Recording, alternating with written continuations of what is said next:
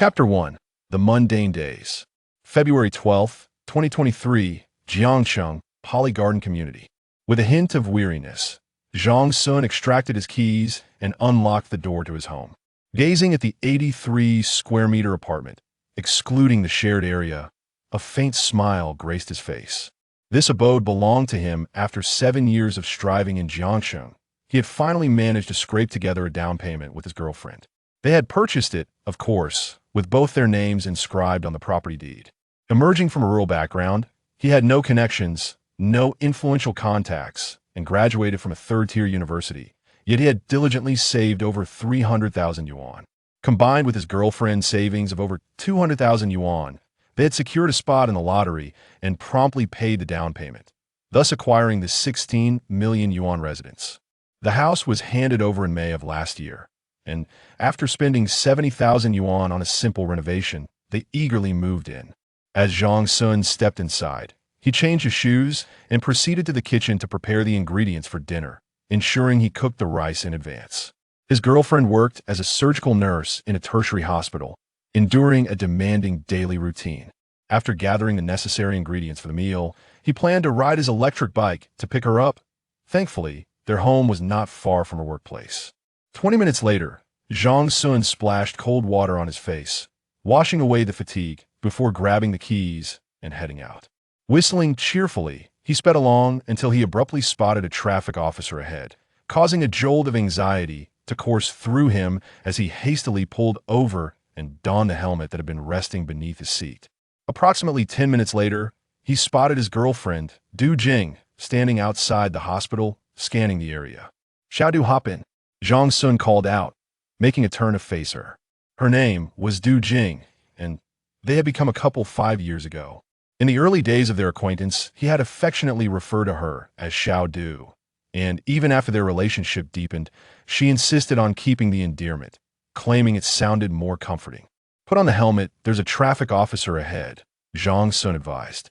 "You're always the one without a helmet, and yet you chide me," Du Jing retorted, putting on her helmet while playfully pinching Zhang Xun's waist. "Let's head home." Homeward bound.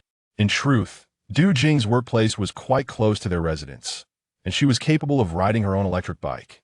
Zhang Xun had long considered purchasing another bike, yet Du Jing insisted he should continue to pick her up and drop her off every day. "Having a boyfriend to escort you daily, any girl would feel blissful," she often remarked, and Zhang Xun had no objections, dutifully adhering to her wishes.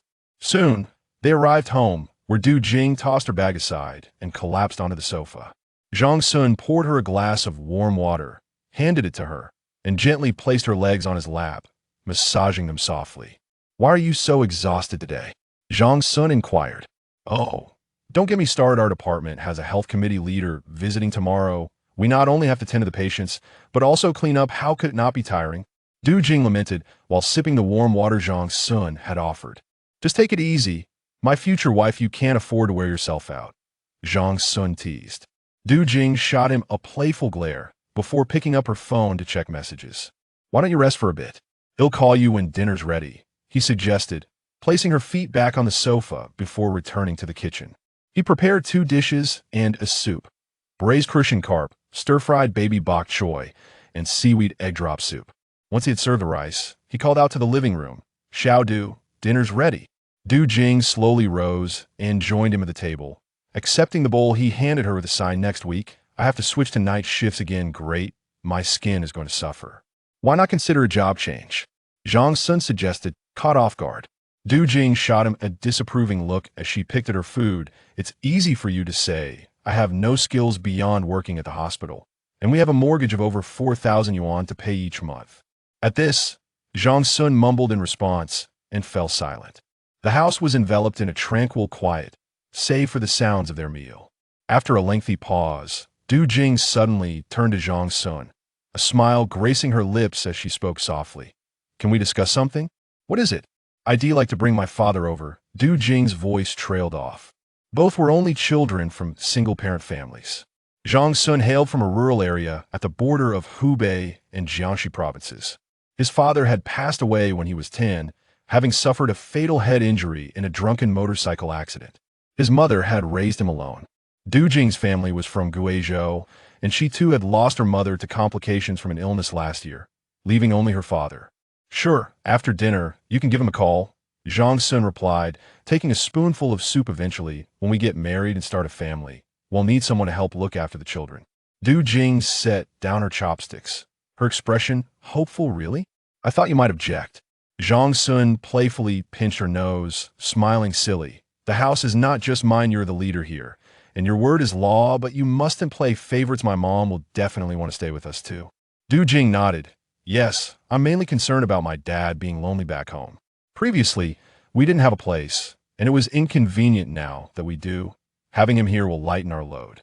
Let's ask him first. He might not even want to come last month. You saw how my mom couldn't wait to leave. After just 5 days, she has friends back home and isn't used to city life," Zhang Xun remarked. Du Jing signaled an okay with her hand.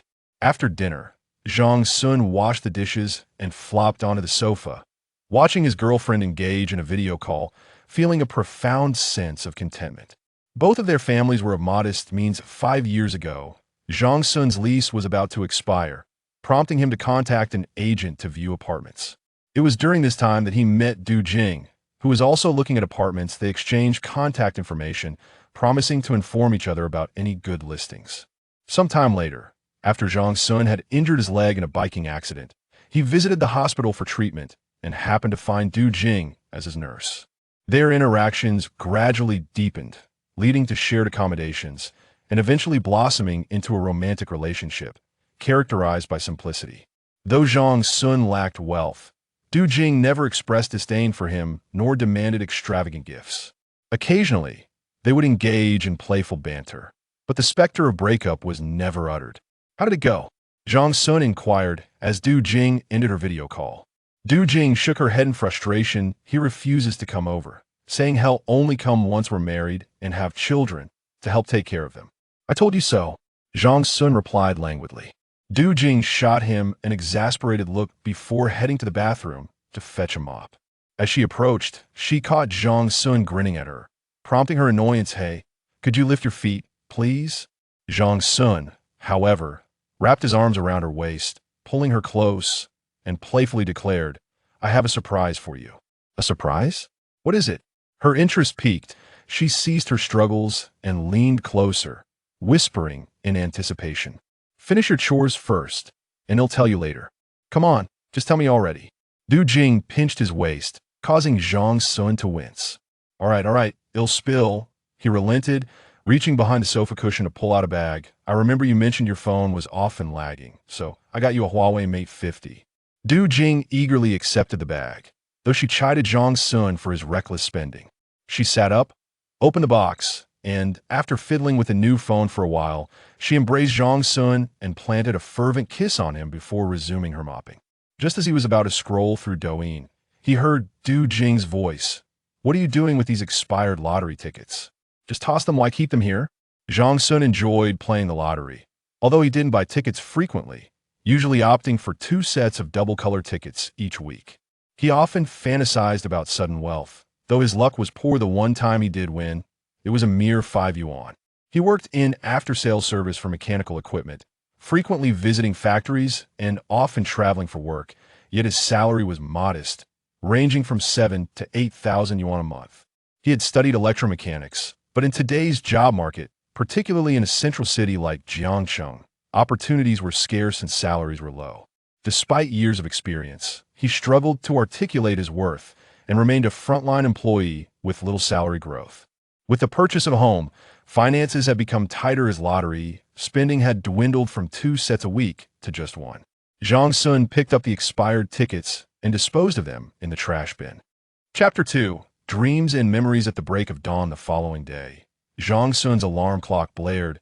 He gently shook his girlfriend, but noticing her reluctance to rise, he proceeded to wash up. After using the restroom, he began to brush his teeth. Glancing at his reflection in the mirror, his spirits seemingly buoyant. However, as he beheld his image, a quiet lament escaped him. Time is relentless, approaching his 30s. He noticed the thinning of his hairline, a sign of impending baldness. Just as he was about to rinse his mouth, darkness enveloped him, accompanied by a sudden, excruciating pain in his head. One hand braced against the sink for support while the other clutched his aching head. Visions flickered in his mind like frames from an old projector. Some scenes depicted countless fireballs raining down, buildings crumbling amidst a raging inferno. Others revealed torrential downpours, transforming the fractured city into a vast swamp. Still others presented a world draped in white, with only a few high-rises peeking through, barely recognizable as a city, an icy realm. Before long, Zhang Xun reopened his eyes, his vision restored. Yet the haunting images etched in his mind felt indelibly inscribed in his memory. Am I overwhelmed by stress? He pondered, steadying himself against the sink as he gazed into the mirror, murmuring to himself. After a considerable pause, he heard his girlfriend stirring awake. Taking a deep breath, he hastily finished rinsing his mouth and splashing water on his face. Then casually settled onto the living room sofa. His head still felt somewhat foggy. 15 minutes later, his girlfriend emerged, ready to depart. Why does your complexion look so pale? Are you unwell? Du Jing inquired, placing the back of her hand against his forehead. Feigning nonchalance, Zhang Xun replied with a smile. I'm fine. I probably just didn't sleep well last night. I'll catch up on sleep during lunch. Sensing the warmth emanating from his forehead, Du Jing grew uneasy. How about I take you to the hospital for a checkup? You don't seem like someone who just had a bad night's sleep, and no need for that. By the time I get off work, I'll be back to my usual self. Come on, we'll be late if we don't hurry, Zhang Xun urged, pulling her out the door before she could protest. As they strolled towards the hospital, surrounded by the ebb and flow of traffic, an uncanny sense of unreality washed over him, and his already heavy head felt even more burdensome. The grip of the hands wrapped around his waist tightened suddenly. Zhang Xun stifled his discomfort, shaking his head to clear it, and continued onward. Before long, they arrived at the hospital entrance. Just as he reached out to take the helmet his girlfriend offered, a wave of sharp pain seized his head. Akin to being forcibly immersed in mercury, painful, heavy like a mass of sludge. Once again, darkness enveloped him, and he collapsed, both man and vehicle, as faint cries echoed in his ears. Zhang Xun, what's wrong? Wake up! Don't scare me. Zhang Xun. It felt as though he had embarked on an interminable dream, one filled with terrifying yet profoundly vivid experiences. In this dream, a year later, in October 2024, they were married, planning to save money for a child the following year. By 2025, just days before the Lunar New Year, he took his wife to the movies, and with their new car, life seemed increasingly hopeful.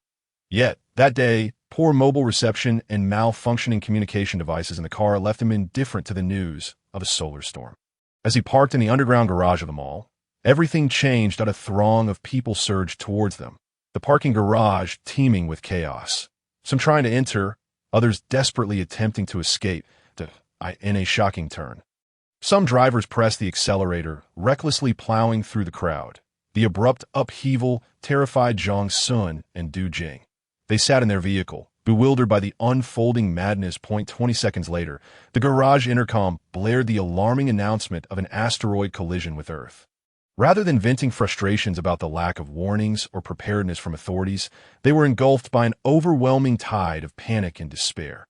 Zhang Xun and Du Jing found it hard to comprehend the gravity of the situation. This was merely an announcement. Those rushing in from outside had likely already received news through various media. Due to the solar storm, mobile signals were severely disrupted, preventing the couple from receiving timely updates. In a frenzy, they attempted to call their family back home, but the lines were dead.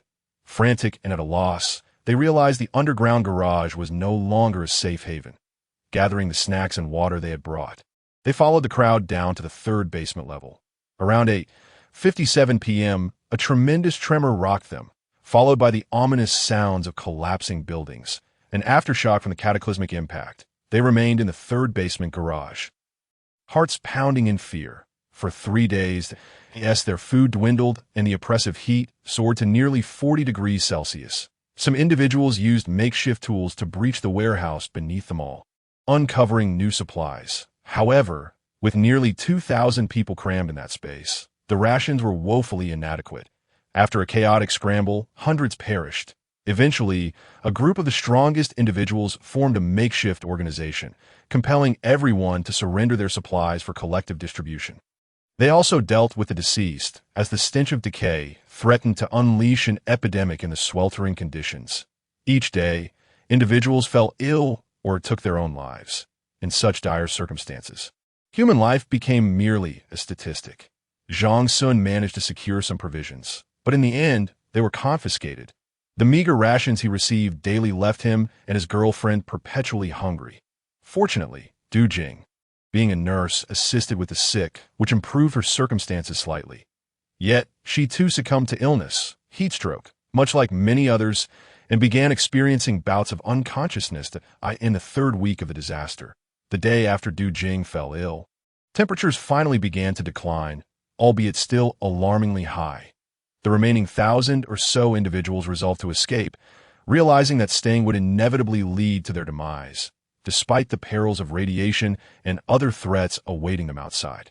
Young men utilized any tools available to break through the ceiling, and at last, they managed to clear a path to the world above. Excitement surged through the crowd, but upon emerging, they discovered a reality even more devastated than they had imagined. Bodies strewn everywhere, flames licking at the remnants of civilization, and the oppressive heat rising even further. The air was thick with smoke and mingled with a light, dismal rain, carrying with it an unbearable stench. Some, drenched in the rain, soon realized the dire truth. Their clothing and skin were being corroded and burned. Zhang Xun, supporting his girlfriend as they exited, gazed upon the panicked throng searching for refuge, a profound sense of despair washing over him. Fortunately, government vehicles discovered them and transported them to a bomb shelter, one of the few remaining safe havens in Jiangxin. For the next 2 years, they resided in this sanctuary, due to the widespread destruction of houses. The remaining structures have become dilapidated, leaving no one willing to inhabit them. The most pressing issues are food shortages and declining oxygen levels. In the beginning, Zhang Xun ventured out daily, braving acidic rain and radiation to procure supplies, food, medicine, thermal clothing, and timber for constructing shelters. For 3 weeks, the acidic rain persisted, followed by torrential downpours that extinguished the sporadic fires and gradually lowered the temperature. The deluge lasted an entire month, transforming the city into a swamp. With water levels rising to 5 meters, effectively sealing off the exits of shelters, the sky remained shrouded in darkness, devoid of sunlight, and the temperature continued to plummet. Once the heavy rains ceased, the waters began to recede, only for the outside world to morph into a frozen wasteland. Survivors fleeing from the east recounted that, when the disaster struck, the tsunami had inundated the entirety of Huangshe City. This asteroid caused a tsunami of at least 300 meters in height, capable of submerging inland areas. Jiangxin, which housed 13 million residents before the calamity, saw an estimated 5 to 6 million perish in the 3 months following the disaster. Moreover, fatalities continued to mount daily from freezing, starvation, illness, suicide, and riots. 2 years post-catastrophe, the number of survivors dwindled further, with the persistent gloom in the sky showing no signs of improvement, and the cold remained a constant threat to all. The thick layer of ice outside made it increasingly difficult to obtain food, leading to frequent occurrences of cannibalism and violent conflicts. According to the remaining ecological experts, such conditions are expected to persist for at least another 2 centuries. The volcanic ash and debris from the impact have obstructed sunlight, and a multitude of plants have been incinerated. The remaining flora gradually succumbed to death due to the lack of sunlight and inability to photosynthesize. Oxygen depletion and nuclear radiation have emerged as the primary killers beyond mere hunger, with altitude sickness and radiation sickness worsening. 2 years after the disaster, Du Jing quietly passed away after placing the last morsel of food beside the sleeping Zhang Xun. Upon awakening, Zhang Xun discovered his girlfriend's lifeless body and the final remnants of food, plunging into an abyss of sorrow, which led him to depart the following day. Chapter 3. Astonishment on the hospital bed. Zhang Xun slowly opened his eyes. The glaring lights on the ceiling felt both blinding and long-awaited. Instinctively, he attempted to raise his hand to shield his eyes, only to realize that his right hand was being held by someone. Turning his head, he saw Du Jing sleeping at the bedside, her serene demeanor evoking a sense of unreality. If sensing the movement of Zhang Xun's arm, she stirred awake. Upon seeing Zhang Xun gazing at her with rapt attention, Du Jing was instantly filled with joy. Her voice choked with emotion. "You're finally awake. You scare me to death. How do you feel now?" Zhang Xun's consciousness seemed still ensnared in the memories of the past, and he asked vacantly, "What happened to me?" "You fainted yesterday, but luckily it happened right at the hospital entrance. The doctors conducted some examinations and found no issues. They suggested that perhaps the stress you've been under recently has left your nerves somewhat fragile, and they advise you to rest well." Du Jing observed Zhang Xun, who still appeared somewhat pale, gently patting his hand as she continued, "Just take it easy. There's no need to worry that I've already arranged for your leave at work. And I've spoken to your mother as well." Zhang Xun nodded appreciatively, replying, "Thank you for your hard work." After consuming a light meal, Du Jing temporarily departed. Zhang Xun closed his eyes once more, recalling the vivid dream that felt so real. Like an indelible memory etched in his mind, the apocalyptic scenes played back in his mind, causing him immense anguish. Could this dream have been a reality? Zhang Xun pondered. Yet here he lay, safe in the hospital. Suddenly, a sharp pain surged through his left ring finger, but he lifted his arm, only to find a circular indentation on his finger. The mark was visibly sinking, though it eventually ceased to deepen. This indentation resembled the imprint left by a wedding ring he might have worn in that dream. Was it a sign? He found it increasingly challenging to distinguish between dreams and reality. The news on the television announced that, according to the Zhang Observatory of the Chinese Academy of Sciences, a new near-Earth asteroid, designated 2025 CA1, had been discovered. This Apollo-type asteroid was approaching Earth and was expected to make a close flyby on January 25, 2025. The asteroid, with a diameter of 15 km, had been identified by the observatory's Near-Earth Object Telescope on February 12, 2023. Following this, several observatories across Europe conducted tracking observations, including those in Croatia, the Czech Republic, Italy, and the UK, while the Zhang Observatory coordinated follow-up observations in the western regions of China the next day. By November 7, a total of 15 observatories internationally had contributed to the monitoring of this asteroid. The trajectory calculations indicated that it would pass within 1.5 million kilometers of Earth on January 25, 2025, at 8:50 Beijing time, posing no threat to the planet. The International Astronomical Union (IU) confirmed the asteroid's designation as Kaijin star, numbered 347735, that upon hearing the news report, Zhang Xun's pupils dilated in shock. This number, 347735, was the same as the one that lingered vividly in his mind from the dream. In the dream, there were speculations that this asteroid would veer toward Earth after being struck by an unknown celestial body, altering its trajectory and momentum. The broadcast from his dream echoed in his mind repeatedly as he clutched the blanket tightly, fear igniting anew within him. The apocalypse would erupt in 2 years. What should he do? Zhang Xun was merely an ordinary person, incapable of maintaining composure like the protagonists in novels. He spent the entire night awake, contemplating many things: his mother, his girlfriend, his future. The singular thought that consumed him was the need for self-preservation. As the first rays of dawn broke into the hospital room, his resolve solidified. Early the next morning, when Du Jing arrived, he implored her to assist him in completing the discharge procedures. She remained at the hospital for work, while he took a taxi home. Exhausted, he slept until the afternoon and ordered takeout upon awakening. After his meal, Zhang Xun retrieved a new notebook and began outlining his survival plan. He did not wish to reside in the chaotic official shelters any longer. His first step was to create a sanctuary of his own, one that would remain unnoticed by others. Moreover, the impending deluge would submerge the entire city, making higher ground the most suitable location for construction. An area sparsely populated with elevated terrain would be ideal. Even if he were to build it, he needed a plausible pretext as a cover. Next, he would need to stockpile essential supplies for survival. Over the course of 2 hours, he scribbled extensively in his notebook, revising and refining his plans, though he managed to complete only a fraction of them. That he closed the notebook and concealed it, not wishing for Du Jing to discover it just yet. After all, such ideas might sound ludicrous, and she would undoubtedly think he had lost his mind. Once he prepared the meal, he grabbed his keys and headed out, riding his electric scooter to fetch his girlfriend from the hospital. What happened to your finger? That evening, After Du Jing finished her evening routine and lay down, she noticed Zhang Xun's exposed finger.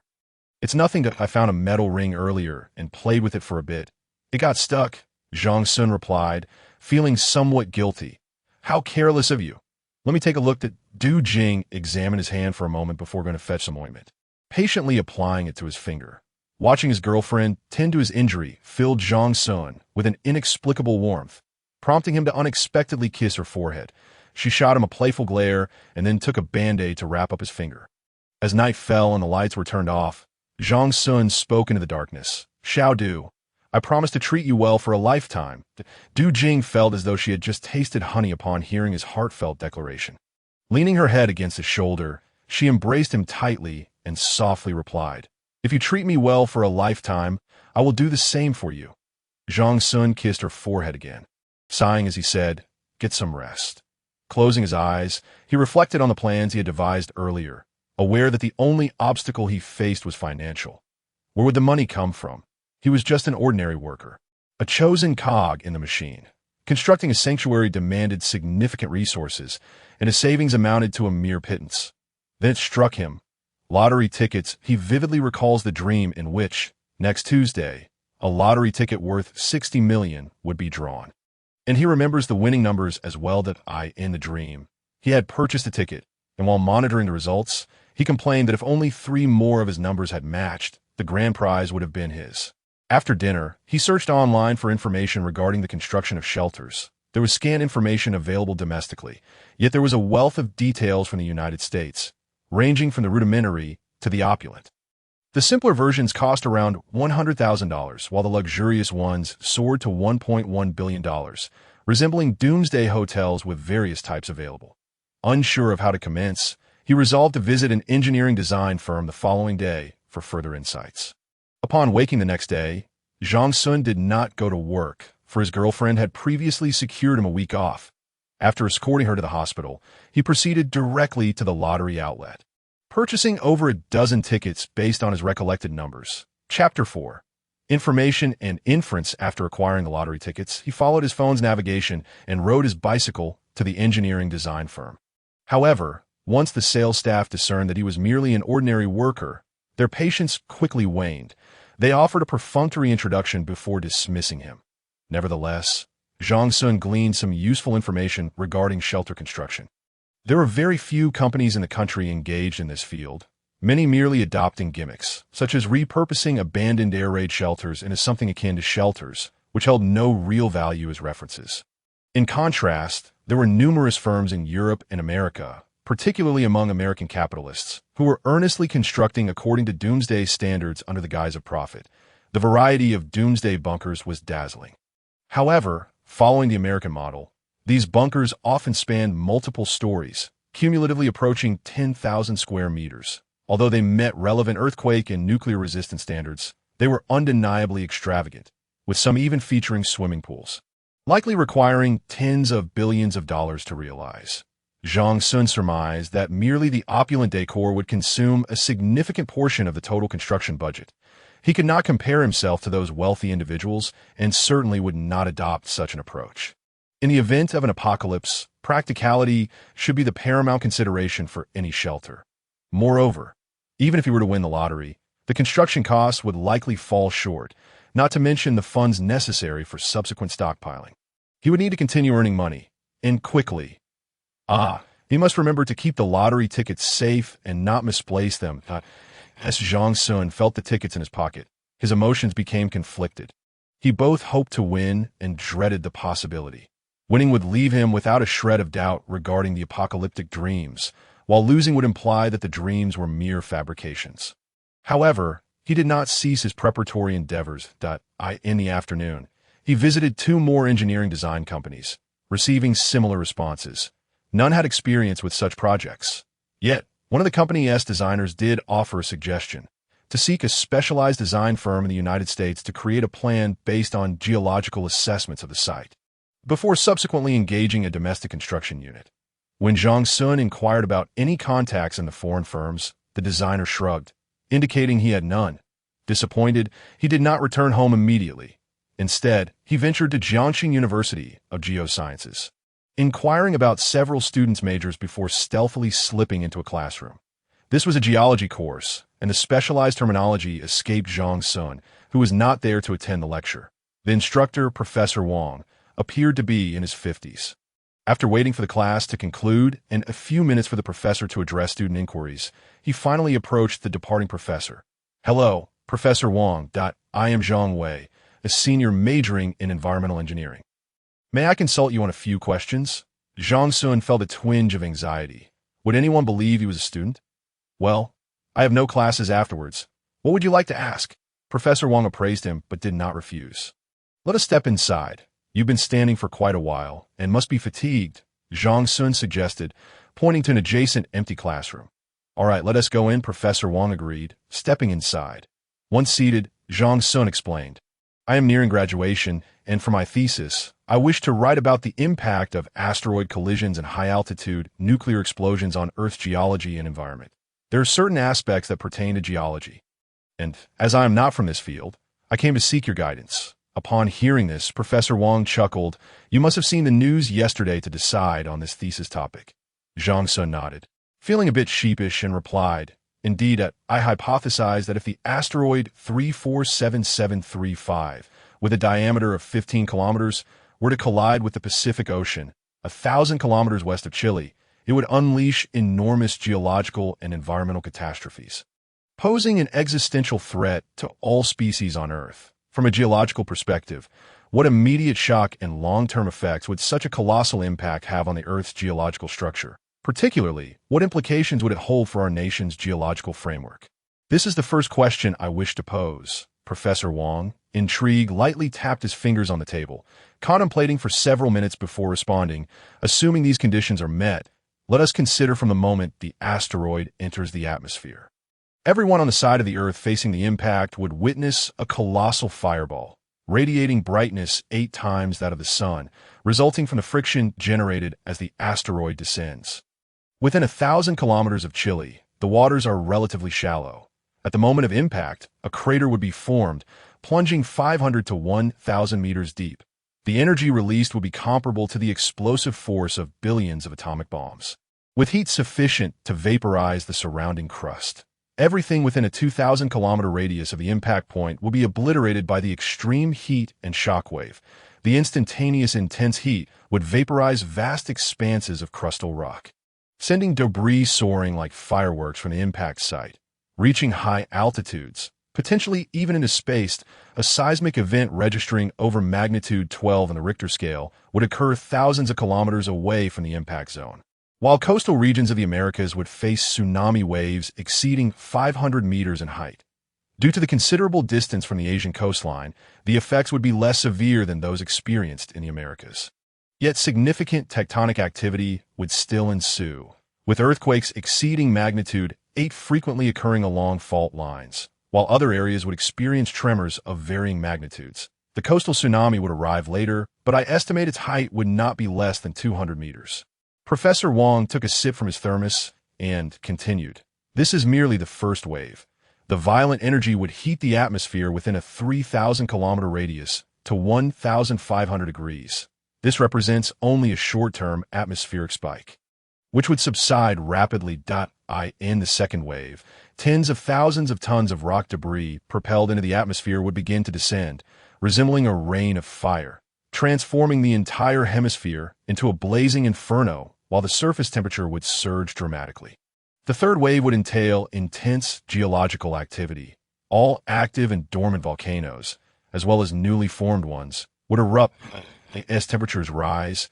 Copious amounts of smoke and ash would be generated, while the suddenly heated air would gradually expand and ascend, carrying these particulates into the atmosphere, ultimately enveloping the entire planet.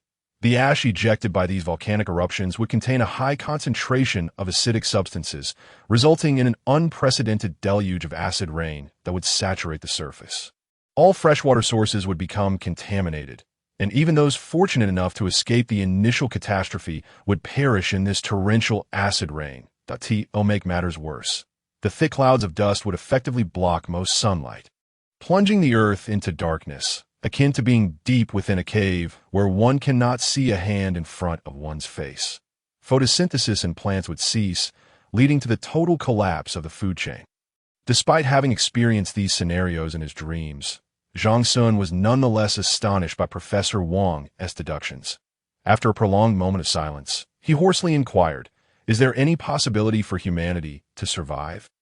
Professor Wang sighed, responding, "A select few could endure if they remained in robust underground shelters, provided the seismic activity does not exceed the shelter's structural integrity.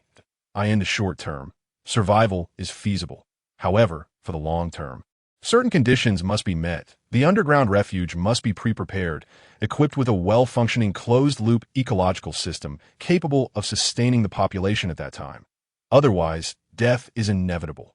Furthermore, the collapse of the Earth's ecosystem would lead to diminishing oxygen levels." Chapter 5. Investigation. Zhang Xun pondered for a moment before addressing Professor Wang. 2 to 3 months post-impact, as the torrential rains subside and geological and volcanic activity stabilizes, with minimal solar energy penetrating the atmosphere, the Earth should experience an extended period of extreme cold. You are correct. The dust in the atmosphere will gradually settle over time, but this process is bound to be prolonged. Professor Wang nodded in agreement. "How long do you believe the situation will persist before recovery occurs?" Zhang Xun inquired further. "I cannot say for certain. It could be a century or perhaps 2 that all prior conjectures were founded upon the asteroid impact event that occurred 66 million years ago. I used this event as a reference point, exaggerating its potential dangers and consequences, considering that the asteroid in question was merely about 10 kilometers in diameter." Professor Wang paused momentarily before responding. "According to my research on the geological strata of the Cretaceous period, the reconstruction of the ecosystem takes approximately 500 to 1,000 years. Furthermore, studies conducted abroad indicate that the restoration of organic matter levels in marine ecosystems to pre-catastrophe norms requires at least 3 million years. The marine algae that survived this cataclysm, along with terrestrial ferns and fungi, are crucial to the recovery of the ecosystem. Certain subterranean organisms and small animals adapted to cave life may also have managed to survive." You mentioned that your paper also addresses the impacts of nuclear explosions, correct? Professor Wang queried. "Indeed," Zhang Xun affirmed, "that I envision that major powers might launch nuclear weapons before the asteroid enters its trajectory, employing the shock waves of the explosions to reduce the asteroid's velocity. I have observed that our current defense capabilities are woefully inadequate for accurately targeting such high-velocity objects. Our defensive measures are nearly non-existent." "Indeed, your hypothesis is quite intriguing," Professor Wang acknowledged, "but I cannot provide a definitive answer to this question. It requires your own contemplation that if circumstances permitted, I would relish the opportunity to utilize a supercomputer for a simulation. As all the data I have previously mentioned is purely speculative." Professor Wang displayed a hint of regret. Zhang Xun felt immense gratitude, but wished to avoid prolonging the discussion. Thus he asked, "Professor, as an esteemed geologist, where do you believe would be an appropriate location in our country to establish a shelter to withstand such impacts? What conditions must this shelter fulfill?" "Well," Professor Wang hesitated, taking time to reflect before responding. "First and foremost, you must locate an area with relatively stable crust, one that has not experienced significant earthquakes in its history and is distanced from major impact zones. Additionally, this location must have an elevation of at least 500 meters above sea level, with a robust structural integrity, ideally comprising hard granite geology. It is also essential to have a reliable source of groundwater. Beyond a certain depth, acid rain will have minimal effects on the subterranean water. This pertains to site selection, as for the design of the shelter and the construction of a closed-loop ecological system. Those fall outside my area of expertise. You might consult other professors at the university." Professor Wang seemed to relish such discussions, patiently addressing Zhang Xun's inquiries. "Which region in our country do you believe is suitable for establishing such a shelter?" Zhang Xun pressed on. "Which location? Let me ponder," Professor Wang mused, lowering his gaze in contemplation. Soon he had an answer. Looking at Zhang Xun, he remarked, "Yushu and Chuan province are both situated within seismic zones, and the eastern regions have relatively low elevations. The first wave of a tsunami could potentially inundate inland areas. The southern regions face similar challenges. However, there's a location that seems quite suitable. Yisegwen and Inchi Prefecture in Shenangjia. The area boasts numerous mountains composed of hard granite, with stable structures and abundant groundwater. Furthermore, the mountainous terrain would aid in resisting shock waves. Additionally, it is a tourist area. Although the population distribution is sparse, transportation is relatively convenient, making construction more feasible. After finishing his explanation, Professor Wang took a sip from his thermos. Seizing the opportunity, Zhang Xun checked his phone. Time was of the essence that he then expressed his gratitude, saying, "Thank you so much, Professor. I sincerely apologize for taking up so much of your time. Would it be possible to exchange contact information? I would love to treat you to a meal sometime."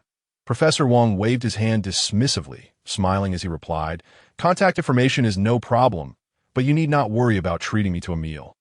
As a teacher, I hardly require my students to host me. However, your inquiries today have genuinely surprised me, and I find your ideas quite intriguing. Nevertheless, I recommend you consider a different direction for your paper. What we discussed today is merely speculation that if you wish to pursue it seriously, it would be better suited as a research project, as it encompasses numerous facets and is quite expansive. Moreover, such data necessitates the use of a supercomputer for simulations, which not only requires substantial time, but also considerable funding. As a fourth-year student on the verge of graduation, a paper lacking data support is unlikely to pass your defense." Zhang Xun scratched his head. Feeling sheepish as he admitted, "I realize now that I had been too simplistic in my thinking. After listening to your insights today, I have come to understand the complexities involved and have greatly benefited. There is no need for embarrassment. The fact that you possess such thoughts and sought my guidance speaks volumes of your capabilities," Professor Wang assured him. He then pulled out his phone and opened the WeChat QR code. Continuing, "Here is my WeChat. Should you have any uncertainties in the future, feel free to reach out directly." Zhang Xun hurriedly added him on WeChat, expressing his gratitude once more. With that, Professor Wang took his thermos and departed. Zhang Xun watched him leave, feeling a deep sense of appreciation. A kind soul, indeed, who had helped him resolve his initial query regarding the site selection for the shelter. Before long, Zhang Xun exited Jiangshang University of Geology. He boarded a bus to the location where he had parked his electric scooter and then rode directly towards the hospital. He timed it perfectly, as his girlfriend was finishing work. Once she donned her helmet, Zhang Xun accelerated, feeling a rush of exhilaration. Du Jing, not in the best of moods, remarked, "Did you manage to rest well at home today?" "Yes, after I dropped you off at work, I returned home and took a short nap.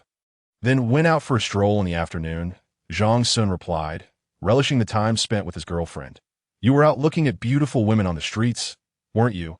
How could I possibly look at other women when I have you? The beauty of my home? You must trust that I am a person of integrity, one who has risen above base pleasures." Ouch. In the following days, Zhang Xun fabricated a story about attending a wedding of a classmate from out of town to bid farewell to his girlfriend. In truth, he journeyed to Inchi Prefecture and hired 2 technicians from the local geological department, renting a vehicle equipped with several specialized tools to conduct a field survey at Yisegwen. The technicians, having a relatively free schedule, agreed to assist Zhang Xun, eager to earn some extra income. Soon, they arrived at Yisegwen, which indeed lived up to Professor Wang's description: breathtaking scenery surrounded by mountains, making it a natural oxygen bar with numerous tourist routes traversing the area. Moreover, the sparse population and widely distributed villages added to its appeal. After 2 days of investigation and observation, the technicians pinpointed a specific site that IT was located approximately 30 kilometers from the nearest village, at an elevation of around 1,200 meters.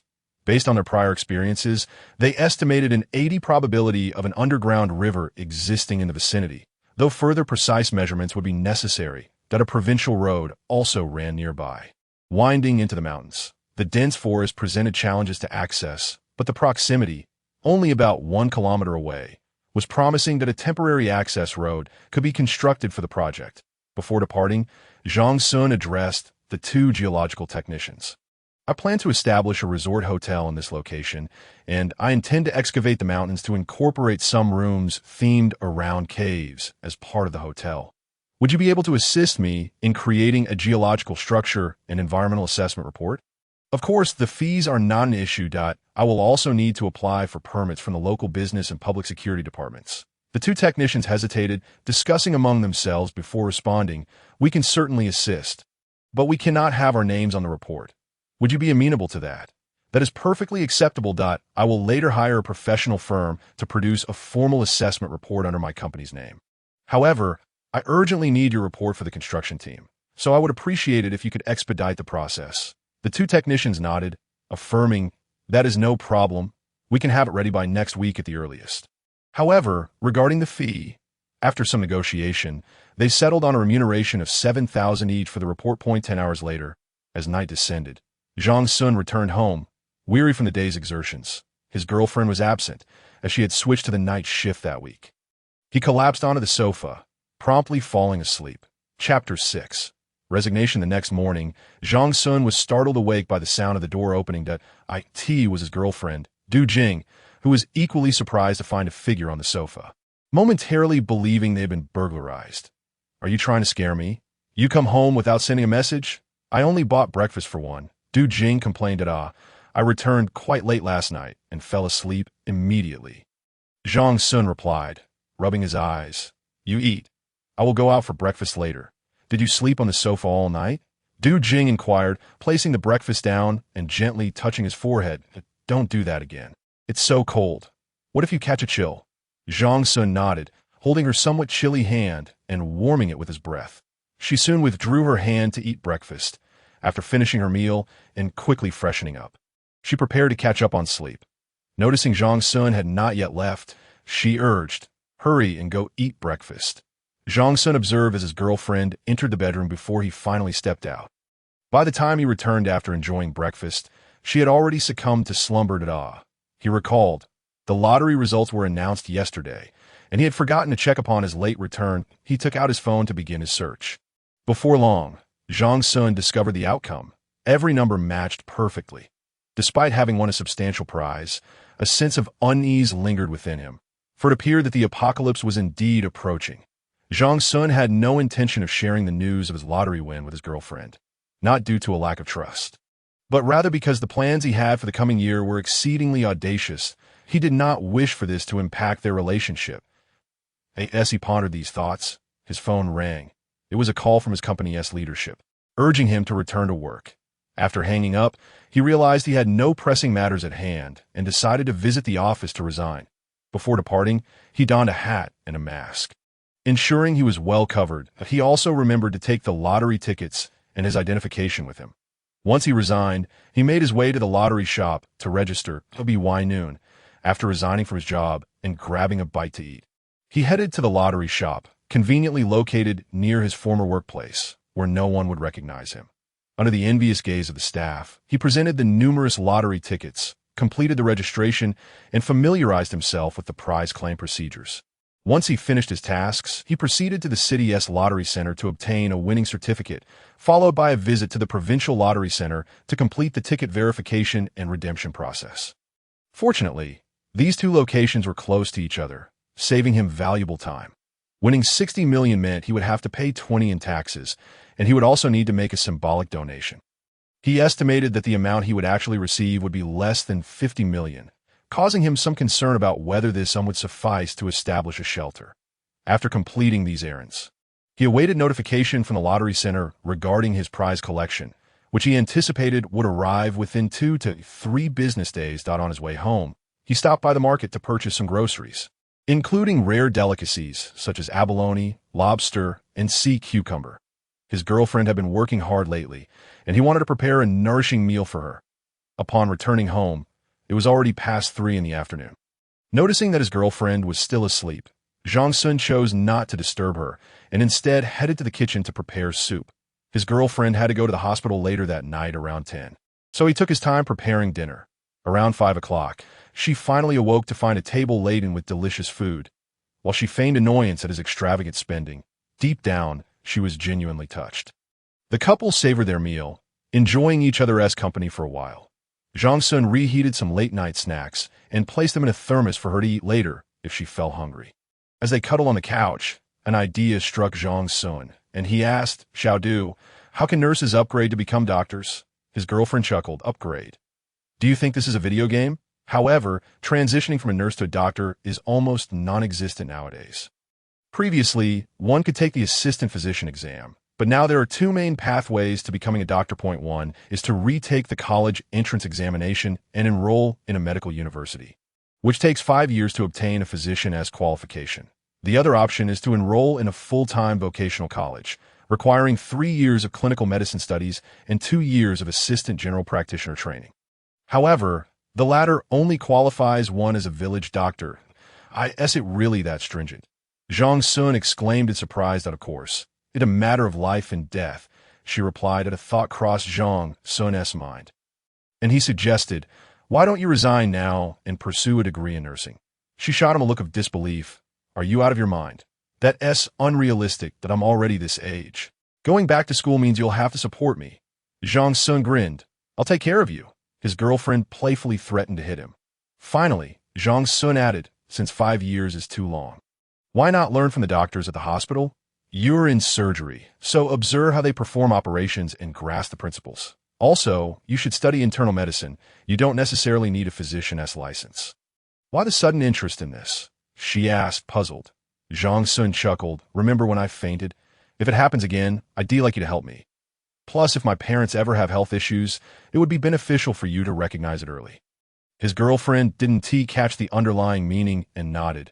Actually, when you were in the hospital that day, I had similar thoughts. For both your sake and for our elders, I'll study secretly. And don't forget to read more medical books. If you encounter something you don't understand, consult a doctor. Zhang Xun advised. That I know. Stop nagging, she retorted. Like the tea 10 o'clock, Zhang Xun rode his electric scooter to drop his girlfriend off at the hospital. After returning home, he retrieved a notebook and began jotting down his plans. Once he redeemed the lottery prize, he intended to register a hotel investment management company. The construction of the shelter would need to be disguised under the pretense of developing a vacation hotel. The amount of money he had was insufficient, so he contemplated ways to secure additional funds. Inspiration struck him as he recalled a relatively unnoticed pharmaceutical company in China that was set to release 3 new drugs in June. Having completed all clinical trials and received national certification, one of the drugs targeted the previous pandemic, boasting a 99% clinical recovery rate for severe cases. The other 2 were breakthrough medications for Alzheimer's and Parkinson's diseases, showing remarkable efficacy compared to all similar products on the market.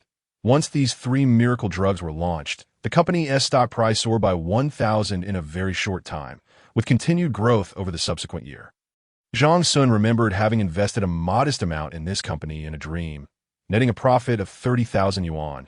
He recalled that the last news he saw regarding this company indicated that its market value had surged to nearly 20 times what it was before the drug releases.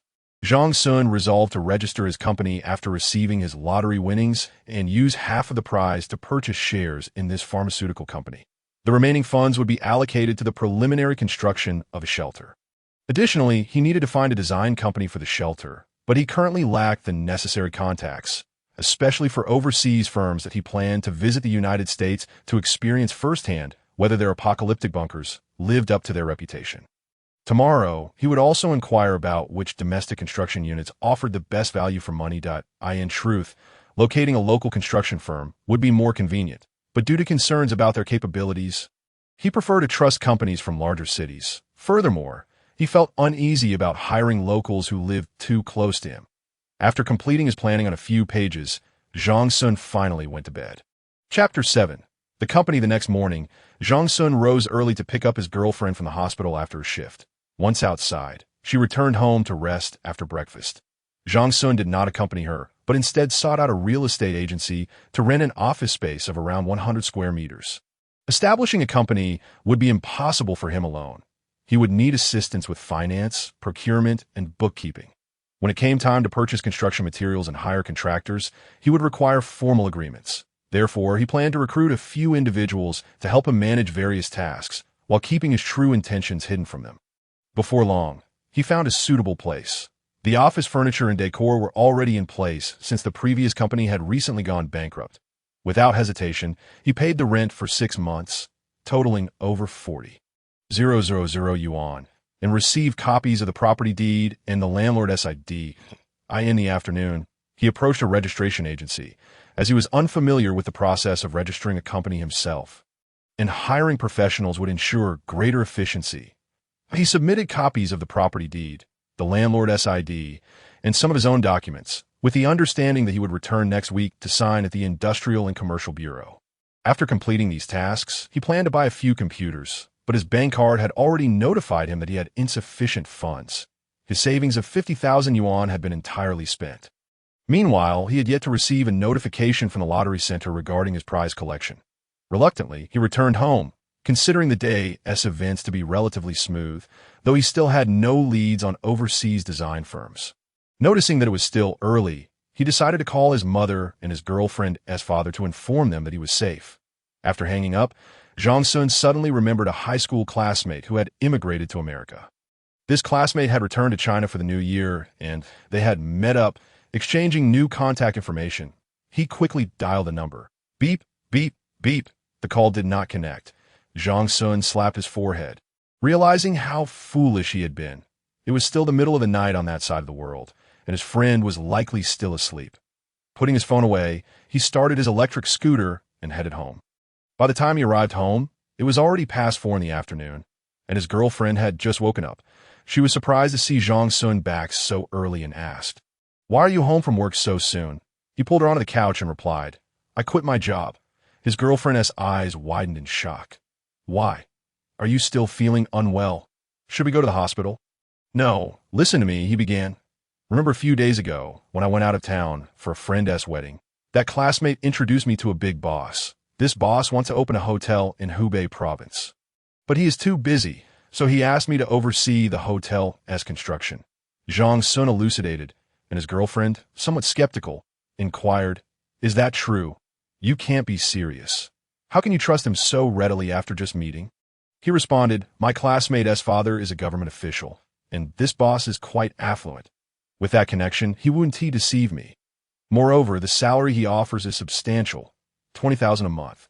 Zhang Xun feigned a hint of excitement. "Really? Such a high amount?" His girlfriend exclaimed. "Yes, the boss will be coming to Jiangcheng in the next couple of days to handle the hotel-related paperwork, and we'll sign the contract then." After a brief pause, Zhang Xun added, "However, the hotel is located in Inchi Prefecture, so I may have to travel frequently over the next couple of years. But don't worry, once this year passes, I'll strive to save some money. And we can get married next year, throwing a grand wedding," he said with enthusiasm. "All right, I'll go prepare dinner," she replied, touched by his words, and leaned in to kiss his cheek as Zhang Xun observed his girlfriend cooking. He sighed and retreated to the bedroom to retrieve a notepad, tucking it into his work bag. She never rummaged through his belongings, but just in case she inadvertently stumbled upon it in the bedroom. It would surely lead to complications. After dinner, buoyed by a pleasant mood, his girlfriend invited Zhang Xun to watch a movie with her. Following the film, he drove her to work. Upon returning home, as he opened the door, his phone rang. After securing the door, he answered, "Hello.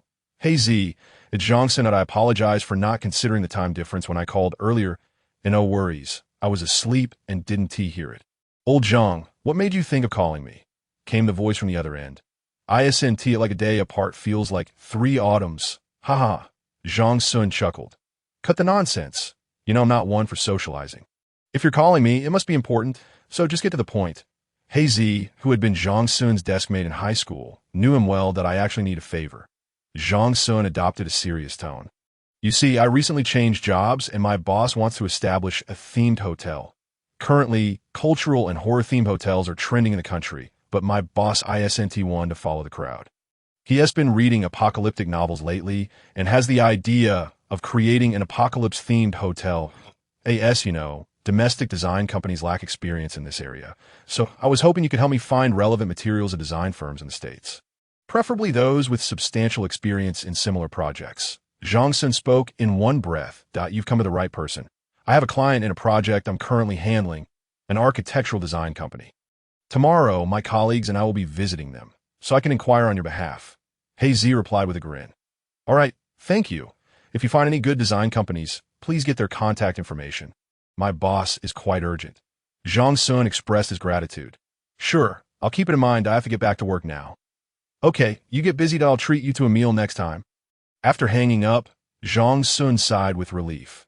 as the design company issue was finally progressing that on February 20, 2023, with less than 2 years until the apocalypse, Zhang Xun, unfamiliar with the construction industry, was uncertain how long it would take to build such a shelter.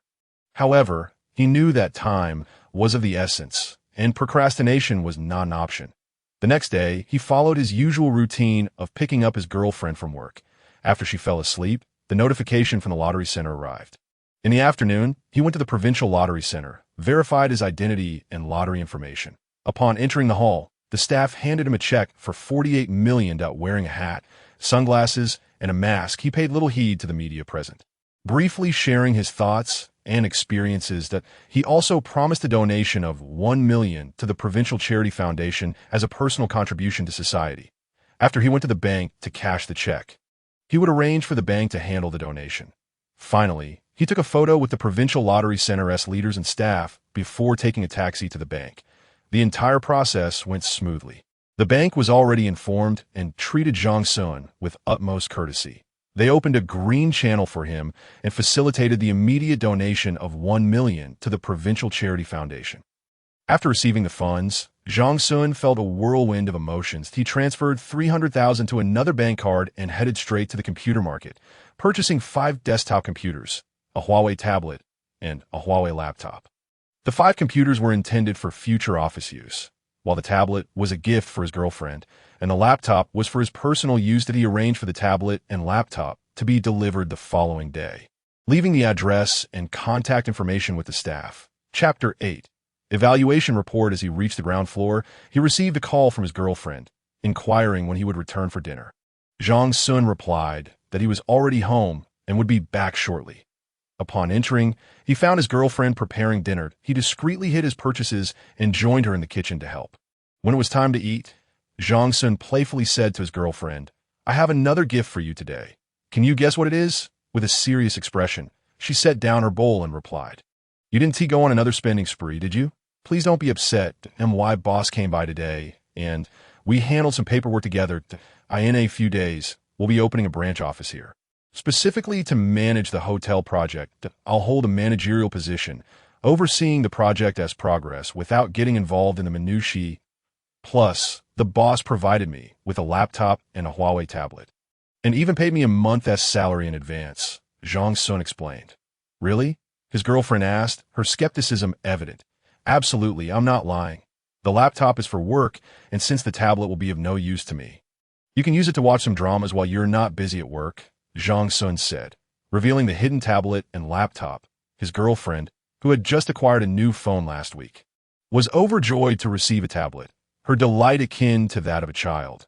She eagerly explored the tablet, momentarily forgetting about dinner, only reluctantly setting it down when Zhang Xun reminded her. The next day, Zhang Xun received a call from the delivery service regarding the computers, asking him to be ready to open the door. After picking up his girlfriend from work, he visited the rented office to meet with the computer market staff. About 20 minutes later, they arrived, and the after-sales service included assembly. While waiting for them to set up, Zhang Xun took the opportunity to tidy up the office a bit. Once they finished, he called the agency to check on the progress. They informed him that it would take a few more days and that his presence wasn't required. However, he needed to sign a power of attorney, and they would send him the 3 certificates along with the official seals and contracts. After hanging up, he locked the door and headed to the agency. Once there, he signed the power of attorney and returned home. While lounging on the sofa and scrolling through his phone, he stumbled upon a video news report about a wealthy individual in the Central Plains province who had constructed an apocalyptic bunker. Completed last week, it had made headlines the day before. The affluent individual showcased his creation without reservation. Truthfully, upon watching the video, Zhang Xun recognized it as a publicity stunt, although the bunker was underground. Spanning 9 levels and covering a total area of 7,000 square meters, equivalent to 2 medium-sized supermarkets, the decor was evidently that of a high-end hotel. The wealthy individual proudly announced the cost of the bunker, 600 million renminbi. With a construction period of 9 months, utilizing foreign design and domestic construction firms. This aspect piqued Zhang Xun's interest: the cost, the design firm, and the construction company. Thus, Zhang Xun began searching for information about this project online. After 10 minutes, he felt a tinge of disappointment as details were scarce due to the recent news release, and he couldn't find any information on the foreign design company. However, he did locate the construction firm, a state-owned enterprise headquartered in the capital of Xiang province, operating as an independent subsidiary under the Iron Construction Group. Zhang Xun delved deeper into the information on this company, finding ample detailed data online. Leveraging the technical expertise and strength of the Iron Construction Group, their project capabilities were formidable in the surrounding regions.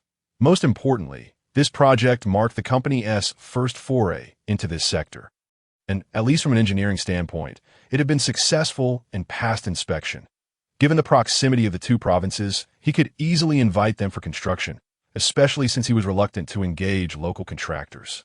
After noting the company's address, Zhang Xun planned to visit them soon. At that moment, his phone rang, displaying the contact of one of the personnel from the geological department. With his girlfriend still resting, Zhang Xun stepped into the stairwell to take the call. "Boss, the geological structure and environmental assessment report we discussed last time has been completed and sent to your email. When are you planning to settle the payment?" The voice inquired. Zhang Xun replied, "Oh, all right, I'll check it shortly. If everything is in order, I'll process the payment right away.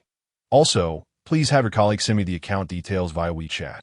"Thank you, boss." Upon concluding the conversation, the individual hung up the phone.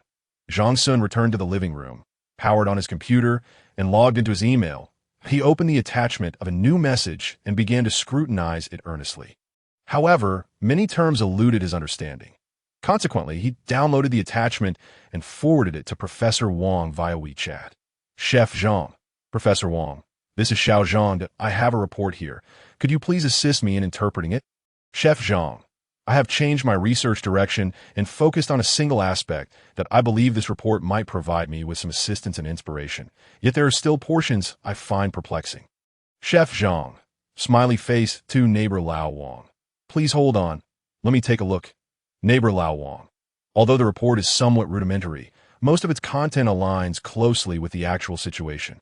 Neighbor Lao Wang voice messaged the granite mountain and strata, assessed through the topography and the surrounding humidity data of the rock masses, plus 300 words omitted.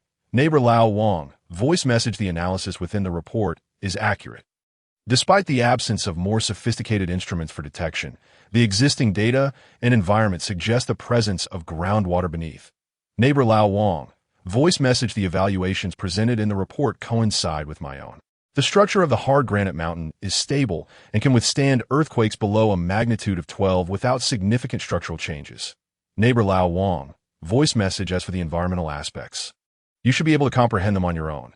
After consulting with Professor Wang, Zhang Xun expressed his gratitude on WeChat and transferred money to both individuals. Following that, he scrolled through his phone and stumbled upon news about himself. Shock.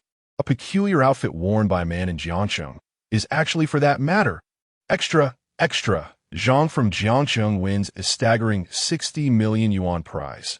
This year, Jiangcheng has awarded the largest lottery prize. Why did this fortunate individual donate only 1 million? Who is he, and what secrets does he harbor? Zhang Xun stared at the sensational headlines, especially the accompanying image where his bizarre attire appeared exceedingly awkward. Although he had concealed his entire head during the award ceremony, the photograph with the lottery center staff was still quite unflattering. To an uninformed observer, he could easily be mistaken for a captured robber. Having skipped lunch, Zhang Xun felt a slight pang of hunger. He retrieved an apple from the refrigerator and, after finishing it, remembered that he had previously transferred 300,000 yuan to a separate card. Stealthily entering the bedroom, he found his girlfriend still asleep, that he picked up her bag and gently closed the door behind him. Inside the bag, he discovered her wallet, containing some change, several cards, an ID card, a social security card, and a bank card. Zhang Xun took out the 300,000 yuan card from his own wallet, affixed a label upon it that read, "The password is your birthday," after placing the card into his girlfriend's wallet. He closed it and returned it to her larger bag. Nowadays, apart from using their ID cards, people seldom interact with their wallets. Everything is managed through their phones. Zhang Xun had no ulterior motives. The funds on this card were intended for her emergency use, as he felt it was not the right time to disclose his plans to her. He estimated that she would not discover it anytime soon. Chapter 9. Recruiting at the company, oh dear, how could I have forgotten about buying stocks? Zhang Xun smacked his forehead and quickly opened the mobile app. He located the code for that company, examined the trends, and proceeded to make a purchase that that moment. Its market value stood at merely 50 billion yuan. Zhang Xun was aware that after this year, the company's valuation would rival that of foreign pharmaceutical giants such as Pfizer, Roche, and Merck. That it is worth noting that currently, each of these foreign companies boasts a market value exceeding 1 trillion yuan. As for why this domestic company, despite its relatively small size, has achieved such significant results.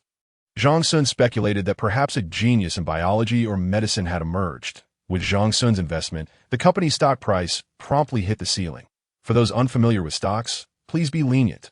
After completing the transaction, he ceased monitoring it, as he did not plan to touch that stock in the coming months.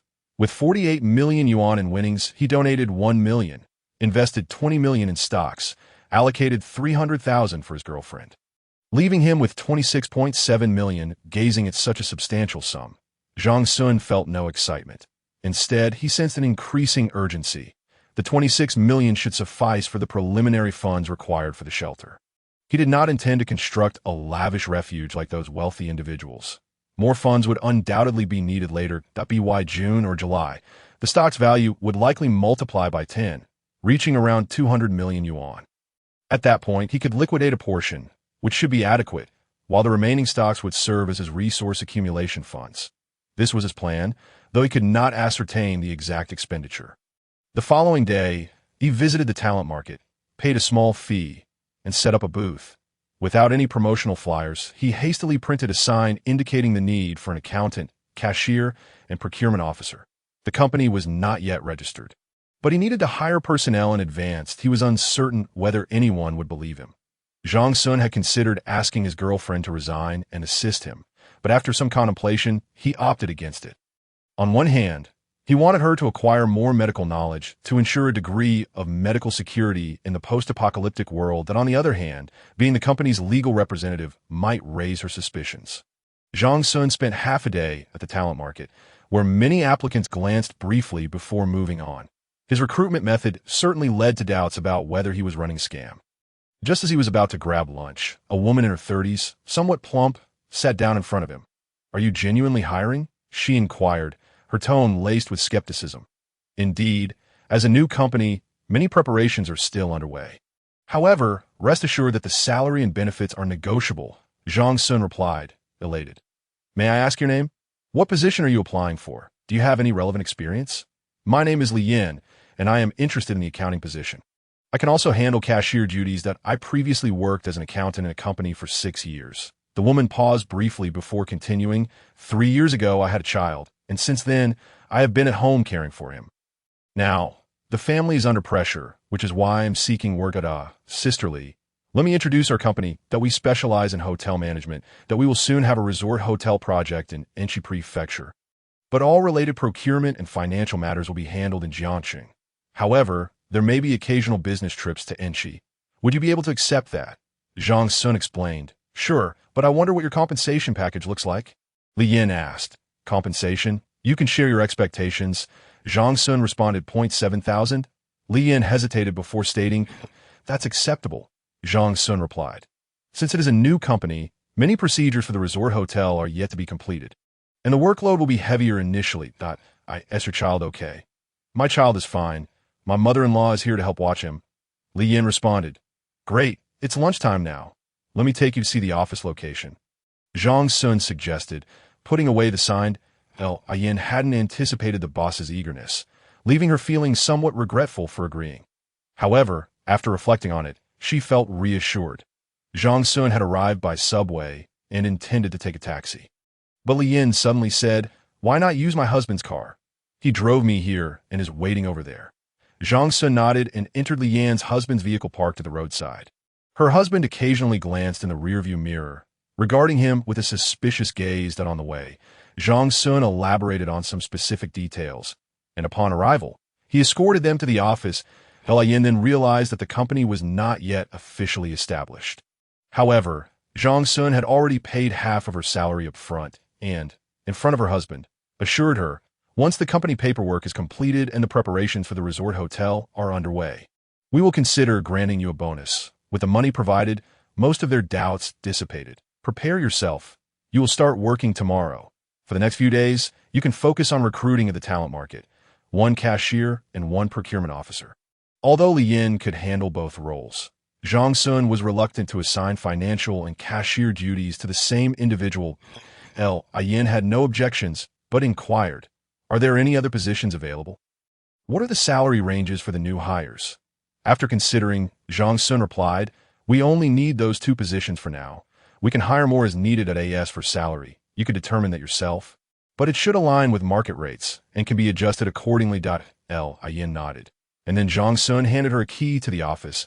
At noon, he treated the two of them to a meal, and afterward he purchased a car worth around 300,000. After completing the paperwork, he drove it straight home. The license plate would take some time to process, but he wouldn't need it anytime soon. Upon returning home, he waited for his girlfriend to wake up and shared the news of his car purchase, claiming it was provided by the company, and invited her to sit in the car for a while. Du Jing was also pleased for him. The couple decided against cooking and opted for a lavish meal outside. After dropping his girlfriend off at work, Heisey called him. "I inquired about the matter you mentioned. There's a design company here that has undertaken many similar projects. I'll send you their information and contact details shortly. However, it would be best if your boss came over for a face-to-face discussion, as we need to clarify your specific requirements. That we also require geological data for the hotel." Zhang Xun felt elated upon hearing this. He hadn't anticipated finding a lead so quickly. After expressing his gratitude, he hung up and promptly resolved to visit the United States. The following morning, after picking up his girlfriend, he applied for a passport and then visited the consulate to request a tourist visa. Unfortunately, the processing times for these two items were quite slow. It could take a week at best and possibly a month at worst. With no other option, Zhang Xun had to wait. However, the company's paperwork was expected to be finalized within the next couple of days, and he planned to visit Hunan province tomorrow to consult with the construction unit personally. He wanted to ascertain which company designed the wealthy individual's doomsday bunker and see if he could establish preliminary intentions. In the afternoon, the agency indeed completed the necessary arrangements, and Zhang Xun headed there directly. He collected the 3 certificates and the official seal, then settled the final payment. Afterward, he returned to the company to put away these items. Upon his arrival, he discovered that Li Yin had also come in. Unexpectedly, she had managed to recruit 2 new employees that morning. Unsurprisingly, both were women, one in her mid-20s and the other in her 40s, both possessing considerable work experience. She guided the 2 newcomers on a tour of the office, and to his surprise, they encountered the boss. After exchanging pleasantries, Zhang Xun entrusted Li Yin with the financial seal, official seal, and the 3 certificates. Keeping the contract seal for himself, that "I will be heading to Hunan province tomorrow. Please discuss among yourselves what equipment the company is lacking and procure it. I will transfer the funds into the company account in a few days. Li Jia, I will transfer 50,000 yuan to you shortly. If it's insufficient, just let me know," Zhang Xun stated. "And no need for that. You can just pay via WeChat when the time comes." Li Yin quickly declined. "It's all right, Li Jia. I trust your integrity. I've been quite busy lately and may need to go abroad next week, so I want to be in the office often. It's more convenient to leave the fund with you. Just inform me if you need anything," Zhang Xun replied, then promptly transferred the money. He also sent an additional 500 yuan for the 3 of them to enjoy lunch together and get to know each other better. Zhang Xun opted not to join, feeling somewhat out of place among 3 women dining together. Chapter 10. Hunan Province. This morning, Zhang Xun received the license plate and informed his girlfriend about his upcoming business trip before driving towards Hunan Province. Hubei and Hunan are neighboring provinces, and the drive to Hunan's capital takes just over 3 hours. Zhang Xun took the Hongrui Expressway and arrived at the navigation address around 2 in the afternoon. Since he had called the official collaboration line last night, someone was there to greet him. The tall, slender individual before him was their company's salesperson, named Gao Shang. After a brief registration at the security office, Zhang Xun entered. The organization was called Qiangji Engineering Company, Limited. In the reception area, Gao Shang also summoned their leadership and a technical staff member. The 2 greeted him warmly and exchanged business cards, though Zhang Xun did not have his and made an excuse about forgetting to bring them. However, he presented his company's credentials to avoid being perceived as a fraud. The leader, Li Pan, was the project director, while the technical head was Zhang Xun. That I saw in the news that your company was the contractor for a doomsday-themed hotel in Central Plains Province, and our company is interested in developing a similar project. However, our project will not be open to the general public. Our target audience primarily consists of high-end individuals to enhance their experience. We aim to construct this project to authentic doomsday standards. Moreover, the site we have chosen is in Enshi Prefecture, primarily consisting of hard granite structure. I wonder how this might affect construction difficulty. Zhang Xun explained, pulling out a geological report from his bag to continue. Here is a geological structure report for your review. The technical staff member, Zhang Xun, took the report and began examining it. Project Director Li Pan inquired, "What is your company's expected investment?" Zhang Xun replied, "Including renovations and equipment, the total is estimated to be around 300 to 500 million yuan. However, I have yet to locate a suitable design company. Do you have any recommendations? Domestic design firms lack experience. It would be best to seek an overseas company. The previous project was also handled by a foreign design firm. We can assist in making an introduction, but you will need to negotiate with them directly," Li Pan responded. Zhang Xun nodded, asking for the company's name, and was pleasantly surprised to discover it was indeed the same company Heisey had mentioned. Located in Houston, Texas, that I would appreciate your assistance in making the introduction that I plan to visit once my visa is approved this month, Zhang Xun said with a smile. "That's no problem," he replied, pulling a business card from his cardholder. "If you do go, you can contact this person, Dawson, who is also the sales manager. We will communicate with him in advance at this moment." Zhang Xun finished reviewing the report and addressed Zhang Xun. "Zhang Xun, I have completed the review. Overall, while the construction presents challenges, they are surmountable." "That's reassuring." Zhang Xun sighed in relief and further inquired, "What is the estimated construction timeline?" Zhang Xun replied, "That depends on the scale of your project. Based on your previous investment estimate, if all goes well, it will take approximately a year. After all, excavating granite mountains requires considerable time, though the specifics will depend on the construction drawings." Zhang Xun found this time frame acceptable, as he had ample time, that he continued to ask them various questions, gaining valuable insights, particularly clarifying a misconception he had regarding the distinction between construction and contracting units. Their roles are indeed different. The construction unit is the owner, financing and supervising the work, akin to a landlord, while the contracting unit undertakes the project and is responsible for the construction, similar to laborers as the clock struck 5. Director Li Pan insisted on treating Zhang Xun to dinner. Given the investment of several hundred million, it was a significant project for them, and they intended to secure it with utmost effort. Zhang Xun did not decline, and after a hearty meal, Director Li Pan wished to take him to MMC. However, Zhang Xun had a video call scheduled with his girlfriend that evening and politely declined. Seeing his reluctance, Li Pan did not press further and accompanied him to the hotel before departing. After checking into the hotel and completing his evening routine, it was already 8:30. He assumed his girlfriend had not yet gone to work. So he opened WeChat to initiate a video call. They chatted for half an hour before ending the call.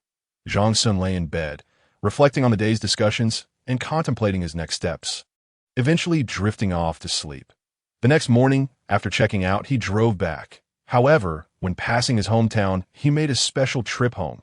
His mother happened to be chatting with a neighbor, seeing a car parked in front of a house. She intended to take a look, but was surprised to see her son walking out. "Son, when did you buy a car?" His mother was both delighted to see him and somewhat puzzled, wondering why he had bought a car so soon after purchasing a house, without saving some money for marriage. "Mom, I changed jobs, and this car is provided by the company for my business trips," Zhang Xun explained. "Really? My son is doing well. The company even provides a car." His mother beamed with joy and hurried to the kitchen to prepare a meal. After lunch, she subtly inquired when he and Du Jing would be getting married. Zhang Xun replied, "I plan for next year." Hearing a specific timeline made her even happier, as she wished they could marry this year. After spending the night at home, he returned to Jiangshan the next day and went straight to the company. The 3 employees had already procured office supplies such as printers and water dispensers, and they had installed some financial software and invoicing systems. The procurement officer had nothing to do for the time being and felt somewhat embarrassed. So they tidied up the office thoroughly. Zhang Xun reassured them, "You don't need to worry. Salaries will be paid as usual this month, but if there's nothing urgent, you don't need to come to the office." The company will start operations as early as next month. Returning to his office, Zhang Xun saved the contact details from the business card on his phone. He then proceeded to Li Yan's office, handing her the card for safekeeping for future correspondence. "Zhang Zong, the office supplies you had me purchase came to a total of 27,400 yuan that I will return the remaining amount to you. I have also archived the receipts as financial expenses," Li Yan stated. "Keep it with you for now. It will be more convenient later on. Additionally, let's head to the bank together shortly. I need to transfer some funds into the company account." "You two can leave for the day," Zhang Xun instructed. "All right, please hold on. I'll notify them," Li Yan replied. Yin rose to her feet. Zhang Xun had over 26 million in liquid assets, and he intended to transfer 6 million to the company account, reserving the remaining 20 million for other purposes. After locking the door, Zhang Xun left with the others. He completed the necessary tasks with Li Yan before escorting her home. Upon arriving, his girlfriend had also awakened. As the following day was the weekend, she had to switch back to the day shift for 2 days of rest. Zhang Xun, having been busy for 2 weeks, planned to take a couple of days off to accompany his girlfriend. As his passport and visa had not yet arrived on Saturday, after his girlfriend finished her last night's shift, she rested at home during the day. In the evening, Zhang Xun took her to the mall and they watched a movie. On Sunday, the couple drove to a scenic spot in the suburbs and enjoyed a day of leisure. Observing the radiant smile of happiness on his girlfriend's face, Zhang Xun felt a profound sense of contentment.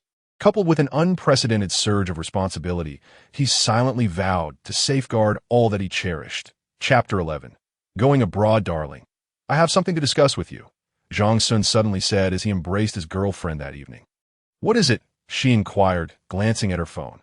"Our company's boss plans to send me to the United States for a business trip in a few days," Zhang Xun replied. "The United States? That's so far. Did you not mention that your boss wanted you to supervise the hotel construction?" His girlfriend raised her head in confusion. "The design company our boss is working with is based in the U.S. You want me to liaise with them, but beyond that, I am not entirely informed that I will have someone accompanying me there," Zhang Xun explained. "Then you should go, but remember to be cautious. Avoid those dubious places. Have you heard on the news about the rampant gun violence in America? And women there are quite liberal," she cautioned. "I understand that I'll only be gone for a few days and will return swiftly." In the days that followed, Zhang Xun took advantage of the time before his visa was processed to purchase numerous books on basic construction, engineering, and machinery, diligently enhancing his knowledge. Upon receiving notifications from the Immigration Bureau and the consulate, he promptly booked his flight and hotel. Before all this, he visited the company again. The accountant and the procurement officer were absent, leaving only Li Yan at the office. "Ligia, while I'm away, could you assist me in gathering some information?" Zhang Xun requested out of course. "What do you need?" Li Yan replied. "Firstly, I need you to look into small-scale civilian power generation equipment, types, advantages and disadvantages, consumption rates, and lifespan. Secondly, could you inquire about the inventory list of a large supermarket? But there's no rush. Take your time," he instructed. "Are you planning to open a supermarket?" Li Yan asked, puzzled that I have some thoughts in that direction. "We'll see how things unfold," Zhang Xun replied evasively, as his true intention was to prepare for stockpiling supplies. Naturally, the scale would not be comparable to that of a large supermarket, and food items have expiration dates. Even specialized vacuum-packed canned goods would last at most 2 or 3 decades. One cannot rely solely on canned food indefinitely. Moreover, in such a dire scenario, even if preserved supplies were available, he would hesitate to seek them out due to the threat of nuclear radiation. The refuge he envisioned would possess a certain degree of self-sufficiency. The only concern weighing on his mind was the issue of electricity and fuel. It would be impossible to store vast quantities of fuel. In the event of a strong earthquake, safety would be paramount, and even the cost of procuring such quantities would be prohibitive. Perhaps he could find some survival experts in the U.S.to consult. If the design company had experience in this area, it would alleviate his burdens considerably. Additionally, he needed to hire a translator while there. He could not impose on his classmates, as they had their own jobs. "Ligia, tomorrow, Please visit the bank to open a foreign exchange account. That I will have a foreign company design the resort hotel, and once the design is finalized, our company will need to handle financial transactions with them," Zhang Xun suddenly stated. "Furthermore, I will deposit 20 million renminbi into this company account. Please assist me in applying for currency exchange at the bank, converting that sum into US dollars and transferring it to the foreign exchange account." "That's no problem," Li Yin replied, jotting down his instructions. "All right, that's all for now." After concluding their discussion, Zhang Xun returned to his office.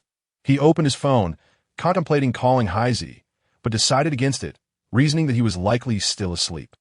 "What else have I overlooked?" Zhang Xun mused, tapping his fingers on the desk. After pondering for a while without any clarity, he resolved to focus on completing the immediate tasks at hand, noon. He treated Li Yin to lunch at the company before sending her home, that he then visited the bank, exchanged some RMB for dollars, and returned home, awaiting his flight scheduled for around 10 p.m. Upon his return, his girlfriend had already packed his luggage, alleviating his worries. After checking to ensure all documents were in order, he relaxed for a moment before heading to the market to buy some groceries. By the time dinner was prepared, it was nearly 6 p.m., and he rode his electric bike to the hospital to pick up his girlfriend after his shift. After dinner, under his girlfriend's gentle reminders and concerns, Zhang Xun set out with his luggage.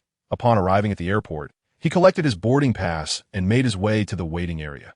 Noticing he had an hour before boarding, he took out his phone to call Haizi. "Haizi, I'll be arriving at your place tomorrow. I have another favor to ask," Zhang Xun said cheerfully. "Sure, what is it?" "What? You're arriving in Texas? Is it Houston?" Haizi's voice sounded surprised over the phone. "Yes, regarding what I mentioned last time, my boss wants me to come and get acquainted, that I'm unfamiliar with the area. Could you help me find a translator?" Zhang Xun explained. "That's no problem. I know many international students eager to take on part-time work. What time will you arrive? I'll pick you up at the airport." Haizi replied, sounding pleased. "Just remember that SU.S. time, not Beijing time, since there were no direct flights from Jiangcheng to Houston. Zhang Xun would need to transfer in Tokyo, with an estimated travel time of around 20 hours, that I'll check the time difference and text you the details shortly." He added, "Don't forget to sort out the translator for me." "Absolutely, no worries. When you arrive, I'll make sure you experience the decadence of capitalism firsthand." Haizi chuckled before hanging up. Approaching 30 years of age, Zhang Xun had never traveled abroad, and he felt a sense of anticipation. Regrettably, he hadn't brought his girlfriend along, having forgotten to arrange her passport and visa. Otherwise, they could have explored together. With less than 2 years remaining, he suddenly realized that his family hadn't taken the opportunity to travel together, let alone go abroad. Perhaps he should find a chance to take his family on a trip before the impending apocalypse? Zhang Xun pondered. He was uncertain how the progress of the refuge would unfold and whether he would have the time. If time proved insufficient, he could always arrange a tour for them, allowing them to enjoy the beauty of the world and the vibrancy of life before the impending doom. Boarding the plane commenced a nearly 20-hour journey.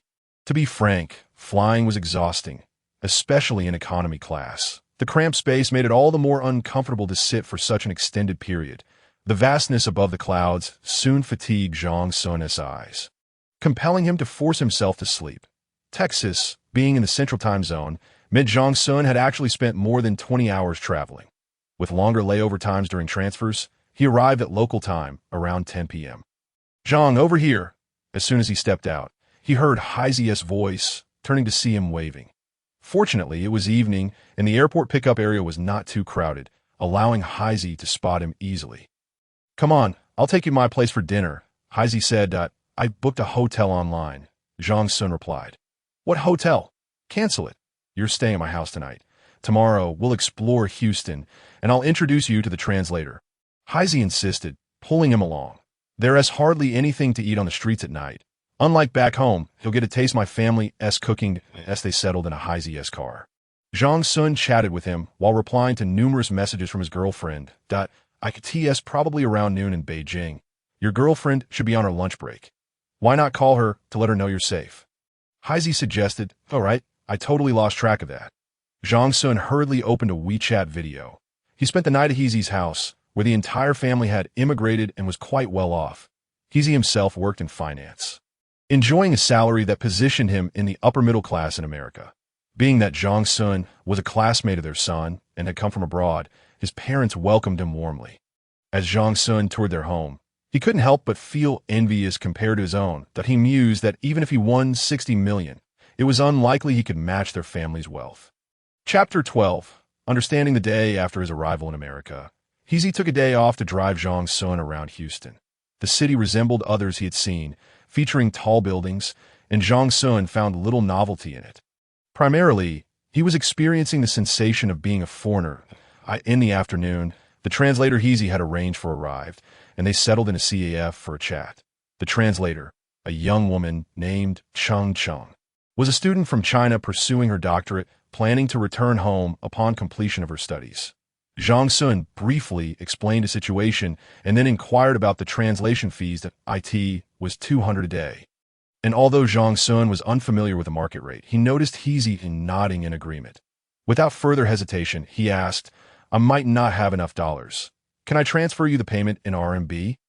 "That's fine," Cheng Cheng replied. "For RMB, you can pay me 1,500 for each day afterward."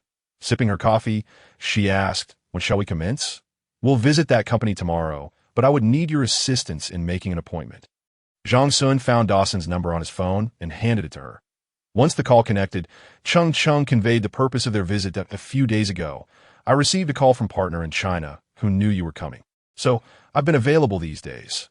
When you arrive tomorrow, simply tell the receptionist that you're looking for Dawson," she relayed. Zhang Xun nodded and asked her to extend his gratitude to Dawson. Finalizing their meeting time. After hanging up, Heezy told Zhang Xun, "I won't be accompanying you tomorrow. I have to take a business trip to Washington." "That's all right. I have a lovely companion if you return from your trip, and I'm still here. I shall treat you to a grand meal to thank you for your assistance," Zhang Xun responded, clinking his coffee cup against Heezy's in place of a toast. That evening, the three shared a meal, with Zhang Xun treating them. Ignoring Heezy's protests, he insisted on staying at a hotel. With Heezy soon to depart on a business trip, it felt inappropriate for Zhang Xun, an outsider, to stay in his home. He booked a room for 3 nights, needing to discuss design ideas for the shelter with the company's design personnel. The next morning around 8:30, Cheng Cheng was waiting for him outside the hotel. After treating her to breakfast in the hotel restaurant, they took a taxi straight to the design company. The firm was called Rising S, and Zhang Xun had conducted some online research, discovering it was highly touted by social media. Indeed, it specialized in constructing doomsday bunkers. Soon, they arrived at the entrance of a grand building, where Cheng Cheng led Zhang Xun through the registration process in the lobby. After the security personnel confirmed their appointment via phone, they were granted access. The company occupied the 17th and 18th floors. Upon exiting the elevator, they were greeted by a blonde, blue-eyed beauty. Instead of taking them directly to Dawson, she first led them to the exhibition hall displaying models and photographs of their designed and constructed shelters.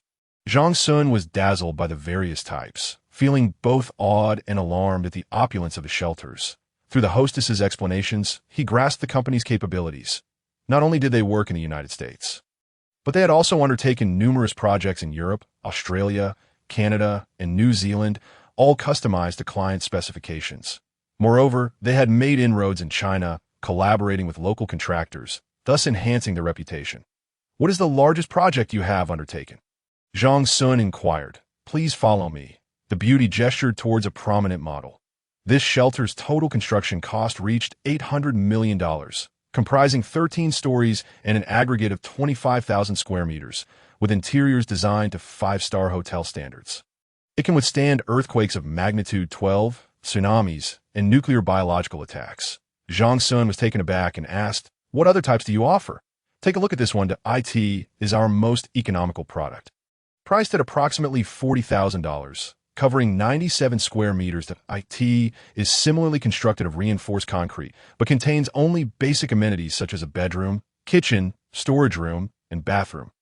Pointing to another model, she continued, "This is our most popular product, costing 4 times that of the previous one, but spanning around 500 square meters with significantly upgraded features."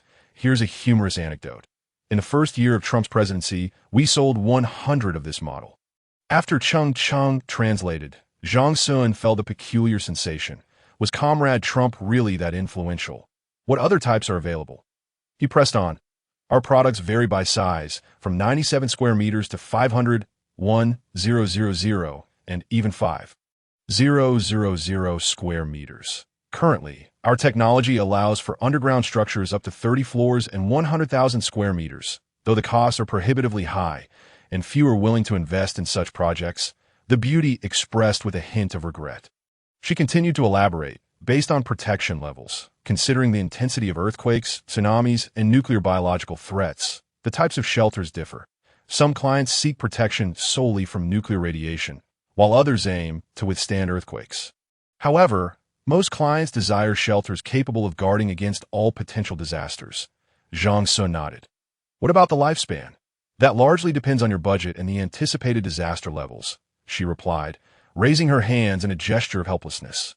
After spending half an hour in the exhibition hall, the beauty escorted Zhang Xun to Dawson's office and left after closing the door behind her. Greetings, Zhang from the East. Welcome to Rising S. I am Dawson, the business manager of this company, Dawson said, rising to shake his hand. He gestured for Zhang Xun to take a seat and poured coffee for both of them. After a few minutes of small talk, Zhang Xun transitioned to the main topic, that he introduced the basic context and produced a report containing information about the mountain structure and environmental terrain. Dawson glanced at it briefly, clearly puzzled by the Chinese text. Zhang Xun had intended to prepare an English version, but had forgotten amidst his busyness, only recalling it that morning. However, it was not a pressing issue. They could likely translate it themselves. Do you have an electronic version? We can translate it ourselves, Dawson inquired. Yes, I'll send it to you shortly. However, you are only responsible for the design. The actual construction will be handled by the contractor you previously collaborated with for subsequent key equipment and electronic systems. You can communicate directly with them, Zhang Xun clarified. Upon hearing the translation, Dawson picked up the office phone and made a call that a few minutes later, 2 design department personnel entered, and he introduced them briefly. Dawson continued, what you mentioned earlier is manageable. I would like to know if you have specific requirement for the shelter. You can discuss them with these 2 designers now. Zhang Xun retrieved a notebook from his bag and addressed the designers. Please take notes. After Chang translated, Dawson provided the designers with notebooks and pens. Zhang Xun began articulating some of his ideas. Chapter 13. Requirements for shelter. My vision is a scenario where a small asteroid collides with Earth, prompting various governments to attempt interception with nuclear weapons, but to no avail. You may refer to the cataclysmic event that occurred 66 million years ago in the Gulf of Mexico, incorporating factors such as nuclear radiation. Please design this shelter accordingly. He took a sip of coffee. He awaited Chang's translation. He then expressed his aspirations. I aim to construct a shelter based on a large family unit, featuring a robust, self-sustaining closed-loop system capable of withstanding challenges such as magnitude 12 earthquakes, extreme heat, nuclear radiation, acid rain, and oxygen deprivation. The 2 designers and Dawson exchanged surprised glances after hearing the translation, taken aback by the thoughtfulness of this Chinese client. Typically, other clients, especially the affluent, focus primarily on interior design requests. The 2 designers shared a look with Zhang Xun, engaging in discussion about his vision and objectives while jotting down notes, during which Chang did not translate. After 10 minutes of deliberation, one bespectacled designer turned to Zhang Xun and remarked, based on your objectives, our initial idea is to incorporate an agricultural cultivation system within the shelter. Based on this compact, ecological system, and considering the types of disasters, the entire shelter will require an array of systems, including a power supply system, an air and temperature monitoring control system, a water recycling and filtration system, both wired and wireless communication control systems, an oxygen generation system, a waste recycling system, a security system, and a central control system. The designer has provided initial ideas. Upon listening to the translation, Zhang Xun felt a profound appreciation for the essence of professionalism. However, he also presented several specific requirements, which are as follows. 1. That all pipelines and equipment must adhere to explosion-proof design standards, with an emphasis on ease of disassembly and replacement. 2. That all equipment featuring control systems must be programmable, facilitating the addition of new functions in the future. 3. That the main structure of the shelter, along with the ceiling, pipelines, and wiring, must address issues of rust and corrosion, utilizing the finest materials available. 4. All equipment and control systems should have backups. with at least 3 sets or more. They must operate independently, with interchangeable spare parts, and a lifespan exceeding that of standard products. 5. Portable devices should ideally incorporate a braking energy recovery system to conserve and reclaim excess energy.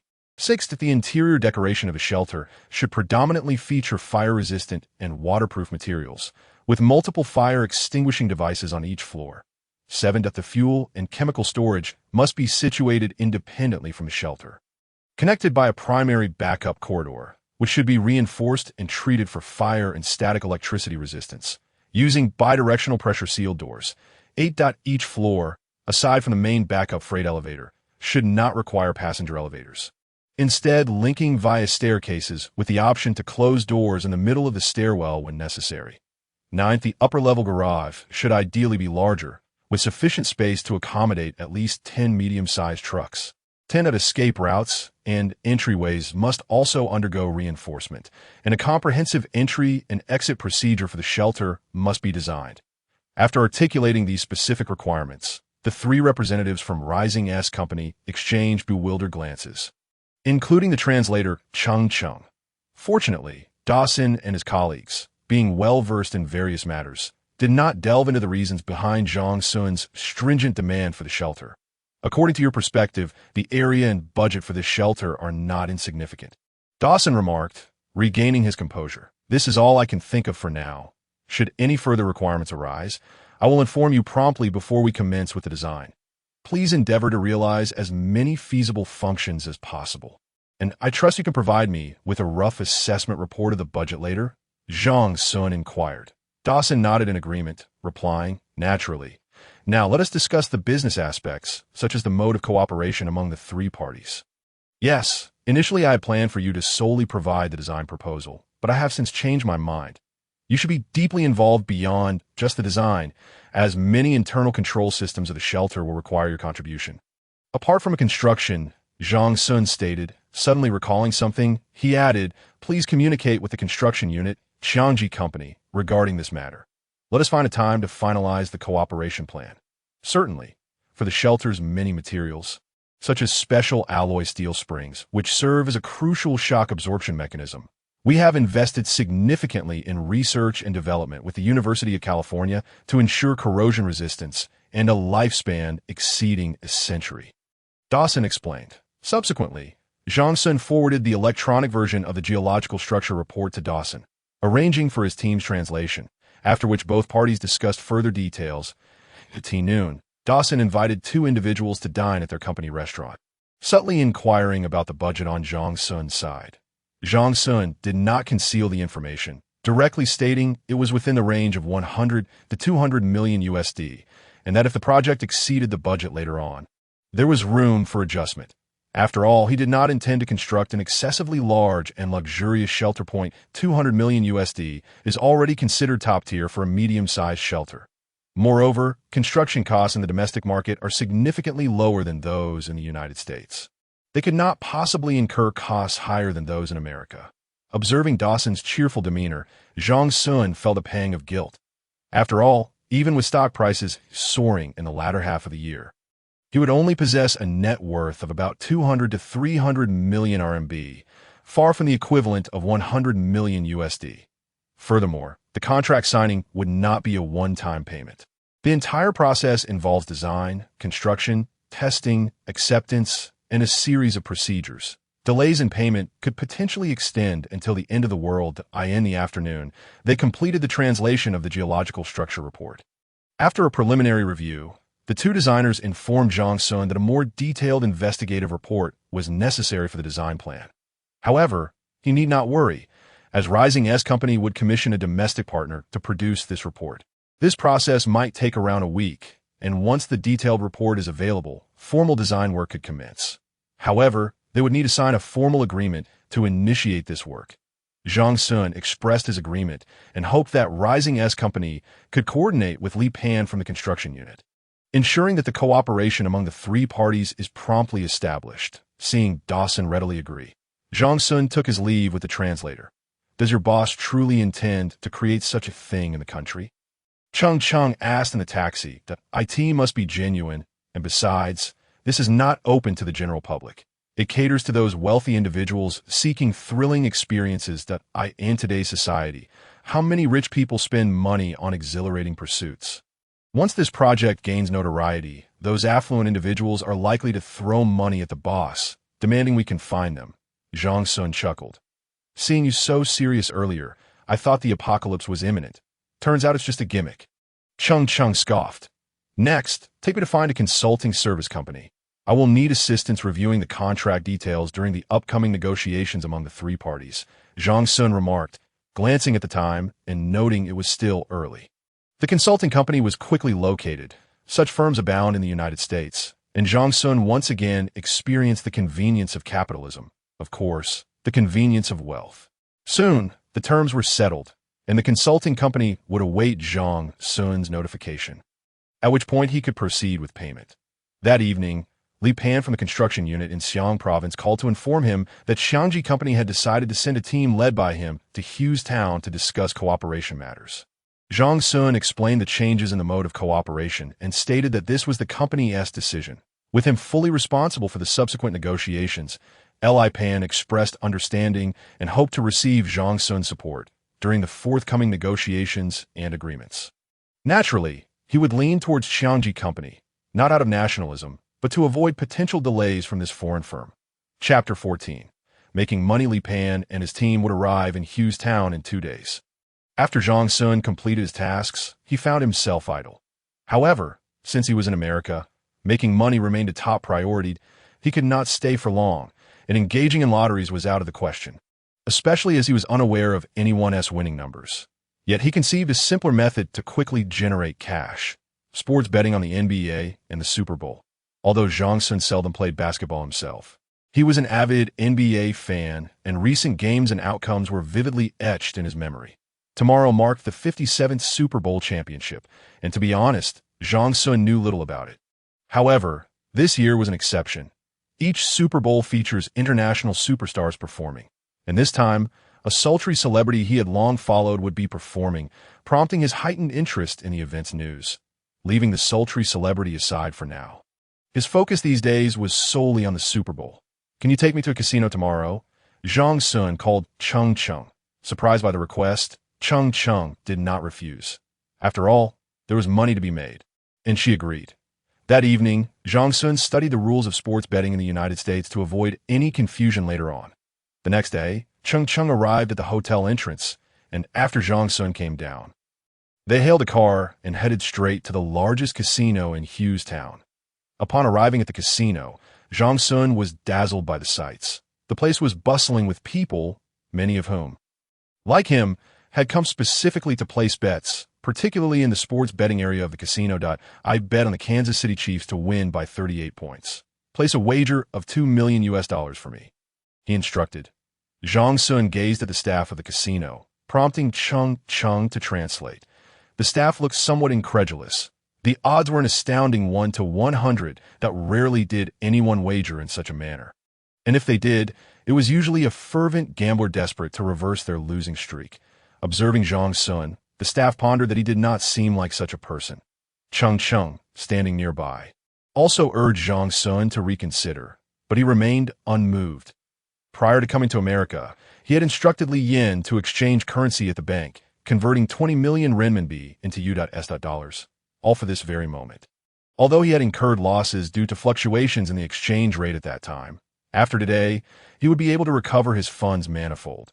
This signified that if his bet succeeded, $2 million would transform into 200 million that, even after accounting for the exorbitant tax rates, he would still net over 100 million. However, given the substantial amount being wagered, the casino, in conjunction with the betting company, grew apprehensive and summoned their supervisor. After a brief wait, the supervisor arrived, eager for the potential profit, yet wary of Zhang Xun's possible change of heart, and thus tried to persuade him to sign an agreement in advance. This was precisely what Zhang Xun desired.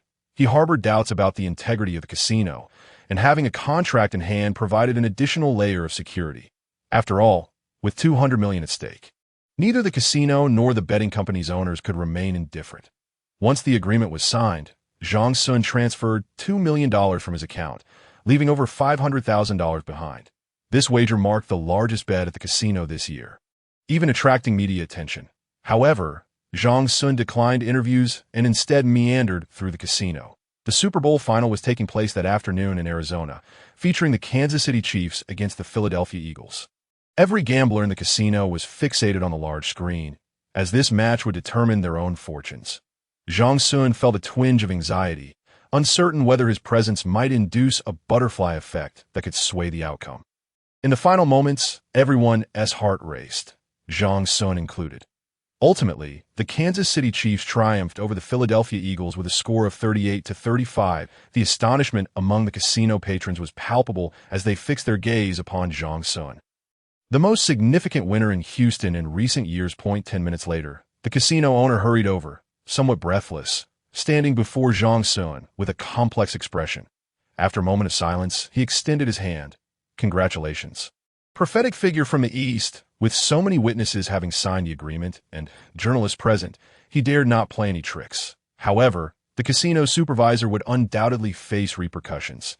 Such a monumental sum meant that aside from the losses incurred by other gamblers, the remaining amount would be borne by the casino and the betting company, causing him internal distress. Subsequently, they proceeded to the bank and the betting department to complete the necessary procedures, ensuring that the funds would swiftly be deposited into Zhang Xun's account. After taxes of 20, he would ultimately receive $160 million. Zhang Xun transitioned from millionaire to a billionaire in an instant. On his way back, Zhang Xun observed Cheng, still in a state of shock, and transferred her some money via his phone. A share for those who see it. You've worked hard these past few days. Consider this a bonus, he smiled. Cheng gazed at the substantial amount on her phone, her heart racing, and after a moment of hesitation, she accepted it, her eyes shimmering with excitement. Zhang Xun hastily jested, "Don't look at me like that. I already have a family." Upon returning to the hotel, he remembered there were NBA games to watch, so he turned on the television while simultaneously downloading the app of the largest betting company in America. Gradually registering an account, he intended to place his bets discreetly in the future, avoiding the high-profile approach he had taken today. "Old Zhang, Cheng told me you've become a billionaire." He received a sudden call from Heisey, his voice brimming with disbelief. Indeed, a blind cat stumbled upon a dead mouse. "Life is unpredictable," Zhang Xun feigned nonchalance. "When you return, I'll give you a big red envelope, but please keep it under wraps. You know the wisdom of not flaunting wealth." He hoped that news of his fortune wouldn't reach his relatives and friends back home. However, he had worn a mask at the scene and had requested anonymity from the reporters, so as long as Heisey remained silent, no one would be the wiser. "No problem. I understand, but the red envelope is unnecessary. You know my family is not lacking in that regard. Just treat me to a grand meal when I return."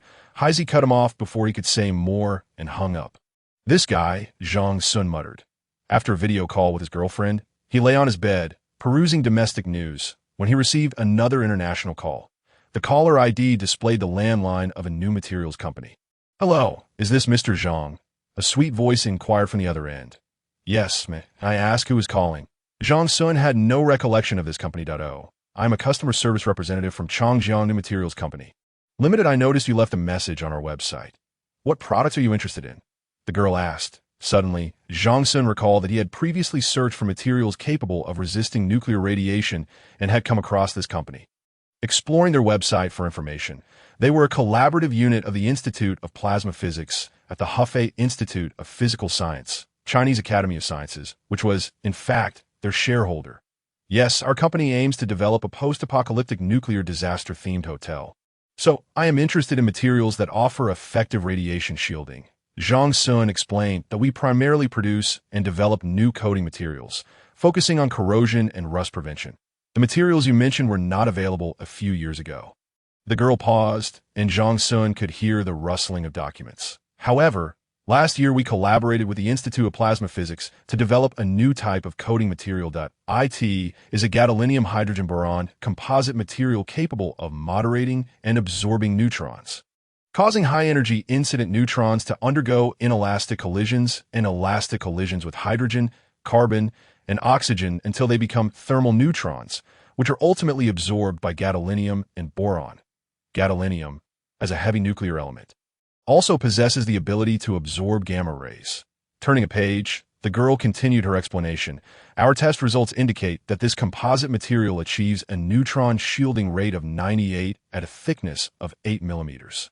In a radiative environment, concrete walls also exhibit excellent shielding capabilities that if this material is used to cover concrete walls, the neutron shielding rate approaches 100. Most radiation-proof coatings on the market contain lead, including those used in nuclear power plants to encase the reactor core. However, the long-term use of lead is toxic to humans. Therefore, our new composite material is the best choice for both the environment and human health. Moreover, our product has already been applied in several nuclear power plants across the country last year. You may wish to explore that further. After hearing the girl's introduction, Zhang Xun felt a surge of excitement. This was precisely the radiation-resistant material he had been seeking. That I'm very interested in the material you described. Could you please send me the information?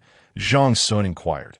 Certainly, sir. Please provide me with your email address and your company name, and I will send you the detailed information shortly, the girl replied.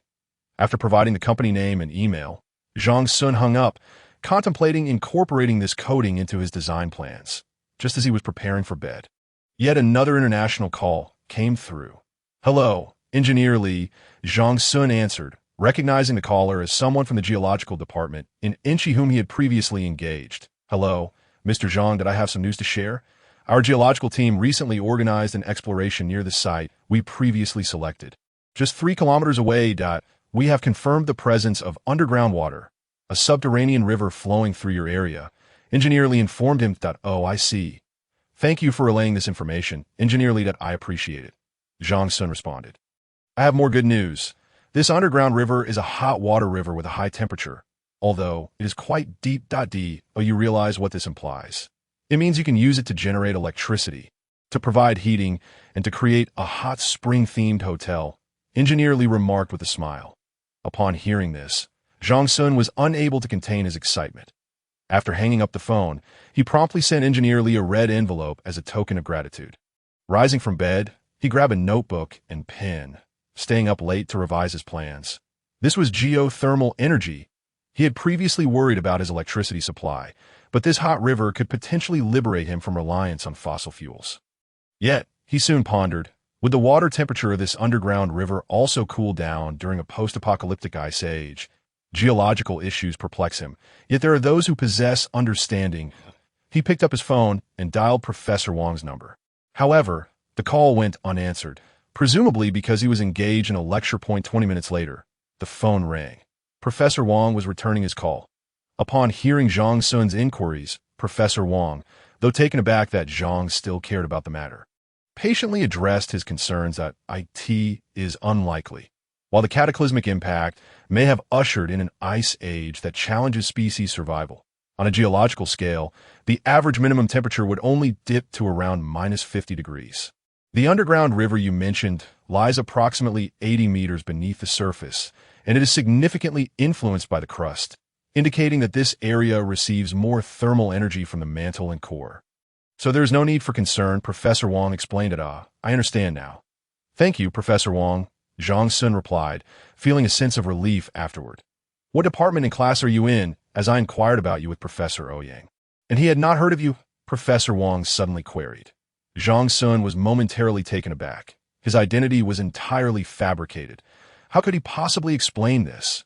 Mustering his courage, he replied, I am in class 5. Under the guidance of teacher Zhu Huaixiang, is it? No matter, just curious. Professor Wang concluded the call, evidently confirming the existence of this Zhu teacher, and Zhang Xun had once again managed to deceive him.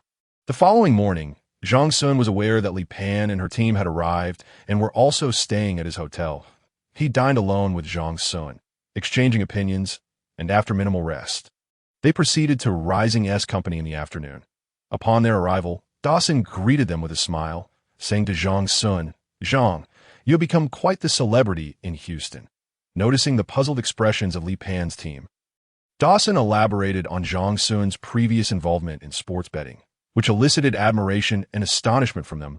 It seemed the local tycoon had transformed into a wealthy magnate, and they were all eagerly anticipating the forthcoming collaboration.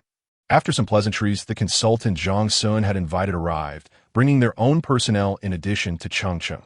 The 3 parties officially commenced discussions in the conference room. Throughout the afternoon, Li Pan and Dawson engaged in intense debates regarding the identity of the general contractor.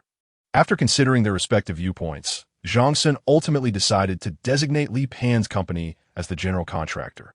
However, in light of other interests, both Zhang Xun and Li Pan made certain concessions, ensuring that Rising S Company would also benefit substantially. Realizing Zhang Xun's decision was final, Dawson refrained from further contention, and they proceeded to negotiate and finalize the specifics of the cooperation agreement. This process proved arduous, and Zhang Xun could not help but reminisce about the apocalyptic novels he had read, where the protagonists effortlessly constructed shelters and stockpiled supplies in what seemed like mere days or months. Why was it so complicated for him? Alas, if only he possessed some spatial abilities or a system to facilitate matters. He sighed in contemplation. Another day passed, and after several hours of harsh negotiations, the contract's terms were finally established. Zhang Xun had brought the company's official seal and contract stamp in anticipation of this moment. The contract delineated the responsibilities of all three parties, payment methods, timelines, and stipulated the project duration and legal liabilities. Payments would be made based on progress, typically every 2 to 3 months, using specific milestones as benchmarks. Additionally, a portion of the final payment would be withheld as a guarantee, to be released only upon satisfactory completion.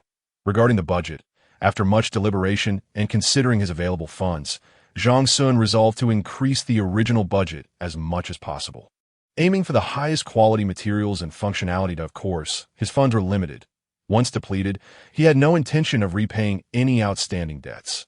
After the contract was signed, Zhang Xun shared with Dawson and Li Pan his discovery of the underground thermal river, hoping that the design would prioritize geothermal energy systems and temperature control. With geothermal resources, you can not only broaden the thematic scope of your hotel, but also significantly reduce energy expenses, which is indeed an unexpected boon for you. My design will pose no issues, Dawson assured, thumping his chest. Zhang Xun glanced at the two designers, and upon seeing their nods of agreement, he felt reassured. Is there no problem with the construction on your end, laying water pipes 80 meters deep? Zhang Xun inquired of Li Pan. No problem.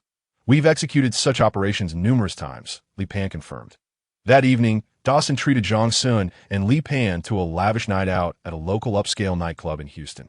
The atmosphere astounded Zhang Xun and Li Pan, revealing the decadent lifestyle of capitalism. Exotic dancers, intimate performances, and fashion shows abounded. During the modeling segment, if one fancied a particular model, they could discreetly slip dollars into her attire. Wealthy patrons typically returned with a bevy of beauties to continue the festivities at their hotels. Chung, the translator, had never ventured into such an establishment and felt utterly out of place, prompting Zhang Xun to suggest she leave early.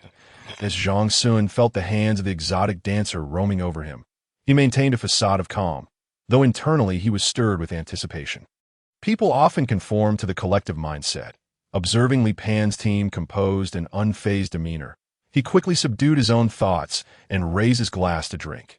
Meanwhile, Dawson exhibited no reservations, embracing one dancer on either side, unabashedly indulging in the revelry, even pushing one of the dancers toward Li Pan, startling him to Li Pan. Valuing his image, noted Zhang Xun's unflappable demeanor and mused that indeed, he was a tycoon, remaining composed even amid such circumstances. Ultimately, they did not dare to take a single girl home. However, upon exiting, Dawson emerged with 2 women, exclaiming for Zhang Xun and Li Pan to accompany him back to the hotel, revealing that he still possessed a modicum of restraint, at least refraining from bringing anyone to his home. That night, the giants from the east found themselves alone in their empty rooms. Chapter 16. Returned to the homeland subsequently. The technical team brought by Li Pan remained for a few more days. On one hand, they coordinated with the design team at Rising S Company regarding the project's specific timelines and responsibilities. On the other hand, it was a rare opportunity to experience the unrefined yet authentic lifestyle of the capitalist world. On the 5th afternoon following the betting, Zhang Xun's winnings were set to arrive, but he needed a sign at the betting center at that time.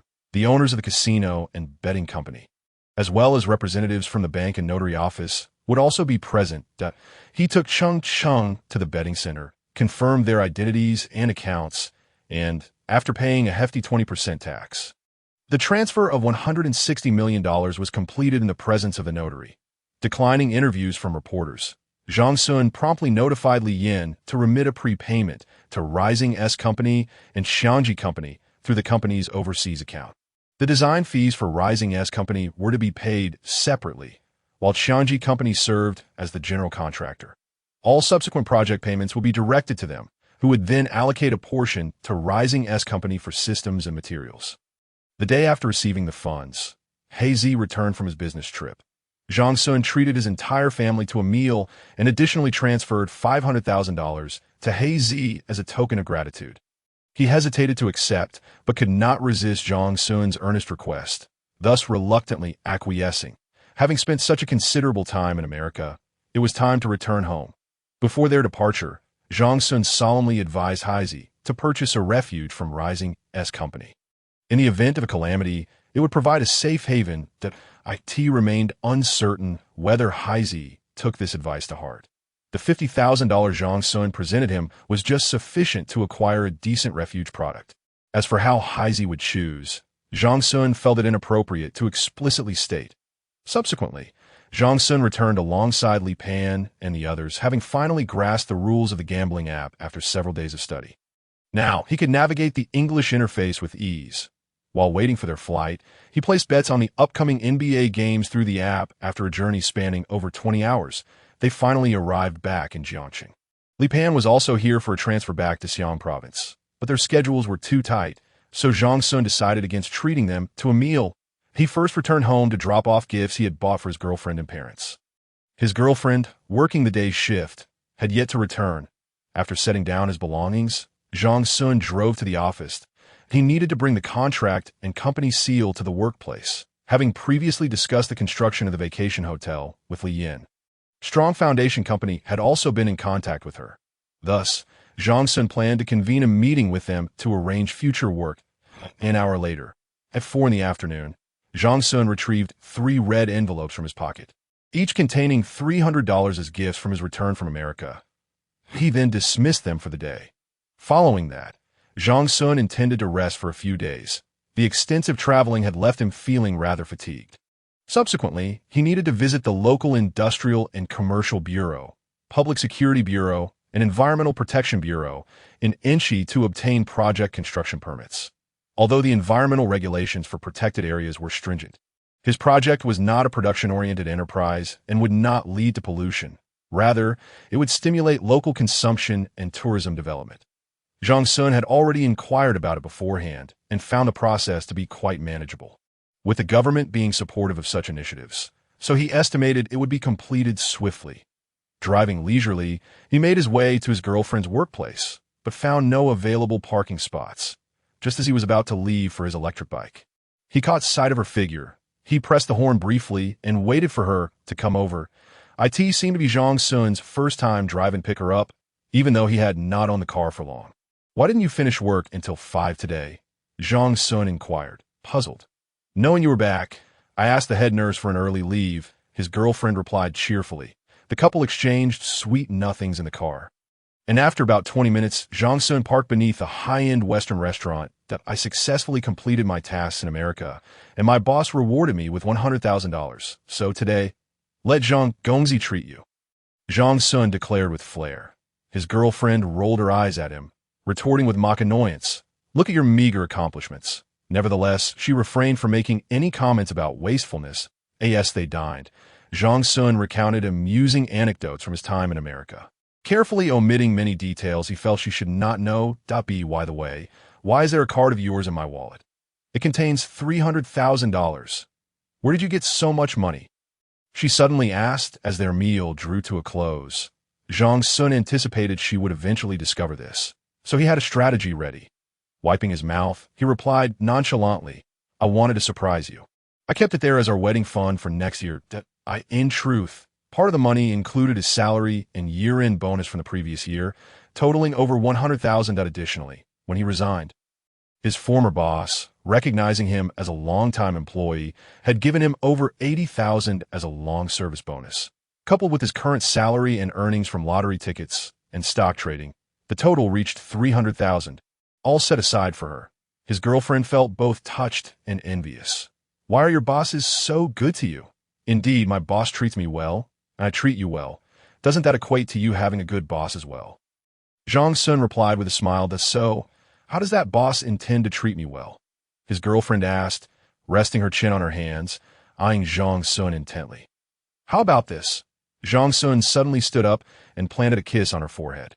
Many onlookers witnessed the scene, causing his girlfriend to feel both bashful and annoyed, prompting her to hurriedly pull him away. Upon returning home, she was overjoyed to see the gifts Zhang Xun had bought her, showering him with affection. After their passionate moment and a refreshing shower, Zhang Xun said to his girlfriend, "I still have $100,000. I plan to send my mom and your dad on a trip. After all, they're getting older and haven't traveled much. Now that I have some financial flexibility, it's time for them to enjoy life a bit." His girlfriend, feeling both touched and slightly anxious, replied, "What if they are unwilling to go?" "No worries. I'll just say our company has a family travel quota, and it would be a waste not to use it. On your next day off, let's look into senior travel group options and book a tour for them as soon as possible." Zhang Xun proposed, "Tomorrow, I'll buy a camera so they can capture plenty of photos along the way." His girlfriend nodded, snuggling against his chest, gazing at him with deep affection. "Darling, you are wonderful. This year, I might be quite busy, so please take care of my mom and your dad. Once this hectic period is over, we'll get married, and then we can go on our honeymoon." Upon hearing the words marriage and honeymoon, she buried her head deeper, softly replying, "I'll follow your lead." The night was quiet, yet filled with whispers and murmurs. Zhang Xun had just returned, utterly exhausted. The next day, Zhang Xun purchased a DSLR online and visited several travel agencies to inquire about travel routes and services. After comparing options, he made a decision. He then called both his mother and his girlfriend's father, persuading them to join the group tour. In truth, he felt a tinge of regret, having worked tirelessly for so many years. He had never taken his family on a trip. With less than 2 years until the apocalypse, Zhang Xun thought it best to let his mother and future father-in-law experience this beautiful world while they still had the chance. Perhaps they would never get another opportunity. Chapter 17. Family reunion on the phone. Zhang Xun exerted considerable effort to persuade the two elders to agree to the trip. After confirming their travel dates to Jiangxing, he registered with the travel agency. He chose numerous itineraries, starting with a trip abroad to places like Japan, Vietnam, and Thailand, which share similar cultures. After a few days of rest, they would explore various domestic locations, including Beijing, Inner Mongolia, Xinjiang, Yunnan, and Sanya, covering the country from north to south. His mother had often expressed a desire to see Tiananmen Square in Beijing, and this trip would fulfill that dream. The group fee was not inexpensive. For 2 people, it required over 300,000, but he paid the deposit without hesitation, solidifying the plans. 3 days later, Dawson called, informing him that the detailed investigation report was ready, and they had begun the formal design work. After considering, Zhang Xun said to Dawson, "Please prepare a simple design draft for me in the next few days, based on the hotel type, or you can modify the previous project blueprints that I need to apply for the construction permit soon." And the local industrial, public security, and environmental protection departments require the design for filing. Of course, I will pay for this separately. Dawson readily agreed and promptly made the necessary arrangements. On the company front, operations commenced smoothly. Despite the limited personnel, Lin had already communicated with Xiangji Company, urging them to visit the project site for an early inspection and to prepare as thoroughly as possible. After a day's respite, Dawson sent the revised design plans to Zhang Xun's email. Once printed, Zhang Xun, accompanied by the company cashier Huang Min, embarked on a trip to Enshi Prefecture. Given that cashiers are typically well-versed in the operational procedures of the industrial and commercial bank, Zhang Xun found it advantageous to have her accompany him. After 2 days spent navigating various bureaucratic offices, including the Industrial and Commercial Bureau, Public Security Bureau, Environmental Protection Bureau, and the Tourism Administration, they successfully completed the land acquisition and registration process. The next step was to await the issuance of construction permits and business licenses. Zhang Xun was acutely aware of the cumbersome nature of this process, which required multiple layers of approval. To expedite matters, he devoted an additional 2 days to dining with the heads of various departments and presenting them with a selection of valuable local specialties, given the relatively favorable investment circumstances.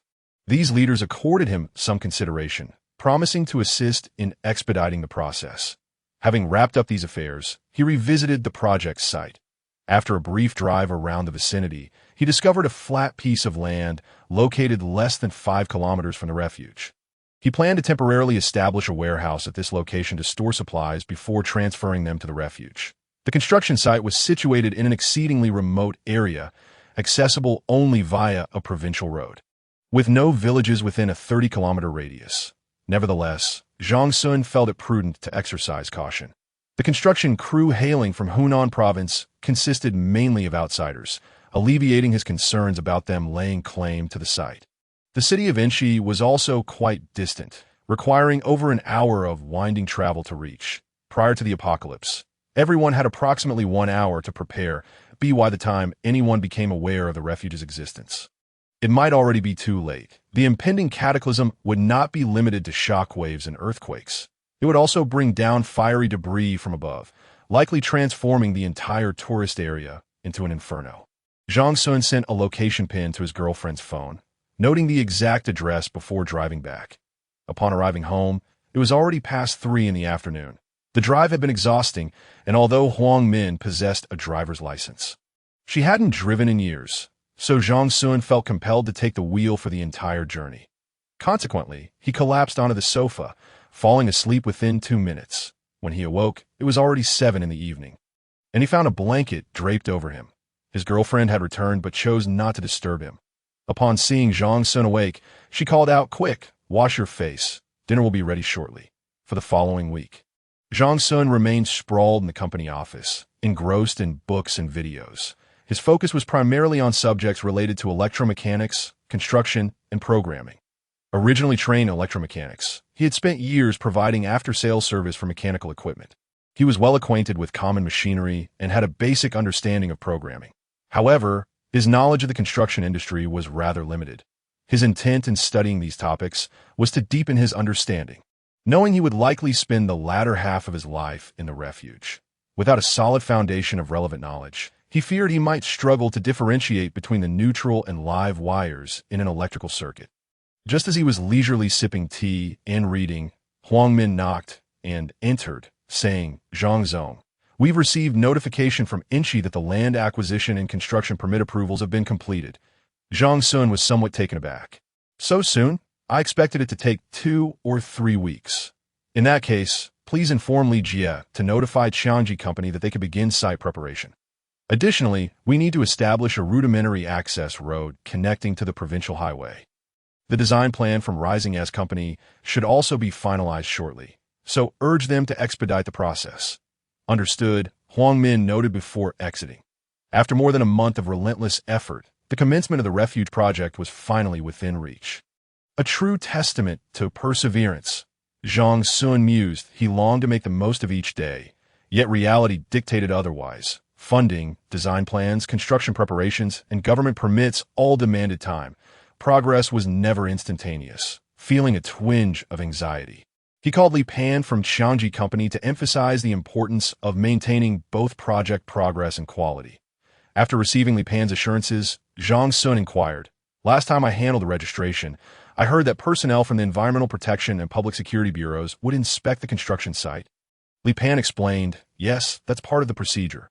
However, inspections typically occur at the start of construction and again before the project is operational. They assess the environment and ensure safe practices, but it's mostly a formality." "Why do you ask?"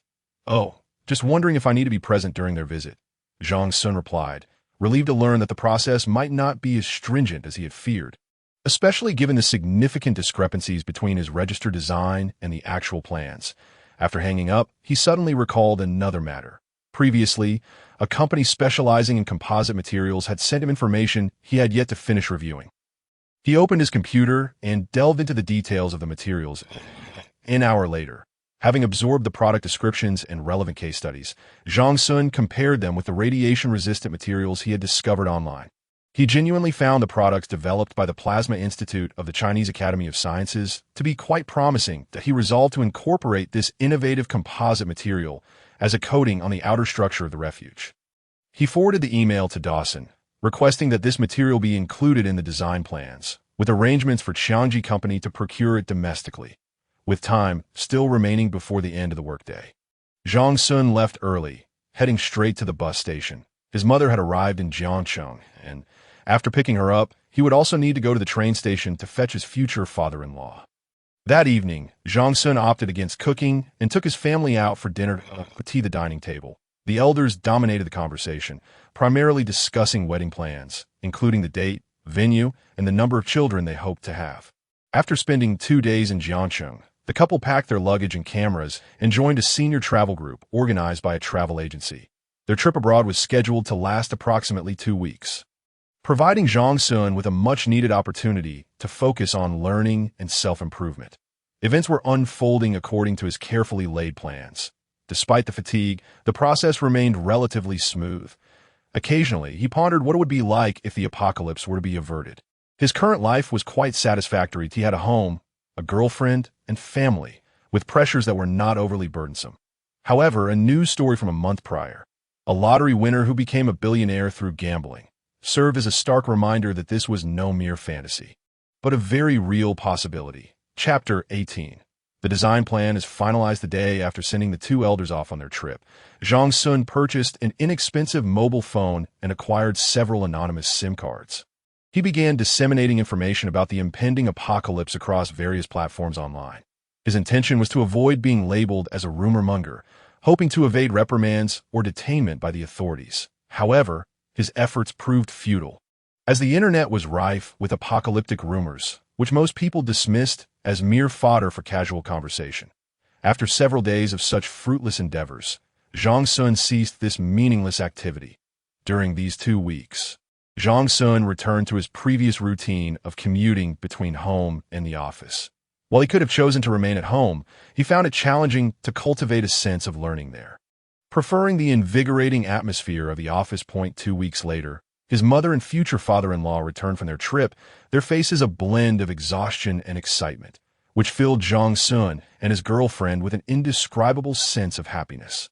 After 3 days of resting in Jiangcheng, they embarked on the second half of their journey, with their first stop being the capital city they had longed to visit, Beijing. At long last, Zhang Xun received some encouraging news. The design scheme and engineering blueprints from Rising S Company had been finalized. In a couple of days, Dawson, along with 2 of his company's designers, would personally visit Jiangcheng to provide Zhang Xun with a detailed explanation of the design proposal. Once Zhang Xun granted his approval, they could proceed with the official commencement of the project. Although Dawson himself could have refrained from traveling to China, this collaboration with Zhang Xun revealed to Rising S Company the immense potential of the Chinese market. Besides meeting Zhang Xun, Dawson was also tasked with assessing the prospects of the Chinese market within this domain. Zhang Xun welcomed Dawson's arrival, although his primary anticipation lay with the design proposal. 2 days later, not only did Dawson arrive, but Li Pan also came, accompanied by the head engineer. They intended to familiarize themselves with the design scheme's intricacies and were staying in the same hotel. Zhang Xun did not escort them to the company, as there was no specific reason other than its limited size and the absence of a conference room capable of accommodating such a large group. Instead, they reserved a small meeting room at the hotel. Before the meeting commenced, the designers from Rising S Company projected the renderings of the shelter for everyone to see, which provided Zhang Xun with a more intuitive understanding of the shelter structure. Subsequently, the designers proceeded with a more detailed presentation. According to Zhang Xun's objectives and requirements, they proposed constructing a closed-loop system centered around family units, equipped with a degree of self-sufficiency. They designed a 5-story structure, encompassing a total area of 3,800 square meters. The shelter's construction consisted of 2 layers of poured concrete, with thick alloy steel plates embedded between the 2 concrete walls. The filling materials were flame-retardant, insulating, and designed to reduce shock absorption, sealed with steel gaskets. Additionally, steel beams were driven into the granite mountainside surrounding the main structure, further reinforcing the external structural integrity. Simultaneously, each outer wall of the concrete structure was fitted with 4 high-strength, corrosion-resistant alloy steel springs, significantly mitigating the impact of seismic activity, while also providing protective cushioning for essential internal equipment and piping done in novel composite material coating, developed by the Plasma Institute of the Hefei Research Academy under the Chinese Academy of Sciences, was applied to the surfaces of the outer walls and intermediate steel plates. With a thickness of 3 cm, this coating, combined with the concrete structure, served as the primary barrier against nuclear threats. The entire shelter was situated 20 meters beneath the mountainside, with an exit at the base connecting to an access tunnel that descended to the first floor. The tunnel measured 50 meters in length and 5 meters in width.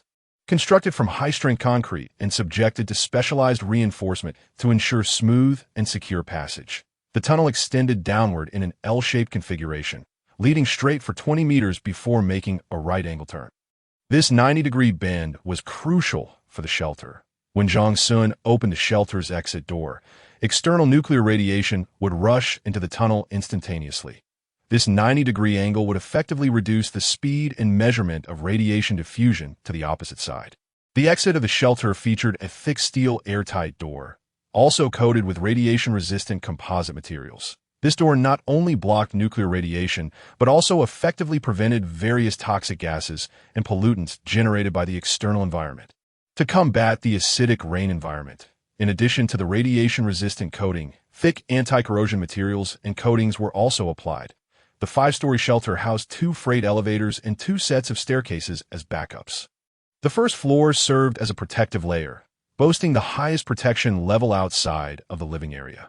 Its primary focus was on seismic resistance and radiation shielding, covering an area of 900 square meters with a height of 3.8 meters, which included a garage capable of accommodating an RV, 2 small excavators, 2 medium trucks, 3 SUVs, 2 loaders, and multiple forklifts. In addition to the garage, there was a processing area equipped with various small processing machines and CNC machinery, along with an array of cutting and welding tools. Adjacent to the processing area was a storeroom designated for various materials such as steel, sheets, cement, lubricants, and antifreeze. The second floor functioned as a material storage area, spanning 800 square meters, comparable in size to a small to medium supermarket, divided into several zones, including a frozen section specifically for storing frozen meats and seafood. The third floor was designated as the living area, which also included a materials warehouse of 300 square meters for storing essential supplies such as grains. The living quarters themselves occupied 600 square meters, comprising a living room, 5 bedrooms, each with private bathrooms, a kitchen and dining area, a screening room, a gym, a basic medical room, a study, a game room, and, most importantly, a central control room. The protective level of the living area was expected to be the highest, with a direct connection to the escape route. The fourth floor was aptly termed the ecological level, featuring an agricultural area, a small 80 square meter breeding zone, a storage room for agricultural tools, a seed and feed storage room, and a water storage room. The agricultural area primarily employed hydroponics and soil cultivation methods to grow wheat, rice, mushrooms, and various common vegetables.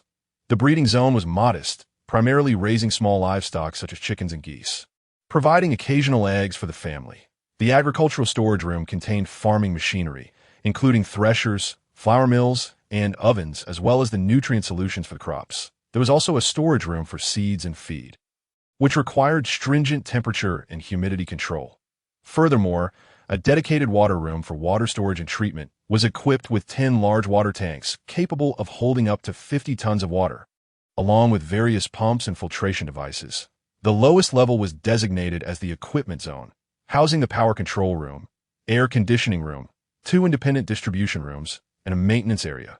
Additionally, a fuel storage facility was established in a parallel space behind the 5th floor, completely separate from the shelter, connected by a dedicated passageway, containing flammable materials such as diesel, gasoline, coal, and liquefied gas cylinders that, of course, the design took into full consideration Zhang Xun's previous requirements, ensuring that all essential equipment, piping, and wiring had additional backups, with programmable systems for controlled equipment. After nearly an hour of presentation, the overall impression was favorable, yet some suggestions were made, primarily regarding redundancy in design, with hopes of optimizing the spatial layout. For instance, considerations for waste management, the concealment of access and escape routes, and the design of the fire safety system were discussed. The designers noted Zhang Xun's recommendations and expressed their intention to make minor adjustments. If Zhang Xun approved the current proposal, they could proceed with construction. Zhang Xun nodded and remarked to Li Pan, "The plan is now finalized. You may commence on your END." Li Pan responded, "Yes, once our project team reviews the construction blueprints. We can begin full-scale construction by next week at the latest." Subsequently, the designers from Rising S Company commenced their detailed presentation on the various subsystems within the project. Zhang Xun attentively listened, jotting down key information in his notebook, while some concepts required further clarification. Chapter 19. The construction of a shelter officially commences at noon. Everyone convened at the hotel for a simple buffet lunch. The afternoon was dedicated to further elucidation of the design proposals. Upon concluding the presentation, Zhang Xun affixed his signature to the confirmation document, signifying his preliminary approval of the design plan and allowing for the official commencement of the shelter's construction. However, he stipulated that a comprehensive manual must be prepared for the maintenance, repair, and upkeep of the entire shelter. The initial budget estimate for the project stood at a substantial $160 million, primarily due to the underground construction within the mountain, coupled with a short time frame and high intensity, resulting in elevated costs, all without extravagant finishes. The designers had initially proposed a swimming pool, which Zhang Xun promptly rejected, deeming it excessively opulent and impractical, as it not only squandered water and electricity, but also fostered lethargy. The following day, Zhang Xun intended to play the gracious host by taking them to explore Donghu Lake and the Yellow Crane Tower. But Li Pan was eager to return to expedite the construction arrangements and left early. Dawson also declined Zhang Xun's invitation, as he was pressed for time to travel to Beijing and Shanghai. Zhang Xun, however, was content with the tranquility, knowing he would need to visit Inchi Prefecture again when the construction officially began, although they would have to wait until the following week, as April had already arrived. He anticipated that the two elders would have returned from their travels by the time he visited the construction site. After seeing them back to their hometown, Zhang Xun planned to take his girlfriend on a trip during the upcoming May Day holiday. However, when he broached the subject with her, he discovered that their hospital shifts would not permit such extended leave. They mostly had to adjust their schedules and could not easily take time off. For a fleeting moment, he contemplated urging her to resign, but the thought of future implications quickly dispelled that notion. It appeared that any travel plans would have to wait until after their marriage. Aside from the smooth progress of the shelter project, there was another cause for celebration: that he had been using an app for sports betting, primarily on the NBA League. Due to his modest investments, his winnings were not particularly substantial, amounting to approximately $15 million. He was cautious not to attract excessive attention, which is why he refrained from betting large sums. After all, accurately predicting outcomes every time was unrealistic. With frequent betting, he risked being barred from the platform even before an official investigation could occur a week later. Zhang Xun received notice from Li Pan that the on-site construction had officially commenced. Instead of driving, he opted for a high-speed train ticket to Inchi Prefecture. His previous drive had left him utterly exhausted, so renting a car upon arrival would minimize travel time to the site. Around 2 p.m., Zhang Xun meandered along the provincial road, which was typically quiet. Before long, he spotted a rudimentary dirt path winding into the mountains from the left side of the road, but he had rented an SUV. Yet traversing this path proved quite jarring. After navigating a little over a kilometer of dirt road, he arrived at his destination and parked beside the road. Ahead lay the construction site, with a temporary cabin situated at the far left, likely serving as a rest area for the workers. To the right, a sizable canopy housed numerous supplies of cement, steel bars, and sheets. Several excavators, rock drills, and bulldozers were actively at work. When he located the construction supervisor, Ren Gong, he found him wearing a safety helmet and directing operations on site. Zhang Xun waited patiently until Ren Gong was free. Around 3 p.m., Ren Gong completed his tasks and approached Zhang Xun with eagerness. "Ren Gong, thank you for your hard work. How long do you anticipate the excavation will take?" Zhang Xun inquired that if all goes well, for months at the quickest, 6 months at the slowest. The geological structure of the mountain may present various challenges. Ren Gong explained, sensing Zhang Xun's potential dissatisfaction with the timeline. In a few days, we will have a large tunneling machine arrive on site, and we will do our utmost to ensure the project progresses on schedule. Zhang Xun nodded thoughtfully and asked, "How long will the main structure's pouring and the interior finishing, along with equipment installation, take?" Ringong estimated, the main structure's pouring will involve embedding steel plates, which will take approximately 5 months. With an adequate number of workers, the subsequent finishing and equipment installation could be completed in 3 months. Zhang Xun calculated in his mind. It was late April 2023, based on the longest possible time frame. Completion would not occur until June or July of the following year, which was acceptable. There would still be over 4 months to procure materials, provided the construction timeline did not drag on excessively. With ample time on his hands, he could also consider suggesting his girlfriend resign to travel once the project was underway. After spending some time at the site, Zhang Xun found himself with little to occupy his attention. As watching the excavation was rather uneventful, he decided to drive back to Inchi Prefecture and spent the night there. The following day, he explored the local wholesale market for half a day before returning the rental car and taking the high-speed train back to Jiangxing. Upon arriving home, he discovered that his girlfriend was on the night shift and still asleep, not due to leave for the hospital until around 10 p.m. Thus, Zhang Xun busied himself with preparing dinner. "Wow, so much delicious food," his girlfriend exclaimed upon waking and seeing the spread Zhang Xun had prepared. Before he could serve the rice, she snatched a shrimp and began eating. "You've worked hard on the night shift. I wanted to make something nutritious for you," Zhang Xun replied as he served her rice. "Thank you, darling," she said, offering him a shrimp from her plate. After their meal, they took a leisurely stroll downstairs before returning to snuggle up and watch television for over an hour. "Oh no, I've gained so much weight these days," she lamented, rubbing her stomach in dismay. "Really? I hadn't noticed." Zhang Xun replied skeptically. "It's all gone to my stomach." "Of course you wouldn't," she shot back, rolling her eyes. "No, starting tomorrow, well no, starting when I'm back from the day's shift, I must lose weight. Isn't working at the hospital strenuous enough for that?" Zhang Xun questioned. That's different," she retorted. "I see you eating so much each time. Yet you never seem to gain weight. I have a high metabolism." "Haha," Zhang Xun chuckled. Her boyfriend's shamelessness provoked her to playfully threaten him. They engaged in light-hearted banter until nearly 10 p.m., at which point they ceased their antics. After sending her off to work, he returned to bed. That night marked one of his most restful sleeps in recent times, filled with dreams of his wedding to Du Jing, where they exchanged rings in the presence of their families. The next morning, Zhang Xun rose early to pick up his girlfriend from her shift, after which he proceeded to the office. Having previously transferred over $4 million to Qianji Company, he anticipated another payment next month. During a meeting at the company, Lian also briefed him on the financial matters concerning the construction unit. Subsequent procurement of internal equipment and specialty materials would fall under their responsibility. Fortunately, both partners were reliable and provided a list, allowing Zhang Xun's team to handle payments and auditing, while Qianji Company managed the rest. "Mr. Zhang, please review the second payment for next month. This outlines the subsequent engineering plan." Detailing the arrangement for each payment, Li Yin presented a document. Zhang Xun glanced over it and inquired, "What is the current balance in our account?" Li Yin replied, "Previously, you deposited 6 million renminbi into the company account, and later, the overseas account received an additional $160 million. You allocated $2 million for the design fees and over $4 million as an advance to Qianji Company from the first payment. Currently, the domestic account remains untouched at 6 million RMB, totaling over $150 million.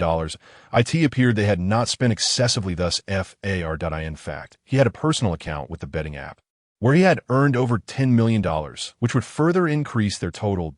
Let's withdraw $100 million from the overseas account and convert it to RMB. Moving forward, we will make payments to the construction unit from our domestic account. Additionally, for the next disbursement, we should increase it. 30 million is too little. Let's aim for 60 million, Zhang Xun commanded decisively. Understood, Mr. Zhang, that I will arrange that immediately, Li Yin affirmed. And Lin Fong, regarding your end, Zhang Xun addressed another young woman. The youngest member of the team, the list of equipment and materials includes supplier names. Please follow up to ensure that quality is satisfactory and prices are not inflated. Lin Fong diligently noted Zhang Xun's instructions and assured him there would be no issues. If things become overwhelming, the company can recruit additional personnel. You all can decide on that and inform me later. Chapter 20.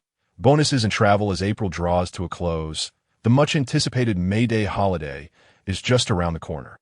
Numerous companies will observe a break, and Zhang Xun is no exception. He informed Li Yin in advance about the holiday, urging her to ensure that all matters were settled before the time off. Previously, he had inquired with Ren Gong at the construction site and received the reassuring reply that there would be no delays, which relieved Zhang Xun that a holiday could potentially hinder progress. And although he had no desire to be perceived as a heartless capitalist, he had certainly paid his dues on the last working day. He arrived at the office, prepared to fulfill the promise he made earlier. Sisterly, he began, "When I hired you all, I mentioned that if the project commenced smoothly, I would grant you a bonus." He continued, "I will transfer the funds directly from my personal account to avoid any tax deductions." Yin had nearly forgotten about this promise, but upon hearing Zhang Xun mention it, her spirits soared. "Thank you, President Zhang. Additionally, please inform Ren Gong, the site manager, that for the brothers who will not return home during the May Day holiday, their daily wages will be increased by 300 yuan, with the expenses covered by our company," Zhang Xun instructed. "Understood. I will take care of it immediately," Li Yin replied. As she departed, she cast a glance at Zhang Xun, internally remarking on his remarkable generosity. If she weren't already married, she might have found herself drawn to him. Once Li Yin left, Zhang Xun opened WeChat and transferred bonuses to the 3 female employees in the company. After work, he returned home to find his girlfriend already awake and preparing dinner. "Have you received the holiday schedule from your workplace?" Zhang Xun inquired. "Yes, I have 3 days off," she replied. "How about I take you on a little trip?" Zhang Xun suggested. "Where to?" "I've seen reports that everywhere is packed during May Day, with traffic jams galore." His girlfriend hesitated. "Tomorrow, your mother and my father are returning, right? They mentioned they would stay for 1 day before heading back. After they leave, we could visit Shenangjia. It's in the province and relatively close. The air quality is excellent, akin to a natural oxygen bar, and we could treat it as a mini getaway. What do you think?" Zhang Xun proposed. His girlfriend nodded in agreement, not declining the idea. The following day, around 11 a.m., Zhang Xun drove to pick up his mother and father-in-law. After lunch, the elders pulled out their camera to show Zhang Xun photos from their travels. The number of pictures taken in Beijing was notably greater than those from other locations. After spending the night at Zhang Xun's place and transferring the photos from their camera to their phones, they were eager to return home the next day, likely to boast to their village friends. Once the elders departed, Zhang Xun suddenly remembered he hadn't booked a hotel. He opened his phone to check accommodations in the tourist area. Due to the holiday, most hotels were fully booked. However, this posed no challenge for Zhang Xun. Leveraging his financial resources, he contacted a guest house and successfully negotiated for a unique themed room in the best viewing area. A day later, Zhang Xun set off in his car. The moment his girlfriend got in, she fell into a deep sleep.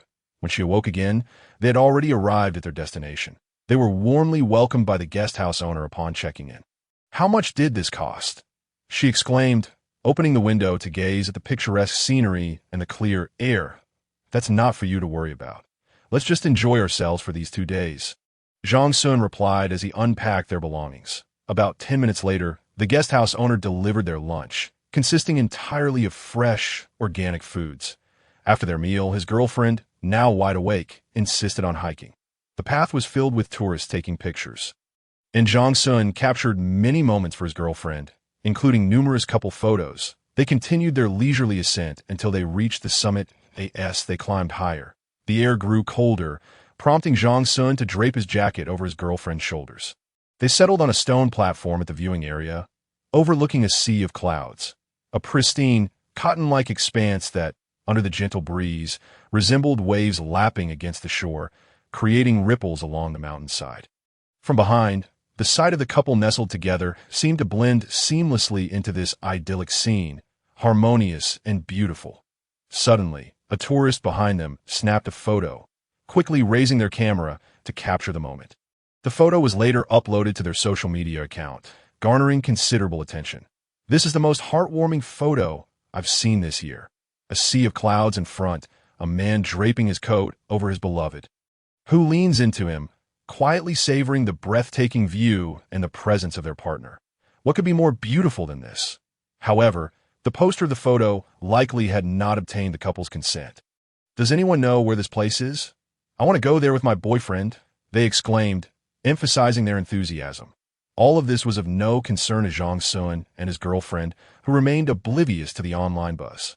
Over the next 2 days, they strolled leisurely through various attractions, indulging in local delicacies, and thoroughly enjoying their time together. The tension from their work lives melted away, replaced by a sense of tranquility. As the beautiful days flew by, the couple reluctantly began their journey home on the third day. By the time they returned, it was already past 5 p.m., having set off at noon, primarily due to heavy traffic. After lounging at home for a while and feeling too fatigued to cook, they decided to dine out. Zhang Xun, a voice called out from the entrance of Huqing Shuixiang, a quaint restaurant known for its vintage decor and delicious cuisine. Upon hearing the voice, Zhang Xun turned to investigate, though the dimming light made it difficult to discern the person's identity. "It's me, Yang Mingjian. Don't you remember?" The individual approached, accompanied by a young woman. "Yang Mingjian, class monitor, is that you?" Zhang Xun exclaimed, finally recognizing him. "But it's been ages since we last met after university. You haven't changed much." Yang Mingjian chuckled. "Yes, I'm doing well, but you seem different, particularly with your hairline." Before Zhang Xun could respond, Yang Mingjian inquired, "Is this your wife?" Zhang Xun nodded. "Yes, this is Du Jing. We haven't married yet, but we plan to tie the knot next year. Oh, hello. I'm Yang Mingjian," he introduced himself, gesturing to the woman beside him. "This is my wife, Lu Xiaoye.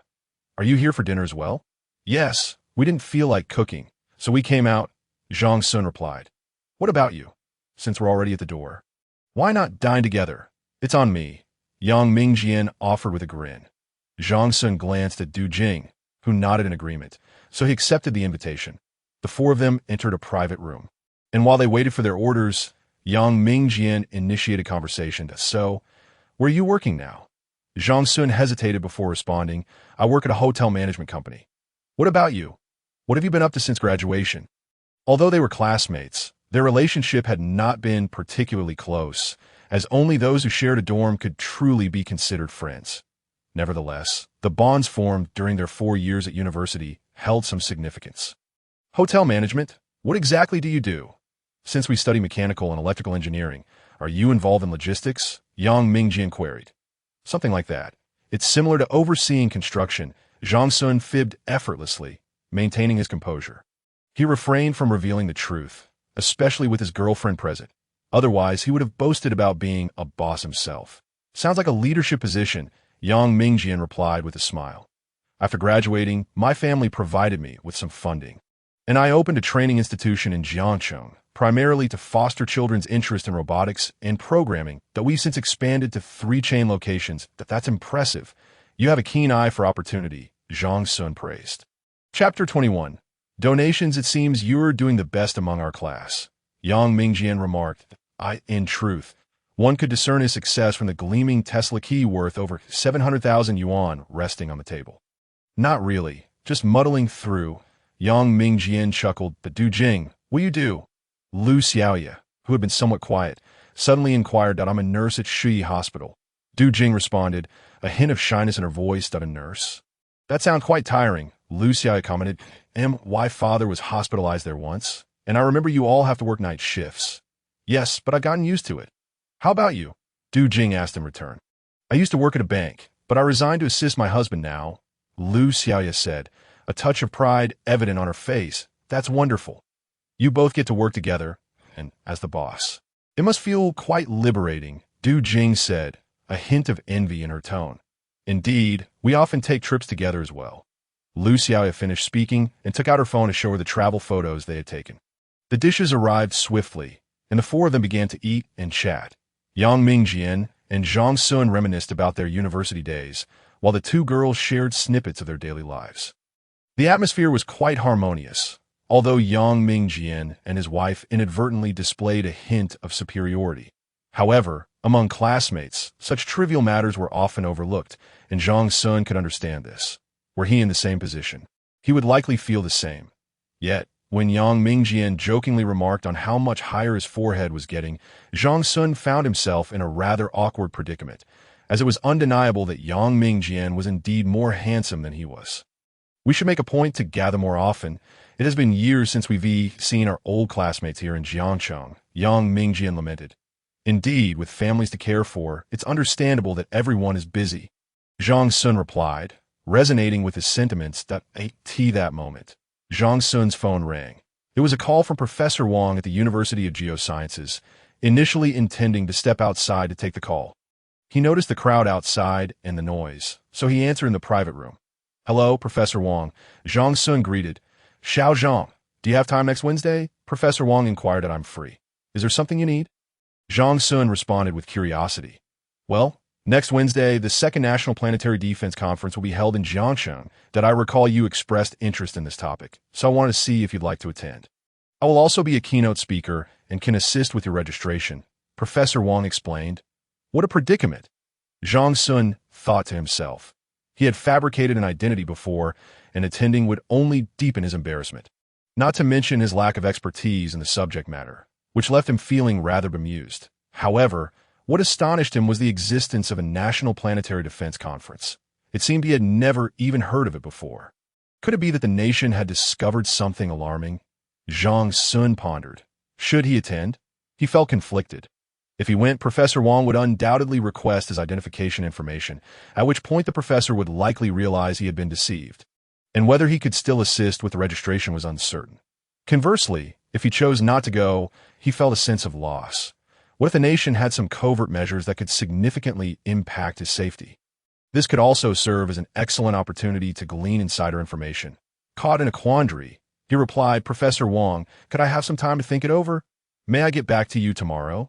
Of course, there is still time for registration. If you decide to attend, it would indeed be a valuable learning opportunity, Professor Wang replied. After hanging up, Zhang Xun fell into contemplation. When he noticed that everyone around him was staring, he realized they had overheard the conversation. Although he hadn't put the call on speaker, the contents were still discernible. Great. Now he had the headache of explaining this. After all, how could a mechanical engineering student working in hotel maintenance be connected to a National Planetary Defense Conference? It was hard to believe. "Zhang Xun, what's going on?" Yang Mingjian inquired, puzzled. "Oh, it's nothing, just a scam call. They've been teasing me for a while." Zhang Xun quickly fabricated an excuse that makes sense. I wonder how you could be so leisurely. Chatting with a scammer for so long, Yang Mingjian quipped, somewhat exasperated. The atmosphere returned to normal, though Zhang Xun remained somewhat distracted while eating. "What's wrong with you?" On the way back, Du Jing noticed something was off and asked, "What did you say?" Zhang Xun replied, momentarily caught off guard as he drove. "I asked what was bothering you, as you seem a bit preoccupied." Du Jing reiterated, "Oh, it's nothing. I was just contemplating whether I failed after graduation. Everyone else is becoming big bosses, and I'm still just an employee." Zhang Xun conjured up an excuse. "That is not true. We have a house, a car, and savings. Our lives are improving, and that is all due to your hard work. As for your classmates, many of them are where they are thanks to their families." Du Jing reassured him, sensing he might be feeling burdened. "No, it's fine. Don't worry about me. That you've borne the brunt of the struggles alongside me all these years." Zhang Xun expressed, touched. "What are you saying? We haven't stolen or robbed. Our lives are getting better. There is no need to envy others. I'm with you because you treat me well, you know?" Du Jing replied calmly. After a moment of silence, Zhang Xun promised, "I will treat you well for a lifetime." Upon returning home, Zhang Xun had made up his mind. He decided to confess to Professor Wang. The next day, after dropping his girlfriend off at work, Zhang Xun arranged to meet with Professor Wang at 11 a.m., as the professor had no classes then and could meet in his office. At 11, Zhang Xun knocked promptly on Professor Wang's office door. "Professor." At that moment, Zhang Xun felt like a great deceiver. The lies he had told over the past 2 months exceeded all the fabrications of his previous 20-plus years. Even at this moment of confession to Professor Wang, he was still weaving another lie to cloak the earlier one. "So, you're merely a wealthy individual with a keen interest in apocalyptic theories?" Professor Wang, upon hearing Zhang Xun's confession, did not display any anger. Instead, he curiously asked, "Why is it that you and others like you, akin to foreign capitalists with endless wealth, choose to ponder such nebulous matters?" "You might say we are simply too well-fed and therefore have the luxury to ponder," Zhang Xun replied, somewhat sheepishly. Professor Wang regarded him with a bemused expression, his fingers drumming on the desk, seemingly lost in thought. After 2 minutes, he spoke. "Actually, helping you with registration isn't out of the question, but your identity presents a challenge. Given that you are not from our university, do you have a solution? Zhang Xun asked eagerly upon hearing there might still be a chance. There is a way. It just depends on whether you are willing to invest. Professor Wang hinted that I am willing. Zhang Xun quickly understood. Our laboratory is in need of a batch of exploration equipment. I will fund it. The school's financial aid for impoverished students is woefully inadequate. I will fund it. The cafeteria renovation in the next semester requires funding. I will fund it. The new campus library is experiencing a budget shortfall. I will provide moral support. Zhang Xun felt a shiver run down his spine, fearing that if Professor Wang continued, he might end up bankrupt right there. Subsequently, Professor Wang led him to the principal's office, where they met the principal. After explaining their purpose, the principal summoned members of the school committee for a meeting, as Professor Wang was also a member. Following a friendly negotiation, Zhang Xun voluntarily pledged a donation of 5 million yuan to Jiangxing University of Geosciences to support the noble cause of education. In return, Jiangxing University of Geosciences decided to confer upon Zhang Xun an honorary bachelor's degree. They initially planned to hold a small recognition ceremony, but Zhang Xun declined, preferring to remain anonymous. Thus, Zhang Xun spent a bit of money and transformed from an inconsequential university student into a graduate of a prestigious university. Meanwhile, with his new identity secured, Professor Wang successfully registered him for the Planetary Defense Conference. Chapter 22. The National Planetary Defense Conference. After finalizing the arrangements, Professor Wang invited Zhang Xun to lunch on behalf of the university. Leaving Zhang Xun somewhat flabbergasted, "Don't worry, it's not anything extravagant. Just a meal at the school cafeteria on the third floor," Professor Wang said, waving the principal's approval as he led Zhang Xun there. Typically, few people dined in this cafeteria. It was often chosen for business dinners or student gatherings unwilling to leave campus. "Professor Wang, could you tell me more about this National Planetary Defense Conference?" As they ordered their meals, Zhang Xun eagerly inquired. "The Planetary Defense Conference is quite literally what it sounds like," Professor Wang replied while washing the dishes. In fact, it was first held in Guilin, Guangxi on October 23, 2021. At that time, the Deputy Director of the National Space Administration announced plans to establish a near-Earth asteroid defense system. The goal was to conduct a test to alter the trajectory of a threatening asteroid by the end of the 14th 5-year plan, around 2025 or 2026. Zhang Xun was taken aback. How had he been unaware of such a significant event? Previously, as a corporate drone, he paid little attention to news in this area. "How did you end up attending this time?" "Isn't it primarily for astronomers and aerospace scientists?" Zhang Xun asked, puzzled.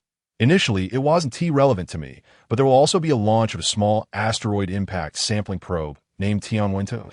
And as geologists, we must study the geological structure of extraterrestrial bodies," Professor Wang explained with some pride. "Previously, we relied on meteorites to study these celestial bodies, and Jiangxing University of Geosciences has some foundation in this field. Whether for national planning projects or the asteroid defense system itself, planetary geology is a crucial component." Finally, Professor Wang asked, "Do you understand now?" Zhang Xun nodded, still perplexed. "Why does this feel so similar to what the Americans are doing?" "Indeed, there is nothing surprising about that. The U.S. is a superpower, and China is a rapidly developing one since both are superpowers. If they can do it, so can we. It's just that we started late. So our actual actions lag behind the Americans by a step." Professor Wang pointed to the ceiling and remarked, "On September 27th of last year, the United States successfully conducted an asteroid deflection test, marking the first time humanity has employed a spacecraft to collide with an asteroid since the initiation of our planetary defense program, in an attempt to alter its trajectory.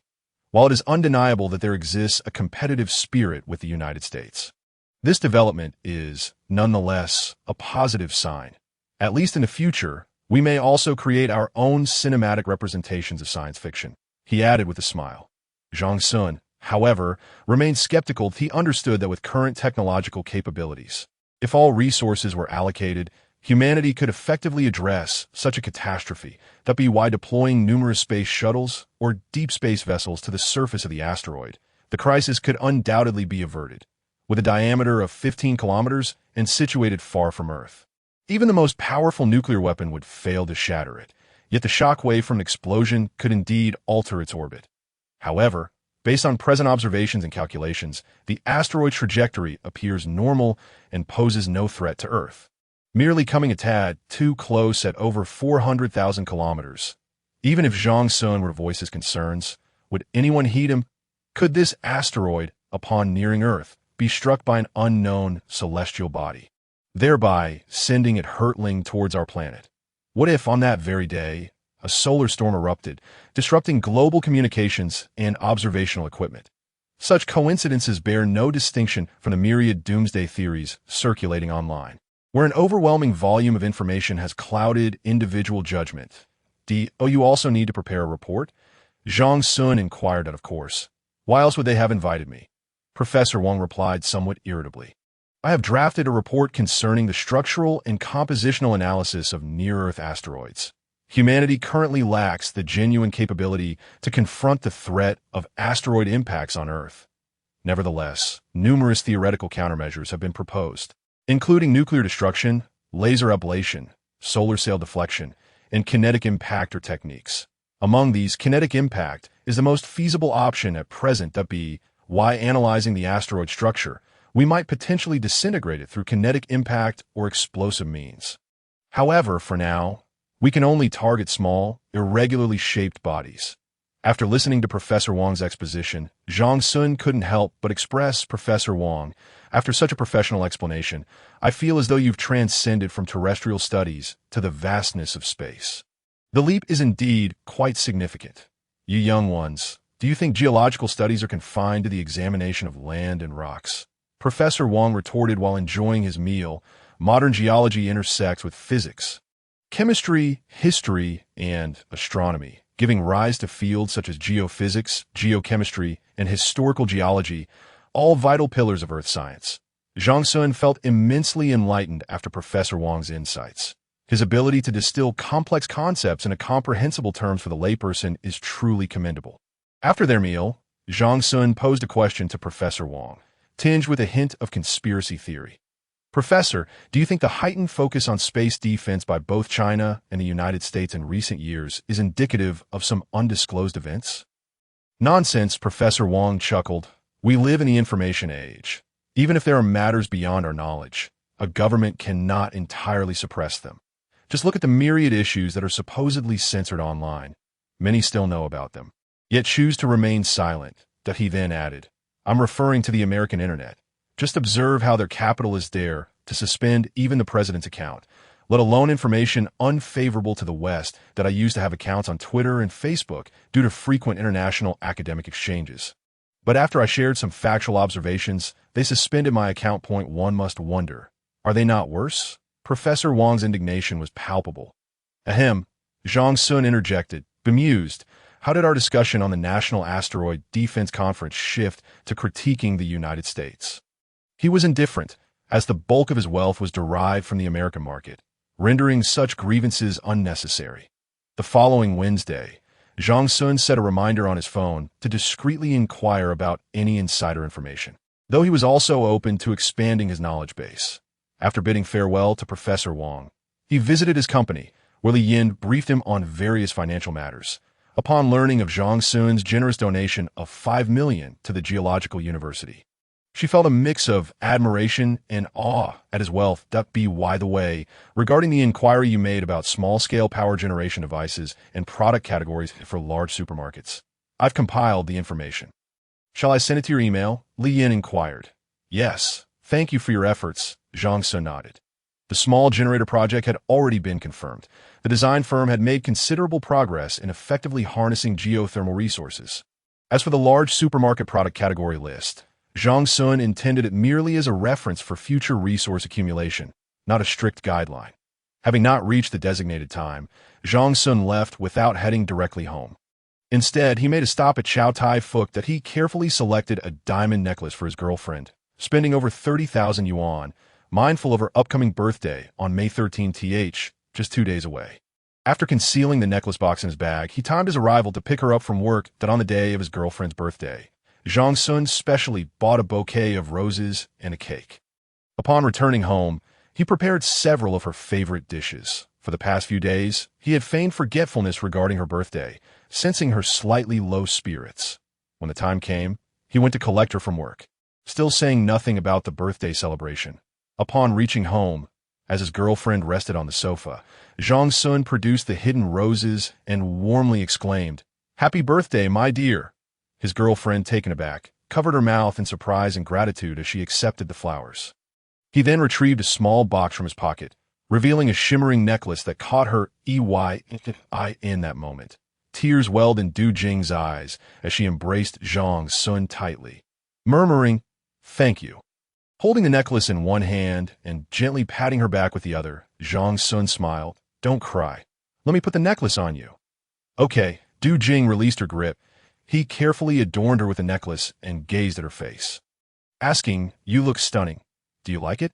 "I love it. How much did it cost?" Du Jing instinctively inquired. "30,000. So expensive." "What if?" "There's no returning it. I've already bought it. You mustn't spend money so frivolously in the future." "All right, I'll heed your advice. Now, let's eat. I prepared something delicious. I thought you had forgotten my birthday," Du Jing remarked with a hint of melancholy. "How could I forget? I wouldn't forget my own birthday. Let alone the leaders. I just wanted to surprise you," Zhang Xun replied, serving the meal and handing her a bowl. "Would you like a glass of red wine?" "I bought some," he asked. "It's just a birthday." "What is the point of drinking?" "I have to work tomorrow," she replied, her mood shifting rapidly. Zhang Xun, feeling somewhat helpless, did not insist. After finishing their meal, he brought out the cake, lit the candles, turned off the lights, and said to his girlfriend, "Make a wish." With her hands cupping her cheeks, she closed her eyes and, after 10 seconds of silence, blew out the candles in one breath. "What did you wish for?" "Let us see if I can help you make it come true," Zhang Xun asked curiously. His girlfriend shot him a glance, pouting, "I want to tell you. It won't come true if I do." Fair enough. Subsequently, she took out her phone, and they snapped several selfies and group photos, posting them on social media, with her insisting that he do the same. On that Wednesday, Zhang Xun arrived early at Jiangxing Geological University, ready to accompany Professor Wang to the Second National Planetary Defense Conference. The conference was held at the Jiangxing Planetarium, and Professor Wang had asked Zhang Xun to pick him up beforehand.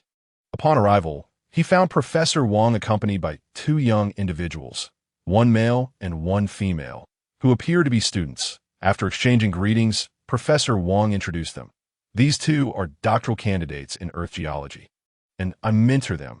This is Sun Jian, and she is Zhou Yu." He then pointed to Zhang Xun, saying, "And this is the wealthy individual I mentioned who pretended to be one of our students, Zhang Xun."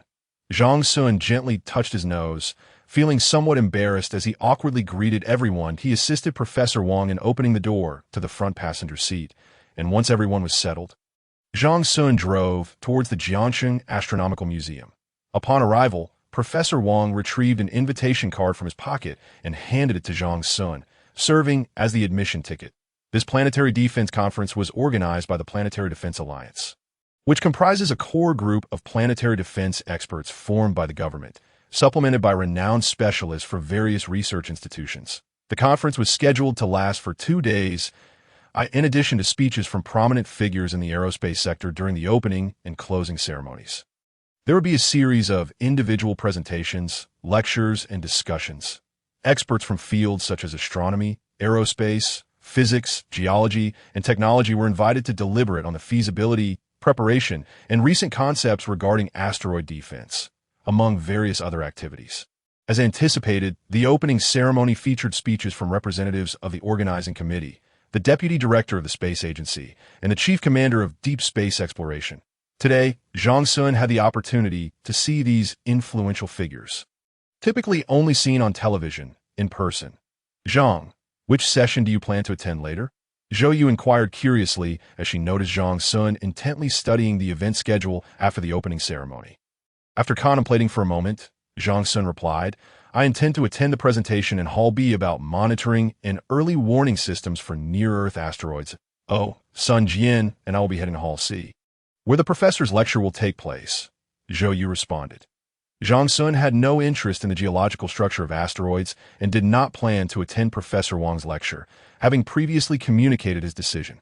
This afternoon, the chief designer of deep space exploration will present on China's deep space exploration initiatives and the progress in developing asteroid impact detection instruments. Are you planning to attend?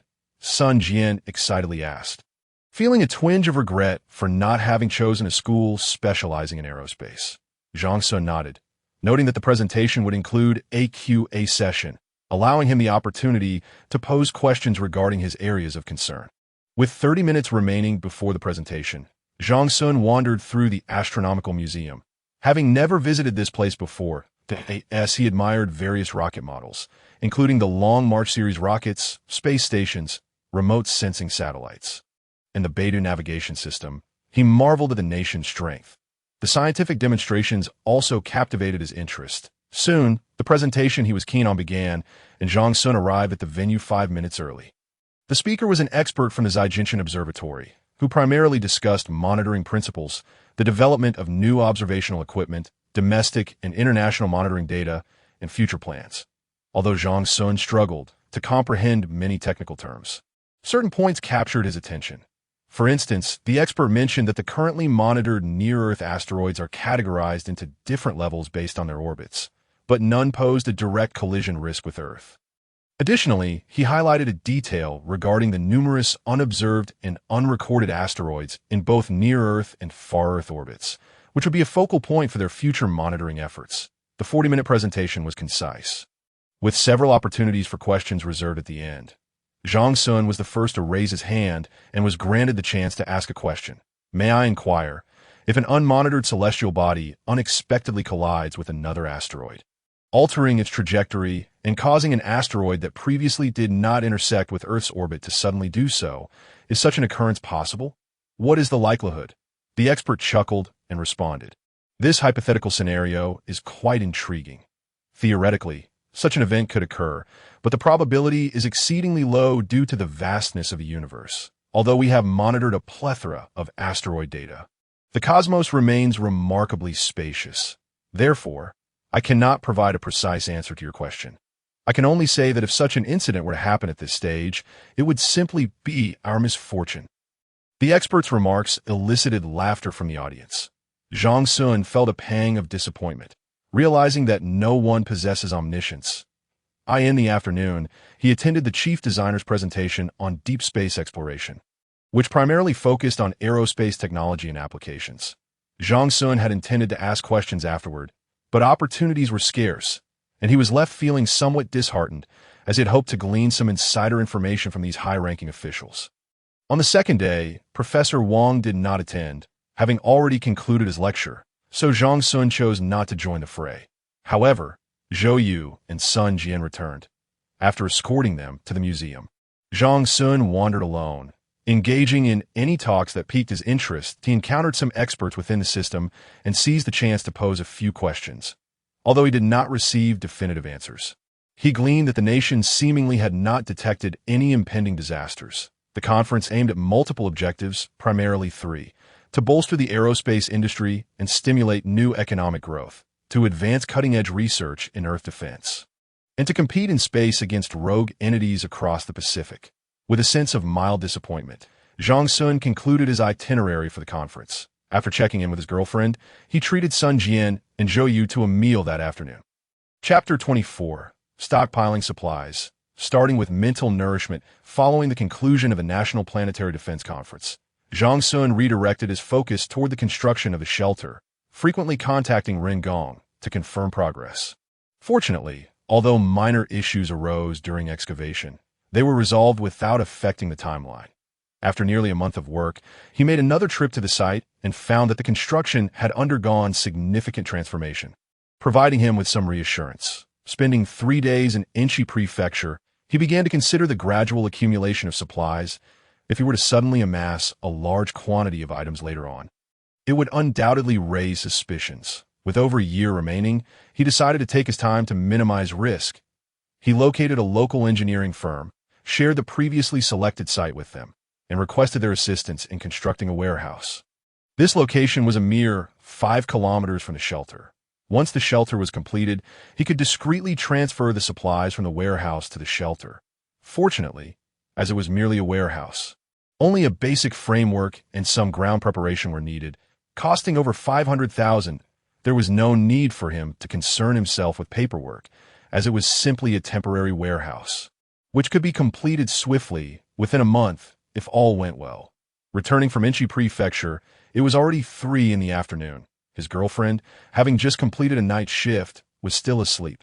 The next day, he visited a computer store to check on hard drives. The most common size available was 2 TB, while the largest reached 20 TB. As he browsed, he assessed various brands for quality and capacity. After careful consideration, he decided on the Seagate Galaxy Enterprise Grade 16 terabytes solid-state drive. Instead of purchasing at the store, he opened the official flagship store of Lanka on Taobao and placed an order for 50 units. At 2,000 yuan each for a 16 terabyte solid-state drive, the total came to 100,000 yuan. Shortly thereafter, a large box was delivered to his home. Upon seeing the numerous hard drives, his girlfriend was filled with curiosity. "Why did you buy so many hard drives?" Zhang Xun replied with a smile. "These are for our vacation hotel that will be opening soon, and they're SA Cinema. So I needed a batch of pre-downloaded film and television resources. Are you interested in doing some part-time work? For each hard drive you fill, the hotel will give you a 2,000 yuan subsidy, and we can reimburse your memberships from various streaming platforms." He added. His girlfriend's eyes lit up. "Really? Can I take them to the hospital with me? The network at our nurse's station is fast out of course not. If you take something that large to the hospital, people will think you're up to something suspicious. Just work on it whenever you have time off. But you can also download some documentaries like the A Bite of China series. The more the better, but keep them organized. Dramas, movies, and documentaries should be downloaded separately." Zhang Xun continued. "Just let me know each time you finish filling a hard drive, and I'll arrange for the company to transfer the funds." His girlfriend was elated. "That sounds great. I can spend a little time each day selecting resources and just let the computer do the downloading. However, the internet speed at home is too slow. You should call the mobile service provider and ask them to upgrade our internet." She insisted. Seeing her fixation on the money, Zhang Xun felt a bit helpless and reluctantly called 10086 to upgrade their home internet from a 100 M package to the maximum speed available. After dinner, with over 2 hours until her shift began, Du Jing eagerly powered up the family desktop. Connecting the hard drives, she promptly subscribed to a VVIP account on a video streaming site, selecting 50 to 60 television series and hundreds of episodes to download locally. "Hey Xiaodu, if you don't leave soon, you'll be late," Zhang Xun urged his girlfriend, who was still seated, transfixed by the computer screen. "Just wait 5 more minutes. The 3rd episode is almost finished downloading. That I want to see if the speed changes," she replied, barely glancing at him. "You could just let it download on its own. It won't be turned off until tonight anyway," Zhang Xun remarked, exasperated. "Just make sure to keep an eye on it. We don't want it to get interrupted," she retorted. Having finished speaking, he finally rose to his feet. After accompanying his girlfriend to work, Zhang Xun cast a glance at the screen of his desktop computer, but chose to disregard it. Instead, he opened his laptop and logged into the National Digital Library of China. After registering an account, he selected a plethora of books on various subjects such as architectural fundamentals, medicine, electronic information, and mechanical equipment, and began downloading them. These resources might prove invaluable in the future. However, he also intended to download materials from other genres, including humanities, history, mathematics, physics, and chemistry. The former could serve as a means to pass the time, while the latter would simply be a personal memento for Zhang Xun. There was no rush, as he still had ample time to download them later. It should be noted that this service was not free. Both downloading and reading required payment. Fortunately, Zhang Xun was financially secure and had subscribed to the highest membership tier, allowing him the greatest discounts on a substantial number of books. In addition to these subjects, he also downloaded several survival manuals for apocalyptic scenarios, such as The Friend of Dual-Use Talents, Weissman's Survival Handbook, and the Barefoot Doctor's Manual. Beyond the electronic versions, he felt compelled to purchase physical copies of these 3 books as well. Thus, he retrieved his phone and placed an order online, acquiring 5 sets of each title. After completing this, he took out a notebook and a pen, jotting down notes. He needed to download some web novels and gather foreign study materials, pondering how many volumes a 16 terabytes hard drive could accommodate. However, finding these resources proved to be quite cumbersome. Zhang Xun contemplated for a moment, then pulled out his phone and searched for a long-lost contact. Dialing a number. "Hello, son. Where you up to? Oh wow, is that you, kid? Dad was just playing League of Legends. Did you finish?" Zhang Xun inquired with a chuckle. "Yes, I'm about to take a shower." The voice on the other end was thick with fatigue. Wow, you really were playing League of Legends. What were you thinking? Dad just got off the plane. A frustrated voice responded. After exchanging playful banter for a while, Zhang Xun got to the point that I didn't expect you to be so thirsty for it. Understanding Zhang Xun's implication, laughter resonated through the phone. Spill it. How do I go about it? Zhang Xun pressed. It's quite simple. Just buy it online. Buy it online. Exactly. You need resources, spend a little money, and others will provide them for you. Novels, study materials, you name it, and in abundance. You have a source. Of course, if you want, I'll give you the contact information, and you can reach out yourself. Great. Zhang Xun replied enthusiastically, within a minute of hanging up. The contact details arrived, not just one, but several individuals' information. Zhang Xun proceeded to call and add them on WeChat one by one. In other circumstances, he might have hesitated to call during the day. But it was far too late for such concerns now. Yet, for educational matters, evenings proved to be the most suitable time. Fortunately, as these were acquaintances, the conversations were straightforward, leading to a pleasant agreement for collaboration. The cloud storage from one platform, the cloud storage from another. There was an overwhelming abundance of study materials. Zhang Xun did not bother with concerns about duplicate downloads. He simply proceeded with the downloads. Numerous novels were included, all neatly packaged, urban, fantasy, martial arts, and more. Zhang Xun methodically worked through the downloads, and before he knew it, it was 3 in the morning. Had he not reached his limit, he might have continued through the night. The following day, a series of alarms finally roused him from slumber. He checked his progress, quickly shut down his computer, and removed the hard drive. With so much material accumulated, he would have to continue downloading later. The most pressing task at hand was to pick up his girlfriend from work. Upon arriving, Du Jing regarded him with a look of suspicion, asking, "Why do you look so haggard? Did you not sleep well last night?" Insomnia. It's best not to drink tea at night, or it can lead to sleeplessness. Zhang Xun replied nonchalantly, his heart steadied. In the ensuing days, Zhang Xun dedicated himself to downloading an array of materials, filling 16 terabytes hard drives to the brim. The process of downloading various novels and films from larger platforms had proven to be quite tedious. However, after purchasing resources online, the downloading became significantly more convenient. He amassed a vast collection of books, ranging from children's fairy tales to various educational materials spanning primary school to university, alongside foundational texts from numerous fields, although he might never glance at 99 of them throughout his life. Having them provided him with a sense of comfort. Whenever she had free time, his girlfriend also busied herself downloading movies, television series, documentaries, and animations from various platforms. Their home computer had been running nonstop for 24 hours a day. And as Zhang Xun gazed at the buzzing CPU, he pondered whether to purchase another one. Time swiftly passed, and soon it was June. 2 months had elapsed since the official commencement of the shelter. Zhang Xun occasionally called to inquire about progress, and fortunately, everything seemed to be proceeding smoothly. The local construction company he had found in Inchi Prefecture, tasked with building a warehouse, was nearing completion, and he anticipated being able to conduct an inspection the following week. While diligently downloading various resources online, he also contemplated the accumulation of supplies for the future.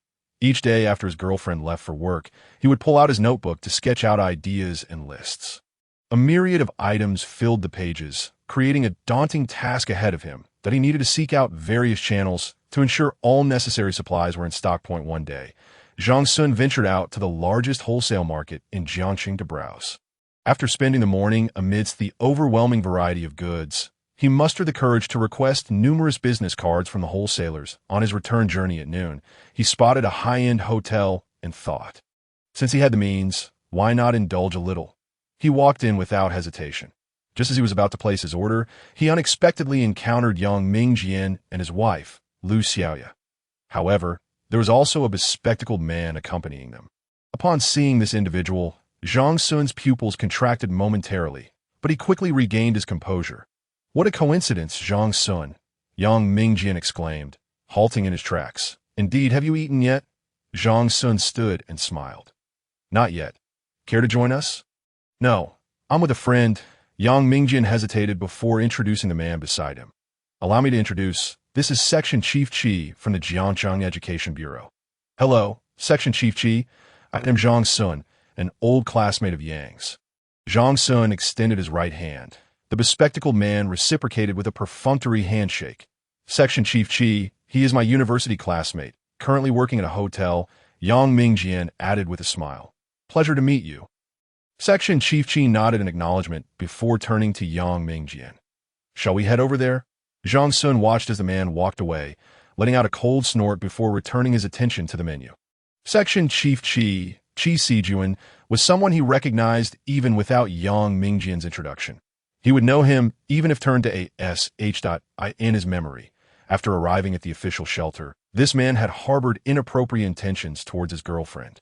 Du Jing, being a nurse with decent looks and medical knowledge, held a valuable role in the shelter, enjoying privileges beyond those of ordinary individuals. Meanwhile, Qi Sijuan, having been a government official before the apocalypse, assumed a mid-level management position within the shelter due to his previous status, that he had set his sights on Du Jing, frequently attempting to make advances, but Zhang Xun had always driven him away with his reprimands. Later, harboring resentment, Qi Sijuan often caused them trouble, even withholding supplies on occasion. Fortunately, less than a year later, this scoundrel fell ill and passed away. Spotting him today rekindled Zhang Xun's memories, and with his characteristic desire for vengeance. He began contemplating how to deal with Qi Sijuan during lunch. He recalled overhearing the man boast about his former glory at the Education Bureau, claiming how he was valued by superiors, with subordinates currying favor, and even mentioning having a few mistresses on the side. Qi Sijuan was likely in his 40s, and Zhang Xun remembered he had a wife who was not particularly attractive. With this thought, Zhang Xun's mind began to formulate a plan. After finishing his meal, Zhang Xun drove to the Golden Age residential community, parking his car at the entrance, upon seeing Zhang Xun's vehicle. The security guard promptly approached him, stating, "Sir, you cannot park here.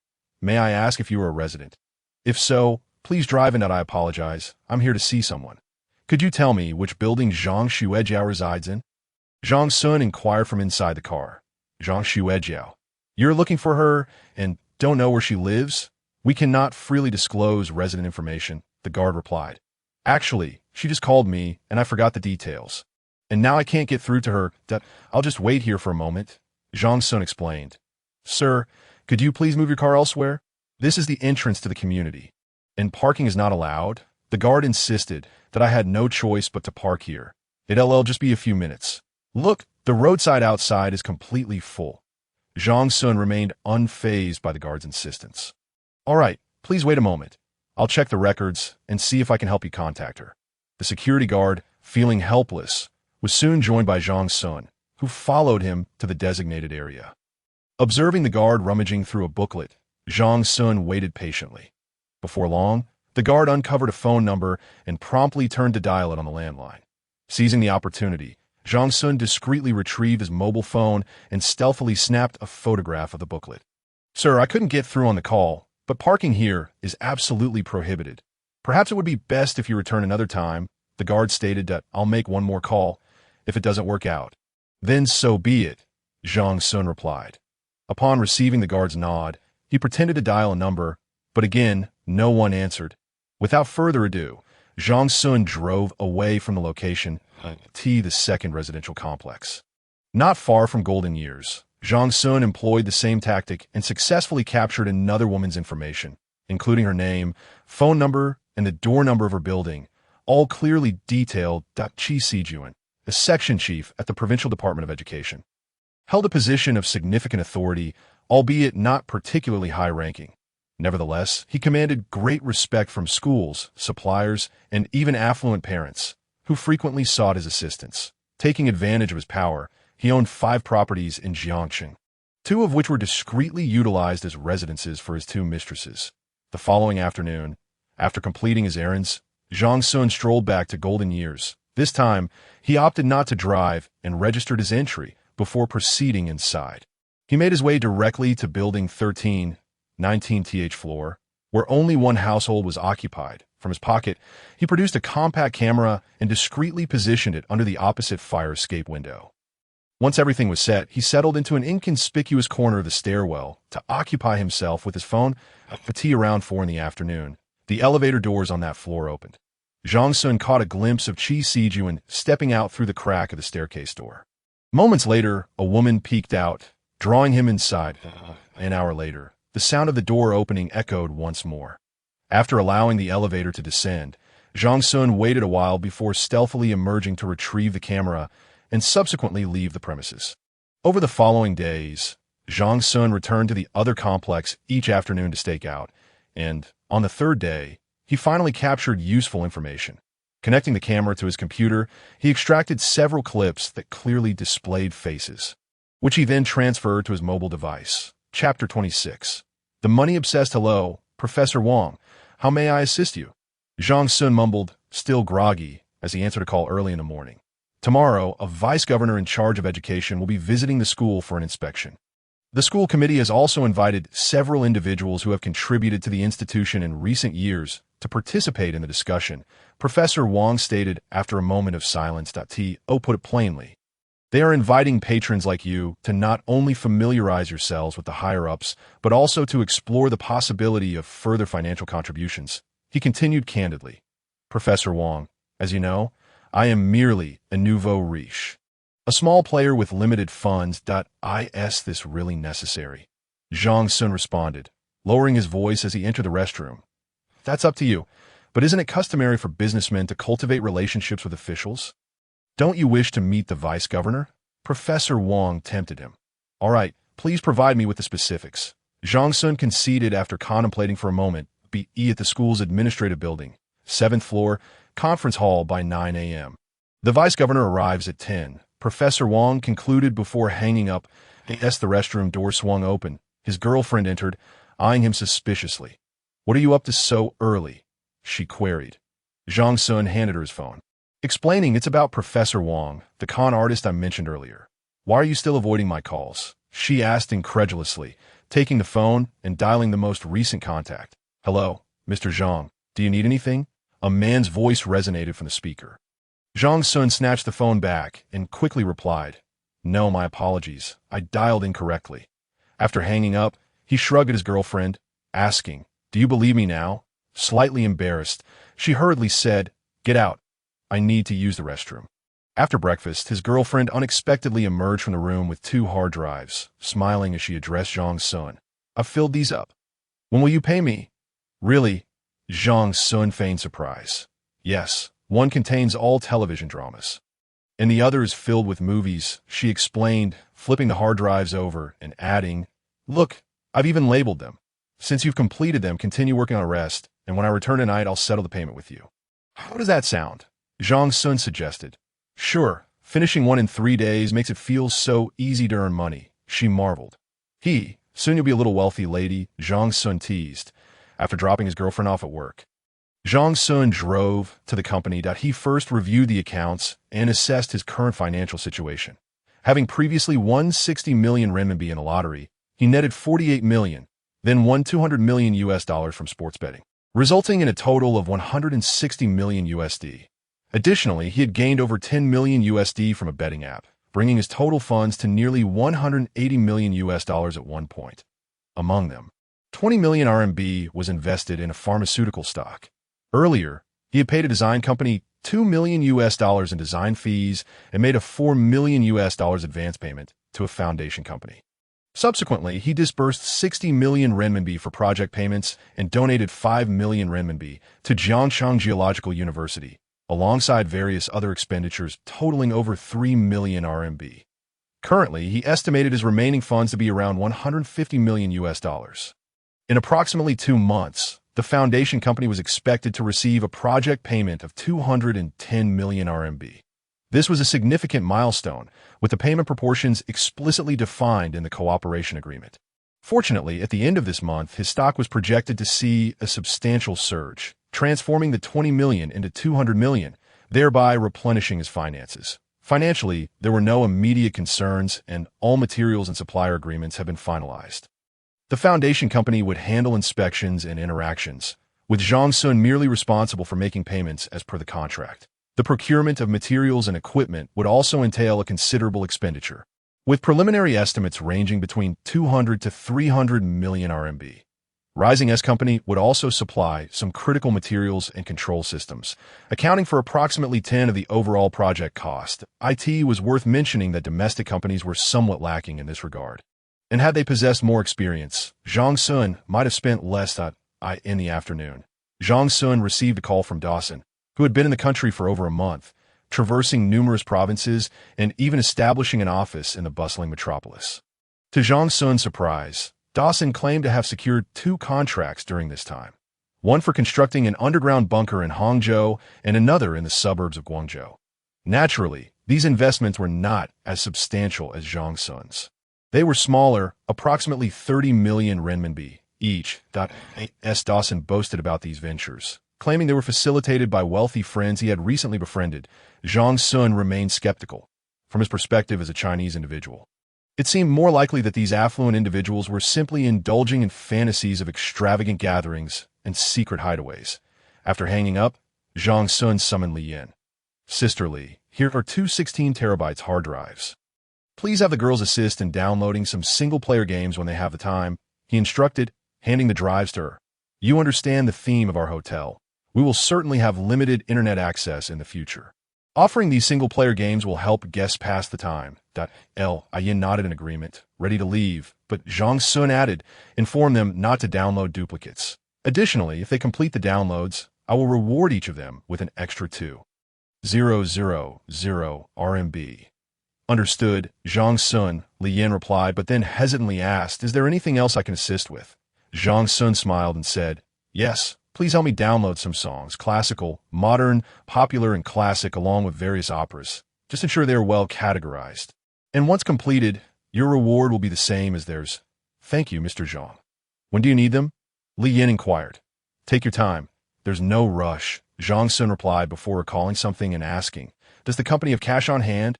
"Yes, there's 500,000 renminbi in the safe," Li Yin informed him. Previously, she had withdrawn some cash for specific needs, which Zhang Xun had not followed up on. After confirming, he instructed her, "Please withdraw 10,000 renminbi for me and keep a record." "All right, Mr. Zhang, if there's nothing else, I'll take my leave," Li Yin acknowledged, and Zhang Xun nodded in response.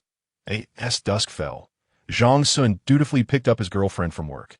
When it was time for dinner, he pulled a wad of cash from his pocket, playfully waving it in front of her. "Look, what do we have here? Money.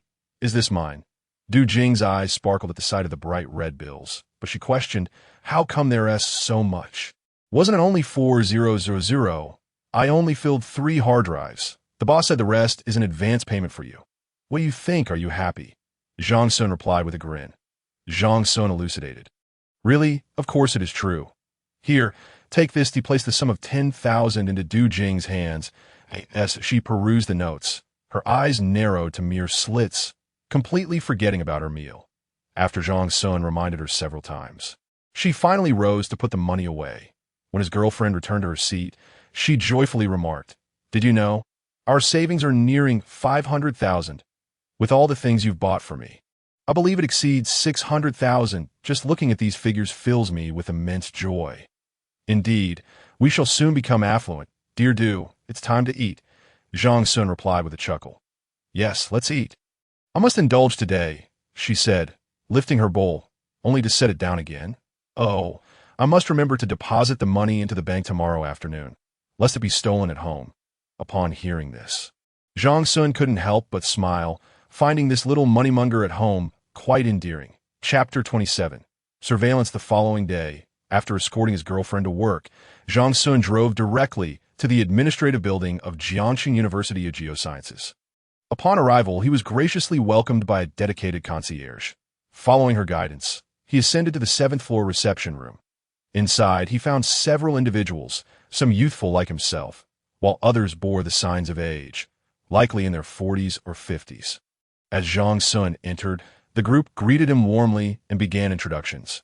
After a few minutes of awkward small talk, he gleaned their identities. Among them were real estate moguls and titans of the internet technology sector.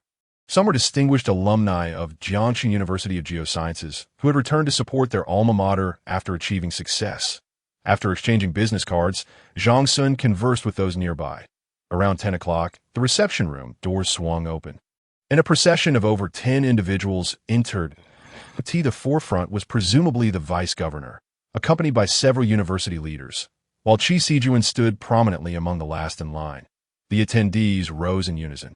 forming a cue to shake hands with the vice governor Qi Sijun. Upon spotting Zhang Xun, felt a flicker of surprise. To be honest, upon their first encounter, Zhang Xun had appeared rather ordinary, and with Yang Mingjin's introduction of him as a hotel worker, she had dismissed him as merely an average employee. It seemed she had misjudged, for those gathered here were either billionaires or individuals of remarkable reputation. Zhang Xun, though not previously known to her, might just be an invisible tycoon. Greetings, Governor Li. I am Zhang Xun, and it is an honor to meet you today. Zhang Xun introduced himself with poised So you're the young Zhang that I heard from the principal that you recently donated $5 million to Jiangxing University of Geosciences. On behalf of the government and the institution, I express our gratitude for your contributions to education, Vice Governor Li said, patting Zhang Xun's hand gently. It is my duty. After all, money is merely a series of numbers. Investing in education and giving back to society is what truly matters, Zhang Xun replied earnestly, embodying humility. After exchanging pleasantries, the conversation continued with the others. About 10 minutes later, the formalities concluded. Please, everyone, take your seats and feel at ease, the vice governor urged, and, as the room settled, he continued. Earlier, I had the opportunity to walk around the campus with several of our esteemed leaders. I observed that the teaching facilities and living conditions have improved significantly since my last visit 3 years ago. His words were met with enthusiastic applause. In his heart, Zhang Xun summarized the essence of his speech into 3 main points. First, he hoped that the business and technology leaders present would continue to support the university, investing more into higher education. Second, he urged them to leverage their networks to bring in more talent to teach at the university. And third, to facilitate a healthy cycle between academia, industry, and research. During the symposium, Zhang Xun actively shared his insights, pledging to allocate funds at an appropriate time to support the living expenses of underprivileged students. With Zhang Xun leading the charge, others in attendance also made commitments.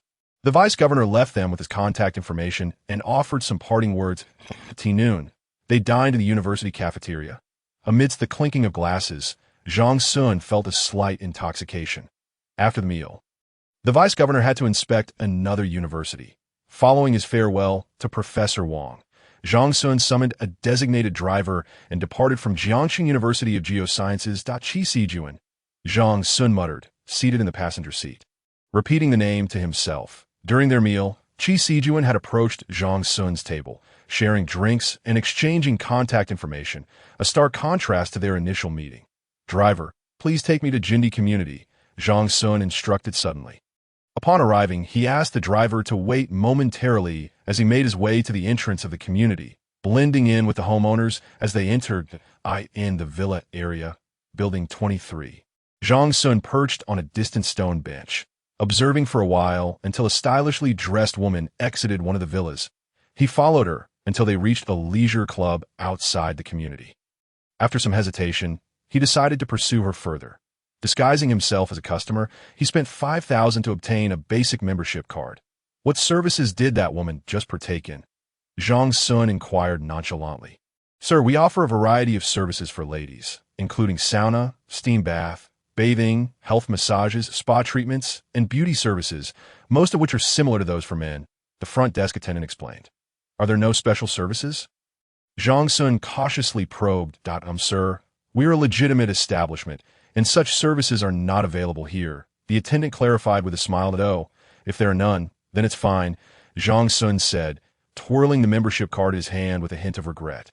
Just take me for a massage. Soon, he was led to a dimly lit room, adorned with pink lighting and an intimate decor, causing Zhang Xun to swallow hard. Hello, Technician 98 will be at your service. A sweet voice chimed as Zhang Xun lay on the massage table, his palms growing clammy with sweat. Fortunately, this was a proper establishment, he thought. Otherwise, he might not be able to handle the temptation. After about 30 minutes of massage, Technician 98 continuously urged him to relax, and he found himself nearly dozing off. Sir, we are halfway through.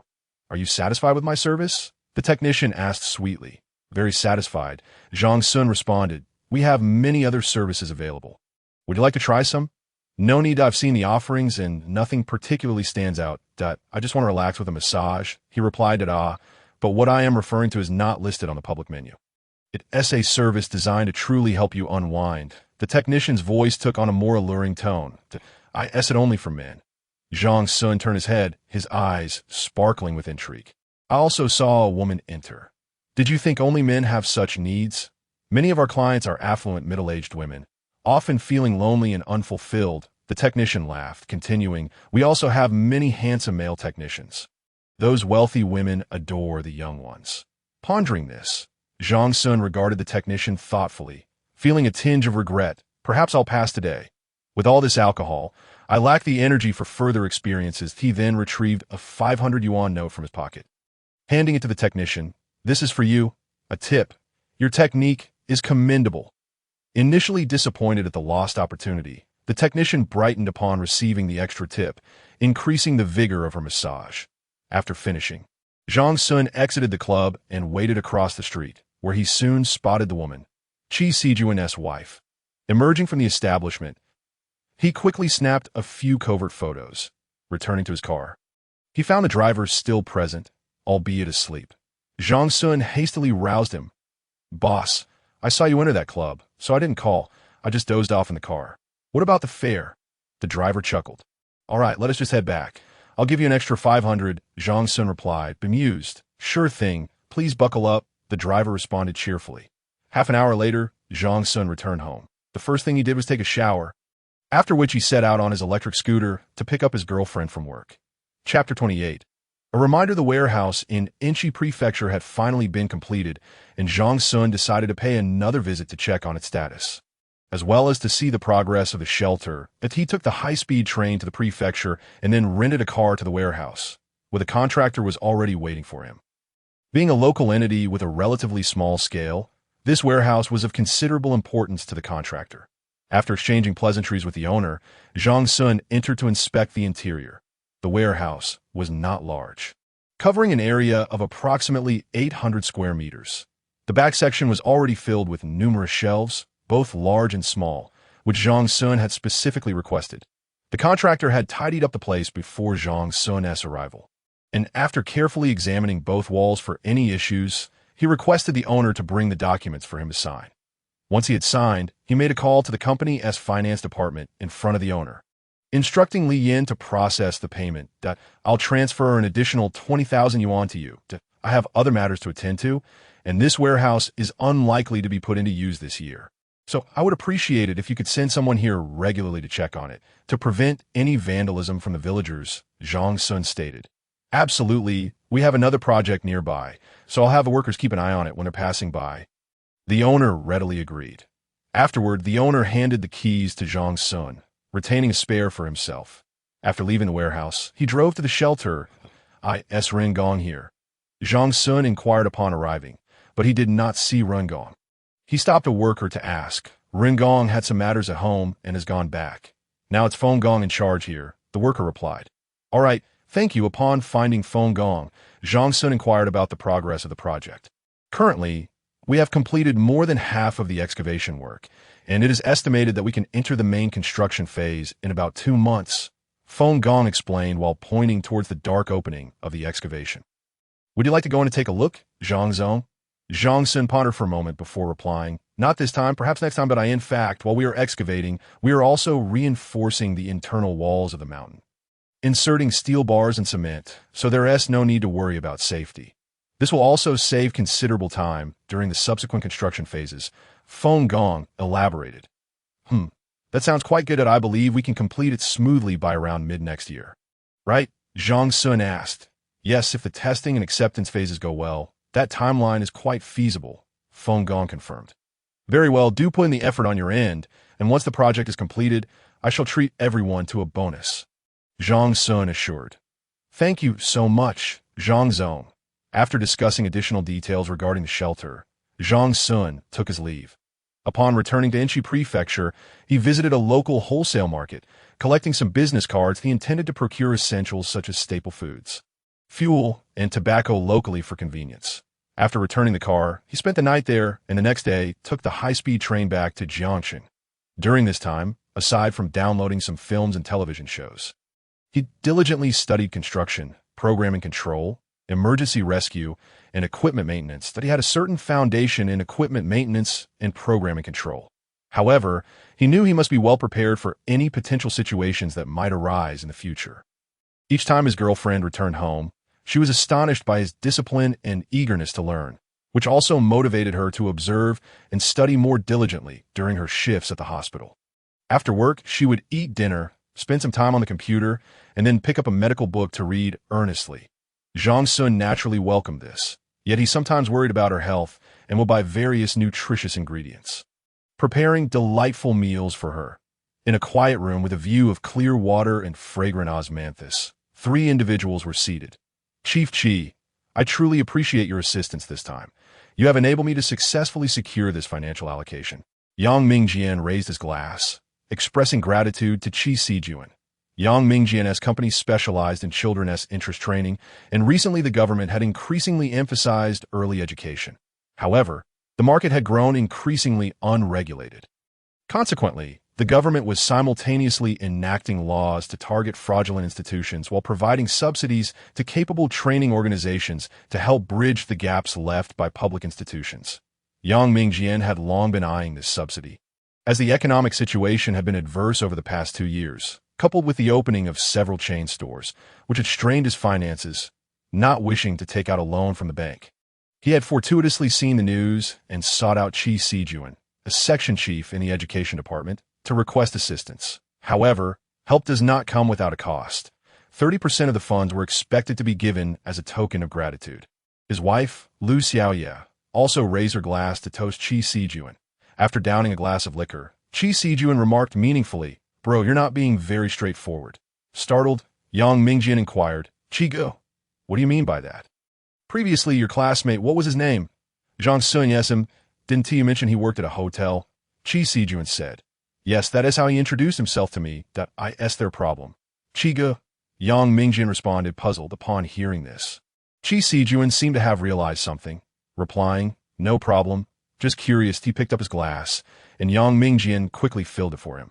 Just as Chi Sijuan was about to take a sip, he suddenly set it down and said to Yang Mingjian and Lu Xiaoye, "Your classmate is quite remarkable. Even the governor has praised him."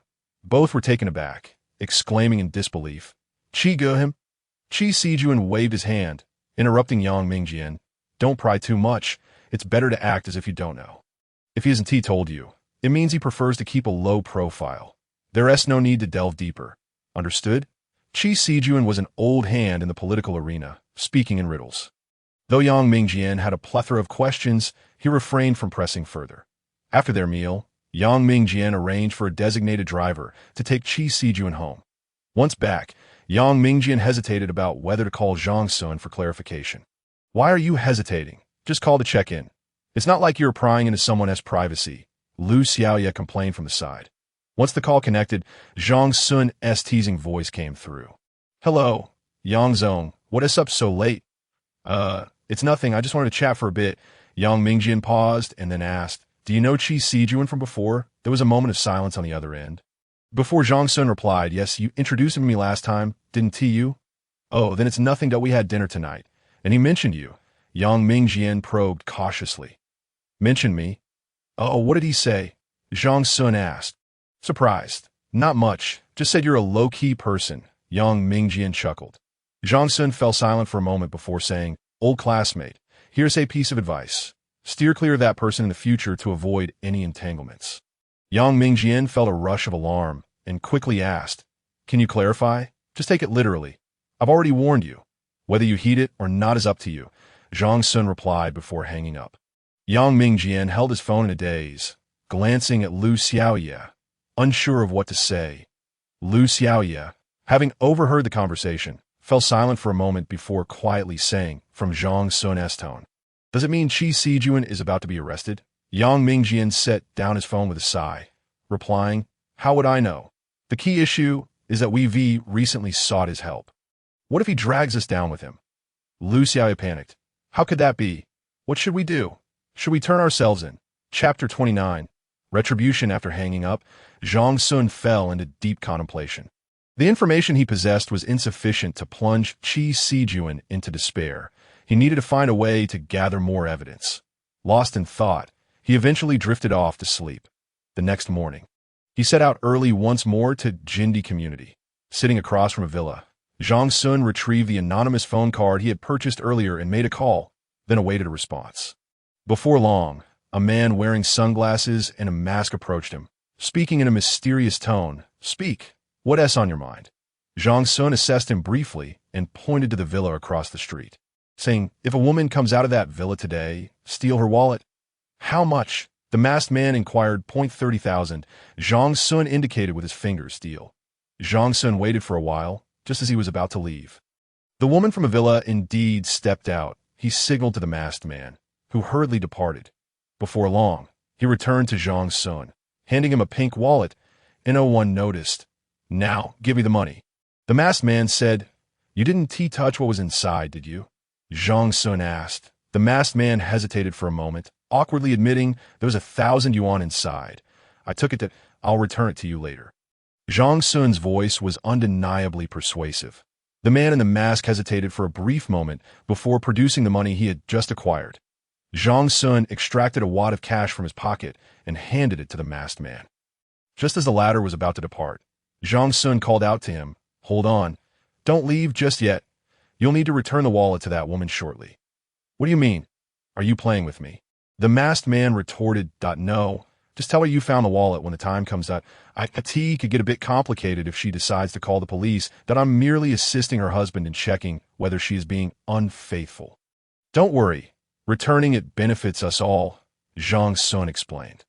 "Overindulging leads to trouble," the masked man mumbled under his breath. Zhang Xun paid him no mind, opening the wallet to take photos of the identification cards and bank cards within. He also discovered a photocopy of Qi Sijuan's ID in the wallet. After capturing the images, he returned the items to the wallet. 10 minutes later, the woman hurriedly approached the villa. The masked man accepted the wallet from Zhang Xun, removed his sunglasses, and approached her with a feigned urgency, saying, "Ma'am, did you lose something?" The woman scrutinized him with suspicion and replied, "Yes, I lost my wallet, a pink one with 1,000 yuan in cash." "Did you find it? Please give it back to me." The masked man retrieved the wallet and said, "It seems to truly belong to you. I've been waiting here for quite some time." She snatched the wallet from him, inspected its contents, and upon finding everything intact, she beamed with joy and exclaimed, "Thank you so much." As she spoke, she extracted the 1,000 yuan and offered it, saying, "Consider this a token of my gratitude." The masked man hesitated for a moment, but seeing her genuine expression, he firmly declined, stating, "My mother taught me from a young age to never take what isn't mine, nor to benefit without effort." Zhang Xun, observing the tug-of-war from a distance, found himself at a loss for words and quickly departed. After lunching out, he sought a secluded spot, pulled out an unregistered phone, and made a call. "Hello. Is this the pursuer?" "It's me. What do you need?" The voice on the other end responded coldly, "I need you to look up 2 individuals, focusing on property and privacy information, among other details. Payment is required." "How much are you willing to offer?" The other party inquired, "If you can provide me with useful information, a flat fee of 100,000 yuan. But for now, I can only offer a 10,000 yuan deposit. The remainder will be paid upon completion," Zhang Xun stated. "All right, send me their identification information. I'll text you an email and my account details shortly." The caller concluded before hanging up. Zhang Xun smiled, feeling that his plan was halfway realized. The man in the mask was actually a thief, while the person on the other end of the line was a hacker. Zhang Xun had previously procured resources for various individuals, some of whom had extensive connections: thieves, hackers, live streamers, models, you name it, as long as money was involved. This arrangement spared Zhang Xun some trouble. In under 3 minutes, the email and account details arrived. Zhang Xun sent the photos he had taken, including Qi Sijuan's phone number, to the hacker and transferred the 10,000 yuan. Having completed his tasks, he hummed a tune and leisurely made his way home. The following afternoon, his inbox pinged with messages. Upon opening one, he was astonished to discover a wealth of incriminating evidence. In addition to the villa, Qi Sijuan owned 3 other properties under his name and 2 registered under his wife's name, collectively valued at nearly 15 million yuan, although the exact balance in his wife's bank account was undisclosed. The bank statements revealed a continuous influx of funds, approximately 20 million yuan over the past year alone. Even more scandalous were the contents found on both their phones. Zhang Xun could only marvel at how both were indulging in their own affairs, completely oblivious to each other's indiscretions. This included videos, photographs, and chat records exchanged between them. Zhang Xun subsequently transferred an additional 90,000 yuan to the hacker's account and sought out a cyber CAF. He packaged the incriminating information and anonymously forwarded it to both a news agency and a disciplinary inspection platform. After completing these actions, Zhang Xun finally exhaled in relief. He backed up the evidence to his personal phone via Bluetooth, then disposed of the unregistered phone along with its SIM card. The next step was to await the unfolding of a miraculous revelation. Upon returning home that evening, his girlfriend chided him for his recent mysterious behavior. Zhang Xun offered an awkward smile without elaborating. The next day, Yang Mingjian hastily called him, saying, "Zhang Xun, I turned myself into the disciplinary inspection yesterday." "What? You turned yourself in? Why would you do that?" Zhang Xun inquired, puzzled, given his awareness of Yang Mingjian's connection to Qi Sijuan, but lacking insight into their underlying circumstances. Yang Mingjian explained the situation regarding his request for Qi Sijuan's assistance and continued. "The inspectors just informed me that Qi Sijuan was detained this morning due to the origins of his substantial wealth being unclear. I need to wait for further updates." Yang Mingjian, feeling apprehensive, suddenly heard Lu Xiaoya's voice exclaim, "Honey, you must see the news. It's all about Qi Sijuan." Yang Mingjian paused, glancing at the phone Lu Xiaoya had handed him, which displayed headlines regarding Qi Sijuan's infidelity and bribery evidence. Finally, he expressed to Zhang Xun, "Thank you for the heads up. Otherwise, I would have been embroiled in bribery charges. Thankfully, I turned myself in first, which could provide me with a glimmer of hope that I also discovered that if a briber voluntarily discloses their actions before being pursued, they may receive reduced penalties or even be exempt from punishment. This is a specific provision for self-reporting bribers. According to Article 67 of the criminal law, those who voluntarily surrender may receive lighter or reduced sentences. And in cases of lesser crimes, punishment may even be waived. That I should fall under that category, right?" Yang Mingjian pondered aloud.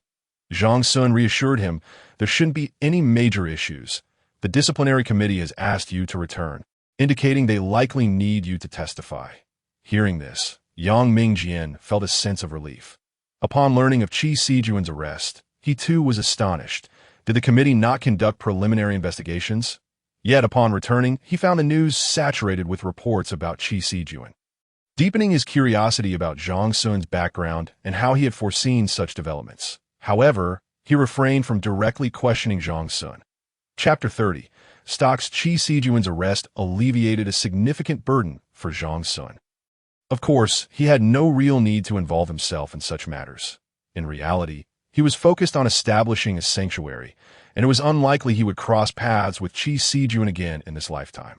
Nonetheless, upon recalling Qi Sijuan's face, Zhang Xun felt a surge of anger and hatred filling his mind. His sole desire was to see Qi Sijuan utterly disgrace, as for Qi Sijuan, who was already in detention. He couldn't fathom who was orchestrating his downfall, nor could he comprehend the sheer volume of evidence against him. However, that was now irrelevant. His extramarital affairs, acceptance of bribes, and the origins of his vast wealth were more than enough to seal his fate. The next morning, while whistling, Zhang Xun went to pick up his girlfriend after her shift. During breakfast, he received a call from Yang Mingjian. "Zhang Xun, are you free tonight? I'd like to treat you and your wife to dinner." "Sure, but let's not revisit past matters, all right?" Zhang Xun readily agreed. After hanging up, he turned to his girlfriend and said, "We have a delicious dinner plan tonight. Yang Mingjian is treating us to some exquisite cuisine." His girlfriend inquired, "Why the sudden invitation?" "It's just a casual gathering," Zhang Xun replied. That evening, he drove his girlfriend to the restaurant where Yang Mingjian and Lu Xiaoya were already waiting. Upon Zhang Xun's arrival, they hurriedly greeted him at the entrance of their private dining room. Du Jing was bewildered by the couple's enthusiasm, unsure of the situation, and ended up enjoying the meal in a state of confusion. Yang Mingjian tactfully avoided mentioning past events, and even refrained from inquiring about Zhang Xun's background. The conversation revolved around shared experiences from their school days. Meanwhile, Lu Xiaoya attempted to subtly glean information from Du Jing during their chat. But Du Jing, oblivious, provided answers of little value. After dining, as his girlfriend had to return to work, The couple left early. What was that all about? Why were they so friendly, almost deferential? Du Jing asked in the car. Zhang Xun offered a vague explanation to brush it off to be by the way. I have a business trip tomorrow, so I won't be able to pick you up, he suddenly announced. Where are you going for the trip? How many days will you be gone? His girlfriend questioned Magic City. Probably 2 to 3 days, he replied. Zhang Xun as the end of June approached, he had been preoccupied with matters concerning Qi Sijuan, leaving him little time to monitor the fluctuations of the stock market. This morning, he received an unexpected call from a pharmaceutical company, inviting him to attend the shareholders' meeting in the bustling metropolis of Shanghai. It was then that Zhang recalled his investment in stocks at in haste. He opened his phone and discovered that the stock he had purchased had been soaring for quite some time. The shares he acquired for 20 million had now escalated to over 100 million. And he estimated that within a couple of days, it might reach 200 million, that since the pharmaceutical company had launched 3 new products. The market had been significantly shaken, causing the company's stock to skyrocket. As a minor shareholder, it was only natural for Zhang Xun to be invited to the shareholders' meeting. After receiving the call, he promptly booked a flight to Shanghai. His intentions for attending the meeting were clear. He wished to gain insight into any new drugs under development at the company and to inform the decision-makers about his plans to liquidate his stock in the near future.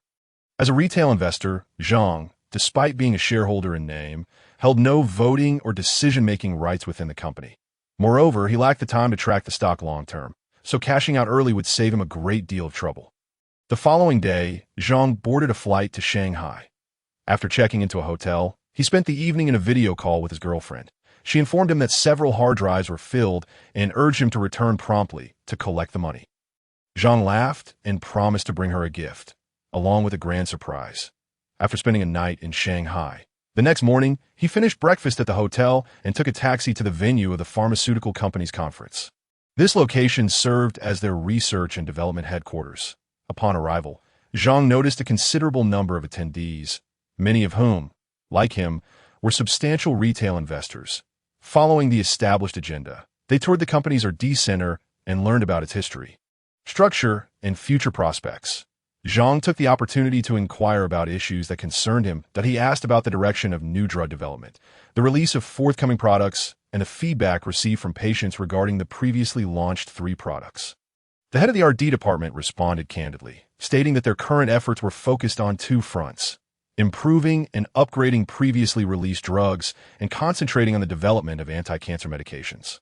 The R&D cycle for cancer drugs is lengthy, and while some progress has been made, clinical trials are still a considerable way off. Regarding the previously launched products, the feedback from patients has been overwhelmingly positive. Zhang nodded thoughtfully upon hearing this. He had a keen interest in those 3 products, especially as his mother and future father-in-law were aging. Should they encounter age-related ailments, it would indeed pose a problem. With the potential for new drugs on the horizon, it could alleviate some of his worries. After 2 hours of touring and questioning, the shareholders felt quite satisfied. They enjoyed a simple lunch in the company cafeteria, and in the afternoon, the shareholders' meeting commenced. The CEO introduced the company's financial status, personnel policies, market performance, and future plans, topics of great interest to the shareholders. In summary, the company's prospects appeared bright, with robust R&D capabilities, and more importantly, the potential for profits. Zhang watched this scene with enthusiasm. It was his first time attending such a meeting, and it felt somewhat surreal. The afternoon passed swiftly, and the pharmaceutical company had arranged a banquet at a nearby restaurant to celebrate with the shareholders. During the toasting, Zhang took the opportunity to discuss his situation with the CEO, providing a reason for his urgent need for funds and his intention to sell his shares. The CEO was taken aback but intrigued. Although he understood that Zhang, as a retail investor, operated through a trust account and could not engage in direct buy-sell transactions.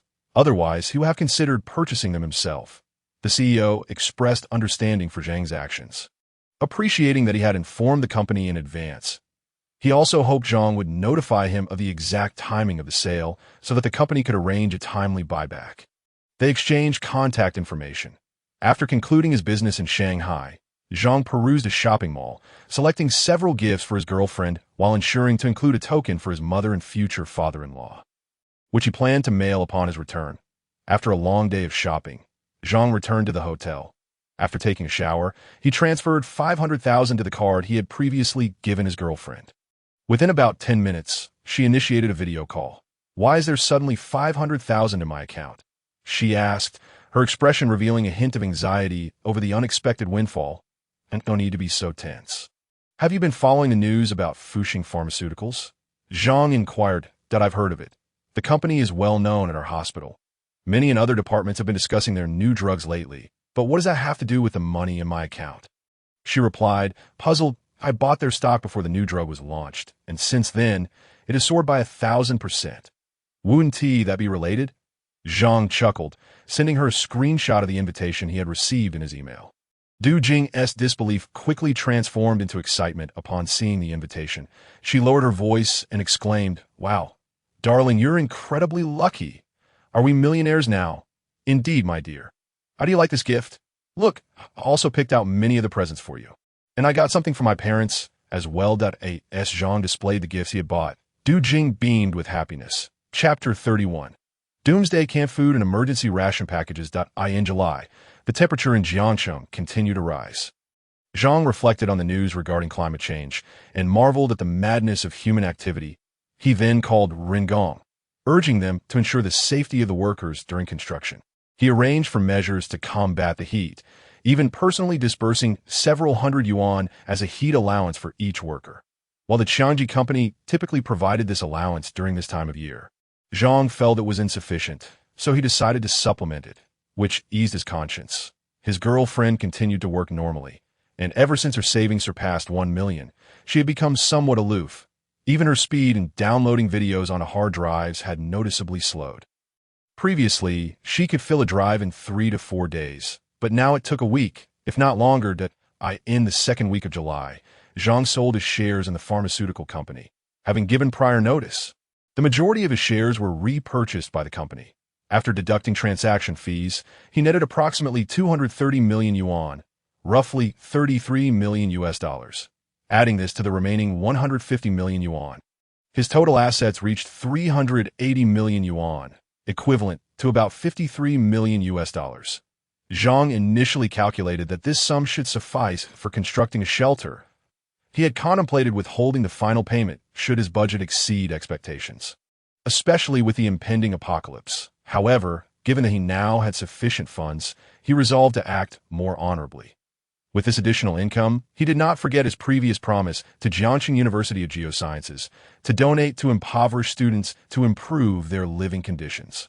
After locating the school's account, Zhang transferred 500,000 yuan. He then called Professor Wang, stating, "Hello, Professor Wang, I've deposited a sum into the school account, as I promised during my meeting with the vice governor.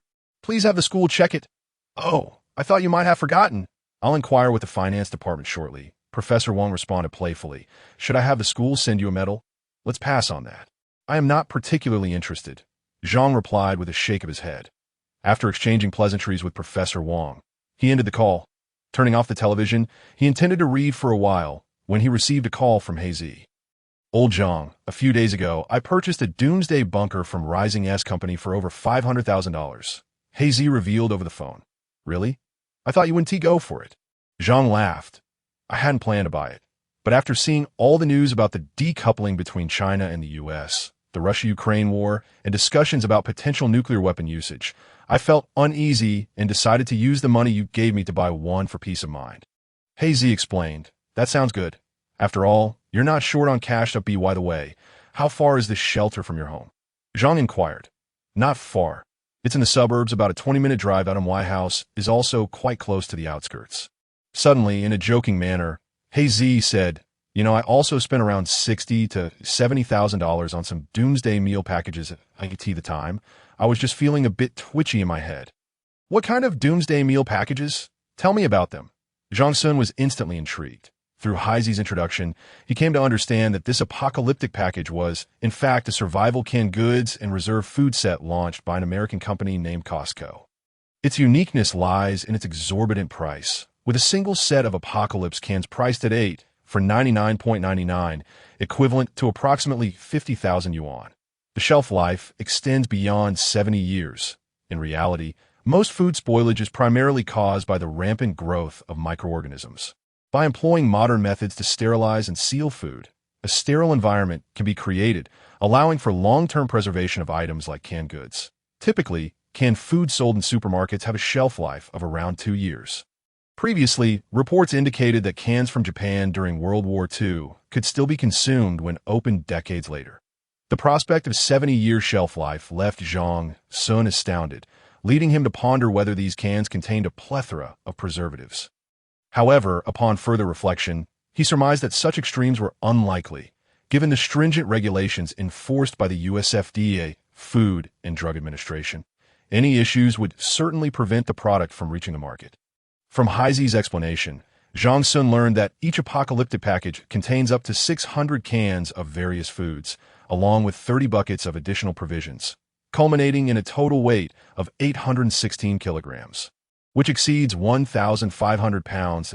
If a Chinese family were to stockpile 1,500 pounds of rice and flour, it would undoubtedly suffice for their sustenance for 1 to 2 years, thus making the exorbitant price of the apocalyptic cans less surprising. Moreover, this package comprises not only staple grains such as flour, cereals, and rice, but also dehydrated fruits, dehydrated vegetables, corn, legumes, meats, dairy products, and some essential spices. Each person can consume 2,000 calories daily to meet their basic energy needs. It is said that one package can sustain a family of 4 for an entire year. After listening to Heizi's introduction, it was no surprise that Zhang Xun felt a surge of desire. Regardless of the taste, the vast variety and exceptionally long shelf life made his mouth water. The issue of stockpiling had long been a source of concern for Zhang Xun. Although staple grains generally have a longer shelf life, they are significantly affected by temperature and humidity, making it impossible for him to guarantee proper storage. For instance, unhulled rice, when vacuum sealed, might be preserved for 20 years. However, he had little confidence that hulled grains could last beyond 10 years. This was also the reason he needed to establish an ecological zone, as it would yield a continuous supply of fresh food. The apocalyptic canned goods and reserve food package that Heizi described undoubtedly provided Zhang Xun with a much-needed lifeline for his future survival. Heizi, could you assist me in contacting this company? I wish to purchase some, and just mention that the quantity is substantial, Zhang Xun urged eagerly. Why do you need so much? Heizi inquired, puzzled. That's not your concern. Our boss is interested, Zhang Xun replied. All right, I will help you reach out. How many packages do you require? I will see if they can offer you a discount, Heizi said. Approximately 200 packages, Zhang Xun stated. That many. Will you be able to consume all of that? Heizi exclaimed, if we can't eat it all, we can sell it. Opportunity. Do you not understand? Zhang Xun chuckled. Fine, I'll get back to you as soon as possible. After Heizi finished speaking, he hung up the phone. Zhang Xun pondered for a moment. Previously, his overseas account held $150 million, and he had transferred $100 million to his domestic account. Additionally, he still had over $10 million in his gambling app, leaving him with a total of more than $60 million. He initially intended to convert all of it into renminbi and transfer it to his domestic account, believing that purchasing this doomsday canned food package would suffice, while potentially needing to buy some items abroad later, so he decided to hold onto the funds for now. The cost for 200 doomsday canned food packages, at retail price, would amount to $1,700,000, which was within Zhang Xun's acceptable range. It was a pity that firearms were prohibited domestically. Otherwise, he would have considered a trip to America to procure some weaponry for the security of his shelter.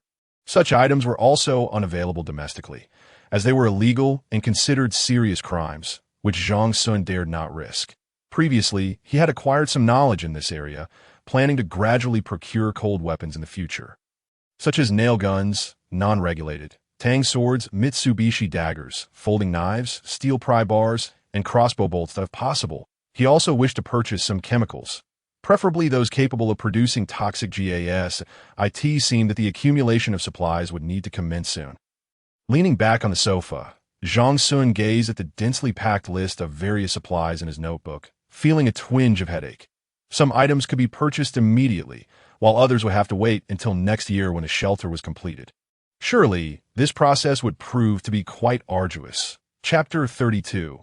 Pre-stockpiling supplies. After informing his girlfriend that he would be on a business trip for a while, he headed directly to Enshi Prefecture, becoming busy once more throughout July. The endeavor of stockpiling supplies officially began, and while food and fuel would likely need to wait until next year, he focused on preparing other materials first. His initial priority was pharmaceuticals. According to his checklist, he purchased small quantities from various pharmacies daily, accumulating a substantial stock over time. Items such as potassium permanganate, iodine tincture, medical alcohol, antibiotics, penicillin, tetracycline, cephalosporins, etc., antimalarials, stomach medications, pain relievers, hemostatic agents. Dermatological medications, gauze, disinfecting cotton, and bandages were among those procured. He also gathered vitamins, cold medicines, anti-inflammatory drugs, surgical knives, and other surgical instruments. Most of these essentials were readily available. Those that were not could be ordered online, comprising basic medical supplies. Additionally, he acquired some special medications and prescription drugs. Although certain pharmacies required a doctor's prescription, they often turned a blind eye. Aside from pharmaceuticals, he purchased weapons online in several batches, acquiring small quantities each time, including nail guns, tang swords, and crossbow bolts. Over the course of a week, he dedicated more than 4 hours daily shuttling between Inchi Prefecture and the warehouse. The hotel where he stayed in the city could not accommodate such a volume of supplies, so he had to transport them to the warehouse immediately after each purchase. After a week, Zhang Xun felt he had nearly completed his procurement of cold weapons and pharmaceuticals, thus shifting his focus elsewhere. In the second week of July, he primarily sought survival tools. For instance, he purchased 5 sets of German Olay product for household multifunctional toolkits and 5 sets of automotive repair toolkits, all ordered online.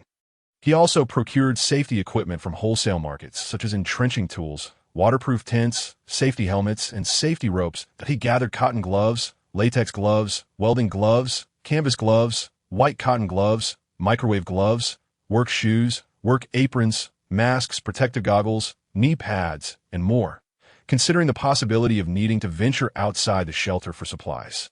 He also acquired numerous outdoor survival tools, including blankets, sleeping bags, mats, food containers, walkie-talkies, small iron pots, water bottles, compasses, whistles, powerful flashlights, lighters, magnifying glasses, hand crank generators, candles, maps, nylon ropes, fishing lines, hooks, bait, and rechargeable batteries. With so many items, he arranged for a truck rental and hired a driver to collect the bulk purchases from the wholesale markets, delivering them directly to the warehouse. Items ordered online also arrived promptly. These 2 weeks had left Zhang Xun utterly exhausted, with daily round trips taking a toll. Yet, these supplies represented only a portion of his procurement list. Meanwhile, Heisey finalized the details regarding the doomsday packages. After Zhang Xun paid a $1 million deposit, Costco would begin shipping the items within the week, with delivery expected around mid-August. The 200 doomsday packages, due to their substantial quantity, came with a discount from Costco, totaling $1,600,000, effectively saving $10,000. However, the shipping costs were steep to be paid separately, amounting to over 200,000 renminbi. The remaining $60,000 would be settled with Costco only after Zhang Xun received and confirmed the delivery. While awaiting the doomsday packages, Zhang Xun purchased some staple foods, planning to acquire vegetable seeds and cultivation liquids next year, fearing deterioration from prolonged storage. Furthermore, he procured lubricants, greases, and antifreeze, including 320-liter barrels of hydraulic oil and 20 large 200-liter barrels. He selected 15 and 22 viscosity grades, opting against high viscosity due to expected low temperatures, finding wide-temperature HV hydraulic oils more suitable. Gear oil was similarly acquired at 80 barrels, while lithium-based grease 0000012 was procured in 70 barrels. He also purchased over 10 barrels of ethylene glycol antifreeze concentrate, which could be mixed with water to achieve varying freezing protection, capable of withstanding temperatures as low as -70 degrees. Naturally, these items were intended for the equipment and vehicles of the future shelter, such as excavators, off-road vehicles, and cranes, where lubricants and antifreeze would be indispensable alongside fuel. For instance, excavators not only required diesel for combustion, but also a significant amount of hydraulic oil, given the challenges of cold starts. Ethylene glycol concentrate was the most appropriate choice for antifreeze.as for lubricants. They would be essential for the various equipment in the shelter as well as for the lubrication of vehicle bearings. One should not underestimate these materials. without proper lubrication and maintenance, the lifespan of all mechanical equipment is significantly reduced. If fuel serves as the heart of the equipment, providing the source of power, then lubricants act as the blood, ensuring effective power transmission. Having procured these items in advance, Zhang Xun planned to purchase additional construction vehicles next year. Subsequently, he spent 3 days organizing and categorizing the supplies in the warehouse. The warehouse was not large, and the purchases from the past 2 weeks had already occupied 1/3 of its space. After locking the warehouse door, Zhang Xun let out a long sigh of relief and drove back to Enshi Prefecture. After a restful night at the hotel, he returned to rental car the next day and boarded the high-speed train home. On the train, Zhang Xun continued to reflect on what other items he might have overlooked. Whenever a thought crossed his mind, he jotted it down in his notebook. Before long, the train arrived at its destination. Zhang Xun returned home, weary, only to find his girlfriend waiting for him. "You're back," she exclaimed. Rushing over to help him with his luggage. "Aren't you working today?" Zhang Xun asked in surprise. "Yes, I took a day off," she replied, looking at him with concern. "You've lost so much weight after being away for so long." "The hotel project is mainly in the mountains. It's quite challenging," Zhang Xun said as he lay back on the sofa, arms outstretched, feeling helpless. "You've worked hard, my dear. I'll go make you something delicious," his girlfriend declared as she prepared to grab her keys. "What are you going to do?" Zhang Xun inquired. "I'm going to the market to buy a chicken for soup to nourish you. And I'll grab a fish too," she replied. "There's no need to go to such trouble. I can manage with something light," he insisted. "In no way. Look at how thin you've become. Just wait to eat," she asserted, leaving no room for Zhang Xun to argue. With a sense of resignation, Zhang Xun lay back on the sofa and played with his phone. Before coming home, he had specifically checked on the shelter. The project managers, Ren Gong and Feng Gong, informed him that in about half a month, the excavation of the internal space at the base of the mountain would be completed, allowing them to proceed to the next phase of construction. Furthermore, the doomsday packages from Costco in the United States were expected to arrive around the same time, to be delivered directly to the warehouse for unloading. After resting at home for 2 weeks, he planned to return then, both to receive the delivery and to oversee the construction of the shelter's main structure, as this was a critical juncture. While his girlfriend was still out, Zhang Xun called Li Yin from the company to inquire about recent affairs. He had been unable to take her calls in the past, as he was often driving or procuring supplies, and he had forgotten to follow up until today. Yin reported on some financial and procurement matters, though they were not particularly significant, and Zhang Xun casually offered a few words of advice before hanging up. When Du Jing returned, she busied herself in the kitchen, while Zhang Xun unknowingly drifted off to sleep. When his girlfriend woke him, he found the table laden with an array of dishes: chicken soup, braised fish, pork and kelp soup, stir-fried celery with black fungus, stir-fried ear roots with cured meat, stir-fried pickled vegetables with bamboo shoots, and stir-fried cabbage. The aroma was irresistible, making his mouth water. Zhang Xun gazed at the array of dishes before him, and indeed his appetite soared. This month, in a bid to save time, he had resorted to consuming fast food, nearly to the point of nausea. My wife's culinary skills are truly exquisite, Zhang Xun exclaimed, devouring his meal with fervor. "Slow down. There's no one here to compete with you," came the gentle reminder. Chapter 33. Harvest and Nodes. As August arrived, Zhang Xun took a well-deserved respite for 2 weeks. However, it was not a complete hiatus. He occasionally visited the company to attend briefings and review accounts. Yet, more often than not, he immersed himself in reading and learning. Once the apocalypse arrived, he would have to rely solely on himself within the shelter. The maintenance, repair, and upkeep of all equipment demanded a vast reservoir of knowledge and experience. Zhang Xun was already versed in equipment maintenance, possessing the requisite experience, yet he still needed to absorb information on various types of equipment he had yet to encounter. In addition to this, he leisurely downloaded a plethora of books and films at home. The weather grew increasingly hot, and suddenly, a troubling thought struck him. Slapping his forehead in exasperation, he lamented, "How could I have forgotten such a crucial matter?" He realized that the apocalypse package he had ordered might not withstand prolonged storage in an environment with a temperature of 356 degrees. It was highly likely that it would not be viable. He had hastily placed the order without considering the impact of the sweltering heat, Moreover, his warehouse lacked any temperature control systems, leaving him uneasy about the prospect of storing it for an entire year. Glancing at the order list, he was relieved to find he still had 2 days to prepare. After a moment of contemplation, he contacted the contractor who had constructed his warehouse, requesting assistance in inquiring whether there were any logistics parks in the area equipped with cold storage facilities. By around 5 p.m. that afternoon, the contractor finally returned his call, stating he had identified a logistics park willing to rent out a portion of their space for storage. Overjoyed, Zhang Xun expressed his gratitude before promptly searching for high-speed train tickets for the following morning.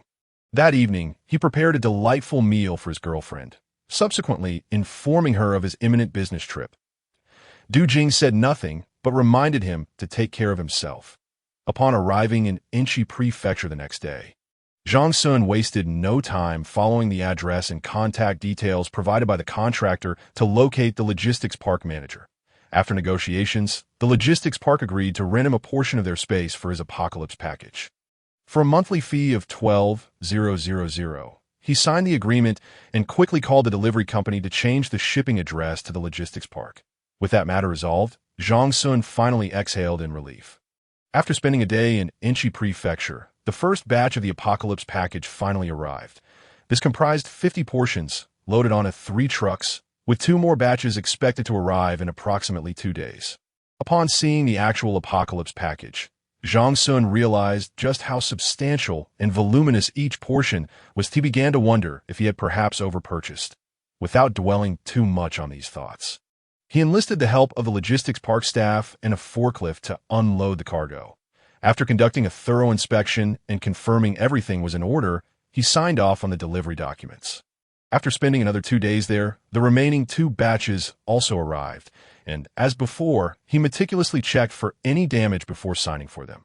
Once all the goods were received, an email arrived from Costco in the United States, urging him to settle the remaining balance of $600,000. Without hesitation, Zhang Xun contacted Li Yan, instructing her to transfer the funds to Costco's account.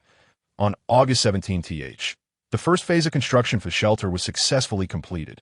Nearly half a month ahead of schedule, Zhang Xun arrived at the site early, accompanied by the engineer, donning a hard hat as he stepped for the first time into the mountain's interior. The granite walls flanking the passage were solid, and he felt a surprising sense of reassurance as he touched them. The excavated walls were damp, shrouded in white mist, evoking a stifling atmosphere, with water seeping from some areas. "This is groundwater seeping through the cracks. It will be fine once we pour the cement," the engineer explained beside him. After traversing a sloping passage of over 20 meters, they encountered a right-angle turn leading further downwards. This section of the passage connected directly to the first level of the shelter, approximately 20 meters below the surface. Looking down from the first level, Zhang Xun beheld a circular pit approximately 30 meters deep, where the sound of rumbling echoed from the depths beneath the powerful beams of light. "Zhang, the workers are currently reinforcing the mountain and inserting steel bars," the engineer shouted, leaning closer to Zhang Xun's ear. The noise of construction inside was indeed overwhelming, making conversation quite challenging. Zhang Xun nodded, observing the surroundings for a moment before signaling the engineer to step outside, though he was there under the pretense of supervision. Zhang Xun was, in reality, a novice in these matters, merely curious about the construction process. After exiting, he grabbed a quick meal at the on-site cafeteria, where the engineer took the opportunity to brief him on the upcoming tasks.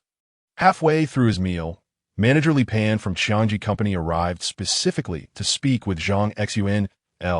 Pan subtly broached the subject of the project funds, to which Zhang Xun assured him with a smile that he would remit the payment according to their agreement once he returned home.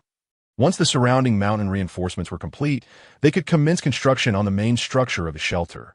Numerous materials, including specialized concrete, high-strength steel plates, insulation and fireproof materials, anti-corrosion agents, and radiation-resistant coatings, were set to arrive on site. The high-strength corrosion-resistant alloy spring damping system from Rising S Company had also been delivered. This spring damping system is the most crucial seismic mitigation method for the entire shelter, according to the engineer. The entire damping system comprises isolators and dampers while adding rubber isolation supports. The upper building structure is separated from the lower foundation structure. The flexible isolation layer absorbs and dissipates seismic energy, preventing and reducing the transmission of seismic energy to the upper structure, thus extending the building's natural vibration period and mitigating the seismic response of the upper structure. Isolation devices are installed at the base or specific locations of the building to create an isolation layer, effectively consuming seismic energy and reducing its transmission to the upper structure, thereby safeguarding both the structure above and the personnel and equipment within. In essence, the concept is relatively straightforward. If a house were to float above the ground, it would be completely unaffected by earthquakes, but such floating is nearly impossible in reality. 2. Supporting the weight of the house necessitates a foundation, with frictionless rolling balls symbolizing the challenge of fixing the house horizontally. 3. To stabilize the house horizontally, springs can be added, but once vibrations occur, halting them becomes difficult. To stop the vibrations, damping devices must be introduced to curtail their persistence. The combination of rolling balls, springs, and dampers forms the principle of the isolation spring. Zhang Xun listened, only partially grasping the concepts. Yet he was content as long as it was functional. In the afternoon, Li Pan also inspected the construction site, and subsequently, they returned to Enshi Prefecture together. That evening, Li Pan treated Zhang Xun to dinner, during which he subtly raised concerns regarding the apocalyptic-themed hotel project. The investment was substantial, and its geographical location was too remote, limiting its potential clientele. Zhang Xun understood the underlying intention of his cautionary advice. After all, such matters were merely a facade to conceal his true motives, which were not for Zhang Xun to ponder, as I mentioned before. The target audience is the domestic middle to upper class. I have my channels for publicity and recognition. Saying this, Zhang Xun opened his phone to show Li Pan a group photo, asking, "Do you know who this is beside me?" Li Pan scrutinized the image and shook his head. "This is Vice Governor Li from Hubei Province." Zhang Xun replied with a smile, revealing that he had managed to persuade the vice governor to pose for a photograph during a visit to Jiangsheng Geological University. "You know leaders from the provincial government?" Li Pan exclaimed in surprise. Zhang Xun merely smiled in silence. A single photograph could dispel many doubts, and why not take advantage of it? It seems your network is indeed extensive. "I no longer worry about the profitability of your project," Li Pan remarked. "Thank you. I have never doubted that," Zhang Xun replied, laughing heartily. Chapter 34. New Year. The subsequent main construction of the shelter would take several months. Not due to sluggishness, but rather to enhance structural integrity, as many new designs and materials required meticulous handling. The only thing Zhang Xun could do was wait.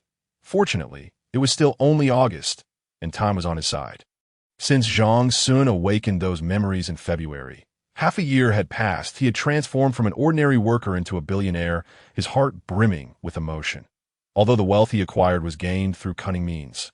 He pondered, what of it? The day after returning to Jiangsheng, he went straight to the office at LIGA. "I have transferred the project funds to Qiangji Company for this phase," Zhang Xun announced as he entered the company. "All right," Leah nodded, yet she lingered, displaying a hint of hesitation. There's something else?" Zhang Xun inquired, puzzled.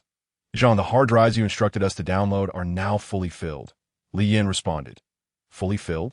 Very well. Please bring it to me later." Zhang Xun chuckled. After Li Yin departed, he transferred 2,000 yuan to each of the 3 individuals via his mobile phone. During noon, he treated several people to an extravagant meal. Time always seemed to fly by during busy periods. By November, the main structure of the shelter, along with certain pipelines and installations, had been completed. There remained the tasks of internal decoration and the installation of key equipment. The electrical conduits and devices to be installed were specially designed and modified. Not only reinforced against rust and corrosion, but also equipped with seismic buffering devices. Furthermore, the materials utilized were the highest quality. Unless subjected to severe impact, their lifespan would be exceptionally long. After reaching the 3rd project milestone, a portion of Zhang Xun's funds had been expended, leaving him with approximately 110 million USD. It was estimated that over 60 million US dollars would be required to complete the entire project, with the remaining funds earmarked for stockpiling supplies, which should suffice. With just over a month until the new year, Li Pan had informed him that construction on the shelter project would temporarily halt during the festive period. After all, the workers had been toiling for over half a year, and deserved to return home for the celebrations. Zhang Xun contemplated the apocalyptic timeline of roughly 1 year remaining, and with more than half of the construction period already elapsed. He acquiesced to Li Pan's request. Additionally, a portion of the supplies he had prepared earlier had nearly filled the warehouse over there, primarily consisting of non-food items such as tools, spare parts, lubricants, and daily necessities. As for food supplies, excluding apocalyptic canned packages, meat, seafood, and other provisions, there were currently no plans for stockpiling that on one hand, there was a lack of storage space. On the other, due to shelf life considerations, it would be wiser to accumulate them later.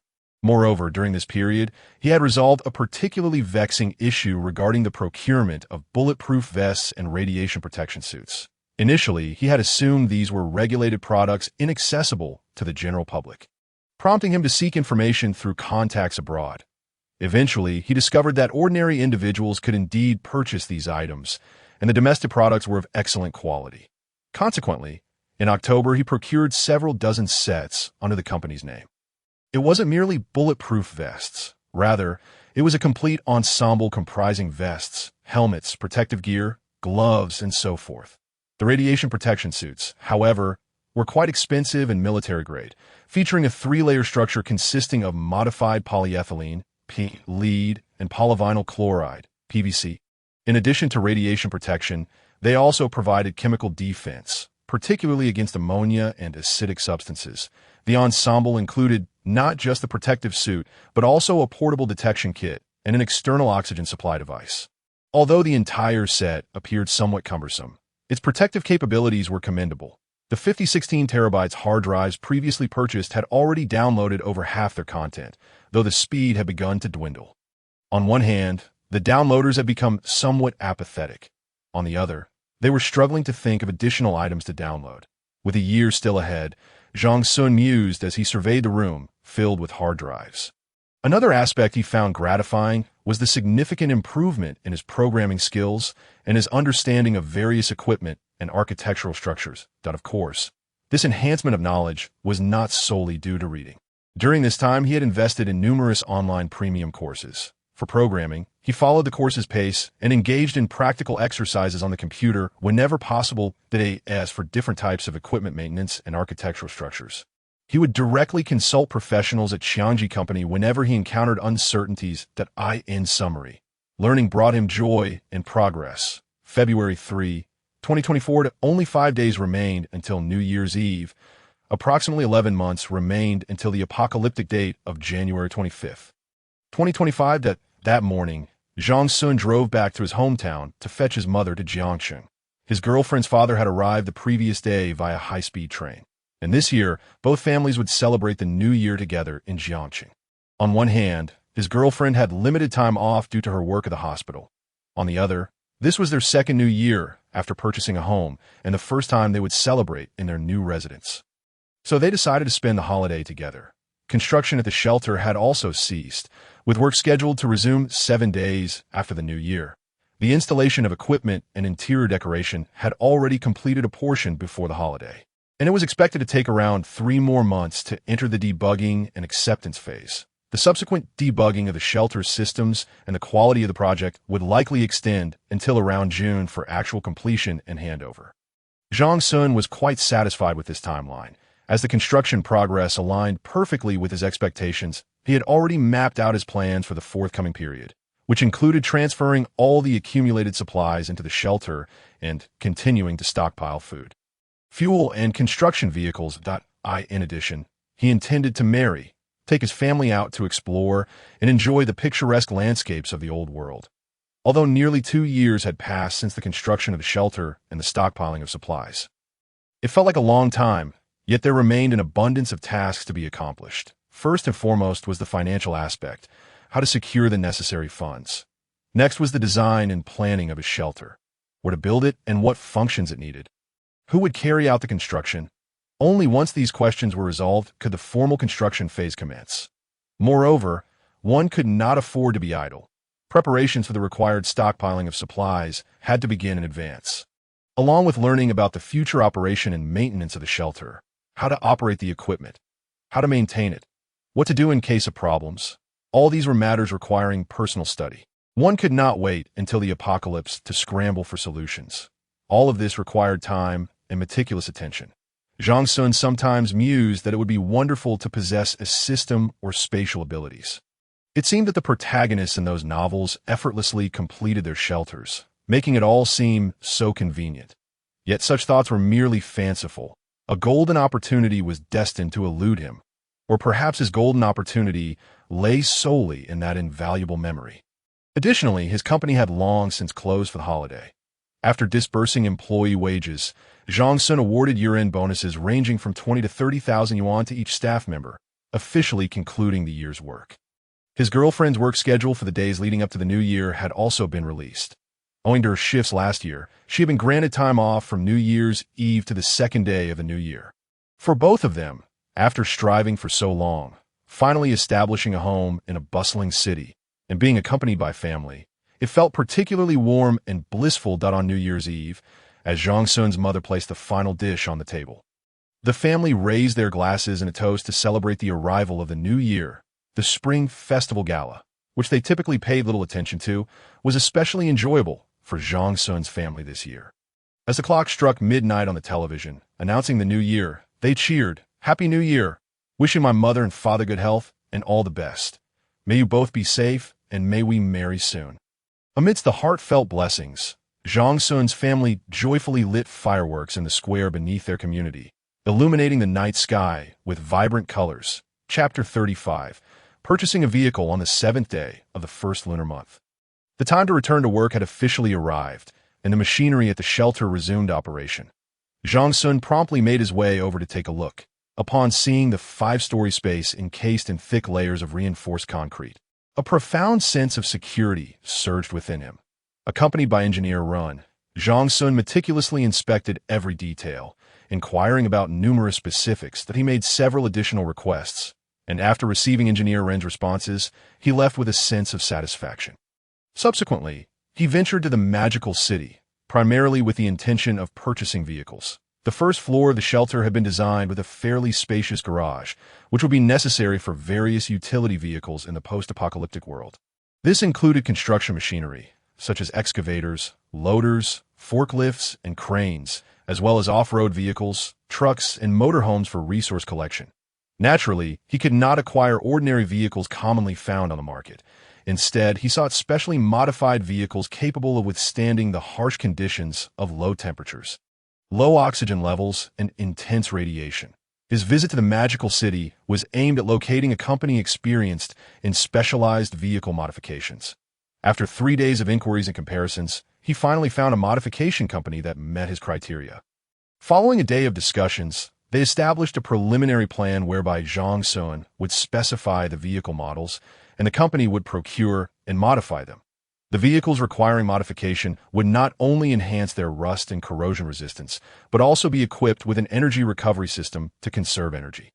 Additionally, to combat low temperatures, low oxygen, and high radiation, key areas would be insulated with thermal materials, lead plates, and radiation-resistant coatings. For the engine, beyond insulation measures, an oxygen supply system would be installed to ensure functionality outdoors. The vehicles slated for modification included 2 medium-sized and 2 small excavators, 1 loader, 1 bulldozer, 2 electric forklifts, 1 small and 1 medium transport truck, and 1 crane. Furthermore, 2 Dongfeng Mengshi ORV hybrid off-road vehicles, civilian version, would be modified to meet military protection standards, achieving certain ballistic levels while adhering to criteria for low temperature and radiation resistance. Zhang Xun had initially considered inquiring whether a remote-controlled weapon station could be mounted on the roof of these civilian ORVs. But upon reflecting on domestic conditions, he opted against it. In addition to the aforementioned vehicles, he also planned to acquire a number of mountain motorcycles, bicycles, snowmobiles, and inflatable boats. Speaking of boats, these were simply small vessels, which might not be useful in the post-apocalyptic world. However, Zhang Xun remembered that prior to the Ice Age, there had been a significant downpour, and to be on the safe side, he decided to purchase a few boats, as they could potentially prove useful. Although the inflatable boats were compact and delicate, Zhang Xun also requested the company to order a special mini-yacht for him. This little marvel, designed by Italy's Lazzarini Design Studio, was named the Jet Capsule, a super jet capsule-style private yacht. The hull was crafted from fiberglass, making a compact and easily operable watercraft. IT employed the latest Hamilton jet drive, capable of reaching speeds between 32 to 62 knots. However, it came at a considerable price, starting at around $250,000 USD in total. The vehicles, along with modification costs, amounted to over 17 million RMB. The mini-yacht construction vehicles in Dongfeng Mengshi were particularly expensive, totaling nearly 8 million renminbi just for their purchase. After finalizing the details, Zhang Xun signed an agreement with the company, which would procure the vehicles and undertake modifications over an estimated 2 months, as some models required importation from abroad. He did not insist on expedited delivery, primarily because his shelter was not yet completed. Even if everything were ready, there would be no place to store them. Thus, he only paid a deposit of 300,000 RMB, intending to commence the modification work in May. In the afternoon, the owner of the company personally visited to invite Zhang Xun to a meal. Previously, he had been received by the company manager, but given the substantial amount involved in this modification, the owner deemed it important to meet Zhang Xun that on the 4th day of his stay in the magical city. He still had not returned, but instead visited the largest Mercedes-Benz motorhome dealership. He was captivated by a particular model, the Mercedes-Benz Motor Conqueror T, with its imposing exterior in the post-apocalyptic era. Should Zhang Xun wish to venture out or search for supplies, ordinary vehicles would be insufficient. A motorhome equipped with a life support system would be essential. Although some small off-road vehicles he had previously acquired had undergone modifications, they were not suitable for long-distance travel, especially when considering that he would be driving while clad in protective gear. The smaller models offered limited space and insufficient protection. In contrast, the motorhome provided ample space, excellent visibility, and was more amenable to further modifications. The Motor Conqueror T heavy-duty off-road motorhome was built on the Mercedes-Benz Arox 8x8 all-terrain chassis. With a starting price of 10.88 million RMB, the vehicle measures an impressive 13.15 meters in length, 3.55 meters in width, and 3.45 meters in height, with a curb weight of 25,000 kilograms. From its dimensions and mass, one can clearly discern that this is a substantial, heavy-duty motorhome. It is powered by a formidable 15.6 L inline 6-cylinder diesel engine, paired with a PowerShift 12-speed automated manual transmission. The engine boasts a maximum power output of 425 kilowatts, equating to 578 horsepower, and delivers a peak torque of 2,800 Nm. The powertrain complies with the stringent China National 6B emission standards and is equipped with a 600 L fuel tank, ensuring extended range capabilities. Additionally, the vehicle features 3 interaxle differential locks and 4-wheel differential locks, summing to a total of 7 differential locks. It is also fitted with a 300 planetary gear reduction system and 814.00 R20 Michelin XZL off-road tires, endowing the Conqueror T heavy-duty off-road motorhome with unparalleled off-road capabilities across treacherous terrain such as ice, snow, deserts, and rugged paths, allowing for smooth traversing. In terms of layout, it significantly diverges from the conventional rugged off-road vehicles we often encounter. With a driver-focused L-shaped configuration complemented by 2 multifunctional display screens and a radio, in contrast to the driver's seat, the passenger seat appears considerably more standard. However, both seats are equipped with air suspension and ventilation massage features, enhancing comfort for both the driver and passengers. What particularly captivates Zhang Xun is the vehicle's capacity to operate in extreme cold conditions, down to approximately minus 60 degrees Celsius, bolstered by multiple anti-slip measures. Furthermore, it includes electric door locks, password access, magnetic card entry, a 5-step aluminum alloy automatic staircase, outdoor lighting, a fully automated water pump, LED strip lights, a reversing camera, an 8-channel surveillance system, and waterproof, sandproof storage compartments. The vehicle is paired with an Amadiro fully automatic high-power hybrid power supply system, which includes an 8 kilowatts ultra-quiet oil-cooled diesel generator, an 8 kVA inverter charging unit, a 21.6 kilowatt-hours 24V900 a lithium iron phosphate battery pack, a battery isolator, a BEP distribution panel, and a fully automated intelligent power management system. However, Zhang Xun intends to forego the vehicle's extensible features, deeming them unnecessary for his purposes, as he has no need for outdoor camping. Such extendable terrace modes seem superfluous in a post-apocalyptic context. The vehicle's total usable area reaches 25 square meters, encompassing a kitchen, bedroom, bathroom, and living room, and is equipped with an enormous 800L fuel tank, with the option to mount an additional 500L auxiliary fuel tank. Zhang Xun's presence at the Mercedes-Benz 4S dealership left the owner feeling honored, who warmly welcomed him. Upon learning of Zhang Xun's intent to purchase the Amadiro Conqueror T, he was somewhat astonished. But even more so upon hearing the customization requests. This vehicle must withstand attacks from 7.62 by 51 millimeters ammunition, necessitating extensive use of bulletproof steel and high-strength composite materials. The cabin ceiling and floor should feature comprehensive bulletproof protection, with windows made of multi-layered bullet-resistant glass that can endure the simultaneous detonation of 2 grenades. Furthermore, the motorhome should be capable of withstanding prolonged exposure to high-radiation environments while effectively mitigating the impact of nuclear radiation on its occupants, ideally by incorporating lead plates and a robust anti-radiation composite coating. Inside, it must be equipped with a regenerative life support system, akin to that used in the Chinese space station, although a scaled-down version of this system has already entered civilian use. The exterior should be fitted with protective steel mesh, and the front must feature a deployable bulldozer blade, enabling the motorhome to function as a bulldozer when necessary. Additionally, the vehicle's defense system should be carefully planned, including interfaces for remote weapon stations and laser targeting systems, among others. Chapter 36. Discussing marriage. After some explanation, the head of the Mercedes-Benz motorhome dealership finally became convinced that Zhang Xun was not harboring any ulterior motives. However, he noted that this heavy-duty off-road motorhome is not yet available for sale domestically, primarily due to a limited audience. If Zhang Xun wishes to place an order, he would need to contact the motorhome factory at Mercedes-Benz headquarters, which can accommodate customization requests based on customer needs, albeit at a considerable cost. Zhang Xun assured him that the expense was not an issue. If the modifications met his requirements, there would be ample opportunities for further collaboration. I have recorded your request. If you could bear with us for a day, I will promptly report to the overseas team for evaluation that we expect to provide you with an accurate price by tomorrow. The manager stated.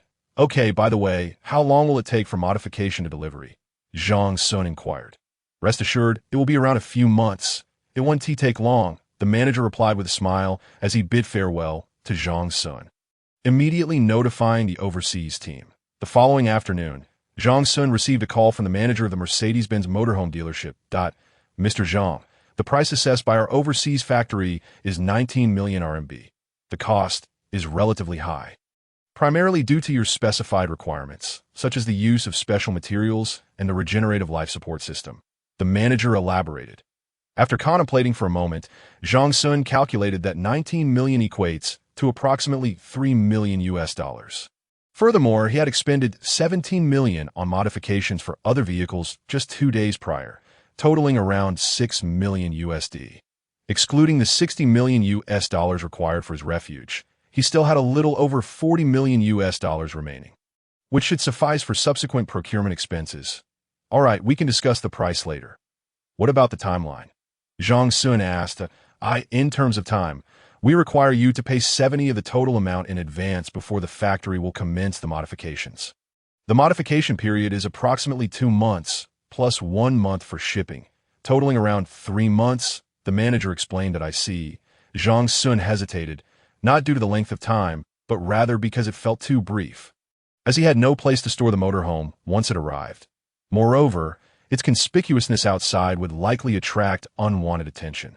Noticing Zhang Xun's demeanor, the manager mistakenly assumed he was dissatisfied with the price and remarked, Mr. Zhang, if you find the price steep, we can discuss it face to face. We are open to negotiation. Additionally, if you confirm your order now, the modifications can be expedited for your project. Zhang Xun sensed the implication in his words and inquired. Are you suggesting that the overseas modification team will require extra time to engage in the next project? Yes, I regret not clarifying this earlier. The modification timeframe does not account for the preparation time required by the team. After all, motorhome modifications differ from ordinary vehicles, and the factory can only maintain a limited number of modification teams. They must complete their current projects before commencing the next one, the manager hurriedly clarified. Be honest with me. How long will it truly take? Zhang Xun demanded. Internally cursing, that I guarantee that within 6 months, the modified vehicle will reach your hands, the manager asserted confidently. After a moment of silence, Zhang Xun finally spoke. Very well, but I still need to discuss the price with you in person. The manager was overjoyed and immediately suggested coming to Zhang Xun's hotel point 2 hours later, after a cordial exchange. The price of the motorhome was negotiated down from $19 million to $18.1 million. Moreover, the quality of modifications would remain uncompromised, and Zhang Xun begrudgingly accepted the timeline of approximately 6 months for vehicle delivery. After signing the agreement, Zhang Xun transferred the $70,000 deposit to the Mercedes-Benz motorhome dealership, spending 5 days in the bustling metropolis, most of which were dedicated to arranging the modified vehicle. He later purchased some gifts for his girlfriend from a shopping mall before booking a return ticket to Jiangxing. Upon his return home the next day, he found his girlfriend had prepared dinner, as she had a day off due to a shift change. Why are you traveling so much this year? Du Jing complained while eating. Alas, it's unavoidable. The hotel projects are tight this year, but it should ease up in the second half. Let's find a time to get married then. I'll take you on a honeymoon as compensation. Zhang Xun replied with a smile. At least you're being reasonable. But we need to book the wedding date in advance, his girlfriend stated earnestly. Of course. How about October or November? By then, I should be done with my work. And as the year draws to a close, the weather should cool down, making it perfect for a wedding, Zhang Xun suggested in a negotiating tone. But these next 2 months are my busiest at work. Du Jing countered, making a face. Come on, Du Jing, you're already a millionaire. After we get married, we'll certainly go on a honeymoon. Can you really take that much time off? Zhang Xun teased. Maybe you should just resign before the wedding. I mean, I want to let you starve. Still, what will I do after we get married? I can't just stay at home all the time, right? She hesitated. Don't worry about it. We can figure it out after the wedding. If necessary, I can open a small supermarket in our community for you. Just sitting there and collecting money wouldn't be too bad, he suggested. She shot him a disbelieving look and retorted. Do you think money is that easy to earn? There are already several supermarkets in our community. Zhang Xun chuckled awkwardly, falling silent. All right then, I'll resign before National Day, after working in the hospital for so many years. It has time for a change of environment, his girlfriend muttered. Exactly. Look at me. I now earn over $20,000 a month, plus bonuses. With our savings, I could manage without work for 2 years. I'll be fine. Zhang Xun spoke while taking another bite of his meal, continuing, Later, let us discuss with the elders and have them assist us in determining the most suitable dates for our wedding within the next 2 months. Upon hearing this, his girlfriend nodded and quietly inquired, should we perhaps obtain our marriage certificate in advance? Zhang Xun chuckled in surprise at her query and replied, I haven't even proposed to you yet. Why would we need a certificate? As the saying goes, without proper recognition, one cannot proceed. Once I have proposed, wouldn't it be more fitting to acquire the marriage certificate then? What is the need for a proposal? So extravagant? His girlfriend pouted, feigning indifference. After a couple of minutes of silence from Zhang Xun, she playfully kicked him under the table. Wincing in pain, he asked, What was that for? Well, aren't you planning to propose to me? When will that happen? I need to prepare for this, you know. Zhang Xun set down his chopsticks and rubbed his calf, continuing, Had I known we would discuss this today, I wouldn't have broached the topic. All my plans are now laid bare, and I fear there will be no surprises left. Oh, it's fine. Take your time to prepare. I shall act as if I know nothing. But you said you didn't care. That is different. Whatever a girl says is the opposite of what she means. Just don't end up being perfunctory when the time comes. All right, my dear wife, I shall surely put forth my best effort. Is that satisfactory? Now, that is more like it. After finishing their meal, they each conveyed the news of their impending marriage to their respective elders. After over 2 hours of discussion, they had yet to finalize a wedding date. However, Du Jing felt that it was still early and that deciding in September would not be too late. This September, she also planned to resign, which would make things more convenient. Both elders were quite pleased, relieved to see their children finally making plans for marriage. Chapter 37. Renovations in progress as May arrived. Zhang Xun received promising news regarding the shelter. The internal renovations were nearing completion. They were about to commence the debugging and acceptance phase.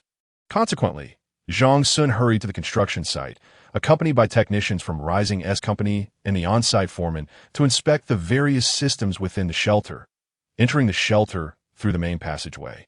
They took the elevator to the lowest level, which was the 5th floor. Here, they first examined the power room, where the power management control system was located. The entire power system comprised 3 sets of compact 2-stage flash geothermal power generation units. Utilizing geothermal energy when one unit was operational, the other 2 served as backups. Additionally, a diesel generator set was kept in a standby state as a precaution. These large-scale units were custom-made, equipped with wheels featuring cushioning devices for ease of relocation. Furthermore, at the forefront of the equipment area, there was a dedicated distribution room, housing a complete transmission, transformation, and distribution control system. In addition, the 5th floor's power system contained a set of lithium iron phosphate battery packs, available for emergency use when necessary. Next, they inspected the air conditioning room, which was divided into 2 systems. Point 1 was an air filtration system, while the other was a temperature control system, both working in tandem. The air filtration system was responsible for intake, exhaust, filtration, and cooling, with a primary focus on filtering air contaminated by nuclear pollutants from the outside. The entire system was procured from Israel's best company, featuring an NBC air filtration system, with filter cartridges costing a staggering 60,000 renminbi each for a VA150 model. The intake and exhaust components could operate in conjunction or independently, and both the intake and exhaust channels were reinforced and concealed in design.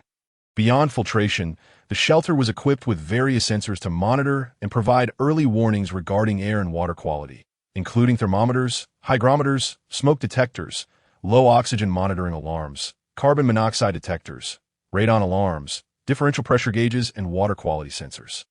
The temperature control system was deeply integrated with the power system, primarily utilizing geothermal energy for temperature management. The principle involved leveraging shallow geothermal energy. During cooler temperatures, the heat pump system was powered by the geothermal generator. The evaporator absorbed energy from the underground soil and groundwater as a heat source, circulating via the heat pump to provide heating to the various levels through the condenser. Conversely, during warmer periods, the evaporator of the heat pump absorbed heat from the interior, which was then routed to the cooling air conditioning unit.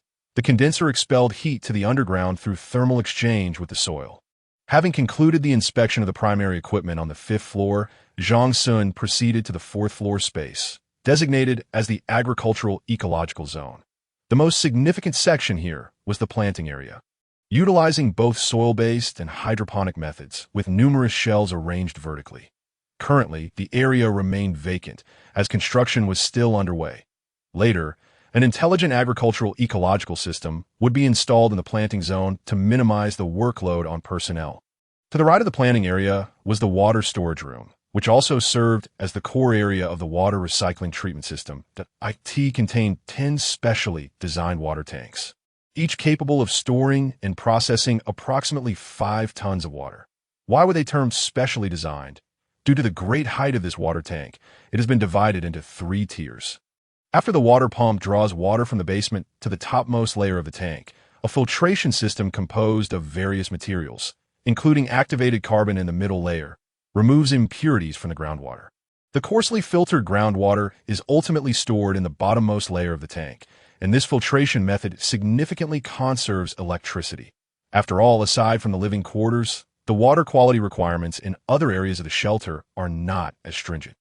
Of course, there are 2 independent water purifiers in the living area, equipped with high-precision filter cartridges, ensuring that the water used for meals meets direct drinking standards after secondary filtration. The significance of this 2-step filtration lies in its ability to eliminate heavy metals, such as lead, weak acids, and unpleasant odors from the groundwater, thereby safeguarding human health. Having briefly inspected the agricultural tool room and the seed and feed storage room on the 4th level, Zhang Xun proceeded to the 3rd level. This floor primarily serves as the living area, designed to accommodate a large family, with ample space available. The renovations are nearing completion, executed in a style that Zhang Xun personally favors. After a cursory examination of the room layouts, he arrived at the most crucial area, the main control room. Before him loomed a 120-inch screen, already powered on, displaying various sections that indicated the status of different systems. Naturally, many devices had yet to be activated, resulting in an absence of data. This main control room, the central control system, interconnects several independent subsystems, enabling unified scheduling, allocation, monitoring, and early warning functionalities. Additionally, it has reserved new data interfaces for integrating other devices or enhancing functionalities through programming. Flanking the screen are two sets of large control hosts, employing both air and oil cooling, with 3 computers stationed in the center to manage the various systems. Furthermore, technicians from Rising S Company introduced him to additional systems. In terms of communication, each level of the shelter is equipped with 2 sets of wireless devices for signal reception and transmission. Additionally, numerous walkie-talkies and landline telephones are provided to facilitate real-time communication and emergency needs between levels. The shelter's different levels are interconnected by numerous control units, forming a local area network that greatly enhances convenience.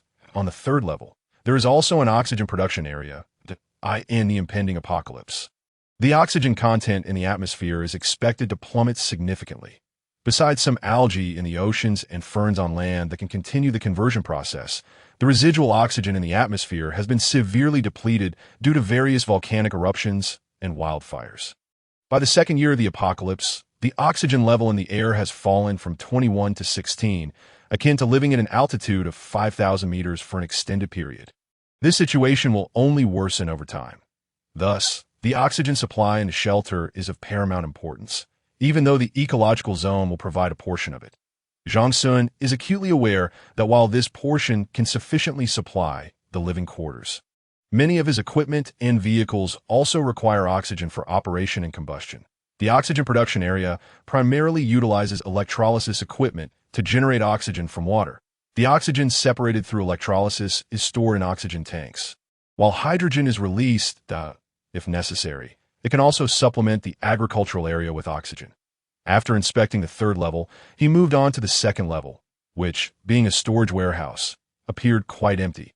The construction team has already prepared numerous shelves here, making future transfers of supplies quite convenient. In the cold storage area.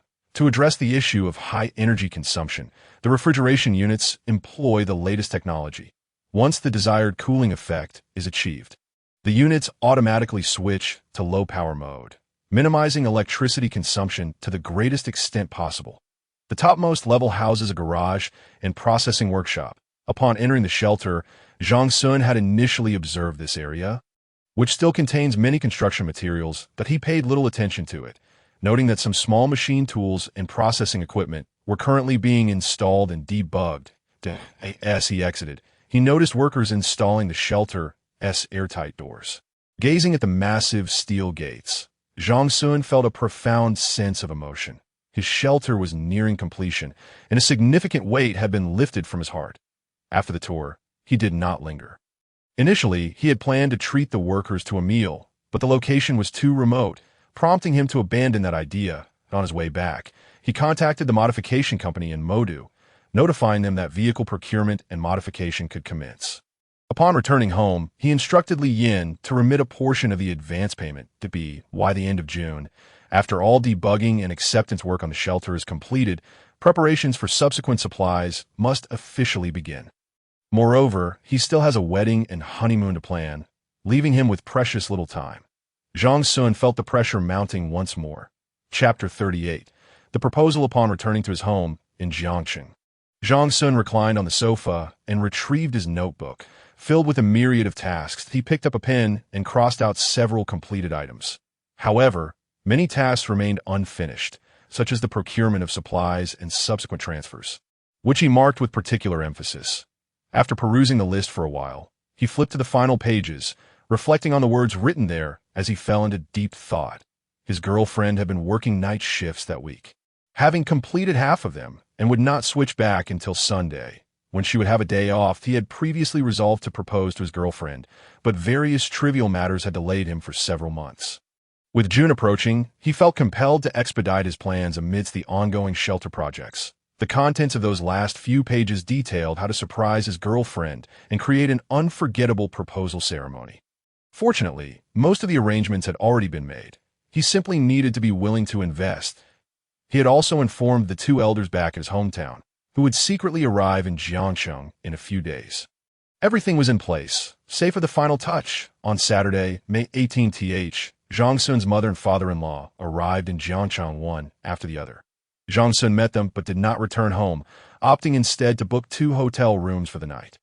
The next morning, when his girlfriend finished work, Zhang Xun rode his electric bike to pick her up, spotting her exiting with colleagues, laughing and chatting. Zhang Xun cheerfully inquired, "What's the occasion for such merriment?" One of his girlfriend's colleagues replied, "A few of us from the department are heading to a certain street for dinner and shopping that we finally got a day's shift, so everyone is eager to relax." Zhang Xun joked, "Can I join for a free meal?" His girlfriend shot him a disapproving glance, retorting, "Free meal? It's just us girls. What business do you have tagging along?" Zhang Xun shrugged, while his female colleague exchanged a knowing look with him before telling Du Jing, "You should hurry home to rest and leave early tonight." Du Jing nodded, sitting behind Zhang Xun. "I'll take my leave then. Bye." Once back at home, his girlfriend quickly washed up and then went to bed. He had lunch with the elders at the hotel, and in the afternoon, after checking the event set up on site, he returned home. Contemplating his proposal plan, Zhang Xun felt overwhelmed, lacking experience and finding it too troublesome. So he decided to hire a planning company to assist him with this task. Besides his parents, he also reached out to some classmates and friends working in Jiangcheng, with whom he maintained good relations, to lend their support. Du Jing's colleagues from her department had also been won over by Zhang Xun. They were all aware of his proposal plans, except for the main character herself. Thus, the dinner and shopping that they had arranged were merely a ruse to conveniently guide his girlfriend to the designated location for the surprise. When Zhang Xun returned home in the afternoon, his girlfriend had awakened.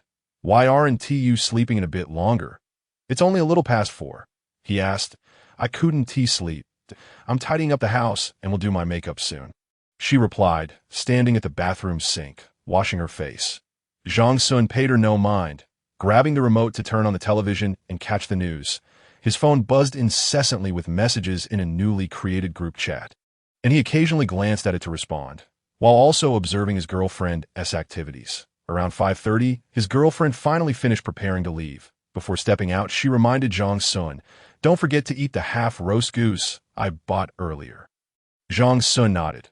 After she departed, Zhang Xun sent a message in the group chat, quickly changed into a different outfit, and styled his hair meticulously. 10 minutes later, he stepped out as well.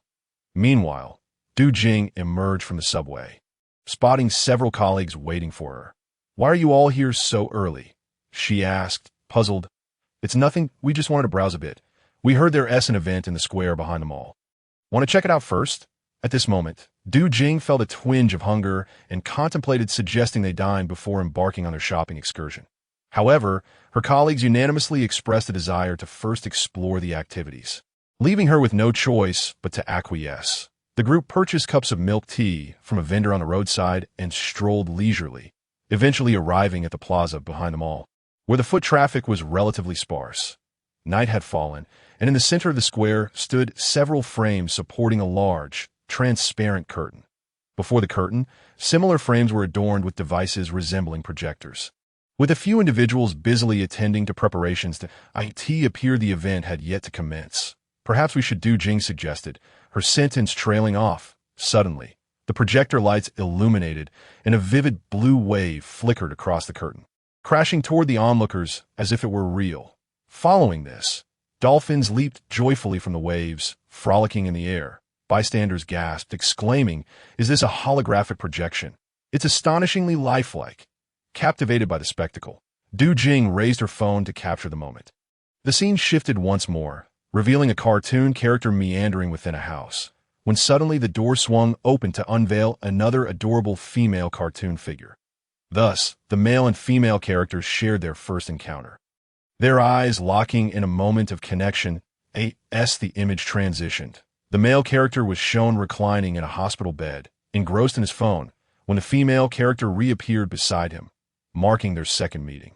Both expressions reflecting surprise that Du Jing, transfixed by the unfolding narrative on her phone, could no longer conceal her delight. She realized this was a shared memory between her and Zhang Xun.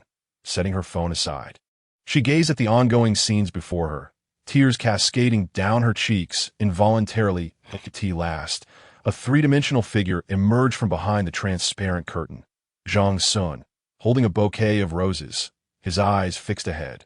His voice resonated through the speakers.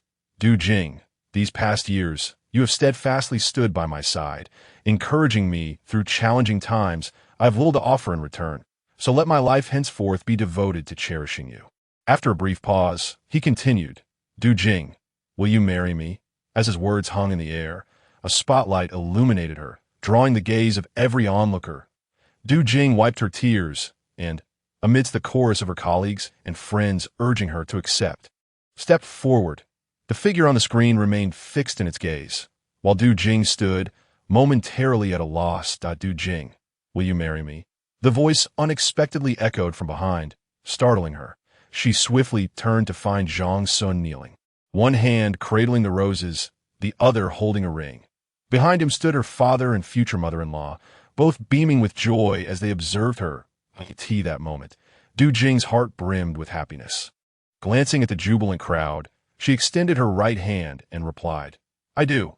Zhang Xun presented her with the roses and slid the ring onto her finger before enveloping her in his arms. The couple reveled in their union, while the backdrop celebrated their love with a sea of vibrant blossoms and fluttering butterflies. Countless colorful fish swirled around the cartoon figures, as if they were the very nucleus of the universe. The proposal unfolded seamlessly, and once concluded, Zhang Xun invited their friends for a group photo and later treated them to a meal. That evening, the older generation chose not to return home with them, opting instead to remain at the hotel, allowing the couple to relish their time together. Chapter 39. The completion of the shelter. As June approached its midpoint, the day Zhang Xun had long anticipated, the completion of the shelter finally arrived. Zhang Xun, along with Li Pan from Qianji Company, representatives from Rising S Company, and members of a third-party inspection agency, convened at the site. After a thorough tour of the fully completed shelter, the third-party representatives commenced a 3-day inspection process. Prior to this, the construction team had meticulously calibrated all the systems, ensuring their optimal functionality. It was anticipated that the inspection would proceed without complications. That evening, Zhang Xun hosted several participants from Qianji Company and Rising S Company in Enshi Prefecture, expressing his gratitude for their dedicated efforts. Of course, this was also a testament to Zhang Xun's financial prowess. Otherwise, who would have been inclined to assist him? Moreover, the completion of the shelter filled him with immense joy, prompting him to indulge in considerable amounts of wine during that evening's meal, leaving him somewhat inebriated, necessitating the assistance of Li Pan and others to support him back to the hotel. Fortunately, his alcohol tolerance was reasonable. He did not engage in drunken antics or utter nonsensical ramblings about the apocalypse. On the afternoon of the third day in Enshi Prefecture, the assessment by a third-party organization was completed. This organization, hailing from the bustling metropolis, possessed commendable operational capabilities and identified numerous issues during the inspection. However, the construction and design teams promptly arranged for rectifications, ensuring that progress was not delayed. The successful completion of the inspection signified the successful realization of Zhang Xun's plan to construct the shelter. Initially, Qianji Company and Rising S Company had contemplated a grand key handover ceremony on site, but Zhang Xun vetoed the idea, preferring to maintain a low profile. With no other option, Li Pan conducted a simple handover in the meeting room of the temporary office at the site.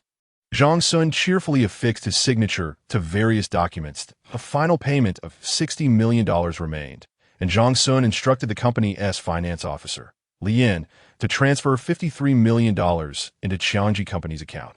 The remaining $7 million would be retained as a warranty deposit, to be settled a year later.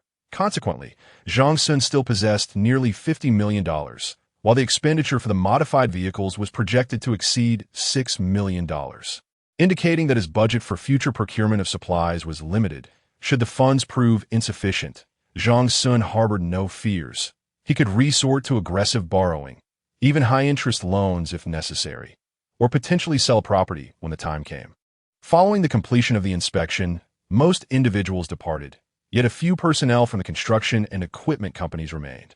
This was a deliberate request from Zhang Xun, as he intended to familiarize himself with the operation and routine maintenance of the various equipment within the shelter. He also aimed to thoroughly understand the data and operational methods of all control systems. Fortunately, his foundational knowledge was strong.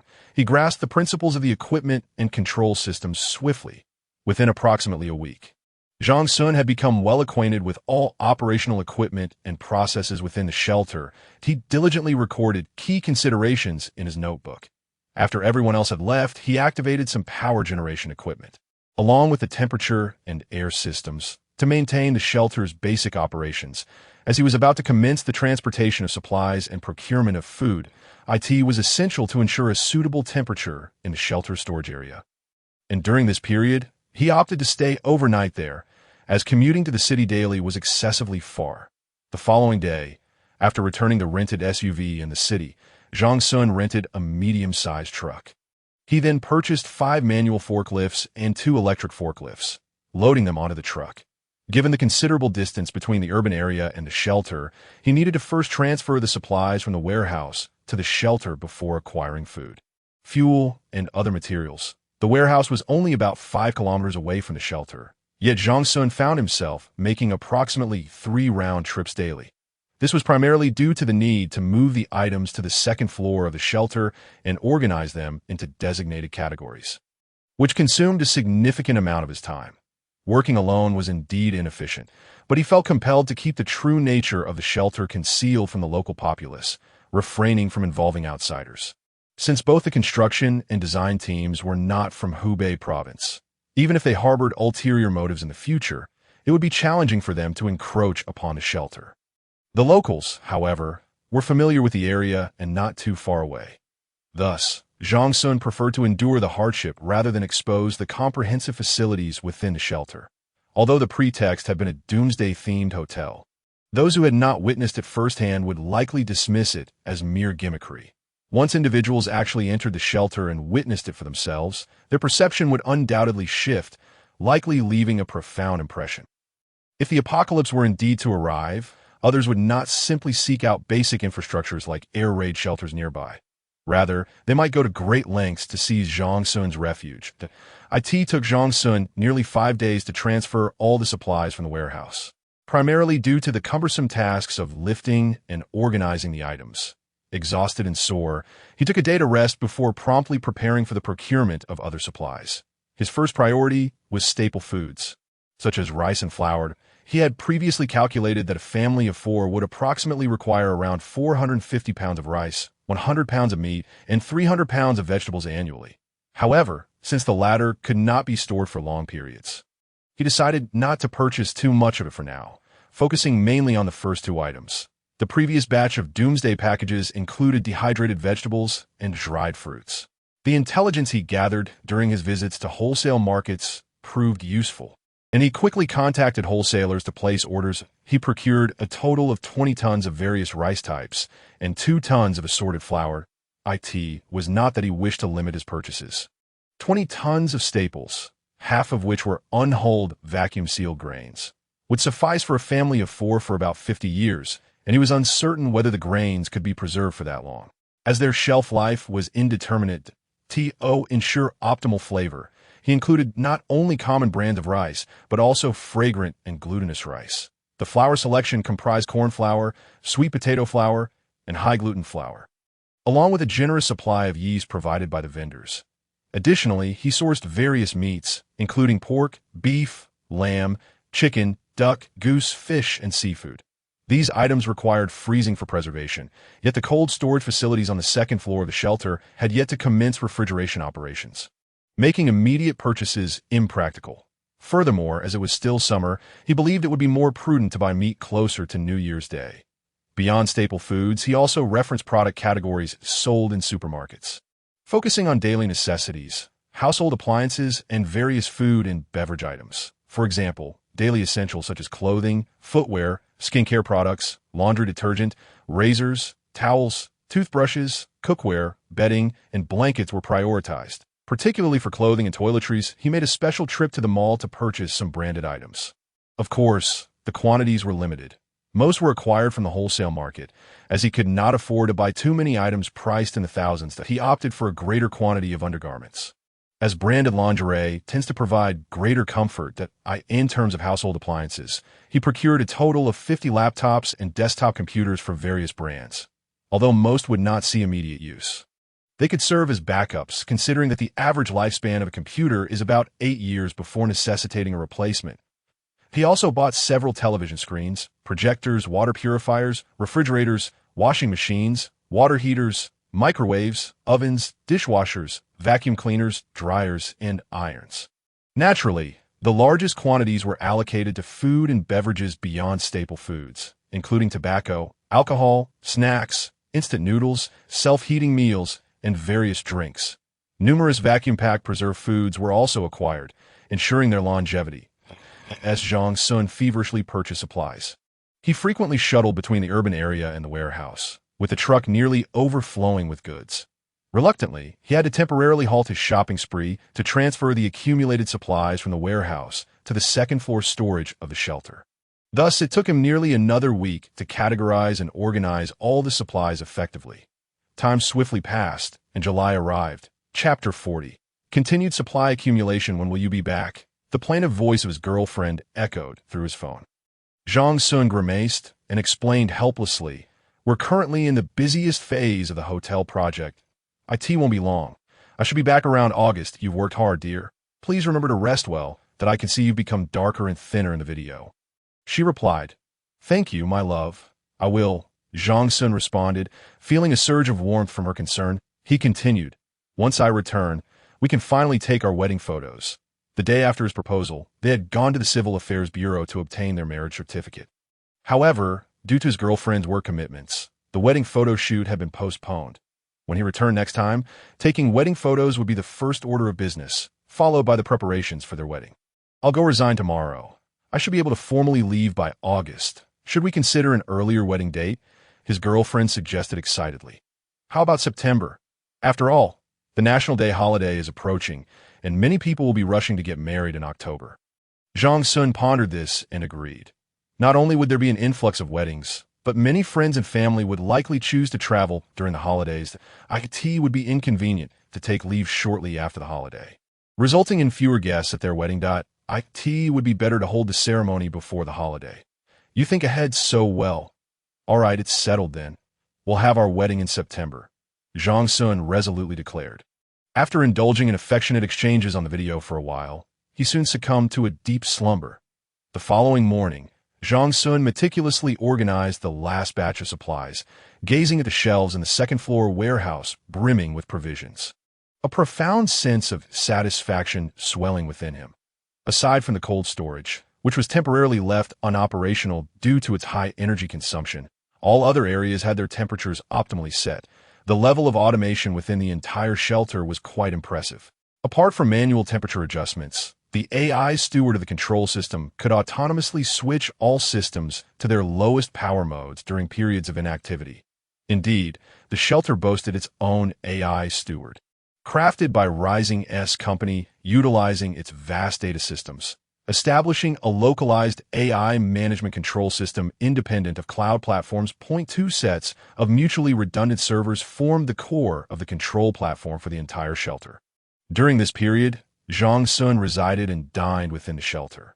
Once he completed the organization of the supplies, he found himself disinclined to move, choosing instead to rest for several days that he awoke each day at his leisure. Prepared a simple meal, and afterward, with a comprehensive shelter usage manual and maintenance guide cradled in his arms, he would inspect every corner. These manuals were specially compiled by Zhang Xun in collaboration with Rising S Company, available in both printed and digital formats, enabling him to swiftly address any potential issues that might arise in the future. Although he could familiarize himself with these tasks using a tablet, he found the text too small and uncomfortable for his eyes, preferring the tactile comfort of the books. His inspections over the past few days have rendered him increasingly familiar and adept within his newfound home. During this time, an incident involving a secondary device shutdown occurred. However, he swiftly identified the cause by consulting the troubleshooting guide and the maintenance manual. The issue stemmed from a compatibility problem with the filter core of the device, which resulted in static electricity within the oil system, causing unusual noises. Consequently, The control system assessed the situation as potentially hazardous and initiated an automatic shutdown. Upon pinpointing the issue, Zhang Xun promptly located the corresponding filter model in the fifth-floor spare parts warehouse. And after replacing it, the device operated without further shutdown incidents. This experience greatly bolstered Zhang Xun's confidence. He had previously harbored concerns about whether his family could effectively manage and maintain this expansive shelter spanning thousands of square meters. At present, with the aid of an intelligent management system and a comprehensive maintenance protocol, the operation remains remarkably user-friendly, thoughtfully accounting for various potential occurrences. Zhang Xun's confidence has significantly surged as a result. It appears that the designers at Rising S Company have indeed invested considerable effort. Their depth of expertise is truly commendable, Zhang Xun mused. After a few days of respite, Zhang Xun embarked on a new round of resource accumulation. He directly contacted representatives from the petrochemical company to procure a substantial quantity of gasoline, diesel, transmission fluid, and automatic transmission fluid, among others. Given that subsequent operations involve modified vehicles, fuel consumption is undoubtedly inevitable. Adjacent to the shelter, there exists an additional fuel depot, which, due to safety considerations, has not been integrated with the main structure and is separately constructed, connected only by a single access point. Typically, it remains untouched, with fuel being delivered through piping when needed. The fuel depot houses 4 20-cubic-meter oil tanks and 2 30-cubic-meter gas tanks. This time, Zhang Xun found himself with no alternative but to arrange for a fuel tanker to enter the first level of the shelter. He personally ventured to the fuel warehouse to activate the pump, directly transferring the fuel into the tanks, and the process for natural gas was similarly executed. The drivers handling these transports were taken aback by the unusual circumstances. Yet Zhang Xun provided a brief explanation of the prior arrangements, which mitigated any potential suspicions. The first level, relatively spacious, did not harbor any particularly conspicuous features. After filling several tanks, he also acquired dozens of barrels of gasoline and diesel. Additionally, he procured a significant number of oxygen tanks typically used in hospitals, including refrigerants for cooling units. Moreover, he purchased large quantities of charcoal and solid alcohol, amassing several tons. The fuel and charcoal storage areas were distinctly separated, with differing temperature controls. The fuel was sensitive to low-temperature pumping, necessitating that it not be stored too cold, while the storage of charcoal and solid alcohol had no such constraints, given the inherently low temperatures of the post-apocalyptic environment. Safety in storage could be greatly enhanced, thereby reducing some energy consumption. The barrels for fuel and the subsequent packaging for charcoal were standardized. This time, Zhang Xun opted not to have them delivered to the shelter directly, but instead arranged for a handover at a remote makeshift warehouse. He then used a rented truck to transport the items to the shelter, personally maneuvering an electric forklift to transfer each box into the fuel depot. Thanks to the prior accumulation of hydraulic oil, gear oil, grease, and antifreeze, this round of procurement proved significantly less laborious. Next on his agenda was the acquisition of various types of seeds. He visited a specialized trading market, purchasing a multitude of seeds for grains, vegetables, and fruits, along with an ample supply of nutrient solutions. Considering consumption needs, he also procured urea, calcium nitrate, potassium nitrate, monoammonium phosphate, potassium sulfate, sodium nitrate, calcium nitrate, magnesium sulfate, and other chemical raw materials. With these materials at his disposal, he could formulate diverse nutrient solutions tailored to different crops. He had no concerns regarding the formulations, as there was a wealth of information online, and his hard drive contained a significant collection. For the seed and nutrient solution procurement, Zhang Xun chose to personally transport the goods back in a truck, making 2 trips to the city to successfully complete the task. During the second trip, he also ordered a batch of steel and boards. Although half of the first level of the shelter was designated as a garage, provisions had been made for a processing workshop, a maintenance workshop, and a materials warehouse in that area to facilitate future processing and repairs of various components. The steel acquired comprised several types, including bars, hot and cold-rolled sheets, wires, various profiles, construction materials, and pipes, but a diverse array of boards was also purchased, including density boards, plywood, finger-jointed boards, particle boards, oriented strand boards, fireproof boards, and ecological boards. Additionally, many smaller items were acquired, such as piping connectors, screws of various specifications, adapters, and electrical wires. Having accomplished these tasks, Zhang Xun crossed off the majority of the items on his list, with only a few remaining due to seasonal temperature considerations that had not yet been addressed. However, progress was swift. Chapter 41. Other matters time swiftly progressed to the end of July. Zhang Xun had been preoccupied with resource management since the completion of his shelter nearly 2 months ago. Without returning home, today he wearily closed the alloy steel airtight door of the shelter. The exit had undergone discrete design modifications and was exceptionally sturdy, leaving Zhang Xun unconcerned about any potential incidents during his absence. The door boasted a quadruple security system involving fingerprint, key, iris, and facial recognition, necessitating the simultaneous use of 2 of these modalities to gain entry to prevent the failure of biometric systems due to electronic malfunctions. An additional hidden combination lock similar to a safe's dial was concealed behind a recognition device. Even in the event of an RPG attack, only minor imprints would be left on its surface.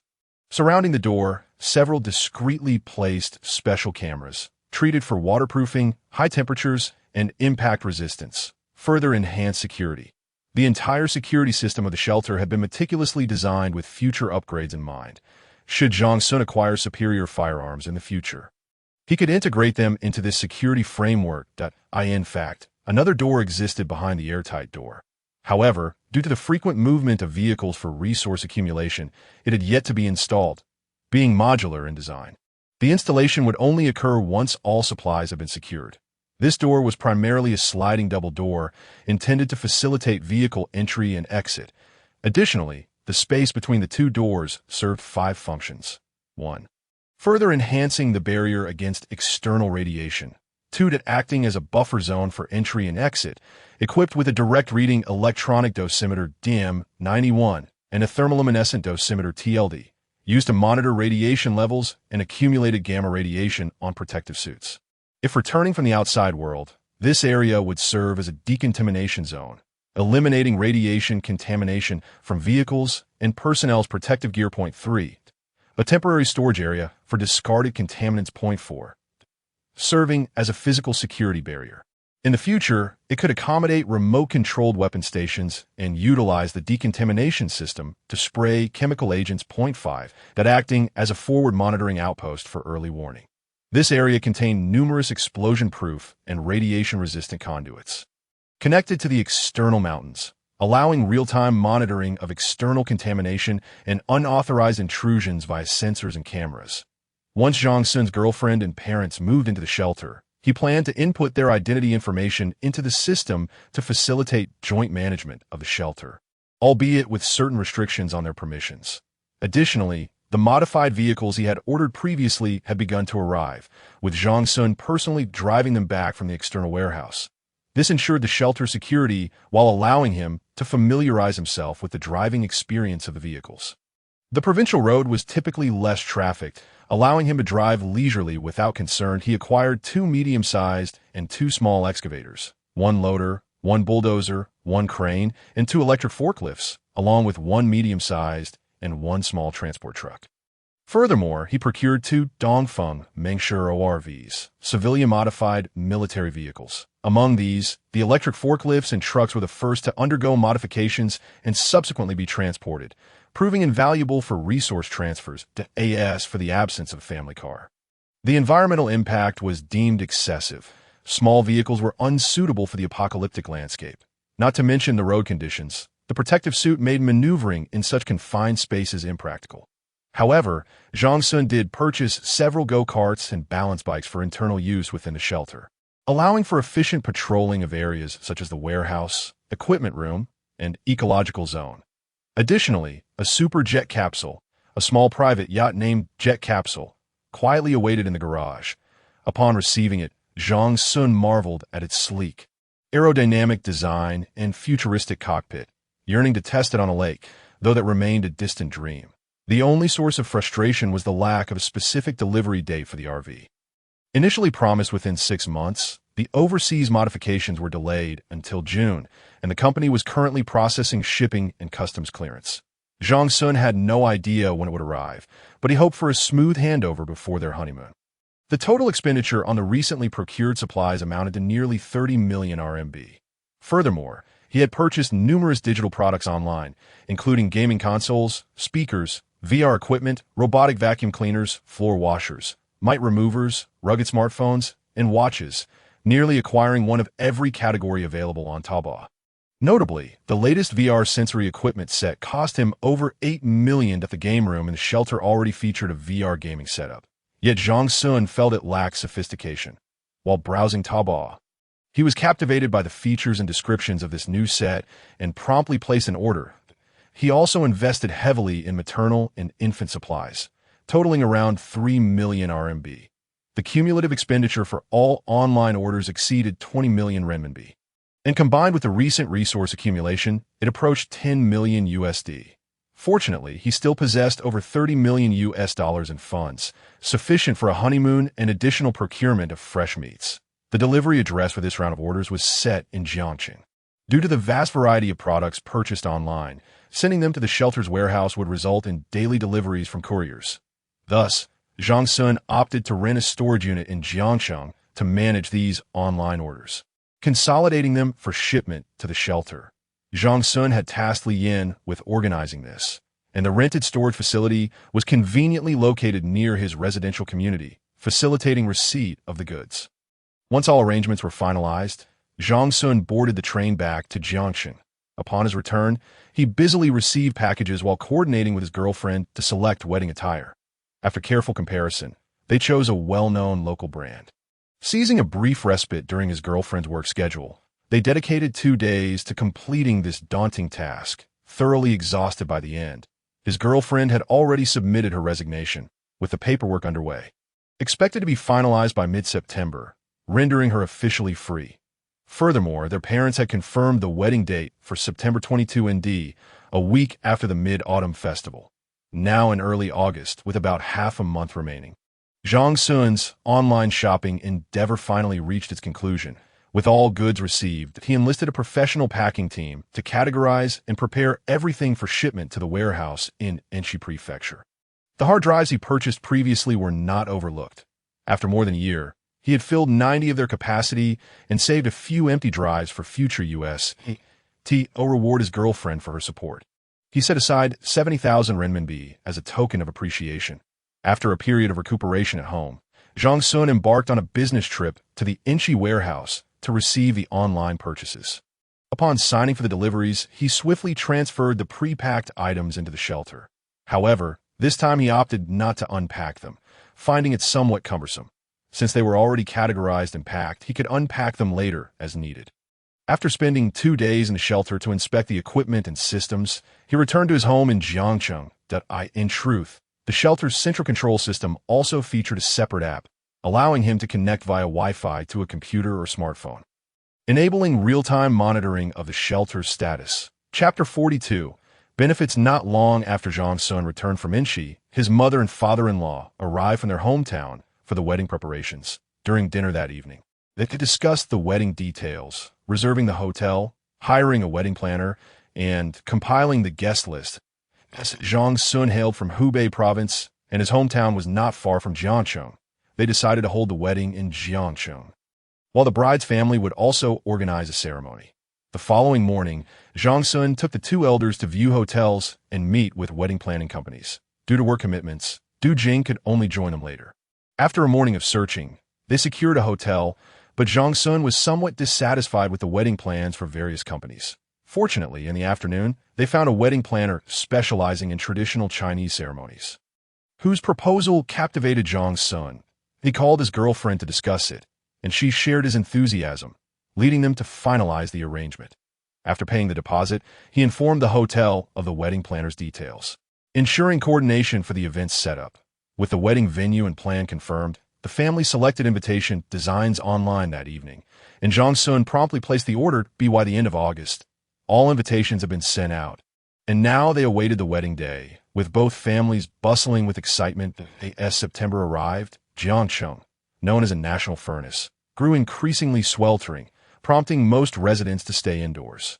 However, Zhang Xun was required to attend to some matters at the company today. Mr. Zhang, to be honest, we have had nothing to do since July.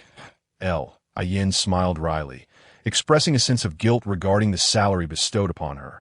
Indeed, after the completion of the shelter, all procurement of supplies have been solely managed by Zhang Xun, bypassing the company entirely. In fact, during this period, aside from requesting Li Yan's assistance in renting a storage space, Zhang Xun had assigned no further tasks to the company. It was as if he had unremittingly provided these 3 employees with 2 months' salary without any obligation. Li Yan felt somewhat embarrassed accepting this salary, persistently urging Zhang Xun to come to the company and inquiring whether he could allocate specific tasks for them. Now that the establishment of the shelter had concluded, the necessity for the company seemed diminished. Nevertheless, these 3 employees had diligently supported him for over a year, which is why he refrained from promptly dissolving the company. Moreover, he truly had no tasks to assign to them at the moment. Reluctantly, Zhang Xun replied, the resort hotel has been completed, and our company's liquidity is diminishing.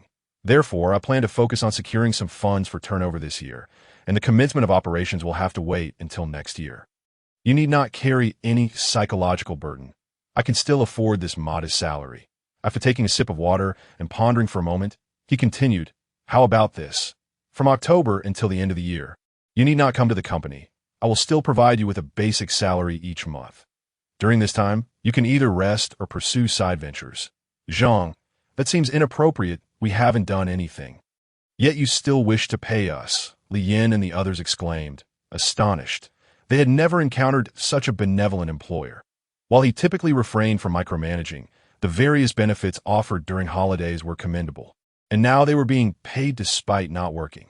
Very well. Let it be so. The company account still has some funds. You should come to the company once a month to distribute the salaries. At present, most of Zhang Xun's funds were in his personal account. Although there had been a considerable amount in the company's account previously, the project payments had depleted it, seeing her boss's resolute stance. Li Yan felt a mix of happiness and reluctance to say too much. Thus they settled on this arrangement. Just as they were about to leave the boss's office, Zhang Xun pulled out 3 red invitation cards from his bag. On the 22nd of this month, I am getting married, and if you have time, you are welcome to attend my wedding, Zhang Xun said with a smile. What? Boss, you aren't married yet. I thought you already had children. They exclaimed, Is this your first marriage? They eagerly inquired, and Zhang Xun, feeling a bit exasperated, replied, This is my first marriage. Do you expect me to have multiple wives? We never anticipated you were getting married now. Li Yan teased, noticing the receding hairline of her boss. When you come, let's avoid discussing work-related matters, Zhang Xun preemptively advised. Rest assured, we understand you are under considerable pressure and do not wish to burden your family. We won't speak out of turn, Li Yan assured him, patting her chest. Zhang Xun looked at her, surprised by her understanding.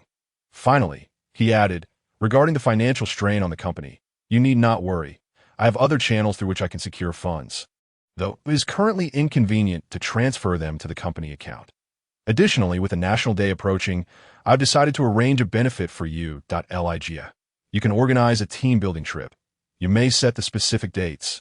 Whether before or after the holiday is up to you, and each of you may bring 2 or 3 family members, with the expenses covered by the company. Zhang Xun smiled. Really? Boss, you are too generous. The 3 of them were overjoyed, nearly wanting to kiss Zhang Xun on the cheek. Of course, you will discuss the details of the trip among yourselves, and just show me the budget later. Zhang Xun paused, suddenly recalling other matters, and added, you can manage the team building on your own. After my wedding, I will be going on my honeymoon, so I won't be joining you this time. Understood, with matters settled. Li Yan and her colleagues eagerly left to discuss the travel plans.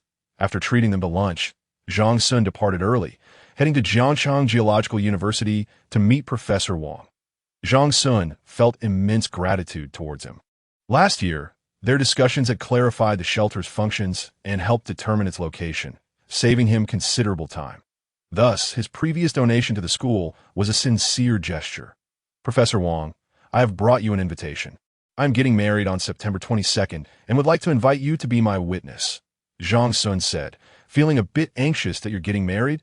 Professor Wang adjusted his glasses, somewhat surprised. Indeed, am I really that old? This was the second wave of shock he had received that day. Haha, Professor Wang chuckled awkwardly. Congratulations. The 22nd is a Sunday, right? After checking the desk calendar and confirming the date, he continued, No problem. You were the sixth person to ask me to be a witness. Ah, that means you are quite esteemed, Professor Wang. Zhang Xun flattered him. Indeed, Professor Wang replied, a smug expression on his face. By the way, are Xiao Zhou and Xiao Sun still at the school? I would like to send them invitations as well. Zhang Xun inquired, admitting that he had lost contact with them and did not know whether they had graduated. They will graduate with their PhDs in another year. They are currently conducting geological surveys in Sichuan province and will return next week. Just give me the invitations, and I will pass them on to them. As for whether they can attend, I cannot guarantee, Professor Wang explained. All right, thank you, Professor. Zhang Xun smiled as he placed the prepared invitations on Professor Wang's desk. After a brief silence, Professor Wang noticed Zhang Xun's awkward demeanor and teased, Speak your mind. Don't hold back. Well, Professor, could you refrain from disclosing my donation to the school? My family is unaware, and I fear my wife would tear me apart if she found out. Zhang Xun admitted, employing his skill of deceit once more to no problem. I understand that wealthy individuals prefer to remain low-key. Professor Wang chuckled. After chatting a bit longer, Zhang Xun recognized that Professor Wang had a class in the afternoon. So he politely took his leave. Upon returning home, Zhang Xun briefly introduced Professor Wang to his mother and father-in-law, also mentioning that he had invited him to be the witness at his wedding. Upon hearing that a professor would be officiating, the elder couple was delighted, praising Zhang Xun for being able to secure such an esteemed individual for the role. Zhang Xun felt somewhat embarrassed by their compliments and quickly changed the subject. Chapter 43. Marriage around September 10th. Du Jing officially resigned from the hospital. The family celebrated together, and the following days were spent preparing for the wedding. Fortunately, with both sets of parents present, Zhang Xun faced significantly fewer difficulties. On September 12th, he received a call from the Mercedes-Benz dealership in Shanghai, informing him that the motorhome had cleared customs at the Shanghai port. After completing the necessary procedures, it was expected to be delivered to him in about a week. Zhang Xun was overjoyed, pleasantly surprised that the delivery speed exceeded his expectations. The following week, on September 18th, he planned to visit the shelter before the wedding commenced. Consequently, he kept a close eye on the motorhome's travel information daily. Due to the fact that this vehicle was a modified model, considerably larger than standard motorhomes, transportation was challenging, necessitating the hiring of 2 experienced drivers for the journey done on the afternoon of September 17th. Amidst his mother's complaints, Zhang Xun boarded the high-speed train to Enshi Prefecture. Although the wedding was imminent, he could not afford to delay the motorhome's acquisition. It was simply too conspicuous, and he could not rest easy until he had received it.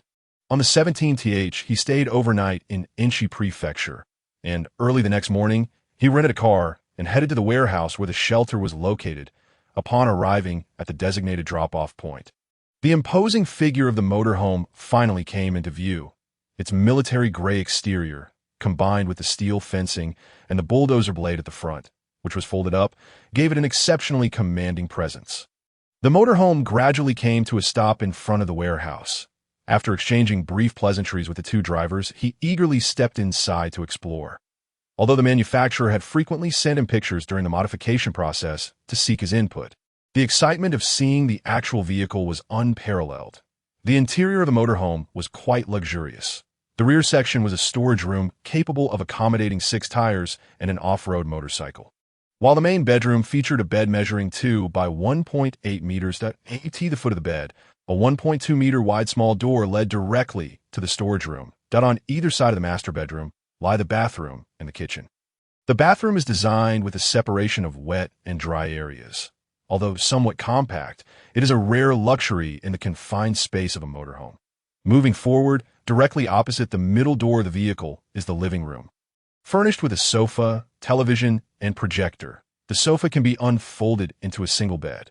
Above the front of the vehicle, there is a bed measuring 1.8 by 1.6 meters, which can be elevated when not in use, thus conserving space to the rear of the vehicle. There is an exposed lift, and the total interior space of the motorhome approaches 25 square meters. The driver's cabin ahead is nothing short of futuristic, featuring a nearly 2-meter integrated screen and level 3 autonomous driving capabilities. coupled with the 4 modification requests previously made by Zhang Xun. The manufacturer has truly gone above and beyond, essentially meeting Zhang Xun's expectations. After lingering in the vehicle for about half an hour, Zhang Xun finally signed his name on the acceptance checklist upon the reminder of the 2 drivers. In the end, he instructed the 2 to wait at the warehouse and handed them the keys to the rented vehicle, while he cautiously drove the motorhome to the refuge. After spending another half an hour, he parked the motorhome in the first-floor garage of the refuge and briefly checked its condition before closing the main door again and walking to the provincial road intersection. He called the drivers to have them pick him up. Around 1 o'clock, after treating the 2 drivers to a meal in Enchi City, they bought their own tickets to return. Zhang Xun then returned the vehicle. As he frequently rented from this establishment, he was quite familiar with the owner and politely declined the invitation for dinner after settling the payment with the wedding company and hotel. Ultimately boarding the high-speed train back to Jiangsheng on September 22 ND, the autumn equinox, Zhang Xun was about to embark on the most significant ceremony of his life, his wedding, at 8 in the morning. Accompanied by Yang Mingjian and several other family and friends, he drove to the hotel where Du Jing was staying. Upon arriving at the hotel, a lively wedding reception commenced, where the family and friends of both the bride and groom engaged in a spirited contest of wits and strength, creating a vibrant yet civilized atmosphere. After nearly 2 hours of various games and challenges, punctuated by generous distributions of red envelopes, Zhang Xun finally embraced his wife and stepped into the wedding car. In a traditional Chinese wedding ceremony, under the witness of Professor Wang, the officiant, Zhang Xun and Du Jing exchanged rings, symbols of their love. Subsequently, the elder relatives and friends from both sides delivered heartfelt speeches. It was not until 2 o'clock in the afternoon that Zhang Xun and Du Jing bid farewell to the last guest, marking the conclusion of the wedding festivities. After finalizing payments with the wedding company and hotel, they finally returned home. After resting for 2 days in Jiangsheng, the family then visited Du Jing's hometown, where a simpler wedding ceremony took place. Next on their agenda was the honeymoon arrangement, given the imminent National Day holiday, which would surely see throngs of tourists. Du Jing preferred to postpone their trip until after the holiday. Furthermore, the recent wedding preparations had been exhausting, so they decided to take some time to relax at home before planning their itinerary. Zhang Xun also arranged a group tour for his mother and father-in-law after the National Day holiday, so they first returned to their hometown, not wishing to disturb the newlyweds and to prepare for their upcoming journey. On the 3rd day post-wedding, Li Yin reported to Zhang Xun regarding the budget for the company's team-building event. Since they were all accompanied by family, they also opted to go after the holiday. The plans primarily involved exploring nearby provinces to save costs, with a budget of only over 30,000. Zhang Xun mused on what could be done with such a sum, and, with a generous flourish, allocated 150,000, saying, "Here, as a substantial amount for you. Whether it's Hainan or Xinjiang, make your own arrangements." For Li Yin, this was undoubtedly a delightful surprise, and she eagerly adjusted plans with her 2 companions. On October 1 SD, National Day officially commenced, with approximately 3 months remaining until the predicted apocalypse. That evening, Du Jing unexpectedly presented Zhang Xun with a card, saying, "This card is for you." Confused, Zhang Xun inquired, "What is it?" "It's a card containing our savings, totaling 1.3 million. From now on, you're the head of the household. The money is in your hands," Du Jing replied calmly. Zhang Xun felt a surge of emotion and embraced his wife, declaring earnestly, "Wife, it truly is a blessing to have you as my partner." However, Du Jing pushed him away, playfully scolding, "How annoying. That is so cheesy." He accepted the card, knowing that Du Jing's nature would prevent her from frivolously spending money. Yet with the impending doom looming, it would be a waste not to utilize these funds. Just days prior, he had commissioned Rising S Company to procure a batch of quadcopters, both wired and wireless, described as nuclear emergency drones capable of autonomous flight and communication in high radiation environments. Uncertain of how the apocalyptic nuclear fallout might affect communication, these drones would serve as aerial reconnaissance when venturing outside. In addition to the drones, he ordered a supply of anti-cancer and radiation-resistant medications. Due to the urgency of the order, the cost was considerably high, approximately $3 million, with an expected delivery in November.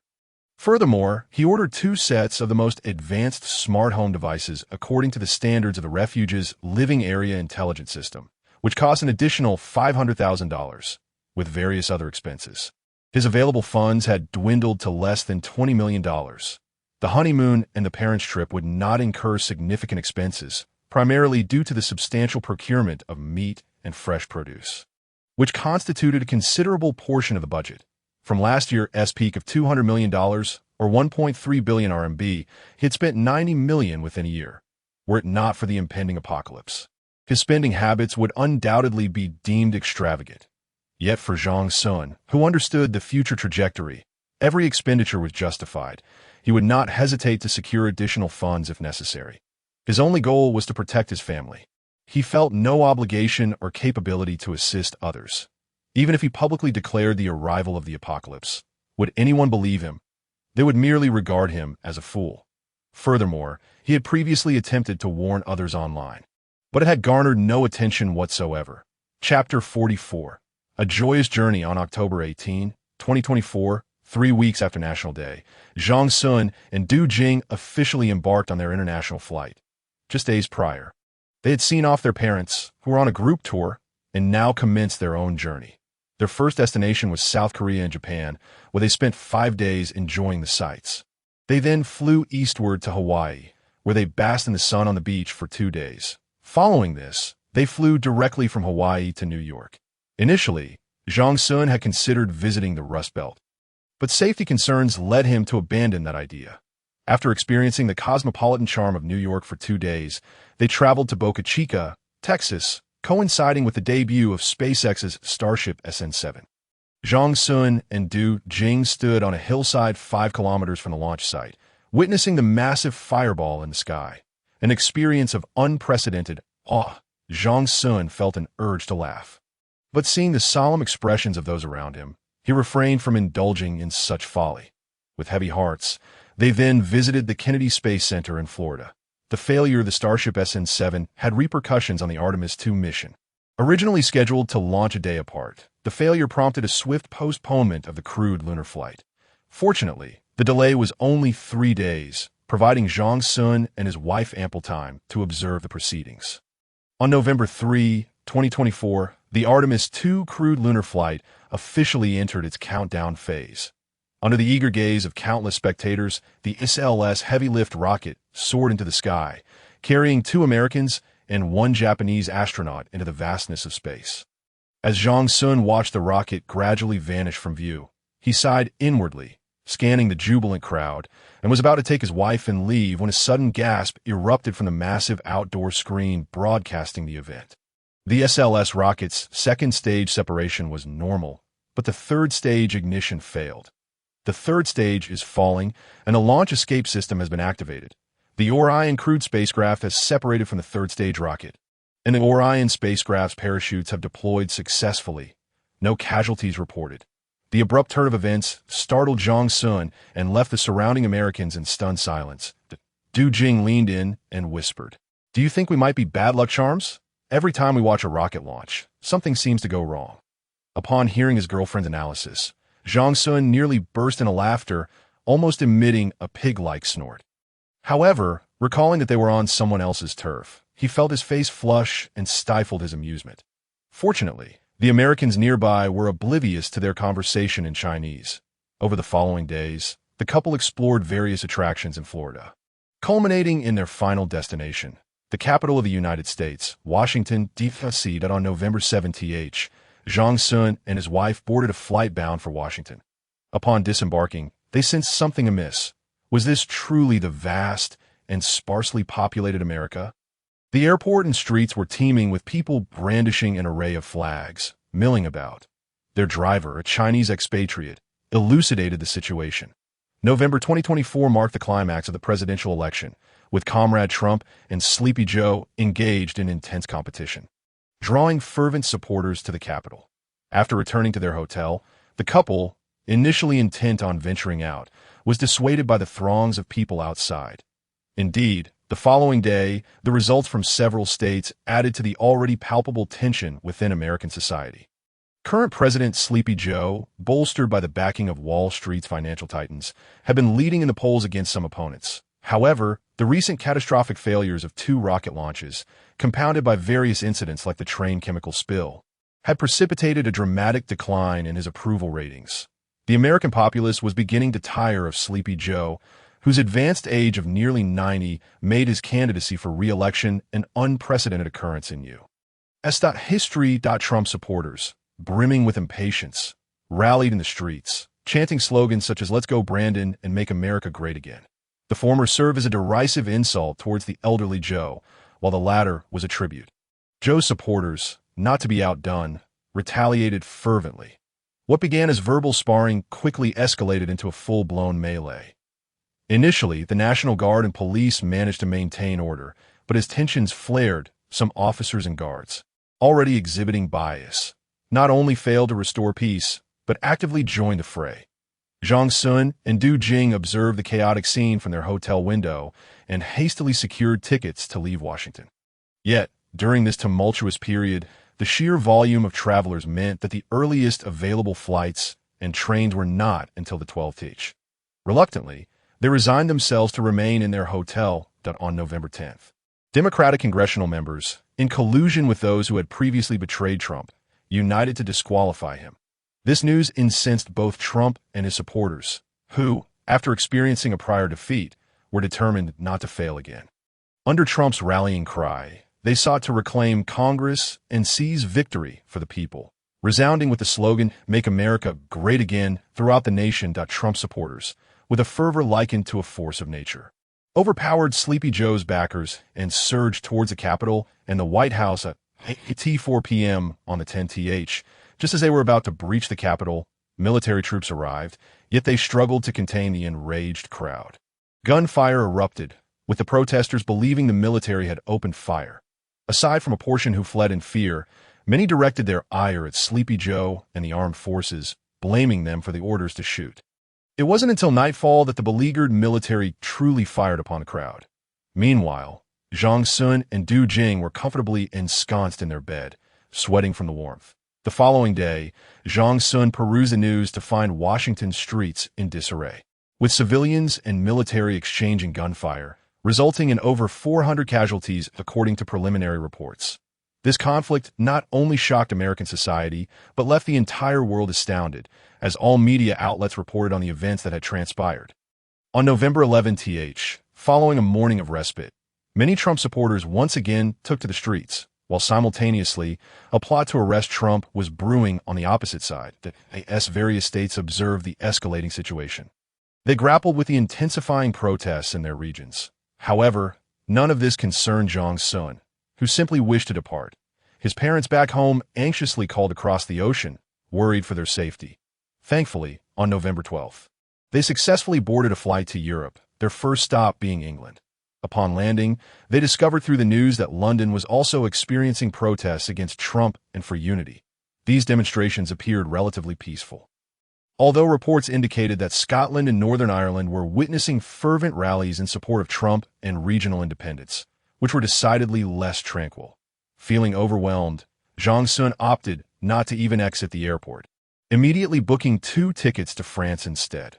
Once in France, they finally felt at ease, spending 2 delightful days exploring Paris and indulging in the rich European lifestyle. Next came Switzerland and Norway.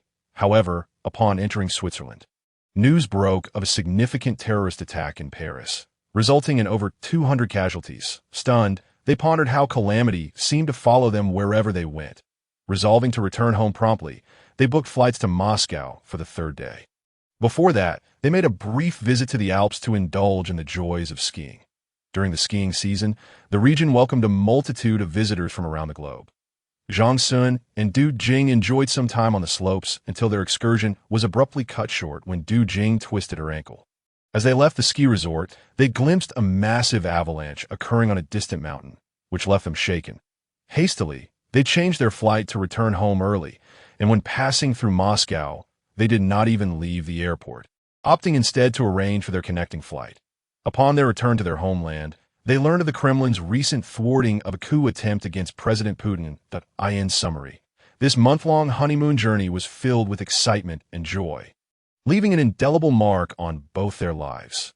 Subsequently, they traveled to several more domestic destinations, including Beijing, Sanya, and Tibet, truly relishing a fulfilling and joyous experience without any untoward incidents. Chapter 45. Preparations before the apocalypse at the end of November. After wandering around various places in the country for some time, Zhang Xun and his wife finally returned to their humble abode. Although their month-long journey was intended as a honeymoon, it had proven to be quite exhausting. Despite facing numerous challenges abroad, the overall experience had been satisfactory. Their parents had primarily traveled within the country, returning home quite early. Currently, both elders had returned to their hometowns and were not in Jiangxing.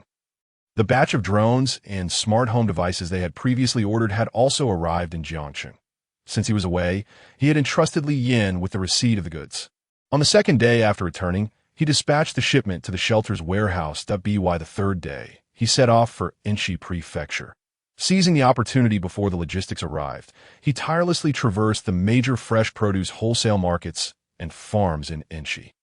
The fresh produce markets were primarily for procuring seafood and fish. After negotiating with the wholesale vendors, he arranged for them to process the items, vacuum pack, and freeze them for transportation to the warehouse.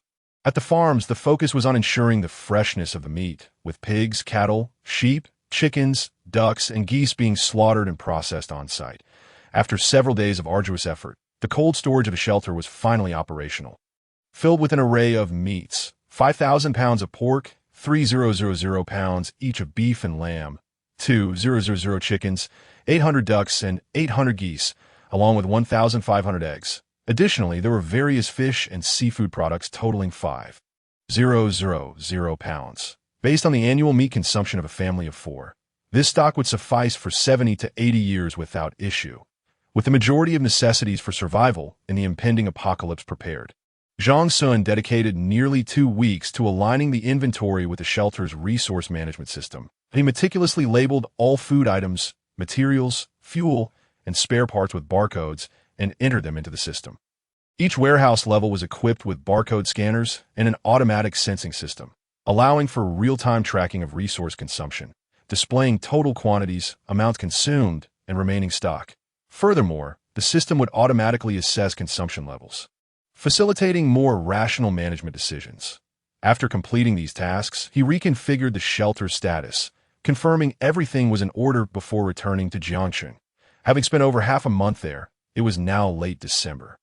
With just over a month left before the apocalypse would arrive, Zhang Xun's previous feelings of anxiety, tension, and unease had significantly diminished, perhaps owing to the sense of security provided by the shelter. Upon returning, he concocted a reason for his entire family to come to Enshi for the new year, claiming the local resort hotel had yet to open and that the owner requested his presence during the festive period. The family had no objections, as they had witnessed a remarkable improvement in their lives over the past 2 years. They expressed gratitude towards the fictitious owner Zhang Xun mentioned, harboring no suspicions about his explanation. After a few days in Jiangxing, Zhang Xun and Du Jing first visited Du Jing's hometown, spending 3 days there to reconnect with family and friends. Subsequently, they picked up her father and returned to Zhang Xun's hometown. The four spent nearly a week together, meeting everyone they needed to and reminiscing. After tidying up, they all headed back to Jiangxing, where they celebrated their final New Year's Day together, with only 25 days remaining before the apocalypse. However, Zhang Xun did not immediately take them to Enshi. He chose to stay in Jiangxing for a while longer, in addition to frequently taking his family to amusement parks, indulging in delightful cuisine. Watching the latest films and enjoying shopping excursions, he visited close colleagues, friends, and classmates in Jiangxing, sharing drinks, singing, discussing life, and reminiscing about the past. Overall, this period would become one of his most cherished memories. His recent extravagant behavior had drawn the family's attention. Prompting a thorough inquiry that lasted an hour, Zhang Xun managed to navigate through it with great difficulty. That on January 20, 2025, Zhang Xun's family packed their belongings, locked the door, and officially embarked on their journey to Enshi. After more than 3 hours of driving, they arrived at a hotel in the city. Before heading to the shelter, he had a few matters to attend to keep his family occupied for a few days. He enrolled them in a short 3-day tour near Enchi National Park. Meanwhile, he made another trip to the agricultural products market to procure the final items needed, due to the short shelf life of fresh vegetables and fruits. He left this procurement for last, opting for a larger quantity of items with slightly longer shelf lives, such as potatoes, sweet potatoes, taro, pumpkins, onions, radishes, and apples. He purchased only a small amount of leafy greens, chili peppers, and grapes, enough for a few days. Since he had already acquired dry goods previously, this time he merely supplemented with a few items like dried bamboo shoots, shiitake mushrooms, and black fungus.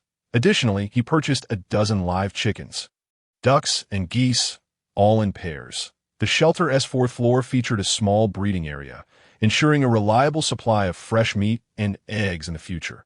After transporting the supplies back to the shelter and organizing them, he placed the live poultry in the breeding area and set up an automatic feeding device before departing. Why now? It was January 23, and he reunited with his family that afternoon. On the 24th, they enjoyed a day of leisure in the tourist area with the tour group. That evening, instead of returning with the group, Zhang Xun drove them to the nearest town to the shelter, which was located over 30 kilometers away. He had chosen this remote location for its low likelihood of attracting attention and its convenient access to a provincial road for construction that in the town near the provincial road. He reserved a guest house that was modest yet acceptable. The meals were primarily homemade farm dishes prepared by the owner. Enchi Prefecture was predominantly mountainous, and the air quality was excellent for Zhang Xun and Du Jing. Accustomed to urban living, the refreshing environment felt like a cleansing of industrial residue, invigorating their spirits. That night, his mother, father-in-law, and Du Jing questioned him about why he had yet to take them to the theme hotel where Zhang Xun worked. This time, he did not hesitate, assuring them he would take them there the following day. On the morning of the 25th, the last day before the apocalypse, or rather, the last half day, everyone's mobile signals were indeed weak, and only programs accessible via cable television were functional. The guest house owner complained about the lack of mobile signal affecting their business. Zhang Xun, however, understood that a sudden and intense solar storm had disrupted most communications, satellite systems, and observational networks on Earth. Calculating the time, he noted that after the television broadcast warning, there was only an hour and a half left before the asteroid impact. The drive from there to the shelter would take half an hour at most. Typically, this provincial road saw little traffic, especially at night, alleviating concerns about potential congestion. While he longed to take his family to the shelter immediately, he realized that convincing them relied on official broadcasts from governmental agencies. He could lead them into the shelter and seal the entrance, but how could he explain the impending apocalypse?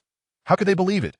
Moreover, without a wired connection to the outside world and with wireless networks disrupted, would his uninformed family think Zhang Xun was deceiving them? Would the subsequent tremors merely be perceived as localized earthquakes? Engaging in such actions would only deepen the suspicions among family members. After careful deliberation, Zhang Xun ultimately resolved to wait until the television broadcast concluded before leading them into the shelter as for whether the residents of the town would also be concerned about that location. Zhang Xun felt little apprehension that on one hand, he had publicly promoted it as a resort hotel. On the other, the locals had seldom ventured to his establishment in the face of an impending apocalypse. People's instinctive response would likely be to seek refuge in official civil defense facilities, or at the very least, to hide in the underground spaces of shopping malls. Conversely, Zhang Xun's resort was situated far away in the mountains, making it potentially less secure. Chapter 46. The ordinary lives of humanity came to an end after lunch. Du Jing and her mother incessantly inquired about visiting her boss's resort. Zhang Xun fabricated an excuse, claiming that the keys had yet to arrive and that they would have to dine first. Following a brief afternoon rest, Zhang Xun accompanied them on a leisurely stroll through the quaint town for 2 hours. As a tourist destination, the town exuded a vintage charm, with restaurants, goose houses, and shops selling souvenirs lining the streets, and astonishingly, a 4-star hotel stood as well. Being off-season, the area was relatively uncrowded, making the excursion with family quite pleasant. Upon returning to the guest house, Zhang Xun meticulously organized all their luggage and placed it in the car. He then requested the proprietor to prepare several local delicacies, and after they had eaten to their heart's content, he invited his parents to his room under the pretense of playing cards, simultaneously adjusting the television to the central news channel. Zhang Xun's actions increasingly aroused his family's suspicions. It was nearly 9 in the evening, and they wondered why they had not yet departed for his boss's resort. Just as his mother was about to interrogate him, a piercing alarm blared from the television, echoing through the street outside. At that moment, an elderly figure appeared on the screen, his face etched with exhaustion and despair. He solemnly bowed towards the camera, then spoke in a heavy, hoarse voice. "Fellow compatriots, I am Li Ziqiang. Upon hearing this broadcast, please organize for immediate self-rescue. This is not an exercise. This is not an exercise. This is not an exercise." According to the National Astronomical Observatory, at 20:45 Beijing time on January 25, 2025, an asteroid with a diameter of 15 kilometers will collide with Earth, striking approximately 500 kilometers off the coast of Chile in Oceania. This catastrophic impact will trigger a new wave of species extinction, surpassing the calamity of 66 million years ago. The future of humanity is uncertain. Compatriots, now is the time to commence your self-rescue efforts. I wish you good fortune, and may human civilization endure. Please forgive us. As no country worldwide was able to predict this disaster in a timely manner, the asteroid, numbered 347735, was monitored earlier this year, with initial results indicating it would pass 4 million kilometers away from Earth later today. However, an unprecedented solar storm erupted early this morning, damaging numerous satellites, communication equipment, and radio observation devices. Optical telescopes have also suffered a reduction in observational capacity due to this solar storm, preventing timely warnings. We speculate that the asteroid, after traversing the Earth-Moon system, collided with another unidentified asteroid, altering its trajectory and momentum, and is now hurtling towards Earth at a speed of 16.36 kilometers per second. The voice on the broadcast grew increasingly choked. As of 19:03 Beijing time, there are approximately 1.5 hours remaining until impact. Compatriots, please gather supplies and take refuge underground or in civil defense shelters. Additionally, rural compatriots, please seek shelter in basements or caves. Furthermore, following an emergency United Nations meeting, it has been decided that starting at 2030 on January 25, 2025, intercontinental nuclear missiles will be launched towards the asteroid's impact trajectory from both the eastern and western hemispheres. We hope that the shockwave from the nuclear explosion will reduce the asteroid's impact speed. Currently, humanity's planetary defense systems are utterly inadequate to confront such a rapidly approaching celestial body, while we will simultaneously face the immense disasters wrought by nuclear radiation and the impending impact. We have no alternative, except for Zhang Xun, who was psychologically prepared. His family was rendered speechless by the shocking news, staring blankly at the television, unable to comprehend that the apocalypse had arrived so abruptly. "Come with me," Zhang Xun said in a grave tone, unceremoniously pulling his mother and Du Jing outside. His father-in-law followed closely behind. As they passed through the guesthouse lobby, the proprietor's family remained transfixed before the television.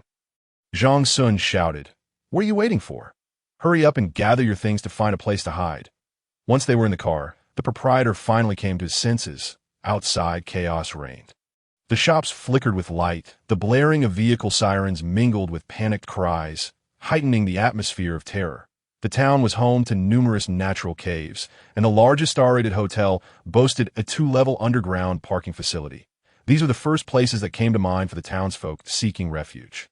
Zhang Xun's guest house was located on the town's outskirts, adjacent to the provincial highway. He immediately sped towards the shelter. Along the route, he spotted a few trucks ambling along, but he refrained from warning them, as he could not afford to be distracted while driving. "Where are we going?" Du Jing sobbed, bewildered by Zhang Xun's decision to flee into the mountains that the shelter. Zhang Xun answered solemnly, elaborating, "The resort hotel I mentioned earlier is, in fact, a doomsday refuge." "What? Do you know something we don't?" Du Jing exclaimed, her surprise mingled with confusion. Zhang Xun organized his thoughts and decided to weave another lie, for he could not divulge the truth about his foreknowledge of future events. In fact, warnings had been issued online as early as the previous year, yet they garnered little attention. Coincidentally, his boss was a conspiracy theorist who, upon encountering this information, resolved to construct a doomsday shelter for unforeseen circumstances. Even if the doomsday theory proved false, The shelter could operate as a themed hotel, serving two purposes simultaneously. Zhang Xun considered his explanation to be flawless. "Will your boss force us to leave later?" His mother inquired, still apprehensive that my boss is based in MO. "Do, even if he wished to expel us. It would be impossible. The asteroid's collision with Earth will strike coastal cities first. No one will escape unscathed." Zhang Xun reassured her. "Thus, this shelter now belongs to our family." The three in the car fell into silence, unsure whether to mourn for the unseen boss or to fear the impending apocalypse. As they traveled, Zhang Xun gradually comprehended why the leader had failed to mention the catastrophic consequences of the impending impact. It was likely because he was aware that the eastern coastal regions would be submerged by tsunamis, hence deliberately withholding that information to preserve a glimmer of hope. Once spoken, hope would vanish. T1942, they arrived outside the shelter. Zhang Xun opened the large entrance, activated the lighting system in the passageway, and drove the car inside. He then returned to secure the steel airtight door of the shelter, meticulously checking the status of both the passage and the main door, satisfied that everything was in order. He called for his father-in-law and the others to help install the second door. With 45 minutes remaining, Zhang Xun operated an electric forklift to transport two steel doors to the location. With his father-in-law's assistance, they employed hoisting equipment to install the second protective door. Having anticipated the subsequent installation issues, the design had incorporated a modular assembly plan, allowing completion with just 2 or 3 individuals working together. After conducting a final verification, Zhang Xun led them down to the control room of the third-level living area, shutting down the majority of the shelter's equipment. Except for the temperature control system, air filtration system, and monitoring system, which would temporarily rely on battery power, all other systems were turned off. The refrigeration unit in the cold storage should sustain its function for a while longer. Once the initial waves of intense impact and vibrations had passed, and it was confirmed that the shelter remained unaffected, they could then fully activate the refuge, with just 5 minutes to go. The current procedure for the shelter was classified as Red Level Safety Protocol, and they awaited the fateful moment. The catastrophic impact was scheduled for 2045, with the shockwave expected to reach them at approximately 2057. Meaning they had roughly 17 minutes left. Yet, those fleeting minutes felt as though they stretched into a century. Brief yet interminable. Chapter 47. Madness. Meanwhile, across the nation, the majority of the populace was frantically engaging in self-preservation. Particularly in today's highly urbanized society, the choices of countless individuals were largely uniform. Air raid shelters consistently ranked first, followed by subway spaces, underground malls, garages, and so forth. They hastily gathered supplies, clothing, food, daily necessities. The more they could carry, the better, except for money. Those fortunate enough had their families together, with nearby civil defense structures or subway platforms. Conversely, the unfortunate found themselves working away from home, isolated from loved ones, often residing in the suburbs. While people may have grasped the ramifications of this disaster, few contemplated the process of its unfolding. Perhaps due to the urgency of time or the dire nature of the situation, fear completely consumed their thoughts. Many emerged prepared, yet stood bewildered at intersections, uncertain of their destination. The cities fared slightly better, but what of the rural areas? The countryside proved to be the most perilous, with hardly any refuge from the initial wave of calamity. Some rural locales, situated in mountainous regions, possessed caves, yet the overwhelming majority could only remain helplessly at home, awaiting fate. Villages, townships, and even small counties, under the initial onslaught, might not experience casualties on par with urban areas.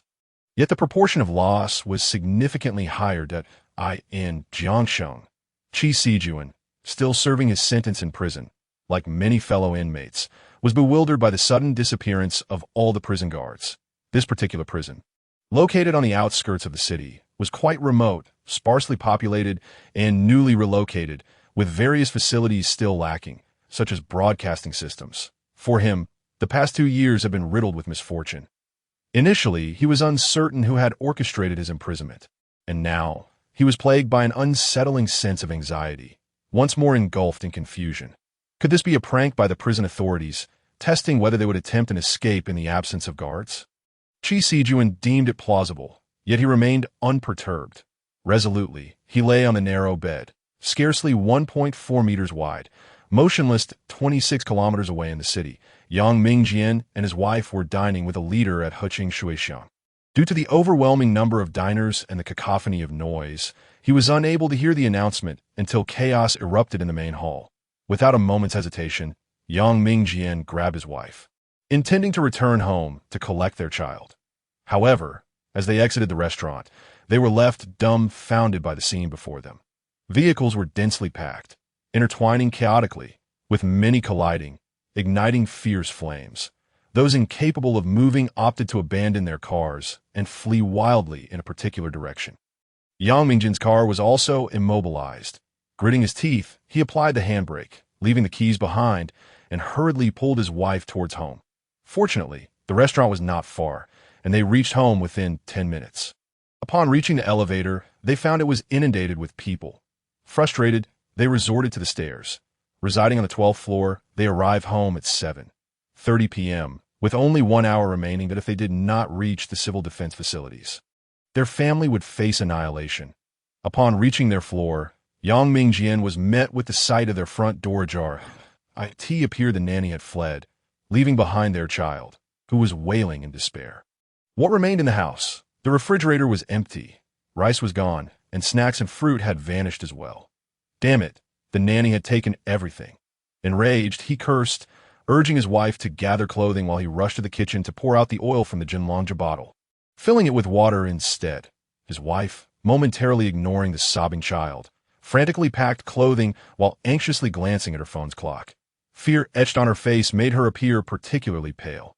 Yang Mingjian could find no food at home, so he ruthlessly kicked down the neighbor's door, only to discover it too was deserted.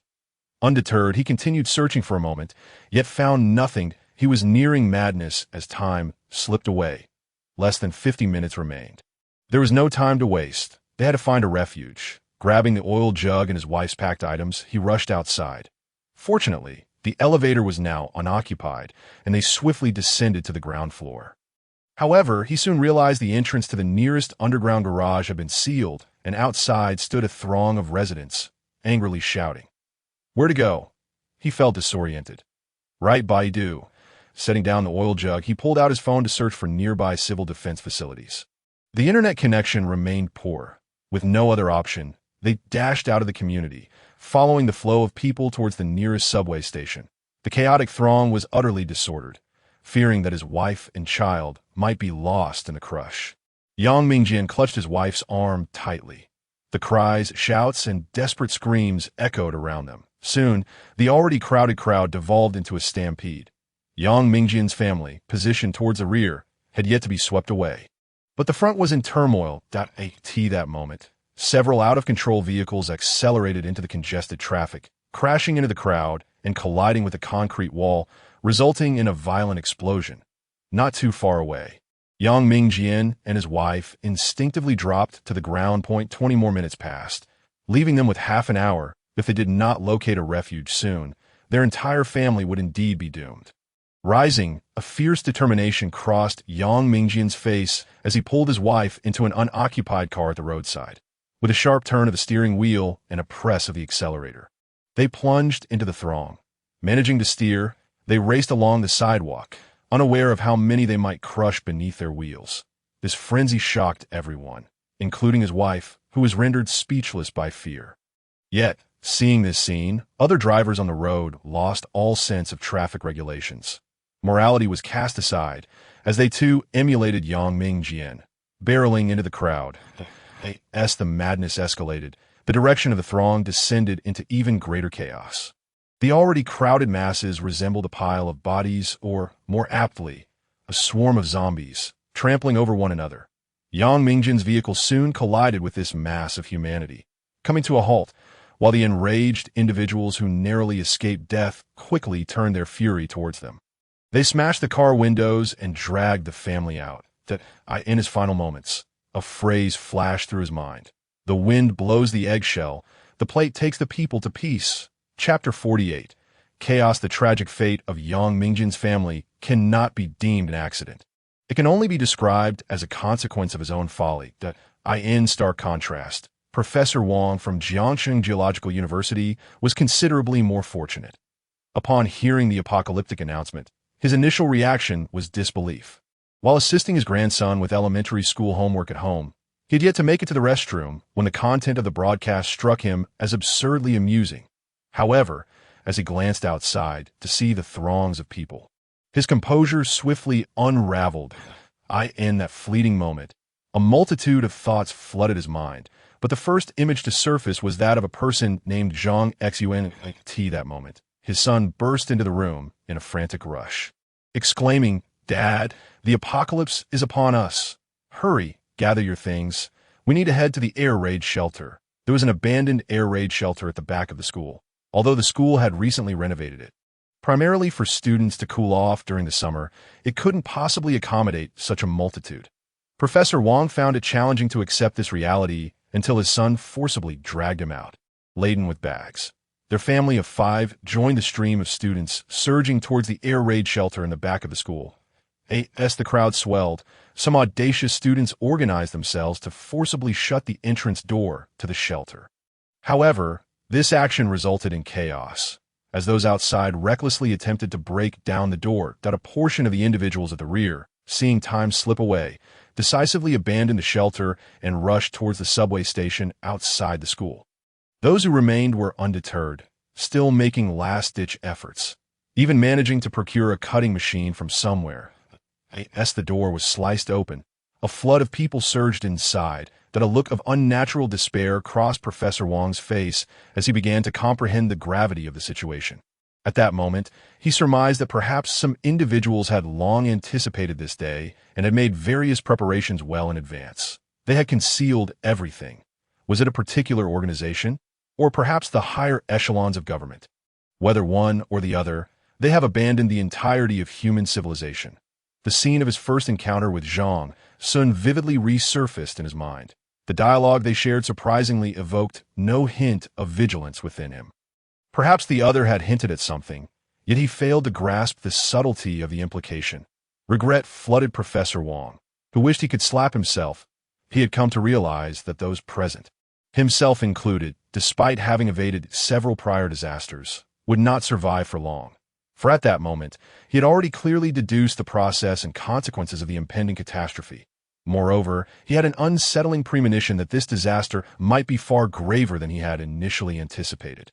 A wave of helpless despair washed over him, prompting Professor Wang to shut his eyes in anguish. Perhaps a life devoid of suffering was the wiser choice, as the final minute of the predicted time approached.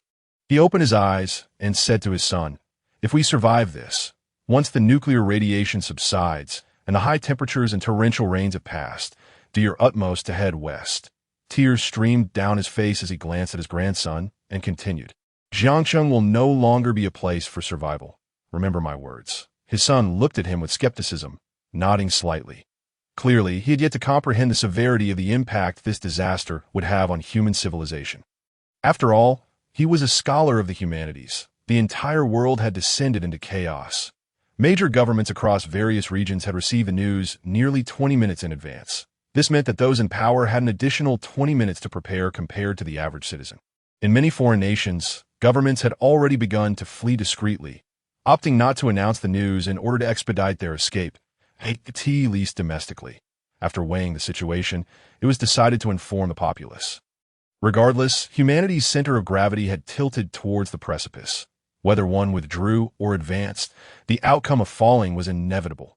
Railways, highways, and aviation hubs were rendered utterly paralyzed following the broadcast. There was no need for passengers to riot. The pilots and ground staff had all fled. Due to the advance warning, the measures adopted by various local governments varied significantly. Coastal regions in the southeast, south, and north had essentially abandoned large-scale rescue efforts. As they had become utterly futile, a small number of individuals might reach the inland areas, but the outcome would likely be the same. Perhaps they would perish in the skies in some inland regions, such as Guizhou, Chongqing, Sichuan, and Gansu. Local governments, leveraging their geographical advantages, secretly made some efforts. However, whether these efforts would yield results remained uncertain in some areas. Despite a strong desire to assist, their endeavors were swiftly thwarted by frenzied crowds. In desperation, individuals could only tend to their own front yards. 1,000 years is too long. We must seize the day. Yet, this day is tragically brief. There is simply no time to prepare. Far across the Pacific, Heisey received news through the media, the undersea cables transmitting broadcasts from the ancient Eastern power, alerting all citizens of the beautiful nation to the impending apocalypse. Almost immediately, Heisey rushed with his family to a suburban supermarket, embarking on a fervent $0 shopping spree in the Americas. Due to the proximity to the impact site, the preparation time was significantly shorter than that of other continents. Moreover, the American government shockingly chose silence over broadcasting to the populace, opting instead for a covert evacuation. Heisey recalled having purchased an apocalyptic bunker. Meanwhile, Li Pan from Hunan, a minor leader in a state-owned enterprise, had also received the news early and hurriedly took his family to a shelter. There was also a wealthy individual from the Central Plains, eagerly awaiting the arrival of this day. This time, he brought 3 young women into his lavish refuge, engaging in a candid, forceful, and sorrowful dialogue. It was not a pleasant conversation, to say the least. At this moment, the chaos of the world surpassed even the combined turmoil of the 2 world wars. In the final moments before the shockwave struck, everyone silently prayed that it was merely a false alarm. Chapter 1. The arrival of the apocalypse amidst a period of fearful and anxious waiting. The once monochrome images on the control room screen gradually brightened, resembling the dawn of a new day. The clouds in the sky became visibly transformed, shifting from white to red. 2 minutes later, the visuals distorted violently, accompanied by intense shaking in the distance. Innumerable plants were uprooted as if the earth itself were being torn asunder, and many large trees were snapped in half. The external surveillance cameras, encased in robust concrete with an added layer of bulletproof glass, fortunately, withstood the onslaught. Most remained unscathed, save for one unfortunate camera that was struck by a massive boulder. It was nighttime, yet the external view appeared brighter than during the day, rendering the scene all the more terrifying. After a few more minutes, the tremor subsided, revealing only the shattered remnants of the mountains and the scattered debris rolling about. The shockwave from the impact had passed, and now the seismic waves were upon them. As expected, the entire shelter shook violently, with the sensors indicating a magnitude of 9 on the Richter scale. This was the tremor that had been weakened by nearly 10,000 miles of travel, which offered a glimpse into the cataclysmic devastation at the epicenter. Fortunately, the shelter's seismic buffering system had withstood the intense quake. Aside from some swaying, it remained intact. The sensors transitioned from a green healthy state to a yellow warning state. Thankfully, red alerts had not been triggered. Otherwise, they would be in dire straits. Zhang Xun breathed a sigh of relief. Meanwhile, Du Jing and the others, their faces pale, clutched the backs of their chairs tightly. That moment, they truly realized that humanity's end had arrived. Fear, confusion, and relief at being together swirled in their expressions. Alas, Zhang Xun sighed, grasping his wife's hand. Now that disaster has struck, if we are to survive, let us live well. His family gazed at him in silence. Zhang Xun understood that they simply needed time to process this monumental upheaval in their lives. The shaking of the shelter gradually diminished, yet it was not over. The first seismic wave had not entirely receded when the second wave followed closely behind. A series of chain reactions caused by geological shifts ensued. With tremors persisting for over half an hour, the screen darkened again, not due to damage, but because falling rocks from the mountain obstructed their view. The sky, resembling a scene engulfed in flames, began to darken. And just as they felt a moment of relief, dozens of meteor showers erupted in the dim sky. They drew closer, resembling fiery projectiles hurtling towards the earth. These fireballs were fragments of asteroids propelled into the atmosphere by the impact, now descending once more. The mountain across from them was unfortunate enough to be struck by a fireball, the violent collision reverberating within the shelter, causing the occupants to cover their ears in agony. Fortunately, they quickly recovered. Zhang Xun inwardly fumed at the designers for failing to account for such factors. "Are you all right?" He immediately turned to his wife and the others. They shook their heads, their pale faces etched with terror. The number of fireballs was limited, and their coverage vast. Fortunately, they did not strike their mountain. However, the screen brightened once more as the fireball impacts ignited widespread wildfires. Those plants that had survived the initial shockwave now faced yet another calamity. Thus, the four of them sat in stunned silence, witnessing the raging inferno outside, a scene reminiscent of hell itself. Within 10 minutes, countless shards of glass pelted the ground like a torrential downpour. This glass rain persisted for half an hour. By midnight, amid the howling winds, the fire outside showed no signs of abating. Rather, it grew fiercer. In contrast, the frequency of the tremors had significantly decreased, with only 2 minor aftershocks occurring since 11 o'clock. It was late, and Zhang Xun said to Du Jing, "Dear, please check the supplies on the second-floor storage shelves with your parents. If they're disarrayed, just tidy them up quickly. I will go down to the 5th level to assess the equipment situation." Zhang Xun produced several walkie-talkies, distributing one to each person. Upon descending to the 5th level, he made a beeline for the power generation equipment. Fortunately, the units were equipped with cushioning devices.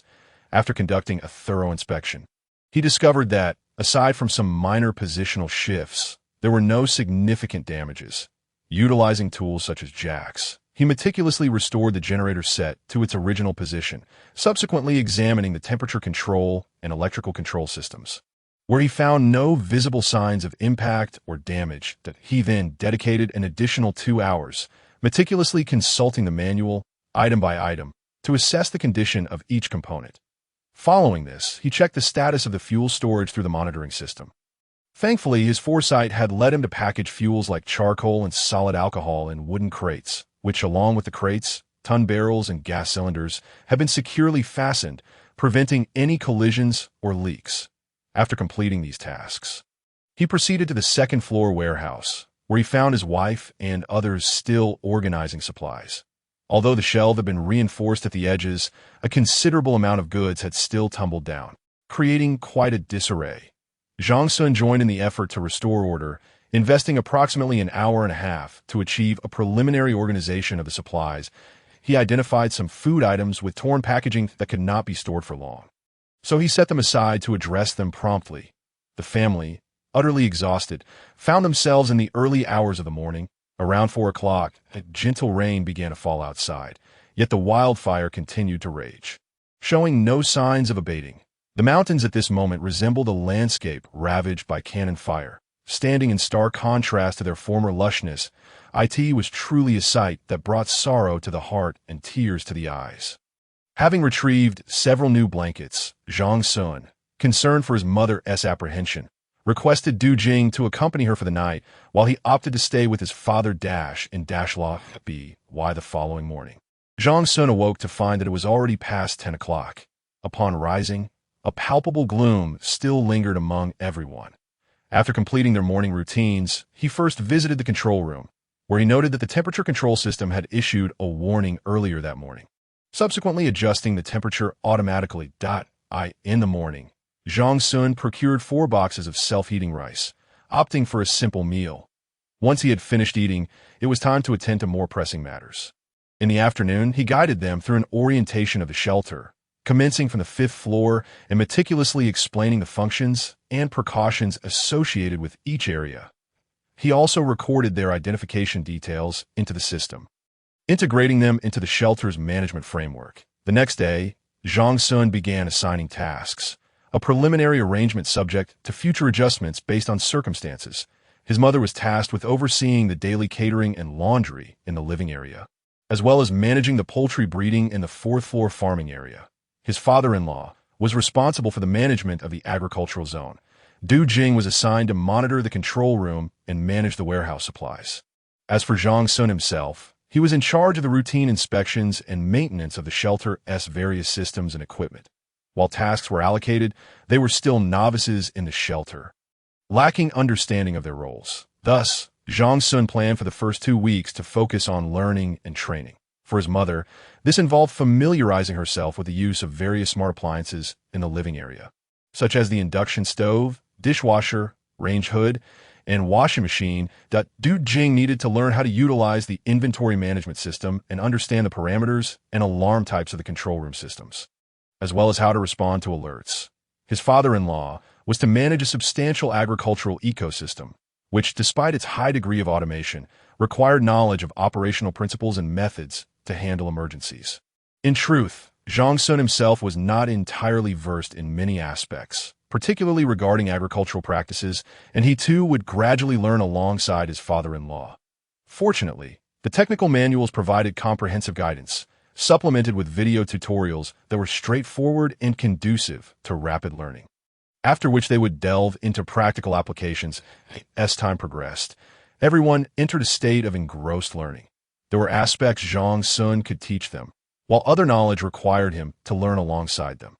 This atmosphere seemed to mitigate the fears and shadows cast by the apocalyptic world outside, gradually eliciting more smiles from everyone. Chapter 2. Life Underground. Just as Zhang Xun's family began to acclimatize to their new life, the external environment continued to deteriorate. From the next day onward, the temperature outside the shelter rose steadily from a mere 9°C to a sweltering 40°C.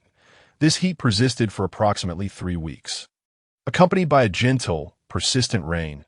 Notably, when vegetation ignited, surface temperatures soared to unprecedented levels. After the 3rd week, the temperature began to recede gradually, while the sky grew increasingly dark and oppressive, devoid of sunlight. The rain, which had intensified since the 2nd week, escalated into an extraordinary downpour within a single day. Zhang Xun recalled that this torrential rain would last for over a month, characterized by a strong acidic content that would be fatal to anyone exposed to the elements. Having undergone several weeks of intensive learning, everyone had acquired a fundamental grasp of their respective duties. Starting from the 3rd week, following his daily inspections, Zhang Xun would venture to the 4th floor agricultural zone to sow the first batch of crops with his father-in-law. The total area of the agricultural zone spanned approximately 500 square meters, employing both soil and hydroponic cultivation methods with a multi-tiered structure. According to the supplier, the actual cultivable area should reach around 2.5 acres. Under normal circumstances, this scientific approach to planting typically yields greater outputs than traditional farming methods. If operated at full capacity, it could produce over 6,000 pounds of grain annually across 3 harvests. However, Zhang Xun opted to utilize only about 1/5 of the cultivation area, half of which was dedicated to rice, while the other half comprised various vegetables. The limited planting was primarily to accumulate experience, coupled with the fact that they currently had ample food reserves. Only after depleting a portion of their stored food would they fully engage in agricultural cultivation, as for the oxygen supply. There was no immediate concern for at least 6 months, as the oxygen levels in the air would not significantly diminish in the short term. The shelter's air filtration system continued to facilitate gas exchange with the outside environment. After a few arduous days of selecting crop varieties, activating sunlight illumination, sowing seeds, and adding growth agents, they found a semblance of ease, although daily record-keeping remained necessary. Du Jing quickly memorized much of the manual's content and, in conjunction with practical application, became proficient in executing some basic operational and management tasks. Now, the family had come to accept the arrival of the apocalypse. Their lives underground were unavoidable. The paramount concern became how to live well in the days ahead. During the 3rd week of their existence in the shelter, the process of adaptation between the family and the shelter progressed smoothly, enabling them to effectively harness the shelter's intended value and functionality. By the 4th week, a management routine had been established. Rising at 7 or 8 in the morning, they would first check the control room for any alarm notifications and assess the status parameters of various systems. After breakfast, Zhang Xun would conduct inspections on each floor while his father-in-law monitored and recorded the condition of the crops on the 4th floor. His mother would clean the living area and attend to the poultry in the breeding zone. Du Jing would periodically use a tablet to check the consumption and inventory status of supplies, also monitoring for any items nearing expiration or damaged, organizing them in advance. These tasks typically consumed about 2 hours. After dinner, Zhang Xun and his father-in-law would conduct another round of inspections throughout the shelter, ensuring everything was in order before retiring for the night. To be honest, the workload was not strenuous and remained quite manageable, of course. This was under normal circumstances without any malfunctions. During the remaining time, they would often engage in games of mahjong, play video games, or watch movies together. Zhang Xun's mother enjoyed dancing in the square. even converting a larger bedroom into a dance space. Although the living room was more spacious, she preferred not to disturb others while practicing, so she chose an unoccupied bedroom. Occasionally, after dinner, she would invite others to join her in dancing. Zhang Xun and Du Jing, however, found little interest and ceased after a few days. His father-in-law, on the other hand, developed a fondness for it. After learning social dances from Zhang Xun's mother, including the waltz and slow foxtrot, he became increasingly enamored, dancing for over an hour each night.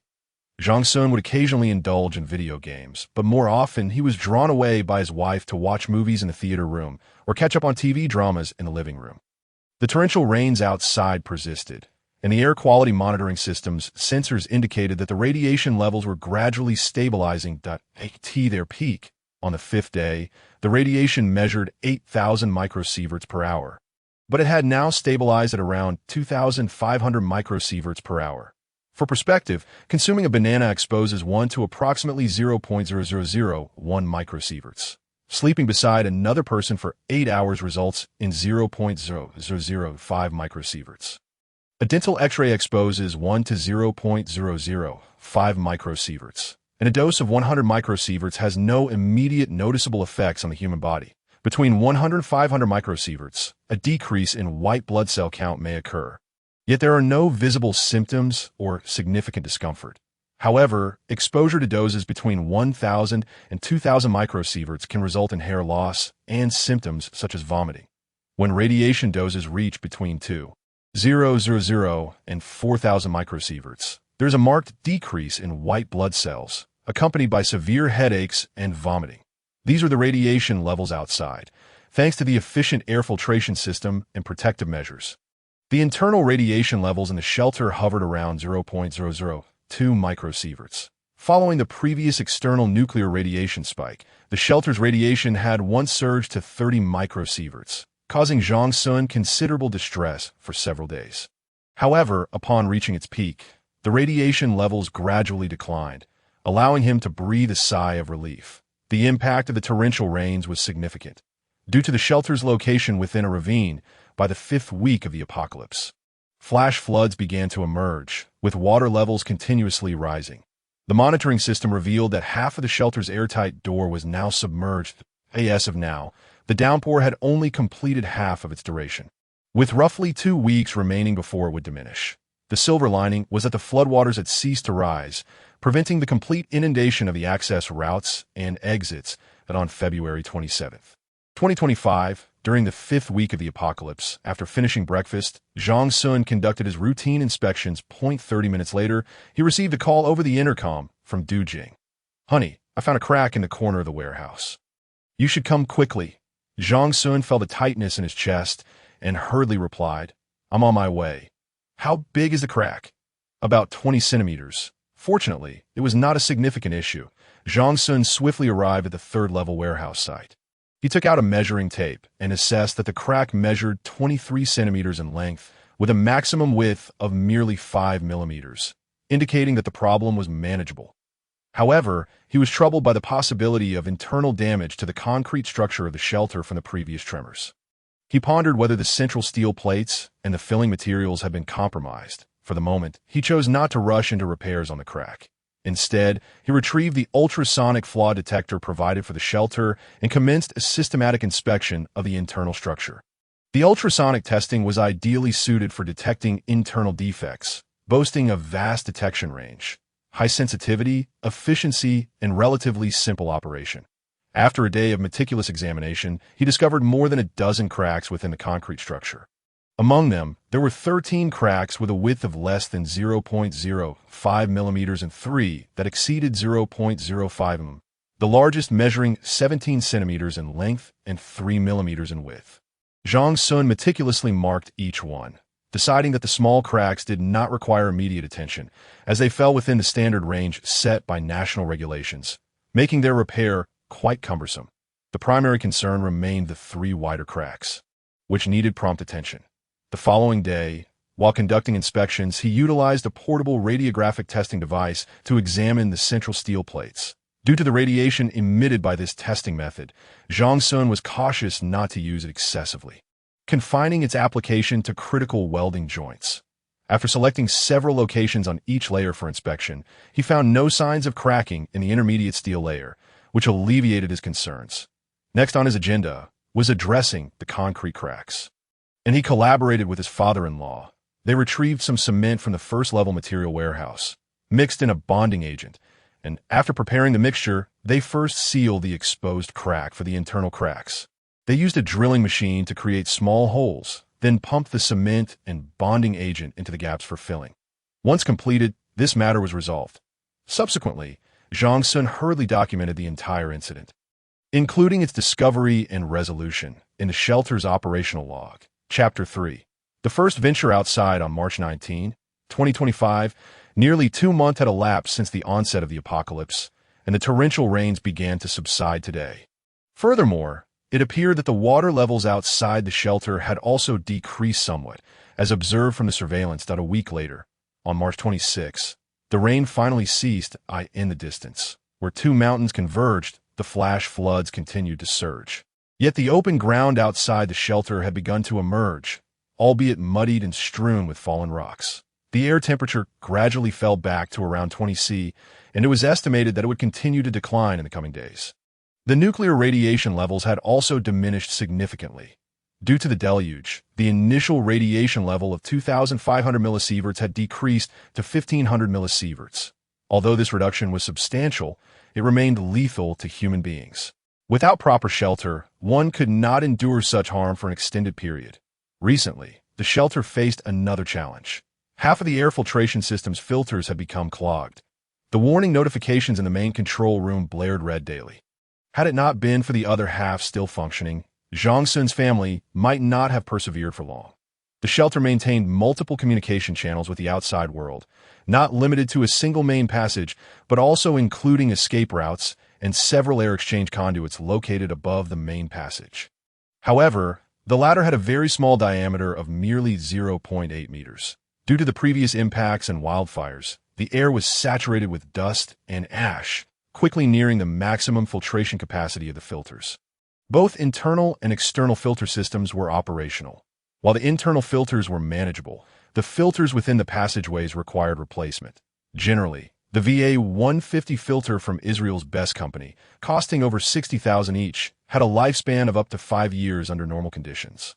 Yet, it had barely lasted 2 months in the current circumstances before nearing obsolescence. Fortunately, he had previously stockpiled a considerable amount, ensuring replacements were available, and with the continued decline in airborne dust levels, the subsequent lifespan would likely extend, making replacement intervals less frequent. Moreover, some of the exits of these conduits had been obstructed by soil and rocks, necessitating cleanup. During this period, he had been awaiting the cessation of rain to prepare for outdoor cleanup, while also repeatedly studying the entry and exit procedures during disaster scenarios. At 9 a.m. on March 28, the sky remained overcast, and after donning protective suits, Zhang Xun and his father-in-law opened the second door and maneuvered the bulldozer between the 2 large doors. This time, the 2 men ventured out to perform the task, while Du Jing and his mother remained inside the shelter, ready to monitor and provide assistance as needed. 20 minutes later, after relocating tools and supplies to the designated area, Zhang Xun used a walkie-talkie to inform Du Jing in the main control room to close the second door, followed by opening the first door. As the large door creaked open, the sound of falling rocks echoed through the passage, quickly forming a large mound of earth with only about a meter of clearance to the top of the exit. Once the door was fully opened, Zhang Xun drove the bulldozer to clear away the debris. Making several passes until the passage was completely unobstructed, he then tidied up the area in front of the door, pushing the fallen rocks to the sides. After completing these tasks, he hurried down to assist his father-in-law in moving tools and filter replacements. The mountains had been stripped of all vegetation, rendering Zhang Xun's previous suggestion of a concealed design a mere jest. However, it spared them the time spent searching for the precise location, standing directly in front of the shelter. A brief observation revealed the position. With one hand holding tools and the other carrying a filter, Zhang Xun cautiously ascended to the uppermost conduit. The slippery conditions made the climb arduous. Upon reaching the location, the first task was to clear away the stones and debris covering the entrance. The two men utilized their tools to remove the rocks over the span of 10 minutes, after Zhang Xun detached the steel barricade at the conduit's entrance. He crawled inside. The passage was narrow. Once he entered, his father-in-law lowered the filter down with a rope. The passage sloped downward, culminating in a right-angle bend shaped like an inverted L, designed to effectively shield against direct nuclear radiation. Zhang Xun received the filter, hooked it onto a latch with his toes, and, lying in the passage, removed the obstructed old filter before installing the new one. That after completing this task, he did not immediately exit, but handed the old filter to his father-in-law. He also requested that his father-in-law toss over additional tools, as he needed to clear away some smaller rocks and debris within the conduit.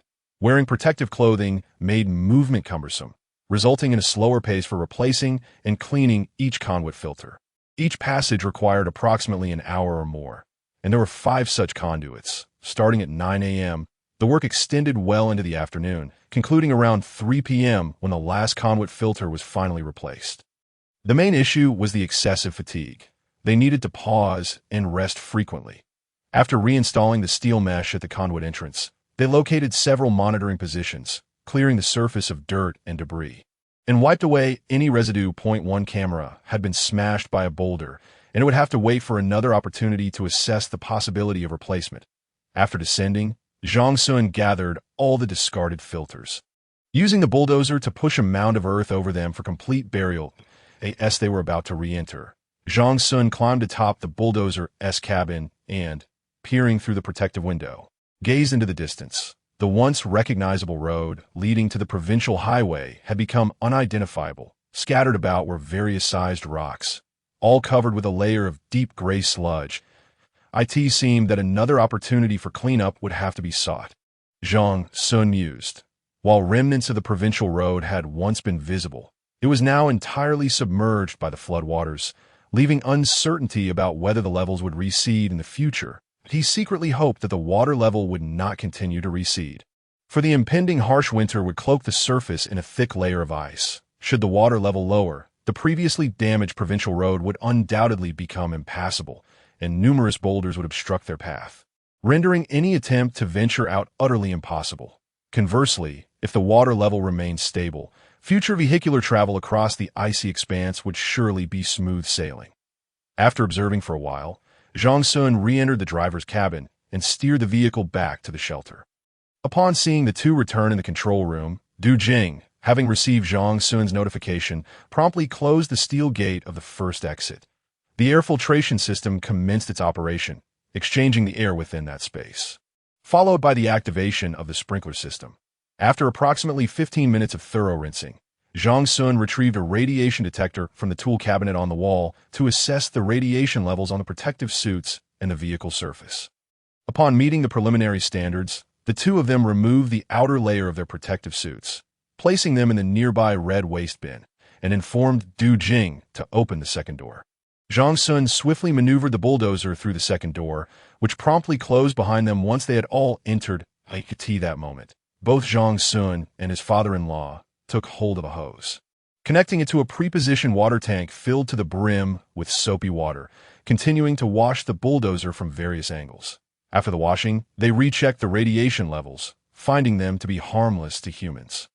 However, Zhang Xun remained uneasy and took an additional precaution that he draped a massive cover over the bulldozer, coated with a layer of composite material black plastic. Following that, the two men rinsed each other with soapy water. They gathered the debris from the ground, dried any moisture, and confirmed the radiation levels were minimal before finally removing the inner layer of their protective suits. As a precautionary measure, they temporarily left the bulldozer in the passageway, refraining from returning it to the first storage area. Once they had tidied up, they hurried back to the living quarters, exhausted and famished after a long day, sweaty and in need of refreshment. They first indulged in a hot shower, and by the time they emerged, their mother had already prepared a meal.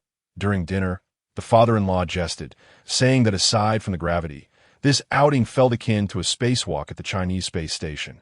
Quite the hassle. Chapter 4, Daily Life on April 16, 2025, at 8:15 a.m., the external monitoring data was updated. Radiation, 1320 millisieverts. Temperature, -10, PM, 2.5, 247, PM10, 200, sulfur dioxide, SO2 600, oxygen content, 19.7. Du Jing diligently recorded each monitoring data point in the operational log. The screen displayed all external area data in alarming red, indicating that humanity remains unable to endure prolonged exposure to such an environment, although the system could automatically record and categorize the data. Zhang Xun insisted on retaining a written copy. Originally, these tasks were Zhang Xun's responsibility, but to alleviate his workload, Du Jing voluntarily took on the task. Recently, Zhang Xun had been preoccupied with the renovation of the waste disposal station, primarily due to the increasing volume of refuse generated by the shelter. After being stored for some time, the waste began to emit foul odors, mold, and various microorganisms, an oversight from the initial design phase. The setup was relatively straightforward: a dedicated waste storage area and a household waste compactor, with 2 additional units stored in the equipment warehouse, since Zhang Xun's family could not casually dispose of waste outside. The prolonged storage of refuse led to complications. Last Tuesday, the air filtration system on the first floor of the shelter suddenly issued a warning. After Zhang Xun's investigation, he discovered that the waste station was the culprit. Thus, the renovation of the waste disposal station was prioritized. The following day, he dedicated half a day to removing all the previous waste and burying it properly. The renovation primarily focused on odor elimination and bacterial suppression, with the scale of work being manageable. Initially, a relatively independent pipeline was laid utilizing the redundant channels of the temperature control and ventilation systems, connecting the waste station to the outside, inside the waste station. A fan and a misting device were installed. Every 3 days, collected waste would be packaged and placed in the waste station for compaction, followed by activating the misting system to spray disinfectants and deodorants onto the refuse.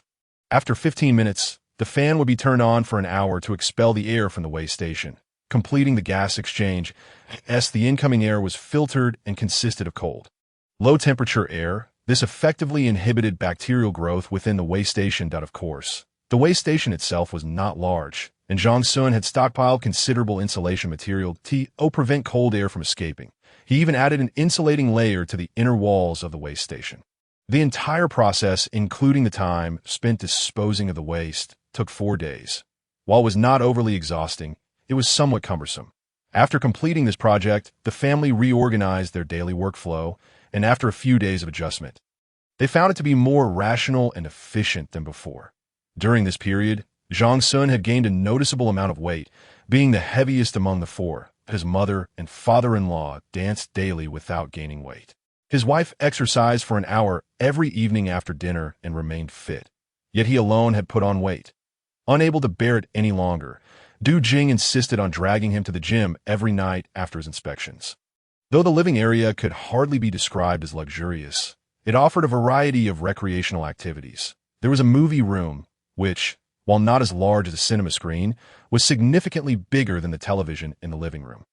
And the dim environment enhanced the viewing experience. There was also a study filled with diverse books. His mother-in-law and father-in-law occasionally browsed through the books, as they preferred physical books over e-books, finding them more tangible. Zhang Xun and Du Jing's favorite spot remained the game room, which was the largest room aside from the living area. IT was equipped with 3 desktop computers for various single-player games, a Sony PS5, an Xbox gaming console, and a laser-simulated shooting system. The most expensive item was the VR headset. Standing on a balance board while wearing the VR goggles and holding the game controller offered the most immersive experience. His mother-in-law and father-in-law lost interest after 2 attempts, citing the overwhelming visual experience. While his wife often competed with him for playtime, in the game room, they could play mahjong, cards, samashah, chess, and more. Initially, there were plans to install a pool table, but due to space constraints, it was relegated to the living room's edge. The main control room was unremarkable, but Zhang Xun had personally experienced the medical room once. During a pipe relocation, he accidentally scraped his calf on a steel band, resulting in a cut that Du Jing promptly treated in the medical room, stitching it up. This marked the first injury, albeit a minor one, since their time in the shelter in accordance with the survival guidelines previously established for the shelter. Zhang Xun and his family discussed making certain modifications, primarily based on the current environment and actual conditions. Under the strong insistence of his mother and Du Jing, they also thoroughly optimized the safety operating procedures. They unanimously decided to conduct at least 3 to 4 full drills each month, such as fire drills, evacuation drills, toxic gas drills, medical rescue drills, and emergency response procedure drills. Zhang Xun felt a sense of comfort. Realizing that his family had genuinely integrated into this post-apocalyptic world and the survival system of the shelter. On May 1, 2025, the external temperature plummeted to -35, plunging the surroundings into complete darkness. It was not a malfunction of the camera, but rather a thick layer of snow that had covered it. Meanwhile, the radiation levels in the air had further decreased to only 1100 millisieverts, largely due to the previous heavy rain and the swirling snowfall, which had brought most of the nuclear radiation to the surface. The temperature continued its downward trend, and Zhang Xun understood that this was far from the limit. His memories recalled that in E province, the average temperature 6 months into the apocalypse had been -50, and the following year it had dipped below -60 to furthermore. The snow and ice outside were laced with intense nuclear radiation. To drink melted snow would likely shorten one's lifespan significantly, leading to a deeply painful existence in the limited years remaining. The underground water beneath the shelter had not been significantly impacted, primarily due to its depth and continuous flow. The radiation levels in the groundwater had slightly increased, though the change was minimal. The water they used for daily living underwent a secondary filtration process, ensuring it posed no harm to their health, allowing Zhang Xun to selectively disregard the radiation levels. The shelter's daily water consumption was considerable, and the wastewater generated was expelled. Zhang Xun did not wish to utilize the wastewater further, as it currently held little value, and storing it within the shelter would only waste space. His greater concern lay with the gases and wastewater from excrement, which were challenging to pump out and emitted a strong odor. Therefore, he had to designate a separate pit for waste storage, a decision made during the initial design phase with future biogas utilization in mind. Nevertheless, Zhang Xun did not face an energy crisis at present. Rather, these gases and wastewater posed a potential safety risk that, if the wastewater accumulated, it would overflow through the pipes, and the same applied to the gases, which could lead to poisoning during use. Thus, he needed to prepare additional drainage and venting systems in advance. When the waste pit reached a certain level, the drainage valve would automatically open, connecting to the main drainage pump system to expel a portion of the water from the pit. The venting system operated similarly, automatically activating when the internal pressure reached a warning level. Zhang Xun's insistence on a programmable control system was now proving advantageous.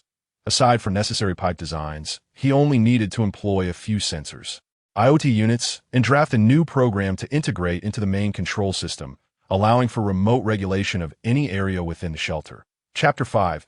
Pregnancy Honey, My Dad and Your Mom. That evening, Du Jing lay in bed, her expression hesitant, having only spoken half of her thought. What happened to Mom and Dad? Zhang Xun inquired, turning his head. Don't you think they've been a bit too flirtatious lately?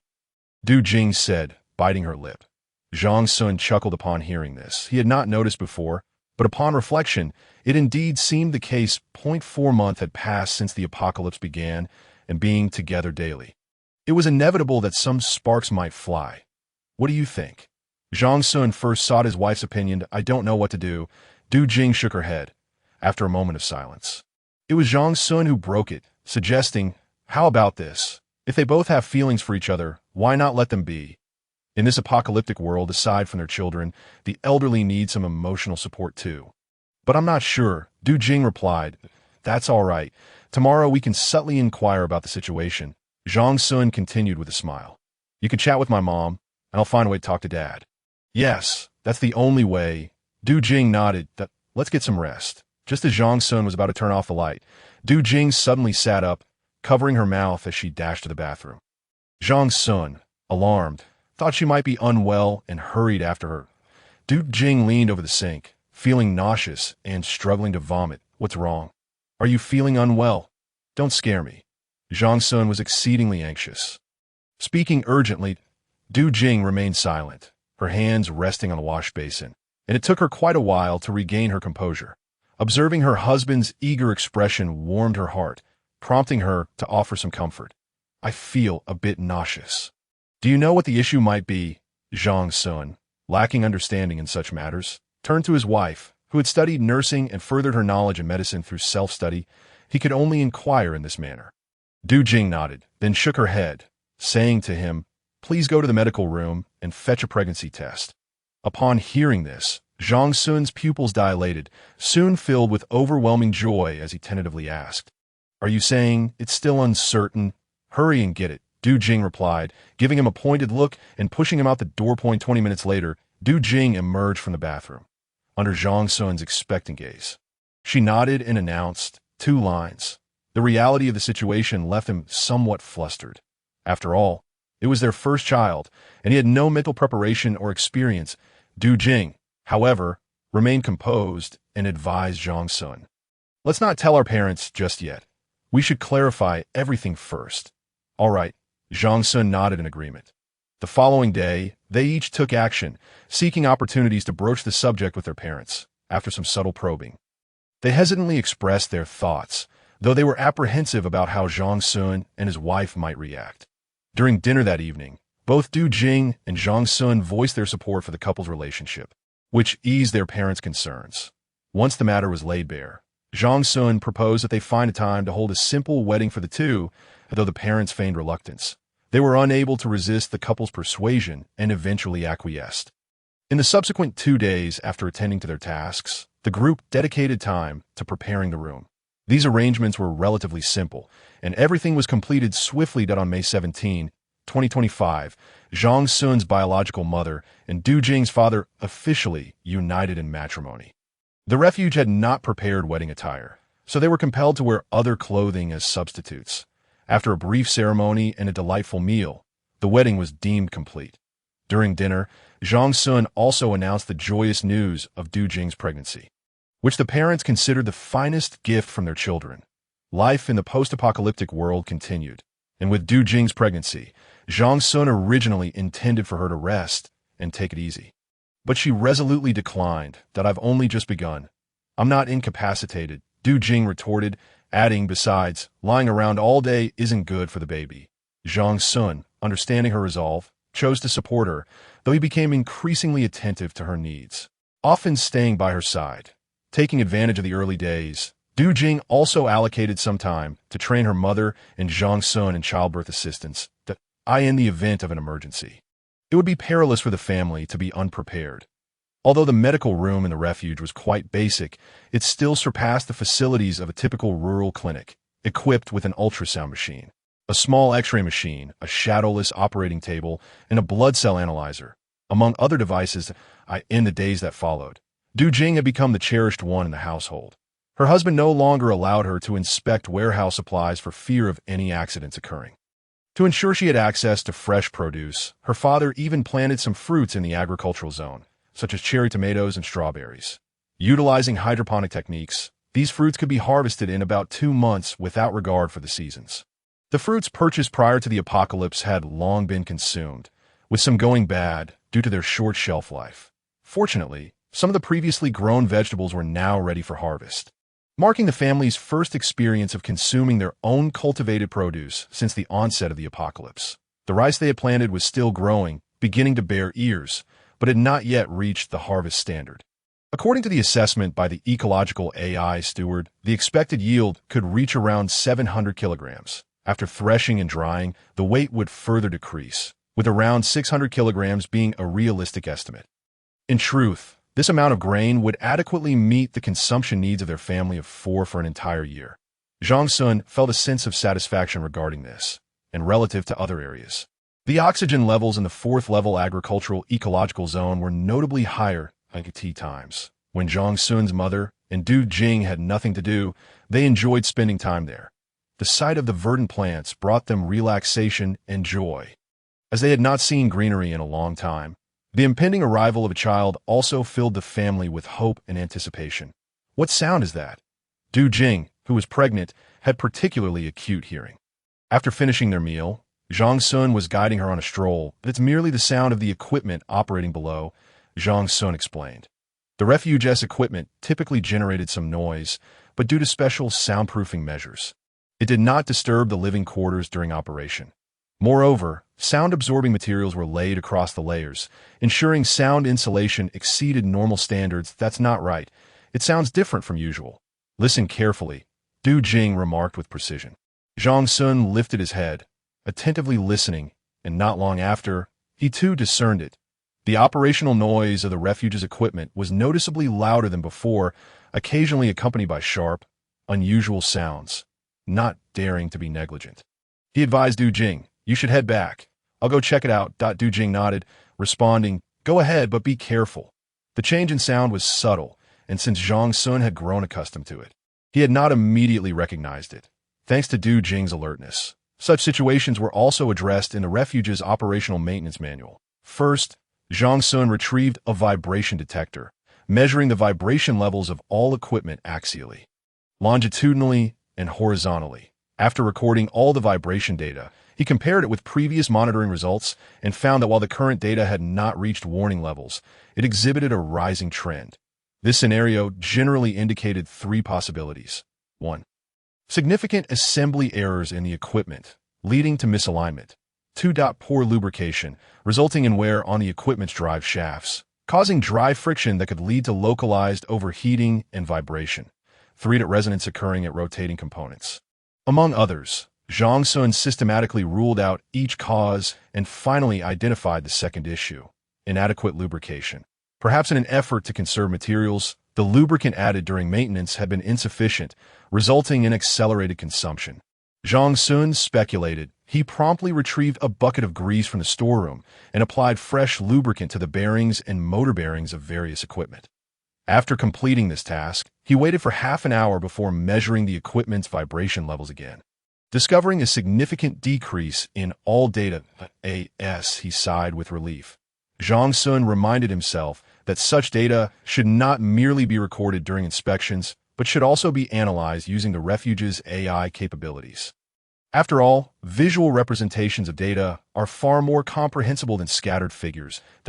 In the following 2 days, he rewrote an analysis program, incorporating vibration levels, sound decibels, and other often overlooked data into the refuge's monitoring system.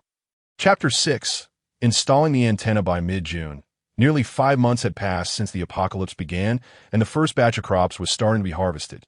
The entire Zhang Xun family mobilized, completing the rice harvest in half a day, after which no further planning would occur for a while.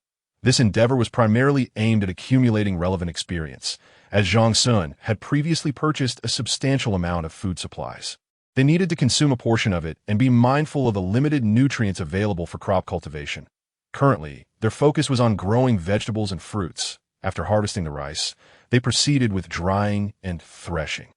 In the 4th level agricultural ecological zone, there was an area designated for crop processing, where the pre-prepared threshers and mills came into play. That evening, the family enjoyed the freshest rice and celebrated with a lavish spread of dishes. After dinner, they gathered on the living room sofa to watch television, and Zhang Xun's mother sighed as she observed the lively scenes in the drama. Lamenting, "I wonder how things are outside." The 4 of them fell into a sudden silence, with no one knowing the answer.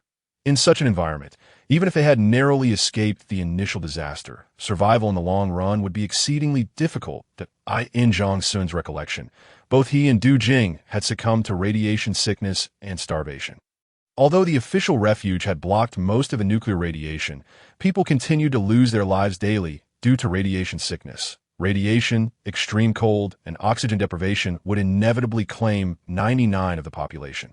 It was only a matter of time, and for the remaining one, their survival would hinge on luck. "Tomorrow, I'll think of a way to see if I can pick up any signals from the outside," Zhang Xun declared. Zhang Xun consoled. Early the next morning, Zhang Xun rose swiftly, conducting a thorough inspection of the shelter without even partaking in breakfast. He proceeded to the equipment warehouse to retrieve the previously purchased radio receiving equipment. The entire system comprised an antenna, feed line, SDR receiver, and PC software. Given that the communication channel for radio transmission was considered during the initial design of the shelter, he merely needed to install the receiving antenna to commence debugging. After dedicating 2 days to diligently studying the principles and methods related to radio technology, he conducted a test within the shelter, confirming its functionality before reopening the shelter's door. This time, he was accompanied by his father-in-law. Upon exiting, they did not immediately install the equipment, but rather prioritized the removal of debris. The installation site was adjacent to one of the ventilation passages, where the radio communication channel was deployed. Providing substantial protection, the duo coordinated to insert and connect the pre-prepared aluminum alloy pipes, insulated with protective material, for the receiving lines, subsequently raising the parabolic antenna to prevent the antenna from being buried under heavy snow. A steel frame was erected, standing 3 meters tall, angled towards the east. After wrapping it in insulation, they secured its 4 legs, which connected the base frame to the ground, with steel nails. Following this, Zhang Xun waved his arms at the camera. Inside, Du Jing began to adjust the orientation of the antenna. The ability to rotate the antenna indicated a successful connection, although further debugging work would be required later, a task beyond Du Jing's understanding. Leaving it solely to him. Instead of returning immediately, the two continued to clear snow and debris from the upper passage of the shelter, as well as around the camera, as the temperature continued to plummet. It had already reached -48°C prior to their morning venture. It was unbearably cold. Both Zhang Xun and his father-in-law were swathed in thick clothing beneath their protective suits. This outing proved to be even more exhausting than the first. After clearing the snow near the passage and camera, they carefully assisted each other back to the flat ground of the main passage. Before entering, he cast a glance towards the provincial road, which appeared as a vast expanse of white, reflecting light, possibly indicating a layer of ice. The snow in front of the shelter had already begun to melt and was relatively solid. Stepping on it did not cause them to sink. This news was promising for Zhang Xun, as he hoped that driving out in the future would not lead to being stuck beneath the surface. He planned to verify this after some time.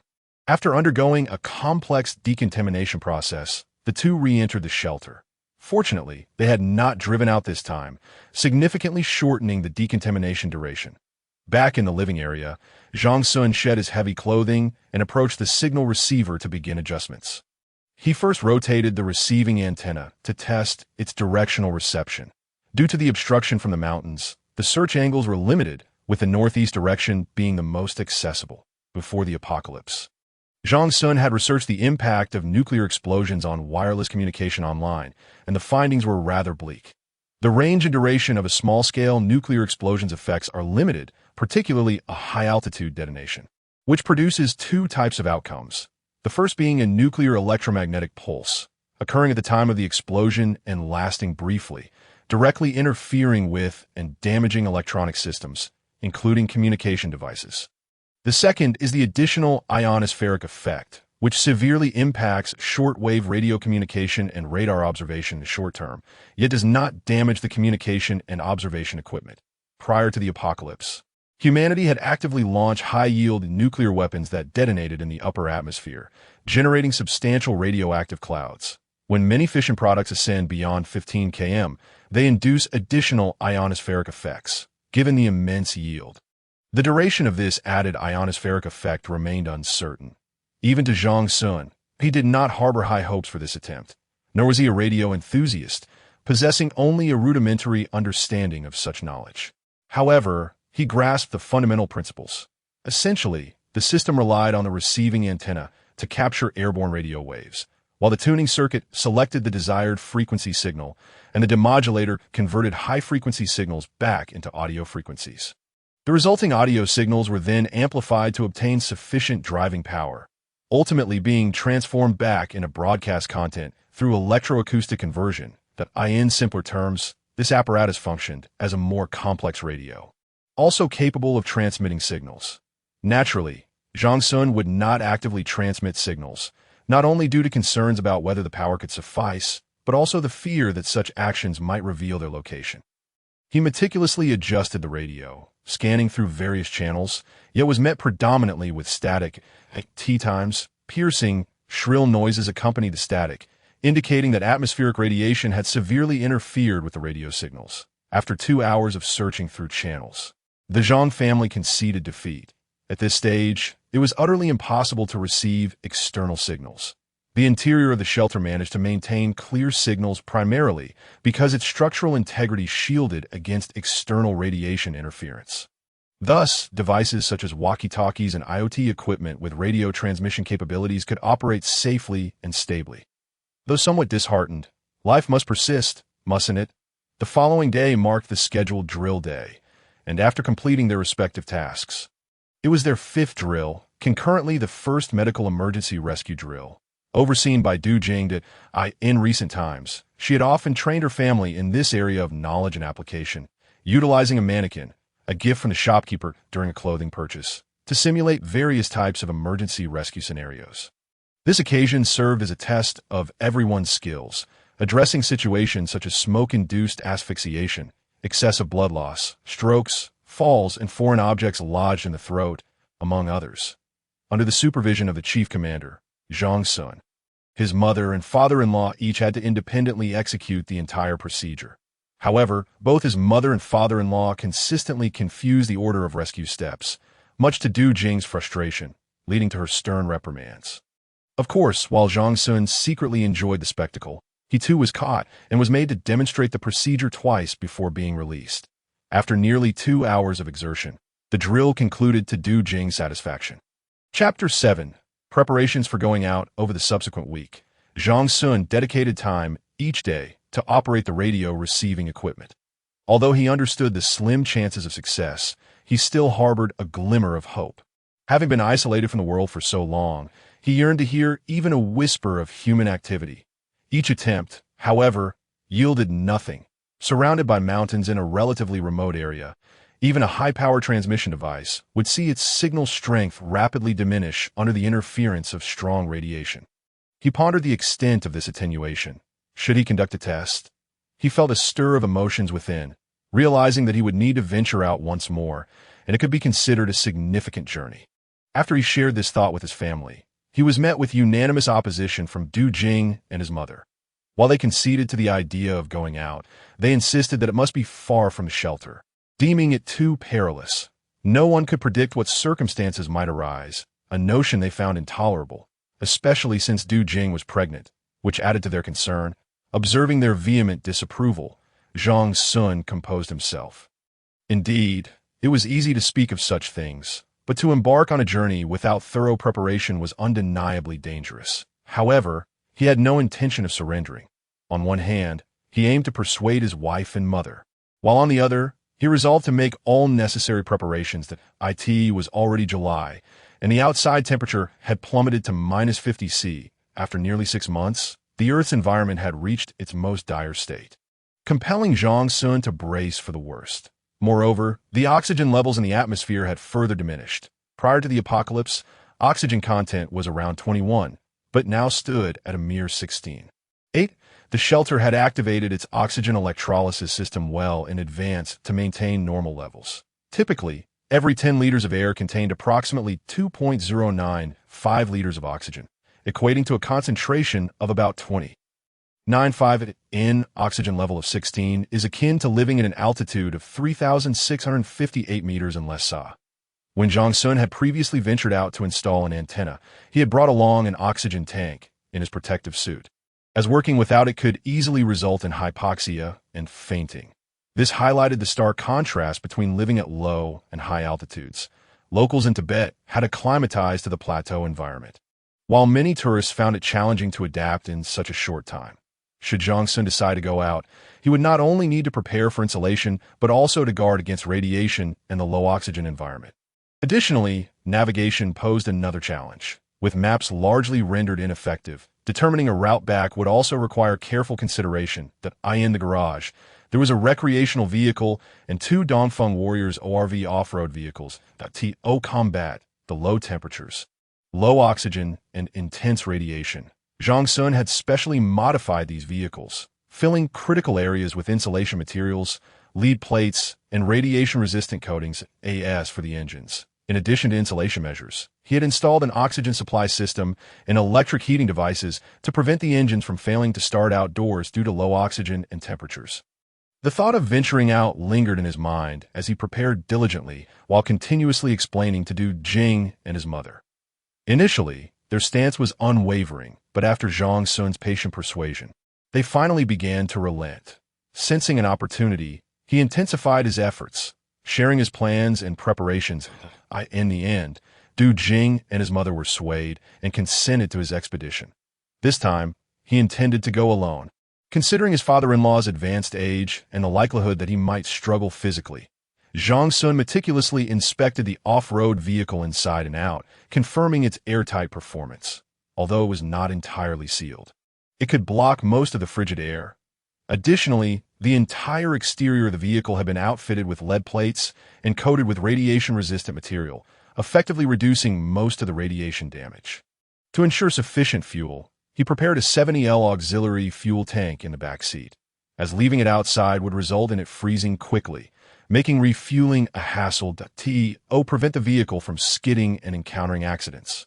He equipped all 4 tires with anti-skid chains. There was also much to carry. He prepared a mountain bike on the roof for emergencies. Furthermore, since he would be wearing protective gear the entire time, eating would be quite challenging, prompting Du Jing to devise a solution.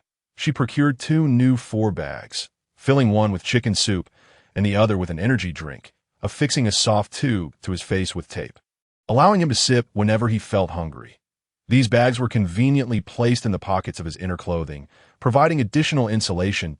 In addition to these precautions, he did not neglect the essentials, adding a high-power radio transceiver to the off-road vehicle. His plan was to send messages back to the shelter after covering certain distances, thereby gauging the extent of radiation interference on radio signals. Another unplanned objective was to investigate the town where they had resided on the day of the apocalypse. Of course, his curiosity stemmed from wondering whether any remnants of humanity might survive in such an environment. With this in mind, he remained cautious and retrieved the tang knife and crossbow arrows he had purchased earlier as self-defense weapons.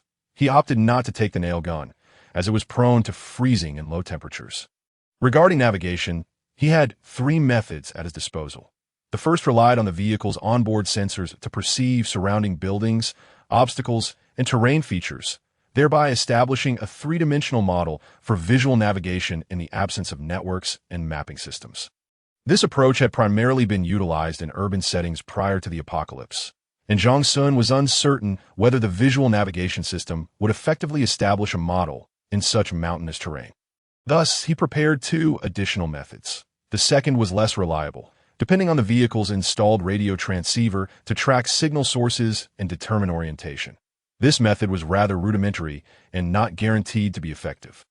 The third method proved to be the most reliable, albeit time-consuming and labor-intensive, with the drawback of potentially exposing the general location of the shelter. This involved placing a beacon device at intervals along the roadside, allowing Zhang Xun to find his way back by following the beacon's guidance. For precaution, he decided to prioritize the third method, using the other 2 as supplementary means. The preparations took a week, and to ensure absolute certainty, he installed an ice-penetrating radar on the roof to monitor the thickness of the ice layer approximately 60 meters ahead. According to ice rink standards, if the ice thickness fell below 50 centimeters, one should avoid crossing at that point. On July 16, 2025, under the watchful eyes of his family, Zhang Xun officially commenced his first long-distance outing, colloquially referred to as going far. Fully equipped, he slowly maneuvered the vehicle out of the shelter. The ice layer on the road near the shelter was relatively thin, measuring only around 40 cm, as the previous mountain flood had receded, revealing the earthen ground beneath the ice.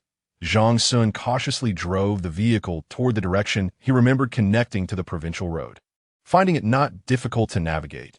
Thanks to the surrounding mountains as reference points. 20 minutes later, the vehicle finally arrived at an intersection, where he first used the radio equipment to send a signal back to the shelter, followed by placing a beacon device on the ice surface. During the initial preparations, Zhang Xun had already taught Du Jing some radio operation methods, and now he would see if the shelter could receive the signal and respond. The sky remained a dull gray, and the vehicle's lights were already illuminated. Zhang Xun sat inside, gazing at the distant mountains, quietly awaiting the receiver's response. Chapter 8. The Ruins. The radio equipment emitted a cacophony of static, and after waiting for 5 minutes without a response, he intended to transmit another signal when a voice finally emerged from the receiver. "Husband, can you hear me?" The voice was relatively clear, albeit mixed with some noise. "I can hear you. How's the signal on your end?" Zhang Xun replied, surprised that the shelter had directly sent an audio signal back. That we received your signal just now, but we misconfigured the channel during decoding. It's all sorted now. After saying this, Du Jing's voice came through the receiver once more. How are you feeling? Is everything okay with you and the vehicle? Rest assured, all is well. That I will be heading east shortly. I will contact you again later, Zhang Xun assured her. Okay. The vehicle remained operational as Zhang Xun glanced at the compass and retrieved a pre-prepared paper map for reference. He turned the steering wheel to the right and drove towards the quaint town. The provincial road had completely vanished from sight, and the occasional protrusion of massive boulders through the ice bore testament to the devastation wrought by the earthquake on this thoroughfare. He maintained a speed of approximately 35 miles per hour, with the ice radar consistently displaying a green scan image, indicating that the ice thickness was within a safe range. Every 7 kilometers or so, Zhang Xun would stop to deploy a beacon. And each time he glanced back, he could faintly see the flickering lights of the previous beacon, which provided him with a measure of reassurance. After every 10 kilometers, he would call in to the shelter. Since audio transmission was direct, there was no need to send the simulated signals he had prepared earlier. The audio signals during the first and second 10 kilometers were relatively normal, albeit with some attenuation in signal strength that did not hinder reception. After an hour and 20 minutes, Zhang Xun caught a glimpse of a structure, if it could be called that. Half of it obscured beneath the ice. He recognized it as the only 4-star hotel in the tourist town. Thanks to its elevated position, it had not been completely submerged in stark contrast. There was no trace of the guest house where Zhang Xun's family had once stayed. Perhaps it had been swept away by the flood. Sighing inwardly, Zhang Xun lamented that, after enduring 6 months of extreme conditions, no life could possibly survive in this desolate place. To validate his assumptions, he parked his vehicle 50 meters in front of the hotel and honked the horn repeatedly. The sound echoed through the mountains for quite some time, but Zhang Xun neither saw nor heard any response. He picked up the camera from the passenger seat and filmed a panoramic view through the window, attempting to transmit the video back to the shelter. Hey dear, I've arrived at the town we used to stay in. Can you hear me? As he spoke, he plugged the camera's connection line into the radio transmitter. 30 seconds later, a voice crackled from the receiver. We can hear you. Make sure to stay safe. How's the situation over there? The town has been destroyed. I'll send a video back shortly to see if you can receive it. Zhang Xun replied loudly. Approximately 20 minutes later, the receiver crackled again with Du Jing's voice. Honey, the video reception is very slow. It's only just starting to decompress. Have you eaten? Zhang Xun, taken aback, found a roundabout nature of her inquiry amusing. He felt a pang of hunger as well. He turned his face slightly and took a hearty sip of chicken soup. I've eaten. I'll continue forward, and you keep an eye on whether you can still receive the signal. At 11 a.m., Zhang Xun advanced another 30 kilometers, and the terrain behind him opened up significantly, with the mountains shrinking in size. The number of beacons was limited and had been nearly exhausted, prompting him to communicate once more with the shelter. As he approached within 50 kilometers of the shelter, the signals he could receive had grown weak. The time taken had also increased considerably, especially with the noise levels rising to nearly drown out the original audio information. Gritting his teeth, Zhang Xun pressed on for another 10 kilometers. This time, the audio communication with the shelter completely failed. Unwilling to accept defeat, he cranked the transmission power to maximum and sent a brief text message. After about 5 minutes, he finally received a response. Upon decoding it, the receiver's screen displayed, "Received. Return home as soon as possible." He turned the vehicle around and began the journey back. The onboard navigation information of his vehicle had updated, displaying a winding yellow line, which was the route generated automatically by the vehicle's visual assistance system on the way in. This indicated that Zhang Xun could return to the shelter without relying on the beacons for navigation. However, he remained cautious and would not easily place his trust in the onboard navigation system. All 3 methods needed thorough verification to ensure the utmost safety on his journey home. He activated the radio equipment to automatically search for signal sources, and the direction and approximate distance were presented on the screen in data form. Along the way, Zhang Xun witnessed several villages, all reduced to rubble. Built on the mountainside, they had not been swept away by the flood. Finding no need to investigate further, he retraced his route, collecting the beacons along the way.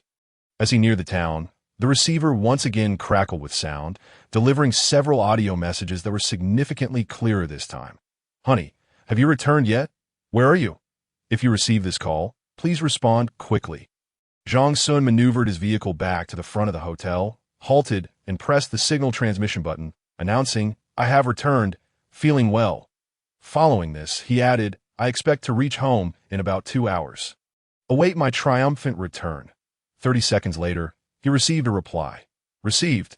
In actuality, the journey from here to the shelter would only take Zhang Xun about 40 minutes under normal driving conditions. The oxygen tank he carried could last for another 3 hours. Before proceeding, he decided to take the risk and explore the hotel. Turning off the headlights but leaving the engine running, he donned a headlamp and exited the vehicle, making his way toward the hotel. He held an oxygen tank in one hand and a tang knife in the other as he climbed through a window into the hotel. Upon entering the room, he was greeted by a scene strewn with shards of glass and icicles, with the bedding on the floor in disarray. Moving cautiously towards the doorway, he found that the door had long since collapsed. Passing through, he entered a long corridor littered with fallen doors and remnants of wallpaper. He meticulously inspected the rooms near the mountainside, finding no useful items and no signs of recent human activity. Having searched the level parallel to the ice surface, he peered down the staircase to the lower level, which was also frozen solid. He had no choice but to ascend, with 5 more floors above him. Upon reaching the second floor, he found no discoveries of note. However, on the third floor, he stumbled upon over a dozen bodies frozen into macabre ice sculptures, startling him at first sight. Gritting his teeth against the discomfort, Zhang Xun continued his exploration that in some undamaged cabinets. He indeed uncovered a few valuable items: ultraviolet disinfection lamps, disinfectant sprays, portable kettles, as well as high-tech foot baths. Irons, hair dryers, and speakers that he chose to leave behind, items such as tea bags and disposable skincare products, wary of using anything that had been exposed to such a radioactive environment. The metallic items he collected could be decontaminated through proper cleansing, provided that the radiation had not altered their internal structure. Otherwise, he would have no choice but to discard them. Having gathered a few items, he decided to take them back to test whether they could be effectively decontaminated. He did not ascend to the top 2 floors, not out of fear, but rather because the sight of the frozen bodies was too disconcerting. After securing the items in a bag, he exited the hotel. Chapter 9. Unexpected gains. He then dragged the heavy bag back to his vehicle, straining to hang the items on the rear. Once inside, he took a moment to calm himself, banishing the disturbing images from his mind before shifting gears and driving back. The pressure gauge on the oxygen tank had dropped significantly, indicating it could last for another 2 hours. The fuel gauge showed that he had consumed 3/5 of his tank, having traveled a total of 90 kilometers. The 80-liter main fuel tank had burned through nearly 50 liters, primarily due to the generator powering the heating system. During the journey from the town to the shelter, he had deployed 4 beacons, all of which he needed to recover one by one. As he drove halfway back, humming a tune, his pupils suddenly contracted. It appeared that a vehicle was parked next to one of the beacons. Could there be someone else out here? Was it a coincidence, or had someone intentionally come to this location? He had a hunch that this vehicle was bound for the shelter. Yet, given the current conditions, an ordinary off-road vehicle would struggle to venture far.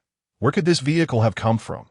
The beacon flickered ahead, but the vehicle remained stationary, its headlights off, as if it had been turned off.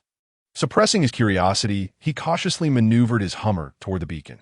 The Hummer was a military-modified civilian vehicle, and after purchasing it, Zhang Xun had reverted it to military specifications, capable of withstanding ordinary bullet attacks. Even if the occupants of the other vehicle possessed superior weaponry, he reasoned that he could simply ram his sturdy vehicle into theirs. He was confident it would be enough to disable them. As he drew closer, the Hummer's high beams illuminated the scene clearly, yet he could only see the rear of the vehicle. Why was there no reaction whatsoever? Zhang Xun was perplexed. He pressed down on the accelerator, maneuvering his vehicle forward before executing a sharp U-turn. The visibility remained poor. The windshield of the car ahead was frozen solid, and the doors were tightly shut. He temporarily halted his vehicle and honked the horn several times. Yet there was no response from the occupants. After waiting for 2 minutes, he gritted his teeth and released the brake, accelerating as he adjusted his direction, crashing into the driver's side of the other vehicle. Although the impact was not severe, it propelled the car 3 to 4 meters away. Zhang Xun waited a few more minutes, but still saw no reaction. He then retrieved a tang knife and exited his car, first inspecting the front of his vehicle for any damage. Fortunately, the only issue was a slight dent in the steel frame, as he had added protective barriers, and the force of the impact was minimal. With his mind sharply focused, Zhang Xun gripped the tang knife tightly and approached the deformed off-road vehicle. As he drew closer, the interior remained obscured further by a layer of ice on the glass. He confirmed that this vehicle had appeared only within the last few hours, as the beacon he had deployed at this location had been there for approximately 5 hours. The door was locked and unyielding. Returning to his own vehicle, he retrieved a hammer and shattered the window of the off-road vehicle. Inside, he discovered 3 individuals huddled together in the back seat, seemingly lifeless. 2 men and a woman, their faces marred by a purplish hue and covered in numerous festering sores. Zhang Xun felt a wave of relief wash over him. Thankfully, they were deceased. Had they lived, they could have followed the beacon to the shelter, which would have posed a significant complication, while it was unlikely they could breach the shelter's entrance. He worried that his family might, out of misplaced compassion, allow them entry. He then attempted to start the engine of the off-road vehicle, but to no avail. That a brief flash on the display indicated that the fuel was depleted. It seemed that the occupants had not chosen to remain immobile. Rather, they had simply run out of fuel, and the vehicle's electrical system could no longer provide heat.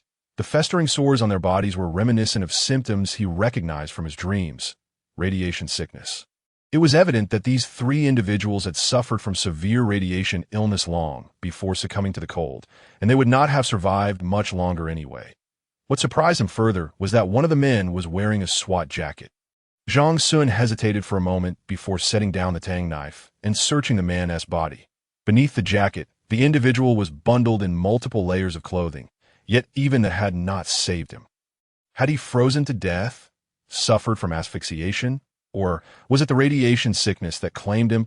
He could not be certain.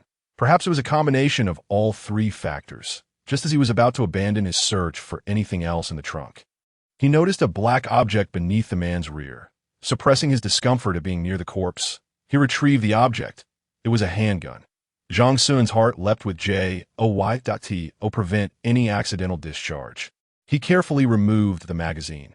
Aiming the handgun skyward, he pulled the trigger, a flash of fire accompanied by a loud bang startling him. The weapon still contained a bullet, and it was loaded. Thankfully, Zhang Xun's caution had spared him from a potential mishap. The magazine held 7 additional rounds, and he searched the vehicle thoroughly, including the pockets of the deceased. Besides finding a spare magazine, he uncovered nothing else. However, it appeared that this man was wearing a bulletproof vest, and Zhang Xun hesitated before deciding to remove it. Checking the time, he ultimately resolved to take it. Given that the 3 had been frozen, it took him over 10 minutes to strip the vest from the body. Upon inspecting the interior of the vehicle and finding nothing else of value, Zhang Xun shifted his focus to the trunk. Unfortunately, the trunk's lock was also unyielding, compelling him to swing the hammer once more. As the glass shattered, the contents of the off-road vehicle's trunk were revealed. The beam of his flashlight illuminated several black boxes, reflecting the light. His heart raced at the sight of 7 boxes of varying sizes, appearing relatively new, each adorned with labels and tags. Zhang Xun examined them one by one. A Type 95 assault rifle, a Type 191 automatic rifle, a CLR-4, a 7.62 mm precision sniper rifle, DBP 191-5.8 mm, standard ammunition, regular batch, with 500 rounds and 420 rounds of CLR-4, a 7.62 mm precision ammunition, along with 60 rounds of 7.62 mm tracer incendiary ammunition, a Q-cam white light sight kit, and an 84-style 7.62 mm micro pistol, with the addition of the Type 92 police pistol he had previously found. He now possessed 5 distinct types of firearms. He had not anticipated such formidable firepower from this off-road vehicle. A wave of relief washed over him. Thankfully, he had not encountered them while they were alive, or would have posed a significant problem. Quickly, he transferred the boxes to his own vehicle, maneuvering the Humvee to align its rear with the off-road vehicle's back, aside from the ammunition boxes being somewhat heavy. The rest were manageable. Exhausted after the transfer, he found the cumbersome protective suit quite inconvenient. Zhang Xun conducted another thorough search of the vehicle for any overlooked items, and to his surprise, he discovered a notebook. It had been wedged beneath the seat cushion, explaining why he had missed it earlier. Flipping through a few pages, he realized it resembled a diary, containing valuable information, which he decided to keep. After closing the car door, he retrieved the beacon and used a rope to secure both vehicles together. He intended to tow the off-road vehicle to a discreet location to avoid raising suspicion should anyone pass by in the future. After starting his vehicle, he made his way back, and approximately 20 minutes later, a location where the ice had cracked, he rammed the off-road vehicle down into the chasm. Checking the time and the pressure gauge of his oxygen tank, he dared not delay further and needed to return swiftly. During this time, Du Jing had sent multiple messages urging him to return as soon as possible. Zhang Xun understood that his previous silence had caused concern among his family. After briefly replying, he focused on driving, increasing his speed beyond what it had been when he left. Half an hour later, Zhang Xun's Humvee arrived at the entrance of the shelter without incident. Chapter 10.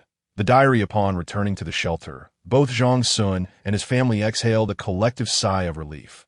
Leaving at 8 a.m., he returned at 3 p.m., covering a distance of 120 kilometers in nearly 7 hours. After enduring a lengthy decontamination process, he finally re-entered the living quarters around 5 p.m., just in time for dinner. Among the items he had found at the hotel, a few still bore traces of radiation that he could not eliminate.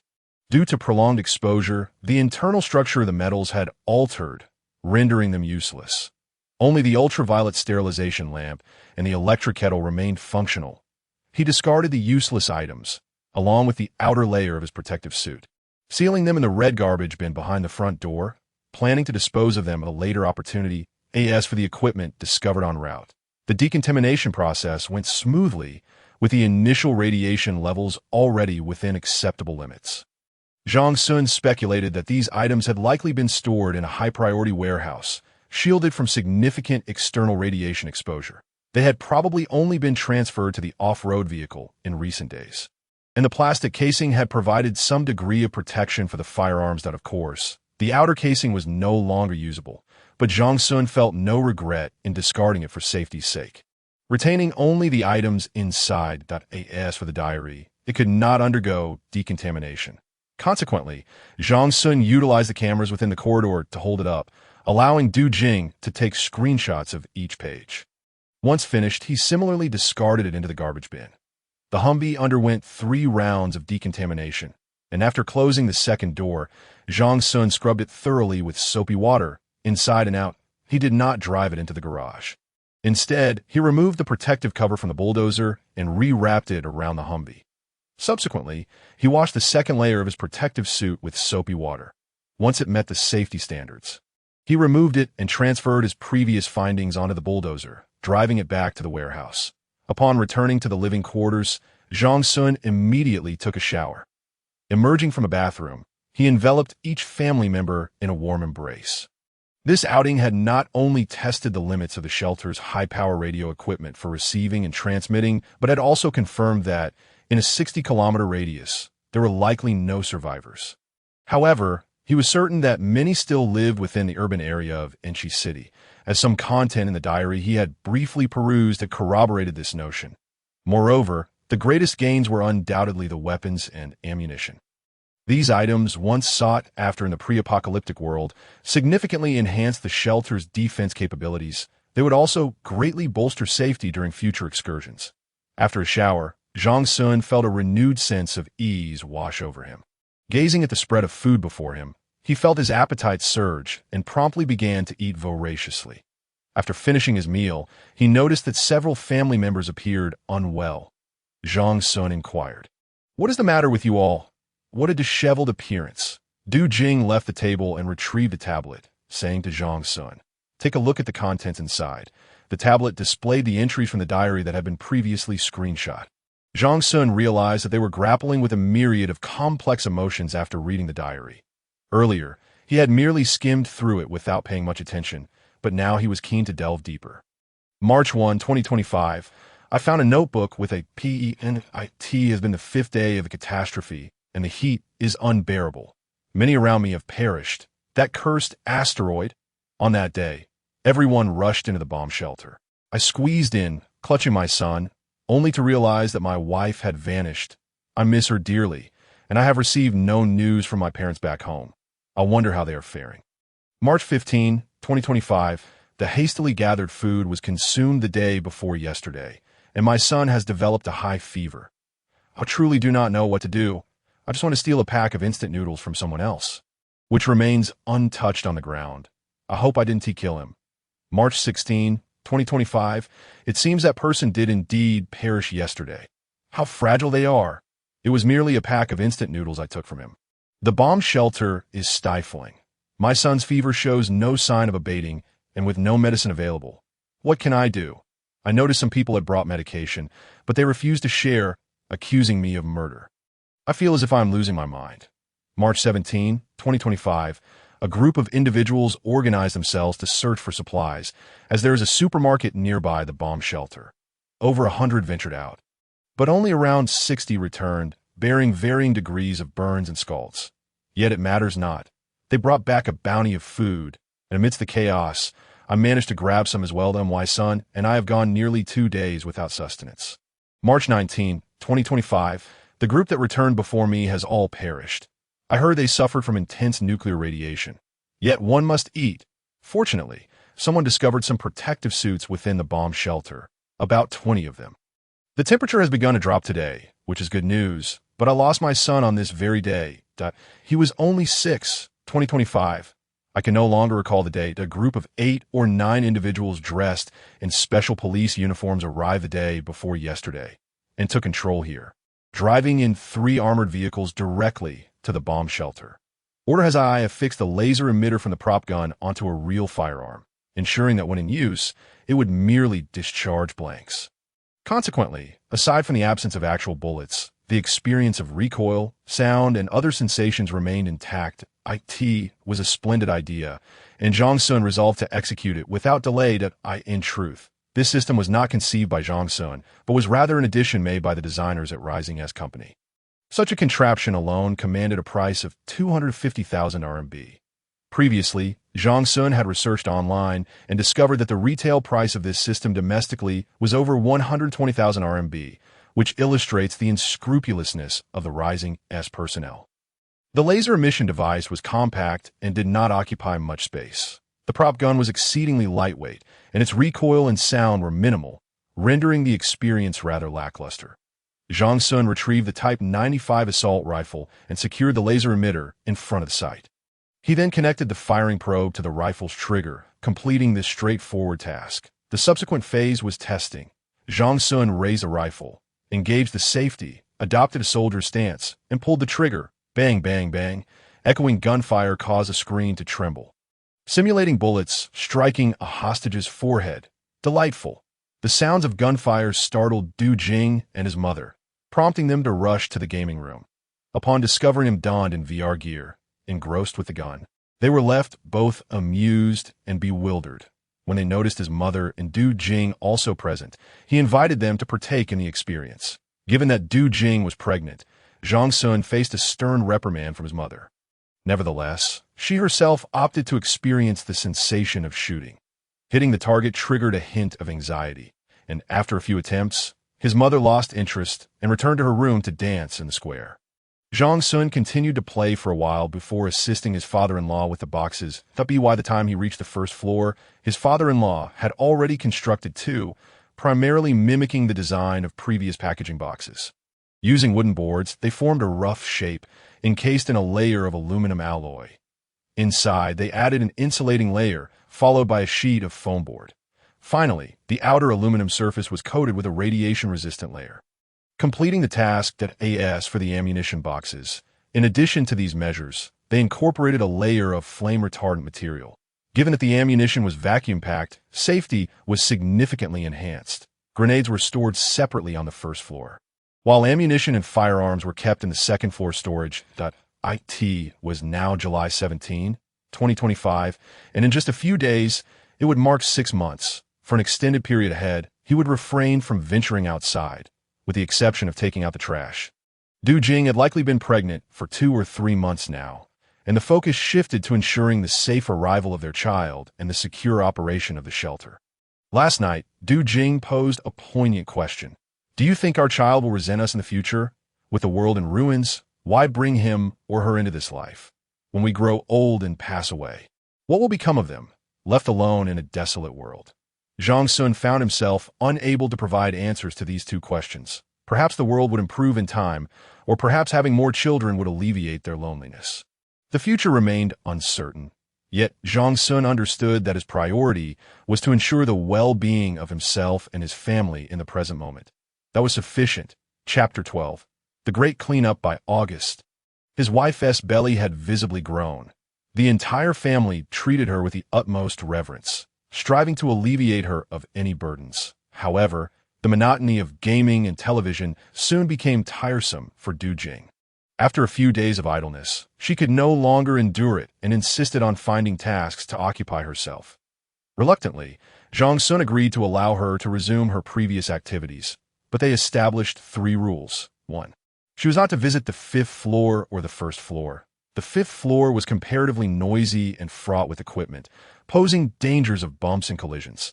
The 1st floor, being close to the exit passage, had higher radiation levels due to Zhang Xun's previous comings and goings, which, though harmless to adults, could potentially affect the child. 1.1 Must refrain from consuming expired food.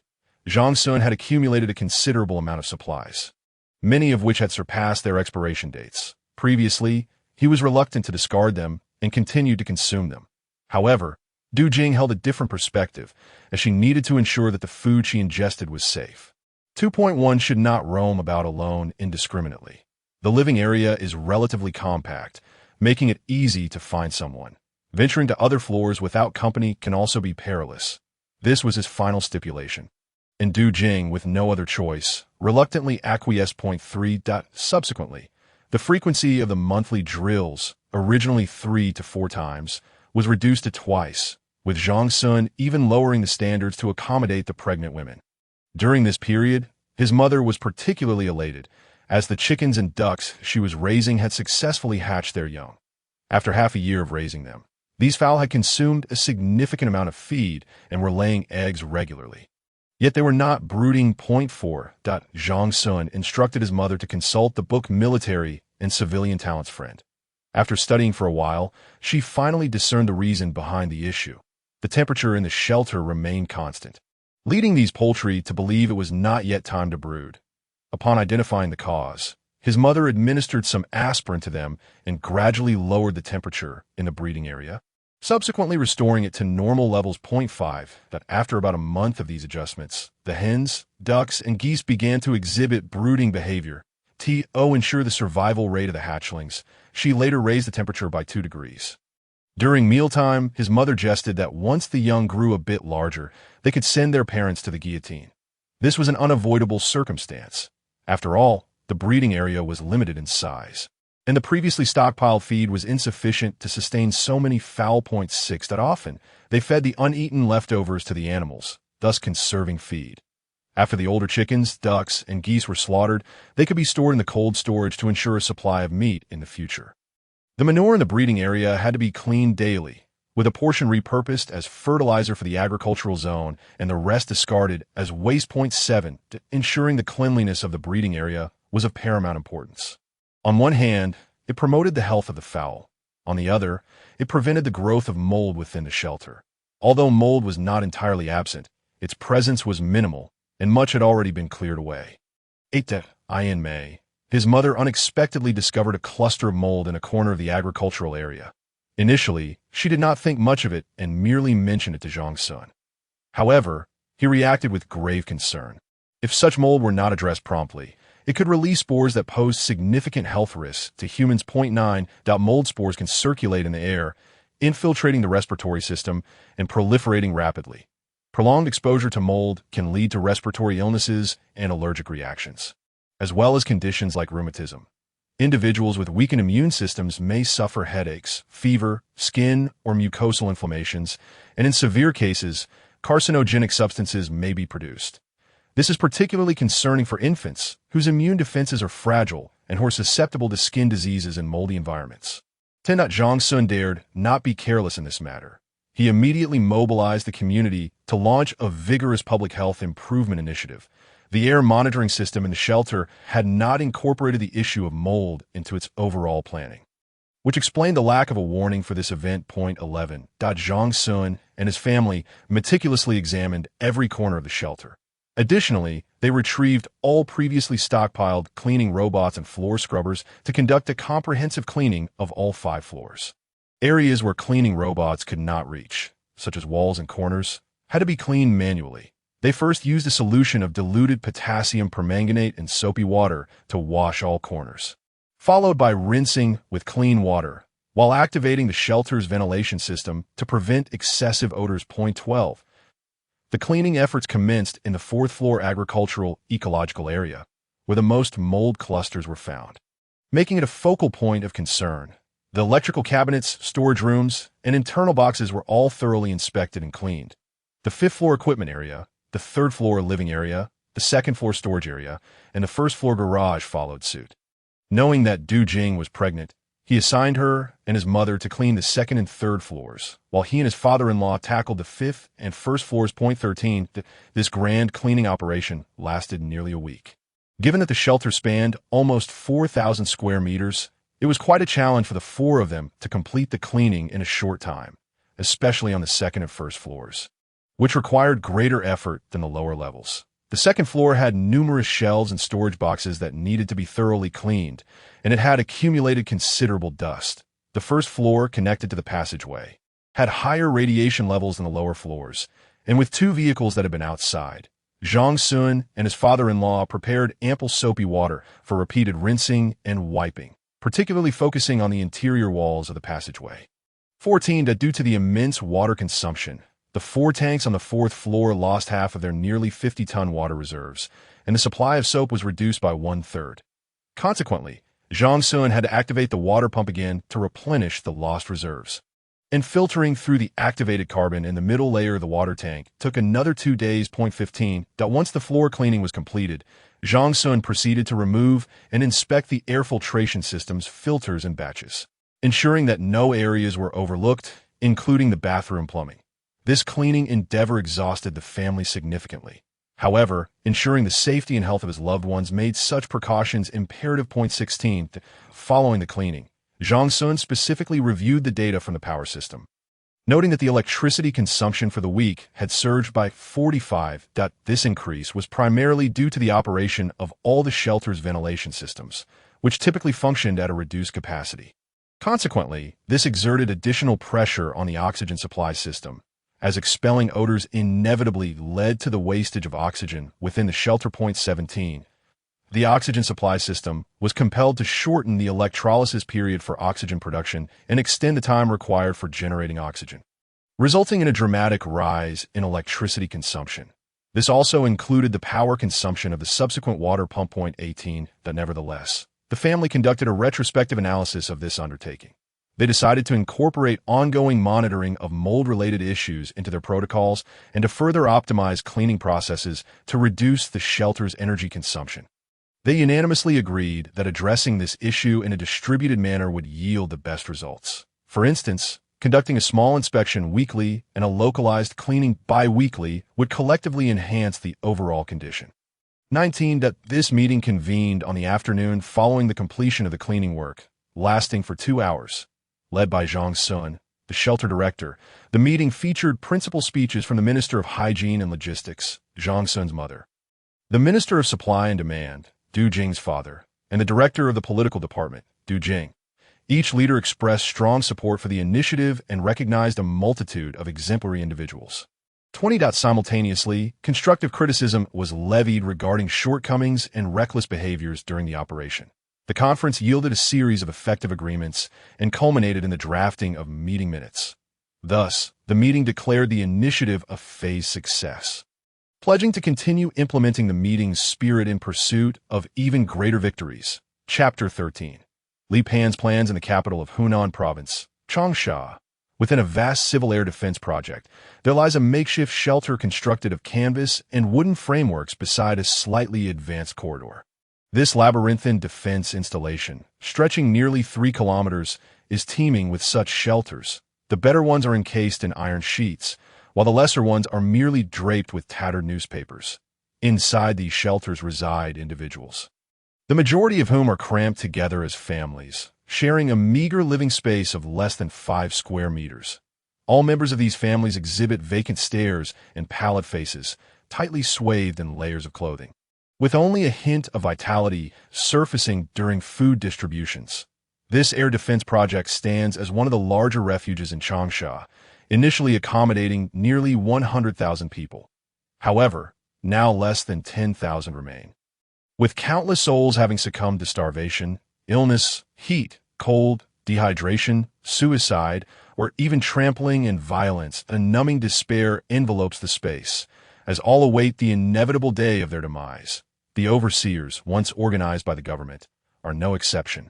They dutifully dispatch personnel each day to scavenge for supplies, distributing whatever they find, while those who return empty-handed face hunger. Although the entrance to the corridor has been sealed with concrete, some radiation contamination still seeps through the ventilation ducts. Despite implementing rudimentary filtration measures, it is too late. Everyone has contracted varying degrees of radiation sickness. Currently, the biting cold afflicts each individual, and the resistance and riots that followed the calamity have become utterly meaningless. No one wishes to expend their strength, as even the slightest exertion could hasten their demise. The entire city, each shelter a solitary island, communicates sporadically, yet more often engages in theft and bloodshed. Resources are painfully scarce. What one consumes is lost to another, and survival for one often means death for another. Thus, in this apocalyptic world, any moral constraints have become a mockery. Today, Li Pan leads a team in search of supplies. Their shelter dispatches dozens of squads daily, and Li Pan's team is but one among them. Their attire is peculiar. For instance, Li Pan is wrapped in several layers of aluminum foil, with only his eyes shielded by goggles. Others have fashioned thin sheets of metal into cylindrical shapes to encase their limbs and torsos, with the remainder of their bodies similarly protected by foil. Sighing, he muses whether they will be fortunate enough to find resources today. Hoping to avoid encounters with individuals from Yuelu district, he considers himself fortunate to have survived this long. He received news 10 minutes before the end of day's broadcast as a member of a state-owned enterprise's subsidiary and a figure of some authority. He had access to more timely information. That precious 10 minutes allowed him and his family to secure their place in the air defense facility ahead of others. Tragically, his parents succumbed to various complications from radiation shortly after the onset of the apocalypse. Now, only he and his wife and son remain, facing an increasingly bleak situation. This cannot continue. To alter their fate, they must initiate their own salvation. How can they do so? The 2 shelters constructed by his company before the catastrophe represent his greatest hope. The first shelter, located in Central Plains Province, cost 600 million renminbi to build and spans 7,000 square meters across 9 floors. The second shelter is situated in Enshi Prefecture, 5 stories tall with 4,000 square meters. Yet its construction cost an astounding 900 million RMB. Each shelter possesses its own advantages and disadvantages. The latter, with its greater investment, offers superior protection and greater reassurance against various disasters. The former, although farther from Hunan province and less fortified, was completed earlier, implying a potentially larger stockpile of supplies and easier access for him. He recalls that on the day of the apocalypse, Zhang Xun had called him for a conversation, mentioning he was traveling with his family, indicating that Zhang's shelter might be unoccupied. However, this presents a dilemma. How to infiltrate such a formidable stronghold? Should he choose to venture to Central Plains Province? That seems implausible. The distance is too great, and he might perish from the cold or illness before arrival. Li Pan chuckles bitterly to himself. Even making a choice feels agonizingly difficult. The dimming daylight provides a modicum of concealment, allowing Li Pan's team to navigate this area for several hours without encountering anyone else. Unfortunately, their luck runs thin, as they only unearth a box of expired spicy strips and a few self-heating hot pot containers beneath the shattered ice layers, discovered amidst the ruins of an underground shopping center. Other items have either been scavenged by others or spoiled. These meager finds are also contaminated by radiation, yet they have no choice. To survive another day, they must steel themselves to consume whatever they can. Exhaustion weighs heavily on everyone, and with no other option, Li Pan reluctantly orders the team to return home to avoid drawing attention. They must distribute these scant provisions amongst themselves for concealment. Old Zhang. I've never inquired about your past. What did you do before? Li Pan breaks the silence on their way back. Survival is paramount. I've done a multitude of jobs. Initially, I worked in a factory assembling screws. Then I moved on to installing air conditioning units, providing after-sale service for security doors. And then, before he can finish, Li Pan's eyes light up, urgency in his voice. Security door repair? Are you familiar with smart locks? Old Zhang hesitates. What good is that now? We've lost all our tools. Why do you ask? Li Pan glances at the others, crafting an excuse. If you can pick locks, we could explore the community next time. Which community remains intact? Even if there were one, it has surely been stripped bare. Lao Zhang spoke. Li Pan managed a dry laugh, remaining silent. After returning to the shelter, he handed in the supplies and collected the rations for the following day before retreating to his dilapidated shack. His mind was consumed with thoughts of how to escape this place. He needed to arrange a private meeting with Lao Zhang in a secluded area, as his own shelter was cramped between those of neighbors, making conversation quite inconvenient. Glancing at his son and wife, who were already fast asleep, Li Pan regretted not preparing to leave sooner. The onset of the apocalypse. Time was too fleeting, forcing them to seek refuge in a public shelter. After enduring the cataclysmic tremors and intense heat, they were met with acid rain, followed by torrential downpours. Once the heavy rain subsided, he had contemplated taking his family to the two nearby shelters. However, they had fallen ill, and Li Pan had to venture out in search of medicine and food for them. As time passed, he was taken aback by the sudden drop in temperature and the diminishing oxygen levels. A brief outing became an excruciating ordeal. If luck was on his side, he might acquire a set of protective gear, but if misfortune struck, he could only await his demise. Throughout these past 6 months, he could scarcely comprehend how he had endured. In this apocalyptic world, there was little left to cherish. Were it not for his family, he might have opted for a final escape from life. Embracing his son, who was curled up beside him, Li Pan closed his eyes and began to strategize that if they were to leave this place, he would need to secure 2 vehicles. If Lao Li was capable of unlocking them, his family must accompany him. Beyond the vehicles, they would require fuel and provisions for the journey. Should Lao Li prove unable to drive, he would have to devise every possible means to breach the Great Gate. Even if they could not gain entry, he would accept it as their fate. He had driven to that location numerous times and would need a map for guidance. Otherwise, it would be a matter of relying on a compass and instinct. Fortunately, they had a compass at home, which he had salvaged during an outing as a toy for his son and might prove invaluable in the future. Li Pan felt a sense of relief knowing that the compass operated using Earth's magnetic field. Unaffected by nuclear radiation, unlike electronic devices such as smartphones, which had become utterly useless since the onset of the apocalypse. Presently, his wife and son were gravely ill, occasionally coughing up blood. He hoped that the shelter where Zhang Xun resided contained some medicinal supplies. Lao Zhang had a young daughter. His wife had tragically perished in a car accident before the apocalypse. Observing the sickness that afflicted many, he had realized the likely cause was radiation, prompting him to prepare a set of tinfoil clothing for his daughter early on, wrapping her snugly, thereby sparing her from severe symptoms. Chapter 14. Hazy on the outskirts of Houston, Texas, at a small hillock depression, a thick layer of ice covered the ground, with the midsection of the hill encased in ice. Beneath the icy surface lay a white, square object reminiscent of a manhole cover, which was slowly opening. The ice above was not particularly thick, and it appeared as though it had been artificially bored through before. Initially, the white cover revealed a small opening, from which a plume of white mist emerged. Once fully opened, a head protruded from the opening, scanning the surroundings for any threats before climbing out via a ladder. The figure was clad in protective gear and held a red bucket attached to a rope. Standing near the exit, he removed a chisel strapped to himself and began to chip away at the ice. The fallen ice blocks were placed into the bucket, which he then gradually lowered through the opening. A few minutes later, an empty bucket was pulled back up, and he resumed his task of ice chipping. Before long, he began to pant, his breathing quickening significantly, and he sank down onto the edge of the exit. The individual was none other than He Zi, a high school classmate of Zhang Xun.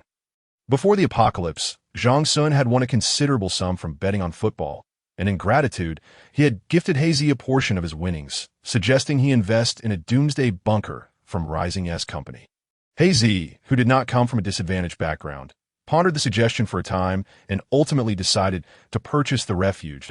In fact, it was He Zi who had initially bought the doomsday canned food supplies that Zhang Xun later recommended.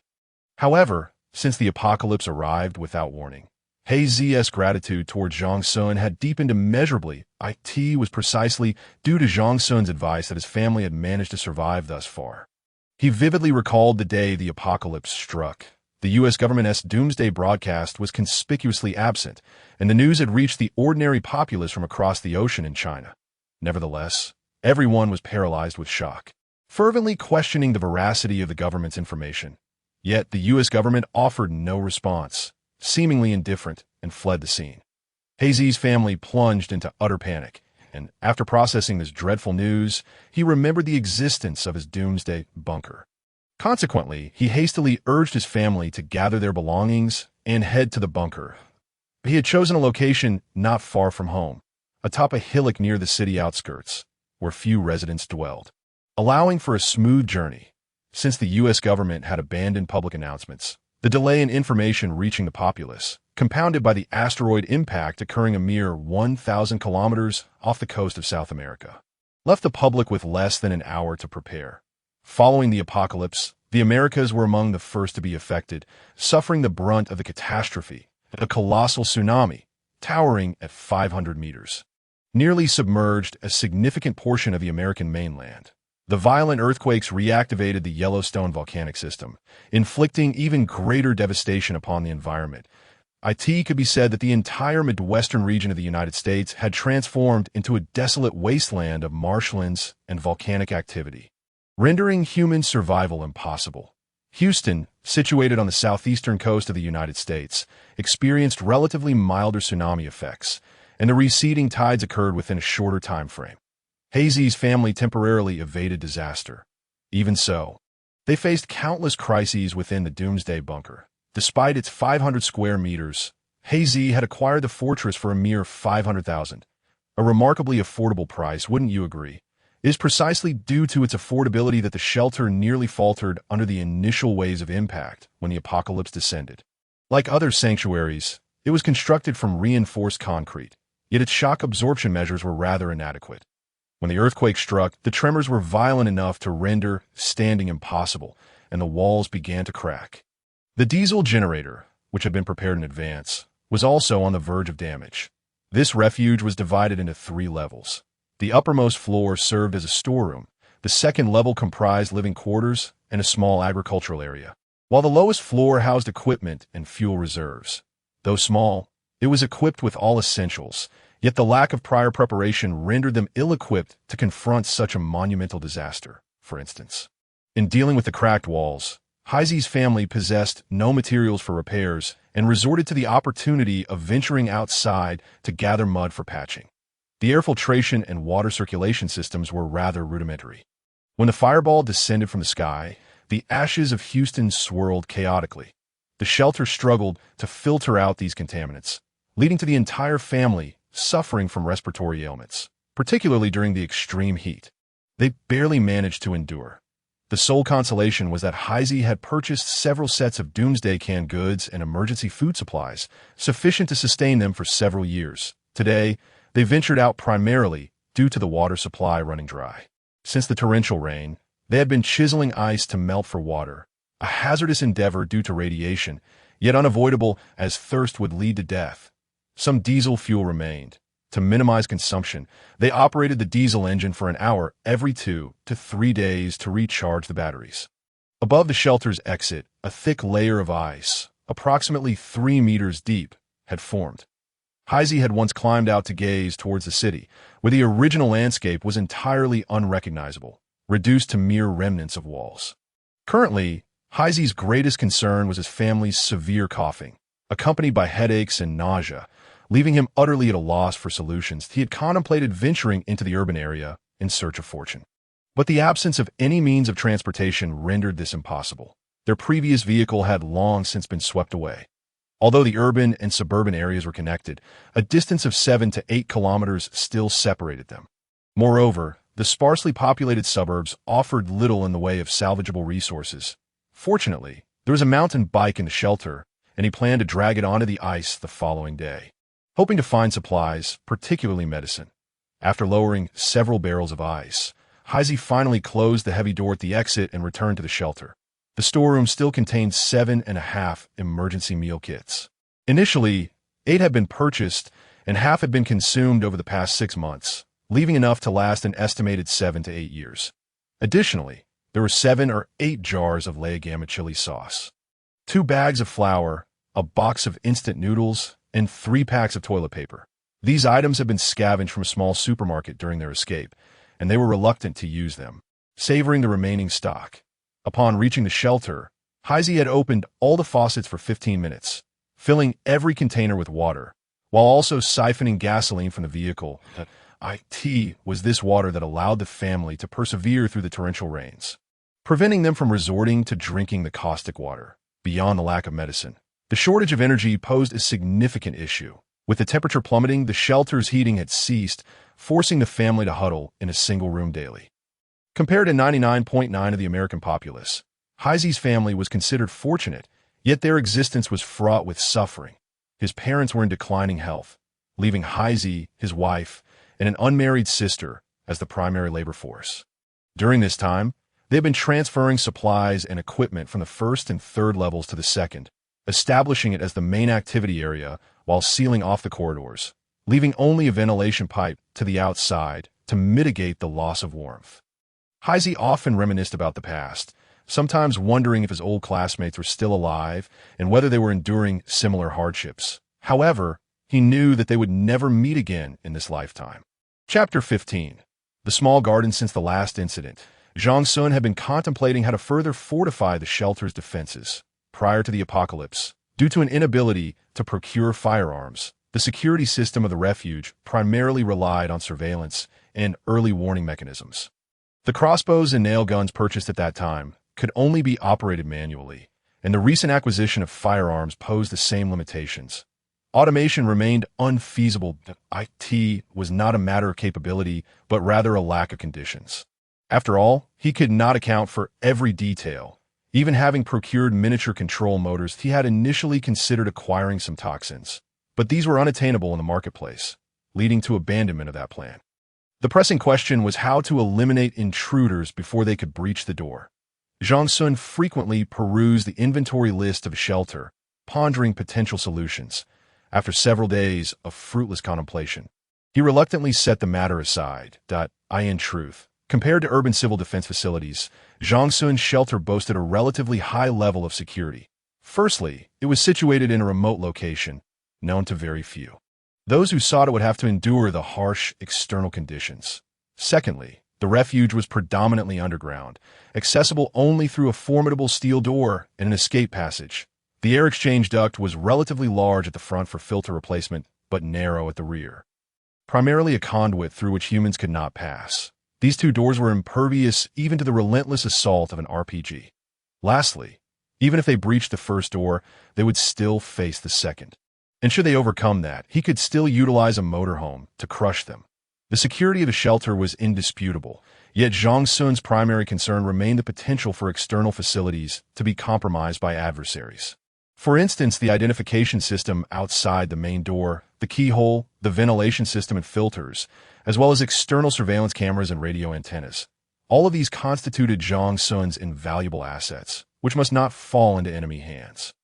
Yet now, he found himself in a rather awkward position, lacking effective means to eliminate foes before they approached. On one hand, the harsh external environment rendered ordinary methods incapable of maintaining weapon performance over time. On the other, the challenge lay in achieving timely warnings, weapon control, and ensuring precision. That if these issues remained unresolved, it would be exceedingly difficult to keep foes at bay. A few days ago, during dinner, Zhang Xun had posed a question to his family. Previously, those who approached were armed, If next time it were the elderly, women, and children, would you feel pity and allow them in? After a moment of silence, Du Jing was the first to respond. It depends on the circumstances. If a boy is born, I might choose to take in a girl that if it's a girl, then perhaps a boy. However, if they show severe radiation sickness, we undoubtedly cannot take them in. His mother nodded in agreement. The thought of those armed individuals still gives me chills. Had Xiao not been pregnant, I might have considered taking them in. But now that Xiao Du carries our Zhang family's offspring, we cannot afford to risk our family's assets. His father concurred. I share your mother's sentiments. Since a consensus was reached among everyone, Zhang Xun had little left to say. His shelter was designed according to the survival standards of a large family, with all functional indicators meeting top-tier specifications. After enduring over 6 months of various harsh and complex conditions in the post-apocalyptic world, it demonstrated exceptional resilience against risks. Overall, he felt relatively satisfied, though there were certain aspects overlooked during the design and stockpiling of supplies, which left him with a sense of regret. Unless he ventured out once more to the city to see if he could find the necessary equipment and materials, he concluded it was best to refrain from doing so, especially since his wife was pregnant, that he reasoned that the shelter would likely not be of interest to anyone, as so much time had passed since the onset of the apocalypse, and the survival of many involved in its construction was uncertain. In addition to contemplating the shelter's defense from August 13th to 15th, Zhang Xun and his father-in-law undertook another endeavor to bring the living area closer to nature, as well as for the sake of their future child. They deliberately created a garden in the connecting passageway between the living room and the upper and lower floors, as well as part of the staircase. The corridor, nearly 4 meters wide and 7 meters long, along with some stair space, was transformed into a verdant environment, serving as a nostalgic homage to the past. They left a 2-meter-wide entry space in the center of the passage, with 1 meter on each side, constructing bordering walls of cement and stone approximately 30 centimeters in height. The soil, transported from the agricultural reserve on the 4th floor, amounted to about 5 cubic meters, spread along both sides of the passage. They then mixed in some nutrients and water to nourish the soil. Finally, they pruned some of the originally decorative potted plants in the living area, planting them in the garden. Varieties such as pothos, spider plants, cacti, and asparagus ferns, which exhibited robust vitality and air-purifying properties, were chosen. After the shelter-esque construction was completed, various potted plants have been prepared to alleviate the monotony of the living area, encompassing a range from trees to flowers to grasses, and the warehouse boasted a considerable stock of seeds for various plants and flowers. Beyond the aforementioned transplants, they also managed to acquire some rose bushes, ivy, and grapes. Under the guidance and planning of his mother and Du Jing, Zhang Xun and his father-in-law carefully planted an array of flora according to their specifications. They meticulously determined the spacing for tree plants, the placement of red and purple flowers, and the positioning of succulents, among other details. In matters of aesthetic judgment, men truly fell short compared to women. Once the climbing plants began to flourish, they would construct wooden trellises overhead to support their tendrils. In Du Jing's words, it would evoke a feeling of being nestled within a jungle, where one could simply look up and pluck grapes to enjoy, a delightful prospect indeed. After completing this project, Zhang Xun immersed himself in new tasks, conducting a thorough inspection of the electrical and plumbing systems that a few days prior, during routine checks, he had noticed signs of aging and overheating in several areas of the wiring. Although the entire shelter's circuitry and plumbing utilized the finest materials available, some design flaws could not be ruled out. Thus, he seized the opportunity of this inspection to rectify any unreasonable designs and replace the aging lines and pipes. Additionally, he affixed labels to often overlooked areas to remind himself during daily inspections. Corresponding with these tasks, Zhang Xun also examined and tested the shelter's fire safety equipment, particularly the sprinkler system and smoke detectors. These two tasks were exceedingly labor-intensive, requiring meticulous attention to detail in every nook and cranny, as even a moment of carelessness could result in overlooking a critical point should a disaster arise in the future. It would jeopardize the entire shelter's operational integrity. Viewing the shelter as a complex machinery, daily maintenance was essential to ensure its proper functioning, despite the seemingly monotonous and tedious nature of his daily routine. Zhang Xun found happiness in being able to spend time with his family. Chapter 16. Nuclear contamination on August 20, 2025. External monitoring data indicated. Radiation, 720 millisieverts. Temperature, minus 57.2 C, PM 2.5. 198, PM 10. 120, sulfur dioxide, SO2 170. Oxygen content, 16.3. Du Jing continued to transcribe data from the screen, marking the 8th month of the apocalypse. All indicators were on the decline, which should have been a positive development, yet the figures for temperature and oxygen content were glaringly alarming. Alas, one could only wonder how much longer such conditions would persist. She silently sighed within herself. T-57C. Zhang Xun judged, based on his previous memories, that they were nearing a critical point. As for the oxygen content, it was expected to plummet further. The addition of oxygen on Earth had become almost negligible. The eruptions of volcanoes, the fires raging across the land, and the decay of plant and animal corpses were all consuming precious oxygen. The Earth's oxygen reserves were a mystery. How many years could they possibly sustain life?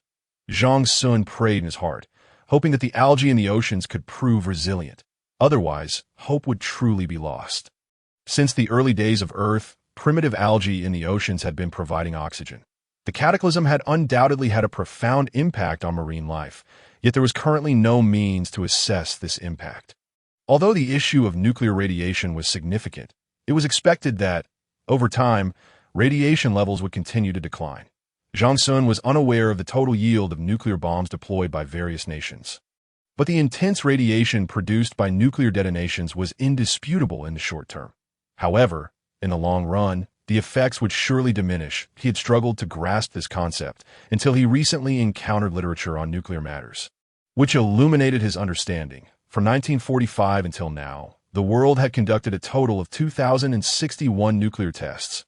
Among them, the United States carried out 1032, the Soviet Union 715, France 210, the United Kingdom 45, China 45, India 5, Pakistan 6, and North Korea 6. With such a multitude of nuclear tests, the resultant radiation pollution could be diluted by the Earth's atmosphere to nearly negligible levels. However, Zhang Xun speculated that the recent deployment of nuclear bombs could lead to prolonged, widespread effects for two reasons. First, the yield of the nuclear bombs released by governments far exceeded that of those during tests, and their one-time deployment magnified the scale of nuclear contamination. Second, nearly 600 nuclear power plants around the globe, along with thousands of reactors, had generated sustained radiation pollution. The primary distinction between nuclear power plants and nuclear bombs lay in the duration of energy release. Nuclear bombs release their energy rapidly, causing radiation to be quickly diluted by the atmosphere. In contrast, the leaks and accidents of nuclear power plant reactors could extend over hundreds or even thousands of years. This radiation would gradually disperse across the globe with the atmosphere, resulting in extensive, prolonged nuclear contamination. Taking the Chernobyl disaster as a reference, the radioactive materials it released spread to Ukraine, Belarus, Russia, and other European nations, affecting an area exceeding 200,000 square kilometers. Furthermore, these radioactive substances had various impacts on the environment, flora, fauna, and humanity. For instance, the accident contaminated vast tracts of land with radioactive materials, rendering some region soil unsuitable for growing crops and grass. Even before the apocalypse, over 4,000 square kilometers of land in Ukraine remained severely contaminated with radiation, resulting in 95,000 deaths and 270,000 cancer cases, marking an eternal tragedy for humanity. This was despite the Soviet government's drastic measures, including constructing a 60-meter-high concrete wall to contain the disaster. Reflecting on the present, with over 600 nuclear power plants and thousands of reactors all compromised, it was easy to imagine the magnitude of nuclear pollution released daily in the absence of any management. Although external radiation levels continued to decline, the reduction was still attributable to the fallout from nuclear explosions. What truly tormented and drove one to despair was the insidious, frog-boiling manner in which those nuclear power plants could exterminate all species. It was certain that due to human actions, the calamity Earth faced this time would surpass that of 66 million years ago, with the recovery time and difficulty exponentially increased. Yet, Zhang Xun maintained a flicker of hope for the outside world, believing that the very existence of humanity could expedite this process. While the majority would likely perish in this disaster, he believed that a minuscule fraction of individuals, akin to himself, would endure the cataclysm and subsequently strive to adapt and transform Earth's environment. Numerous shelters existed globally, both private and governmental, many of which had withstood the initial shocks. Particularly in those nations situated far from the impact site, core political figures and high-ranking military personnel sheltered within these refuges had a significantly higher chance of survival than ordinary citizens. Moreover, these national-level shelters not only boasted vast spaces, but also possessed facilities and equipment far superior to Zhang Xun's own refuge. Additionally, many elite scientists and technicians were available to maintain and modify the shelter. Zhang Xun believed that in the emergency plans at the national level, a selection of elite individuals would undoubtedly be urgently filtered into such shelters, ensuring the continued existence of a small human society. After contemplating this extensively, Zhang Xun could only smile wryly at the same conclusion. Even in the face of disaster, inequality among humans persisted. Had he not received that fragment of memory, he would likely still be enduring a painful existence in the official small shelter. Daily, he would risk exposure to radiation to scavenge for supplies, only to find that whatever he gathered was not his to keep, but rather subjected to centralized distribution. Zhang Xun found it hard to fathom how he and Du Jing had managed to survive for nearly 2 years in such harsh conditions. Fortunately, fate had granted him another chance, enabling him to choose a different path to save his family, thereby bringing closure to the regrets etched in his memories. Life spans a mere few decades. And with his parents aging, he cherished each day spent with them in the shelter, relishing the happiness of their company. The first half of August was enveloped in a state of busyness. Whether tending to the garden or inspecting and renovating the piping systems, creating an illusion that he was still at work. During the latter half of the month, aside from routine inspections, Zhang Xun found himself in a state of lethargy. Each morning, after breakfast, he would patrol the various floors, then spend time playing games with his wife. After lunch, he would either take a nap or practice shooting. In the afternoons, he would watch movies with his wife or invite his parents to play mahjong together. In the evenings, after dinner, he would conduct a brief inspection of each floor before engaging in prenatal education with his wife. Such a simple and unadorned day would pass. The shelter also had an energy-saving mode. And based on the established patterns of work and life over the past months, Zhang Xun, with the assistance of the intelligent AI steward, adjusted various unnecessary or infrequently used power-consuming devices. For instance, the lighting system on certain floors or in specific rooms could automatically shut off when unoccupied. The refrigeration units in the cold storage could be set to operate periodically rather than continuously. Additionally, since the first and second floors were not frequently visited, the heating supply could be slightly reduced. Each time Zhang Xun inspected the first and second floors, he would wear an extra layer of clothing. Though inconvenient, these measures undoubtedly alleviated the shelter's burden and energy consumption. Such optimizations required regular reassessment and improvement to ensure that all systems achieved optimal performance, fostering a more perfect coexistence between people and the shelter. Chapter 17. Testing. As September approached, after a week or two of lethargy, it was time to venture out to dispose of the garbage. However, this outing involved more than merely discarding refuse. 2 additional tasks awaited. One was to install a climbing ladder above the air filtration passage and camera at the entrance. Due to the icy and steep surface of the mountain, climbing it had proven arduous, prompting his father-in-law to propose the installation of some ladders for assistance. During this period, he had been working on these ladders, utilizing steel bars and plates. 0.4 steel bars formed a framework, with 2 bars connecting steel plates at intervals below, while the upper bars served as handrails. With Zhang Xun's help, his father-in-law constructed over 10 ladders of varying lengths. During their last excursion to dispose of the garbage, they had collaborated to measure the approximate distance. The lengths of these ladders were determined based on prior measurements, followed by route planning to ascertain the necessary quantity of ladders. When the time came, they would simply secure the ladders to the mountain surface with nails. Although they first needed to address any uneven areas before affixing the ladders, the other task involved testing the performance of a drone. Previously, Zhang Xun had procured a batch of quadcopter nuclear emergency drones from the United States. which had been gathering dust in the warehouse. Seizing this opportunity, he intended to put them to the test. The primary objective was to assess the drone's flight capabilities and control range in the frigid, radioactive environment, as well as its battery life. The manual indicated a maximum flight distance of 230 kilometers and a battery life of 1.2 hours. However, these specifications were based on pre-apocalyptic conditions, and Zhang Xun needed to ascertain how much the drone's performance had diminished in the current setting. In case it would be needed in the future, the flight system of these drones was provided by DJI, not due to Zhang Xun's reluctance to purchase domestic products, but rather because DJI primarily focused on consumer-grade drones, and larger models had yet to be developed domestically. Additionally, no similar nuclear emergency drones were available for civilian use. The American drone manufacturer held shares in DJI, which explained the incorporation of DJI's flight system.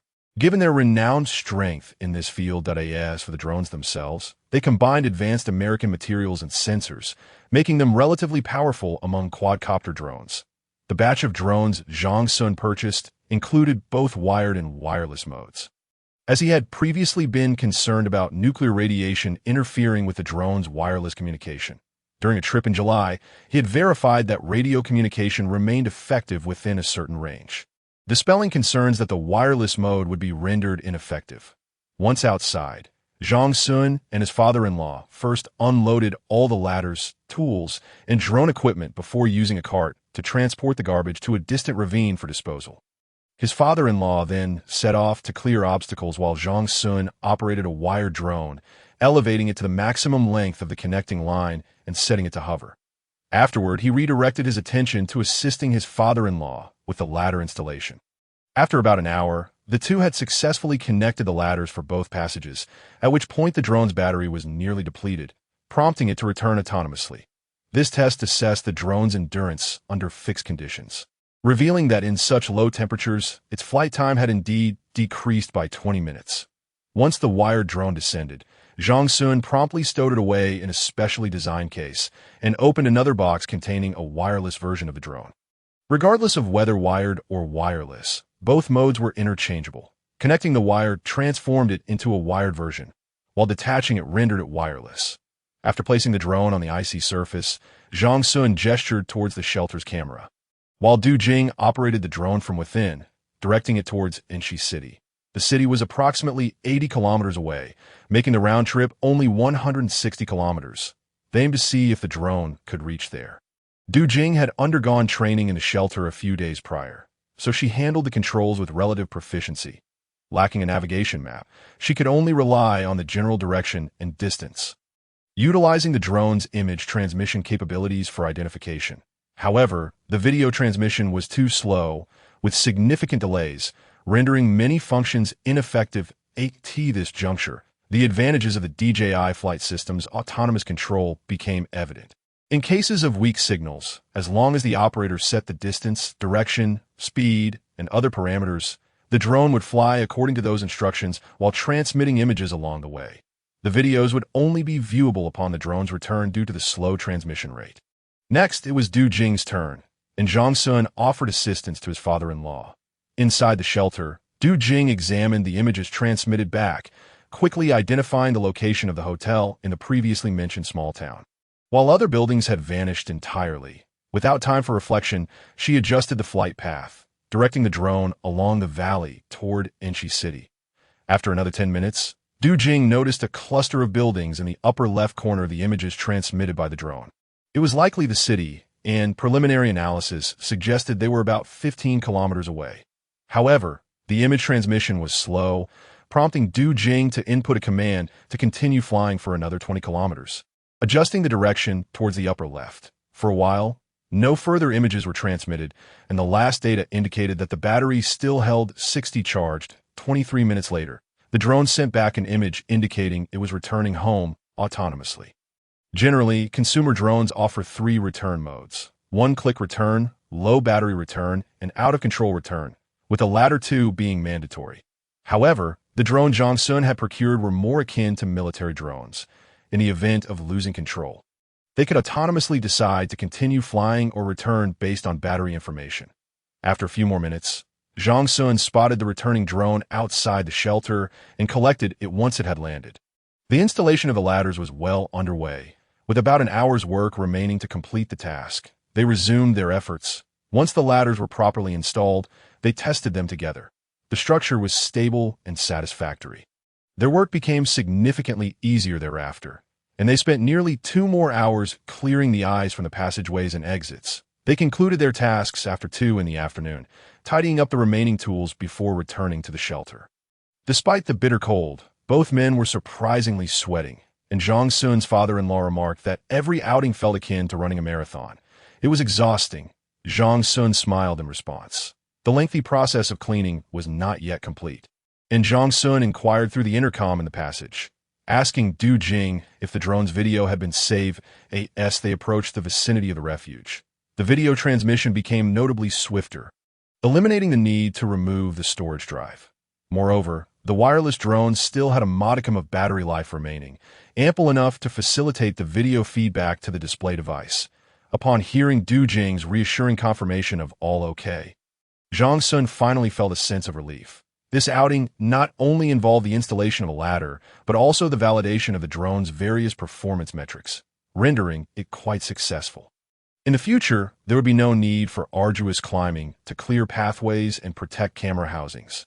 The exertion was not only taxing, but also posed a certain degree of risk, especially for someone of his father-in-law's advanced age.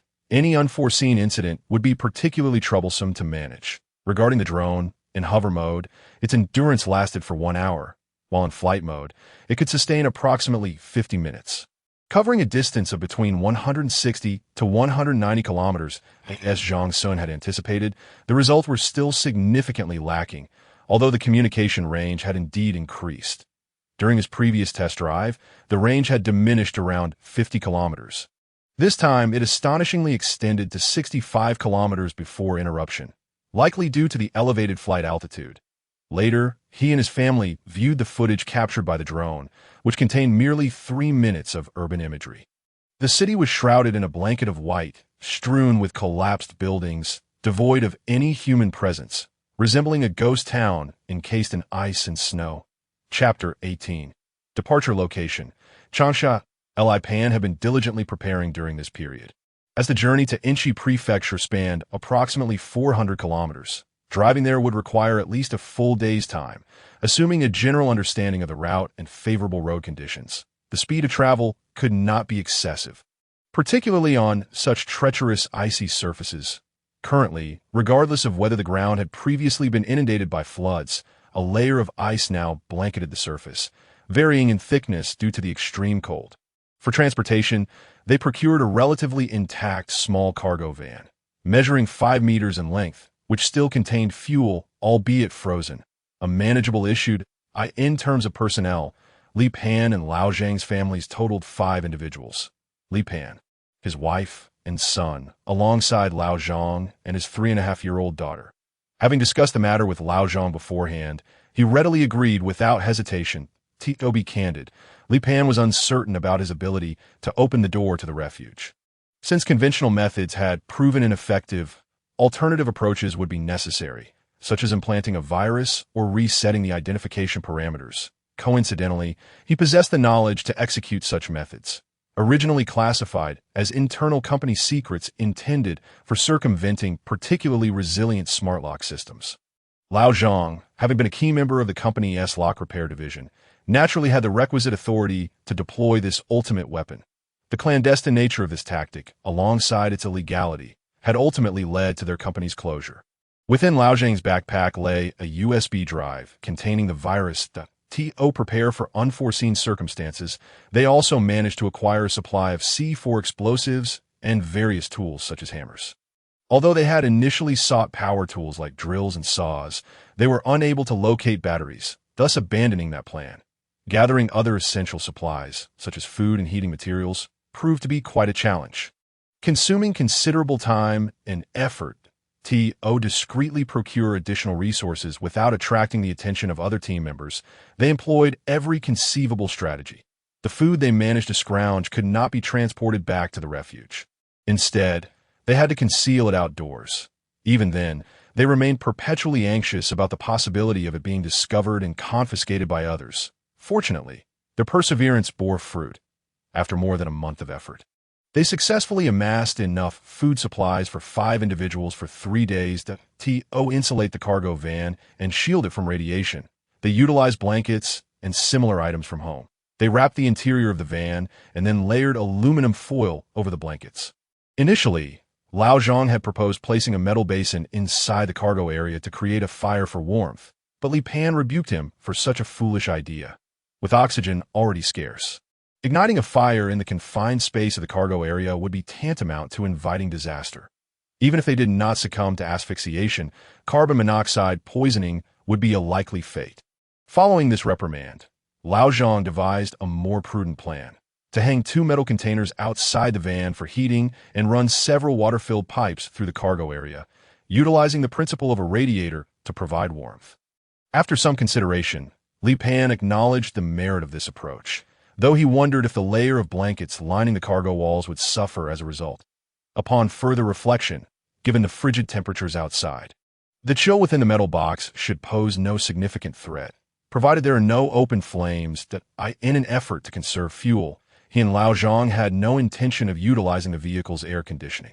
Without hesitation, when their Team's turn to venture out had not yet arrived, he and Lao Zhang took it upon themselves to seek the necessary materials and supplies. During this time, Li Pan fortuitously encountered a local from Enshi Prefecture. He was a driver who frequently transported goods between 2 locations. He had narrowly escaped disaster on the day of the calamity by delivering to an underground market in Changsha. This individual, named Du Chun, had spent the past few months attempting to return home, but all efforts had met with failure. He had parents, a wife, and children in Enshi, and his sole conviction was to return home. Li Pan resolved to incorporate him into their team as a guide, though this would further strain their already limited food supplies. Gritting his teeth, he decided to wait a while longer, ensuring they were adequately prepared before setting off. During this interval, Li Pan and Lao Zhang diligently sought materials, while Du Chun scoured for food. After expending considerable effort, they finally gathered the necessary supplies, and next, they needed to modify the vehicle. Time swiftly marched on to September. Yet their progress remained sluggish. That on one hand, there were still tasks to complete at the shelter, significantly delaying their efforts. That on the other hand, they had to remain vigilant to avoid detection, often halting for prolonged periods of the slightest sound. Fortunately, they managed to complete the vehicle modifications without incident. Du Chun also procured some food and had pried open several old vehicle fuel tanks, bringing back dozens of liters of congealed gasoline. Due to the declining oxygen levels in the atmosphere, starting vehicles had become increasingly challenging, and engine combustion was less efficient, resulting in higher fuel consumption than before the apocalypse. Thus, they needed to stockpile more fuel. Previously, such vehicles would consume approximately 60 to 70 liters over 400 kilometers, but under the current conditions, without at least 200 liters of fuel, they would likely fail to cover that distance. Currently, their collection, combined with the vehicle's existing fuel, amounted to around 120 liters, far from sufficient, necessitating further efforts to siphon fuel. The city's gas stations were no longer an option, having been obliterated during the disaster. In addition to gasoline, they also sought heating fuel, wood, solid alcohol, books, and other essentials. However, these items proved particularly elusive. Since the onset of the cold wave, the primary supply list for shelters had prioritized food and heating materials. After months of scavenging, the already ravaged city rendered these items even more difficult to find. Li Pan and his companions had no choice but to shift their focus to the outskirts of the city, which meant exposing themselves to radiation for extended periods. All of them were already suffering from radiation sickness, and their prolonged time outdoors exacerbated the redness and ulcerations on their skin. Moreover, Lao Zhang and Du Chun experienced gastrointestinal issues, frequently vomiting and coughing up blood. Li Pan felt helpless. The 3 of them were resigned to their fate, harboring a singular belief: he and Lao Zhang were driven by the desire to protect their children, while Du Chun was motivated by the longing to return home. Trekking to the city's edge on foot was no small feat. There were times when they could not return before nightfall, forcing them to seek makeshift shelters and huddle together to survive the night. Observing Lao Zhang and Du Chun's deteriorating conditions, Li Pan genuinely worried whether they would endure until the day of departure. He, too, was not in a better state. For the sake of their children's survival, they were willing to sacrifice everything, even their own lives. After several arduous searches, they barely managed to gather the required supplies. But time was running short. They needed to set off as soon as possible. Li Pan instilled hope in Lao Zhang and Du Chun, and now it was their turn to offer hope to the children. On September 11, 2025, Li Pan officially set off in the small cargo van, with the destination being the Yashangwen shelter in Enchi Prefecture. However, the vehicle bore an unusual sight, with a pair of metal boxes emitting black smoke hanging on either side of the cargo area. When retrieving their family from the shelter, Li Pan and Lao Zhang synchronously draped their protective tin-foil suits over the children.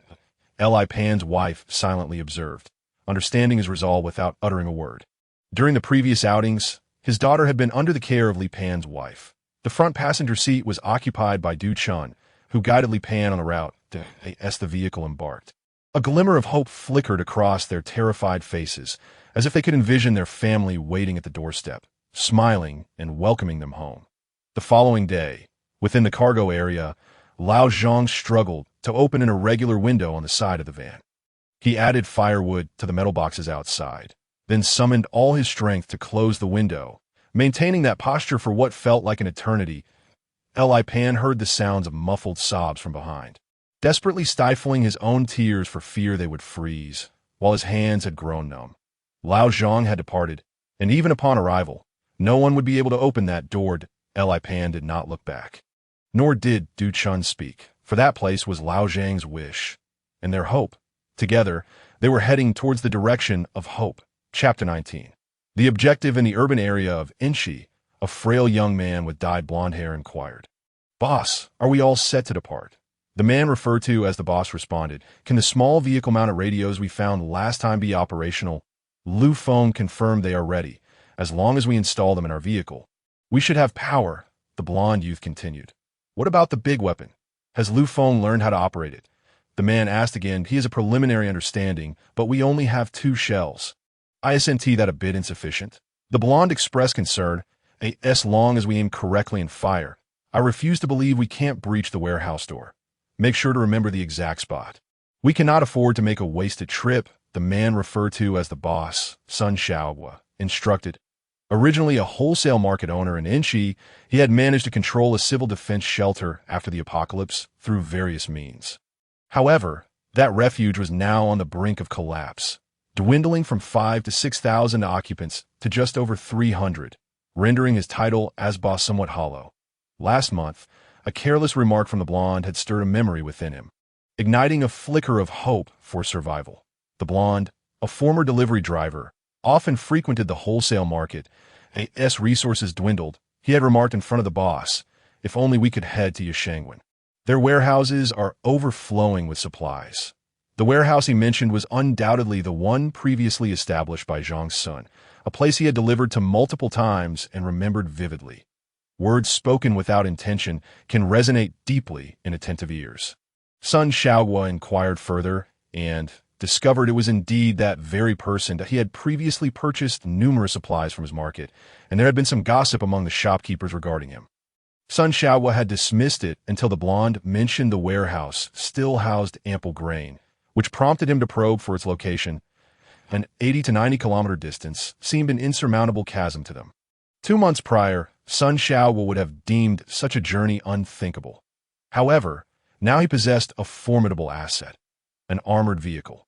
Last month, while scavenging for supplies, they had unearthed it beneath the ruins of a military-industrial unit. Dubbed a military facility, it was essentially a repair shop for military vehicles experiencing malfunctions, some of which were sent there for maintenance. They had discovered not only this valuable item, but also various others. However, only this particular vehicle could be extricated from the debris. Additionally, to facilitate communication, they had dismantled 2 small radios for use. During this period, Sun Xiaohua had been preparing diligently, amassing an armored vehicle, an off-road vehicle. Along with fuel and food supplies, he had initially hoped to find firearms or similar weaponry, but had not dared to venture too deeply into the collapsed factory. To his relief, the armored vehicle was equipped with a small-caliber autocannon, and there were even 2 shells inside, likely left over from testing after repairs.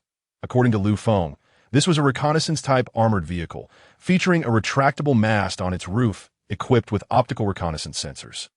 Given the scarcity of food outside, traveling to the location the blonde mentioned had become an imperative. The survivors within the shelter were largely comprised of his relatives and friends, without new supplies. Their fate was sealed. Sun Xiaowu was not one to be trifled with. After the apocalypse, he had been responsible for countless lives, which explained his ascension to leadership within the shelter. The blonde was clever and obedient. While Lu Feng was a technical talent, he had initially proposed the shelter's radiation protection measures, earning Sun Xiaowu's respect for both men.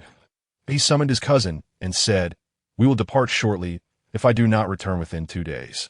You are responsible for the shelter. Can I join as well?" Cousin inquired, "What are you going to do? Look at how few of us are left.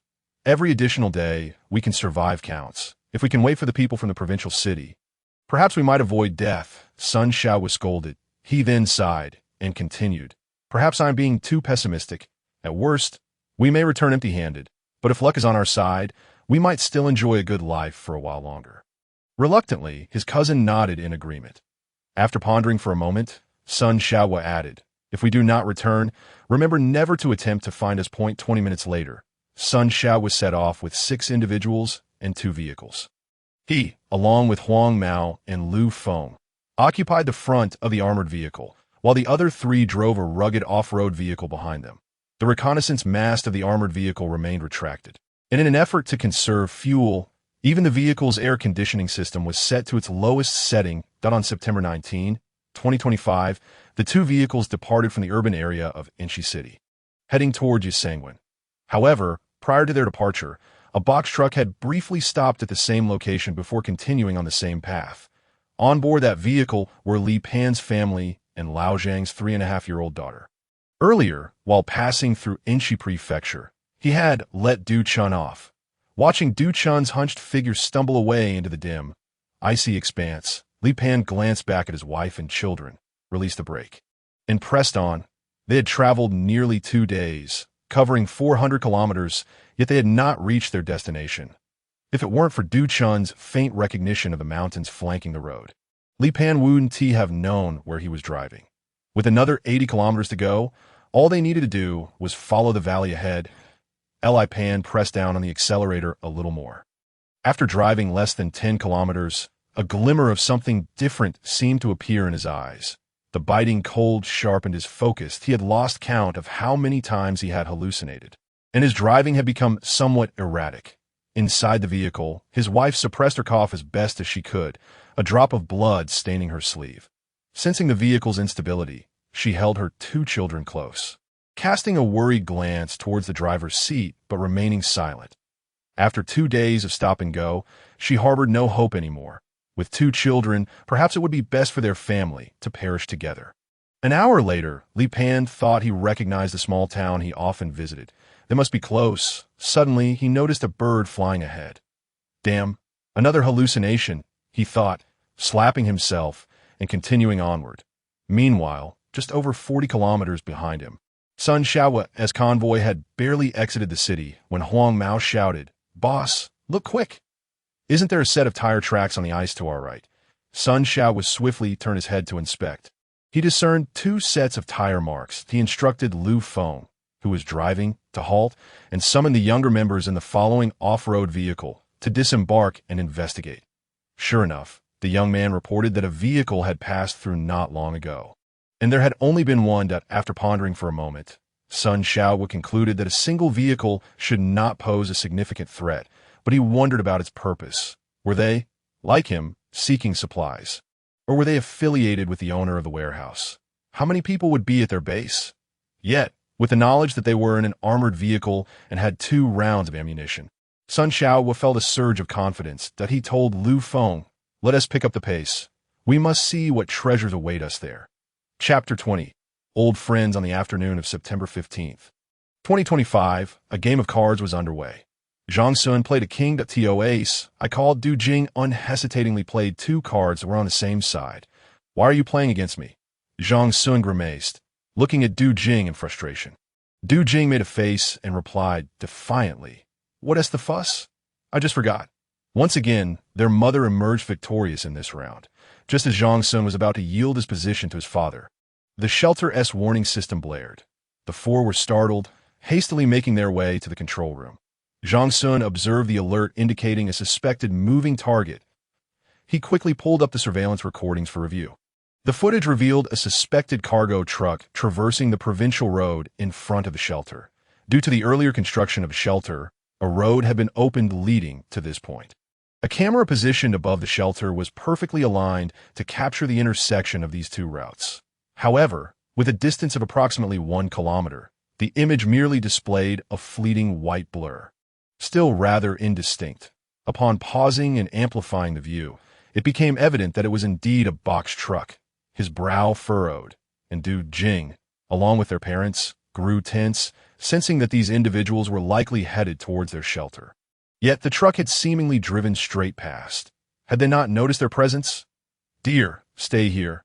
I'll go take a look," Zhang Xun suggested. Feeling uneasy about the situation, "I'll accompany you," his father-in-law replied. "That truck has already gone far. Perhaps we should refrain from going out. It might just be passing through." Du Jing hesitated at, "It's not that simple. Our location is so remote that it's unlikely for people to come by continuously." "Don't worry, I'll take the Hummer out, and I have a gun. I'll be fine," Zhang Xun reassured Du Jing. After calming her, he turned to his father-in-law. "I can manage alone. If anything happens, you can assist me from the entrance." His father-in-law nodded. Zhang Xun was just about to change into his protective gear when a warning system blared again, this time within mere minutes of the last alert. The live surveillance feed displayed the same box truck making a U-turn, pausing briefly at the fork before driving towards the shelter. Without time to bid farewell to his family, Zhang Xun rushed to the first-level garage. In approximately 10 minutes, the truck came to a halt before the shelter. The first person to emerge was a man completely bundled up against the cold. It was Li Pan, who, upon laboriously exiting the vehicle, nearly stumbled due to the prolonged sitting. Regaining his balance, he revealed a look of joy on his pale face as he surveyed the shelter's surroundings, noticing signs that the fallen stones had been cleared and a long antenna stood above the passageway. Someone must be living inside. Li Pan felt a mixture of excitement and anxiety. He was thrilled that his wife and son might be safe, but anxious about whether the inhabitants would open their doors for them. With Lao Zhang gone, Li Pan had no means to breach the shelter's entrance. He attempted to straighten his hunched form, but his strength was waning. Raising his head and spreading his arms, he waved towards the overhead camera, knowing that those inside should be able to see him. After about 7 or 8 minutes, the shelter's door swung open, and an armored vehicle slowly emerged. Li Pan instinctively took a few steps back, his heart racing. "Who are you, and what brings you here?" A voice emanated from the truck's loudspeaker. "Zhang, it's me, Li Pan." He recognized Zhang Xun's voice and felt a surge of joy. Li Pan. Zhang Xun regarded the hunched figure before him warily, questioning how he had come to look this way. "Who else is in your vehicle?" Zhang Xun countered. Li Pan offered a bitter smile, realizing that Zhang Xun was wary of him, so he unsteadily approached the cargo area of the truck. Zhang Xun pressed down on the accelerator, one hand on the steering wheel while the other reached for the passenger seat. The gun is here. 2 minutes later, a woman emerged from the cargo area, cradling 2 children. Upon reaching the front of the Hummer, she set the children down, and the 4 of them knelt in unison. Li Pan cried out, "Zhang, please take in our children. I beg you." Zhang Xun's brow furrowed. Momentarily at a loss for how to respond, he opened the truck door and approached Li Pan. Scrutinizing the 4 individuals, Li Pan and his wife appeared in the worst condition, likely not having long to live. The young boy, appearing around 8 or 9 years old, also looked frail, likely suffering from severe radiation sickness. However, the little girl, wrapped in tinfoil with only her eyes visible, seemed to possess a spark of life in her gaze. "Li Pan, while we share a bond, I cannot allow you in my shelter. My supplies are already limited, and you all are severely afflicted with radiation sickness. I must consider my own family," Zhang Xun stated resolutely. The woman kneeling before him burst into tears, pleading, "Please, just let our 2 children in. My husband and I won't be a burden." Li Pan bowed repeatedly, weeping. "I understand. My wife and I are beyond help. But these 2 children are still so young. For the sake of our past friendship, I implore you to shelter them." Sighing, Zhang Xun did not act impulsively. "Please wait a moment," he instructed, taking out his walkie-talkie to explain the situation outside and gauge his family's thoughts. He was not a cold-hearted person. He had emotions, but the shelter represented a monumental effort for him, and he did not wish to jeopardize their peaceful existence due to unforeseen circumstances that Du Jing and his parents were also observing the surveillance feed, though they could not hear the audio. After a moment of silence, Du Jing said to her mother-in-law, "Mom, could you please step outside for a moment? I need to discuss something privately with Zhang." Mother nodded, allowing the child to make his own decision. Once the elders had left, Du Jing picked up the intercom and said, "You should step back a little. I have something to ask you." After Zhang Xun retreated a few steps and adjusted the intercom's volume, placing it by his ear, Du Jing inquired, "Darling, how are the two children faring?" The taller boy seems to be suffering severely from radiation sickness, while the younger girl, whose face is obscured, may be experiencing milder symptoms. Zhang Xun replied, "Listen to me. Based on your description, I believe the little boy is beyond saving and won't last much longer. We can assess the girl's condition later," Du Jing stated. "You should agree to help them. This way, you 1T have to bear the weight of your conscience. They can temporarily reside on the first floor.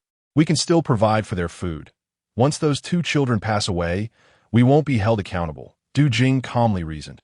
Upon hearing her words, Zhang Xun felt a surge of admiration for his wife. It seemed the little boy wouldn't survive much longer, and his own contribution would only involve some food and effort, which wouldn't impose a significant burden on the shelter. Zhang Xun set down the intercom and approached Li Pan, saying, "Li Pan, sister-in-law, my wife and I have discussed it and decided to take in the two children." The couple was instantly filled with overwhelming joy, bowing to him in gratitude. "What are their names?" Zhang Xun asked. "The boy's name is Li An, my son, and he is 9 years old. The girl is the daughter of a friend of mine, named Zhang Pingping," Li Pan hurriedly introduced. Zhang Xun smiled and then advised Li Pan, "Say your goodbyes to the children. The longer you linger outside, the greater the danger."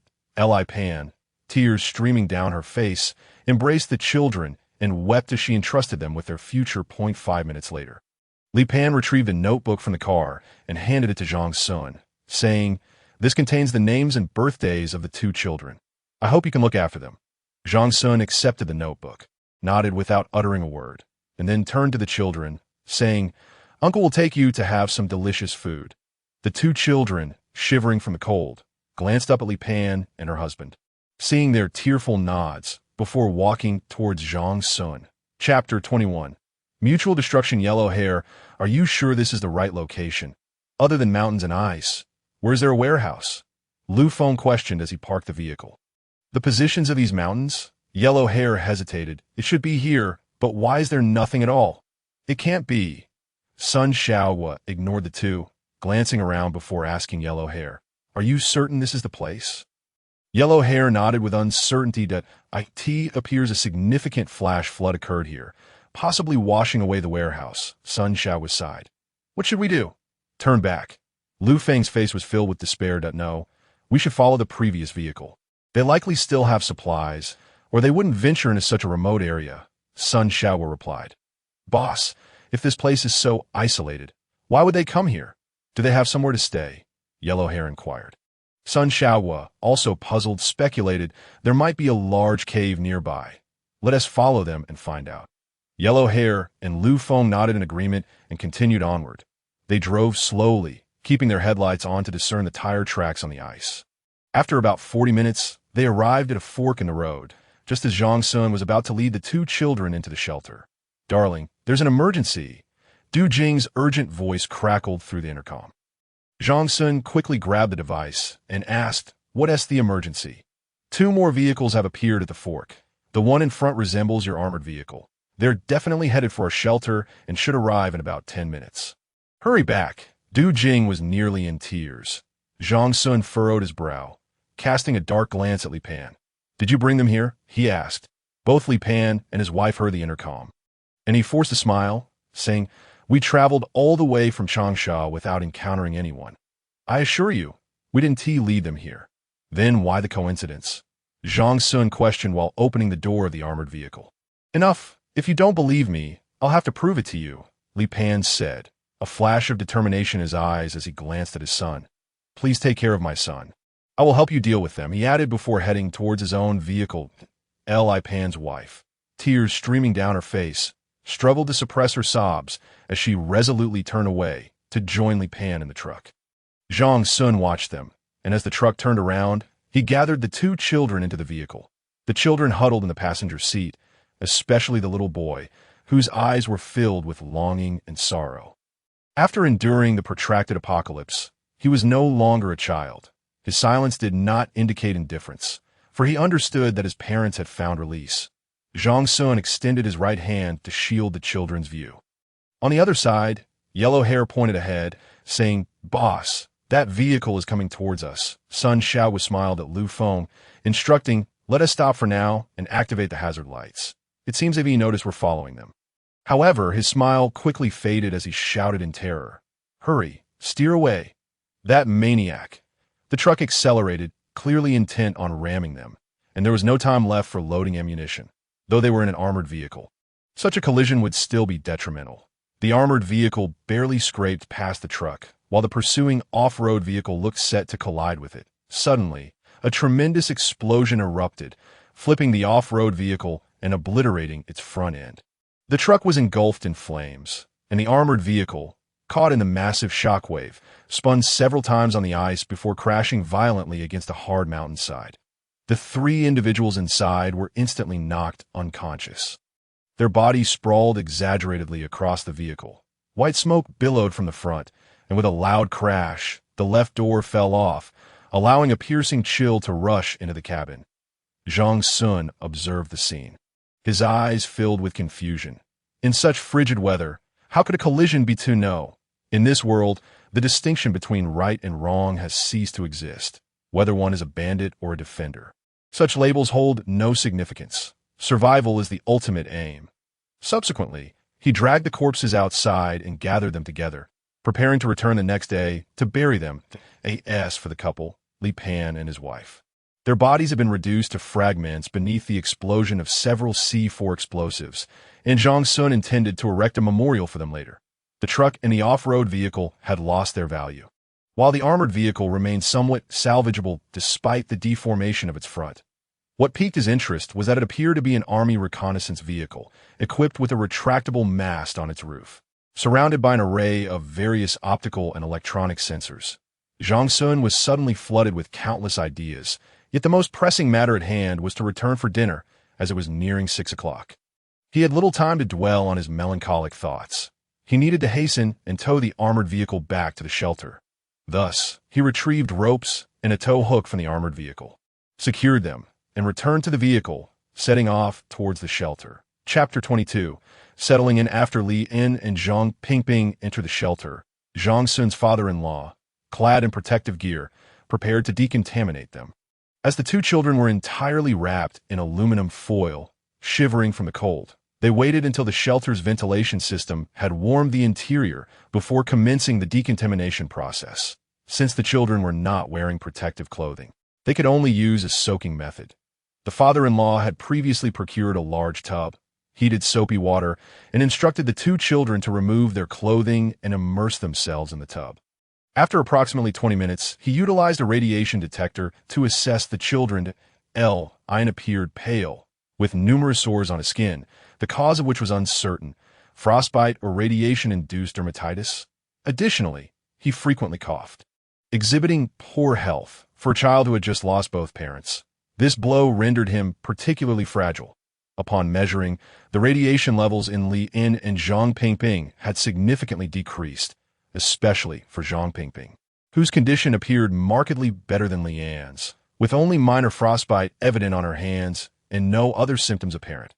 Upon passing through the second door, another round of decontamination ensued. Zhang Xun's mother had already prepared 2 beds, a set of new clothes, and some food, leaving them on the first level before returning. The father-in-law did not remove his protective suit on the second level, but guided them inside. This was not an oversight. It was necessary to keep the boy isolated due to residual radiation that could not be eliminated, placing them in separate areas within the machining section. For the first time in over half a year, The two children savored such delectable food and experienced an environment so warm that they unexpectedly broke into tears while eating. Observing the two ravenous children, the father-in-law felt a pang of sorrow. "Slow down. There is plenty more. Don't choke," he reminded them. Once the children finished their meal, the father-in-law settled them at opposite ends of the area, maintaining a distance of 8 or 9 meters to prevent further harm to the little girl due to Li An's elevated radiation levels. He contemplated whether a separate room should be arranged for him. Considering his daughter was pregnant, he could not bring the two children into the living quarters until Zhang Xun returned to make a decision. Later, the mother sent over some toys and children's books. By nearly 7 o'clock, Zhang Xun returned, parking both vehicles by the second door without driving them inside. Glancing through the glass outside the machining area, he found the two children quietly reading in bed, which relieved him, and he went down to prepare for dinner. His family awaited him, and after taking a shower, Zhang Xun sat at the dining table and inquired, "How are the two children faring?" "Li An's condition is quite severe. It's uncertain how much longer he can hold on. Zhang Pingping seems to be doing better, but we should conduct a preliminary examination in the medical room after some time." Du Jing replied, but he nodded, and at that moment his mother asked, "What was happening outside just now?" 6 people died. It's unclear if they were lured by Li Pan or if it was merely a coincidence. Zhang Xun recounted the previous events in detail. He had not discovered any firearms in the vehicle, but 2 artillery shells had left him feeling apprehensive. He also found a marked map with several circles drawn on it, one of which indicated a military repair facility. By the way, there should be some radiation protection medications in the shelter, shouldn't there? Zhang Xun recalled that when he had procured drones, he had also acquired some radiation protection drugs from abroad. These medications comprised 3 types, 2 imported and 1 derived from traditional Chinese herbs. The anti-radiation medications were designed to protect against nuclear radiation damage, each type targeting different aspects. For instance, the herbal remedies, such as ginseng, reishi, and rhodiola, enhance immunity and improve hematopoiesis, while also boosting the body's antioxidant capacity and inhibiting the production of free radicals, thereby effectively reducing DNA damage and enhancing DNA repair. There are also free radical scavengers like WR-2721S2-3-aminopropylamino, ethylthiophosphate, which interact with free radicals via unsaturated bonds or redox reactions to mitigate radiation damage. Additionally, there are biopharmaceuticals like interleukins, IL-1, IL-6, and IL-11, which could significantly reduce radiation damage by effectively scavenging free radicals, decreasing oxidative stress in normal tissues, and enhancing hematopoietic function to increase peripheral blood cells. These should not be taken indiscriminately. I will study the instructions further and correlate them with the preliminary health assessments. Du Jing hastily remarked. After a moment's thought, she added, "However, we could start them on some herbal remedies, as they come with minimal side effects." "Very well," he replied. Zhang Xun possesses little knowledge of medicine and must defer to Du Jing for such matters. In truth, both Li Pan and the elder Zhang have diligently safeguarded their children, never permitting them to leave the sanctuary since the cataclysm. Particularly the elder Zhang, who was among the first to consider implementing radiation protection measures in their makeshift shelter. Moreover, Zhang Pingping, being quite young, had minimal materials available to create a protective covering from tin foil, which ultimately spared her from significant radiation harm. The following day, Zhang Xun and his father-in-law procured several aluminum sheets and fashioned a rudimentary isolation room in the processing area to confine Lian. The young boy complied without fuss, and clad in a layer of medical protective gear, Zhang Xun patiently reassured him while elucidating the reasons for his isolation, aside from the absence of a smile on his face. Lian was surprisingly cooperative, for Zhang Pingping. Her radiation levels had significantly diminished, yet they still exceeded the natural levels typical for an individual by 3-fold. It seemed she would need to remain there for some time. Although her levels were now acceptable and posed no danger to others, Zhang Xun dared not take risks considering there was a pregnant woman in the household at noon, under Du Jing's guidance. Zhang Xun's mother prepared a concoction of traditional Chinese medicine, which both children consumed, though its effects would not be immediately evident and required daily administration to alleviate the children's boredom, in addition to the toys and books previously prepared. Zhang Xun specially provided them each with a tablet equipped with animated content. He had acquired numerous electronic devices, estimated to be in the hundreds, including various brands of laptops, tablets, mobile phones, smartwatches, and portable projectors. Additionally, Du Jing suggested cultivating vegetables that could bolster resistance to radiation, effectively enhancing their immunity. Individuals like Zhang Xun, who frequently entered and exited the sanctuary, were particularly cautious regarding such hazards that in the evenings over the past few days. Du Jing had made a point to connect via video with the two children. As they were now sleeping alone, concerned they might feel frightened, she aimed to provide psychological support as well. Having recently endured the loss of their parents, the children were understandably despondent.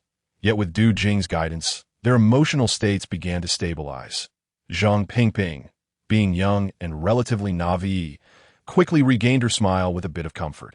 Lian, however, posed a greater challenge, grappling not only with emotional trauma, but also with physical pain that continued to torment him. During the day, Du Jing had administered some pain relief medication, and he felt significantly improved. Having endured so much, Lian exhibited a certain maturity.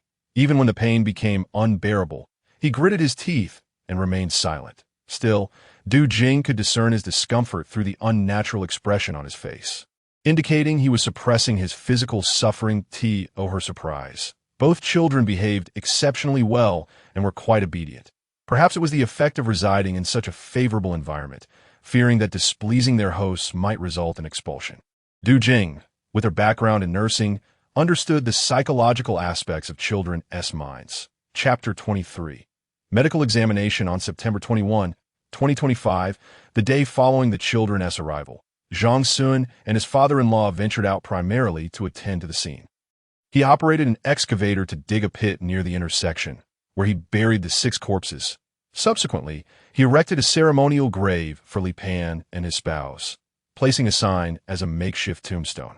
After paying their respects at the grave, they proceeded to remove 2 severely damaged vehicles, relocating them to a less conspicuous area previously designated for refuse.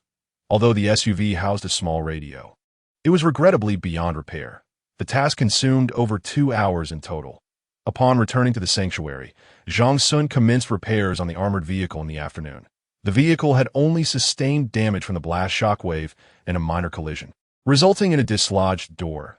Overall, the condition was not critical. The garage contained a basic set of repair tools, sufficient for the job. Surface damages were swiftly addressed, and Zhang Xun took the armored reconnaissance vehicle for a test drive down a passageway. Finding it satisfactory, it operated similarly to a civilian vehicle, both being automatic, though he found the steering wheel somewhat heavy. In all honesty, the vehicle's considerable size posed considerable challenges for modifications, prompting him to abandon any redesign plans. He merely applied a layer of radiation-resistant coating to the exterior and reinforced its airtightness. Were he to proceed with modifications, it would necessitate the addition of lead plates, insulating materials, a heating system, and an oxygen supply system, which would not be cost-effective. Moreover, the weapon system presented a dilemma, as it was neither easily removable nor had sufficient ammunition, rendering it somewhat superfluous. This system comprised a small-caliber rapid-fire cannon, and without a manual, Zhang Xun was at a loss regarding its operation. Thus, he opted to leave it untouched for the time being. What truly piqued Zhang Xun's interest was the electro-optical reconnaissance mast. A valuable asset. From his understanding, this vehicle-mounted mast could simultaneously provide electro-optical channels, infrared, and radar monitoring capabilities, facilitating the acquisition of reconnaissance information from multiple angles, with a maximum range of several dozen kilometers.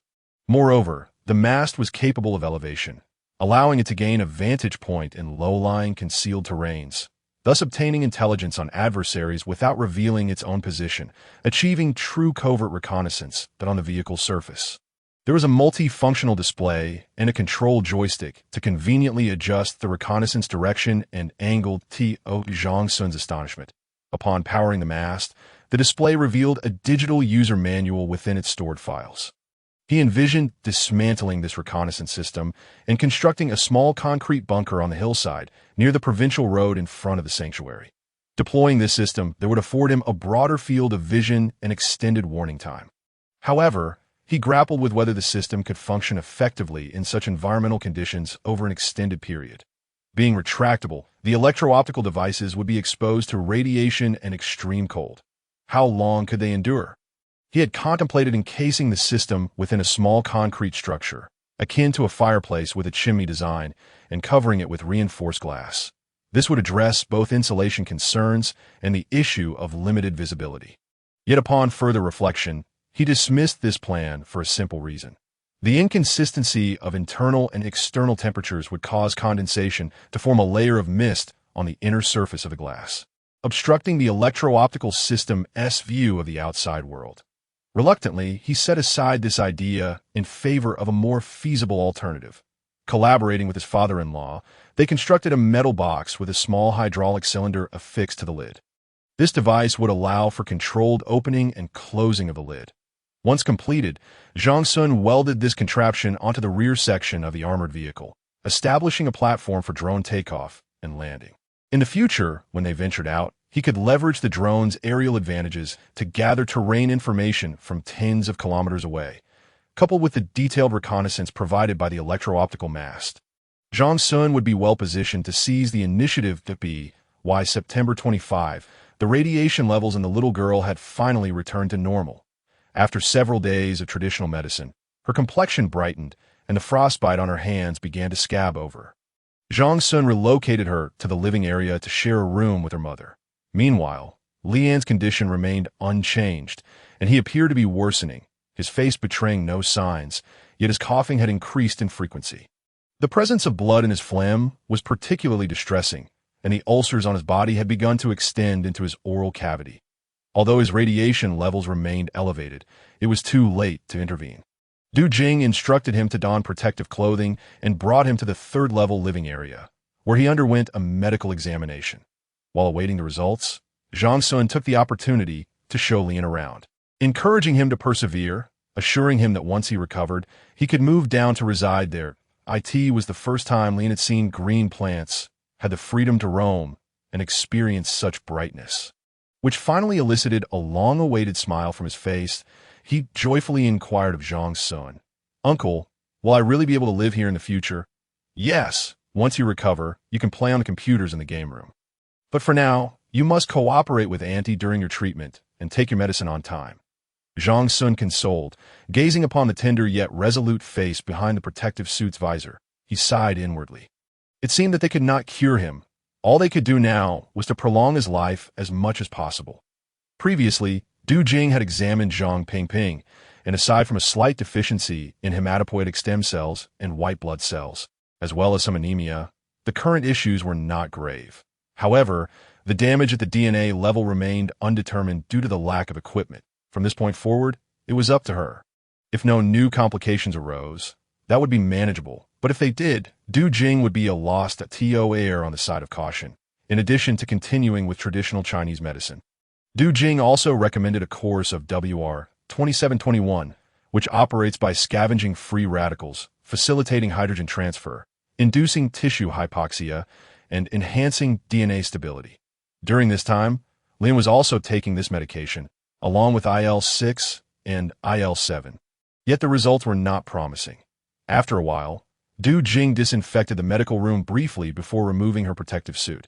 After printing the data, she perused medical texts, meticulously cross-referencing each detail, her brow furrowing deeper with each passing page.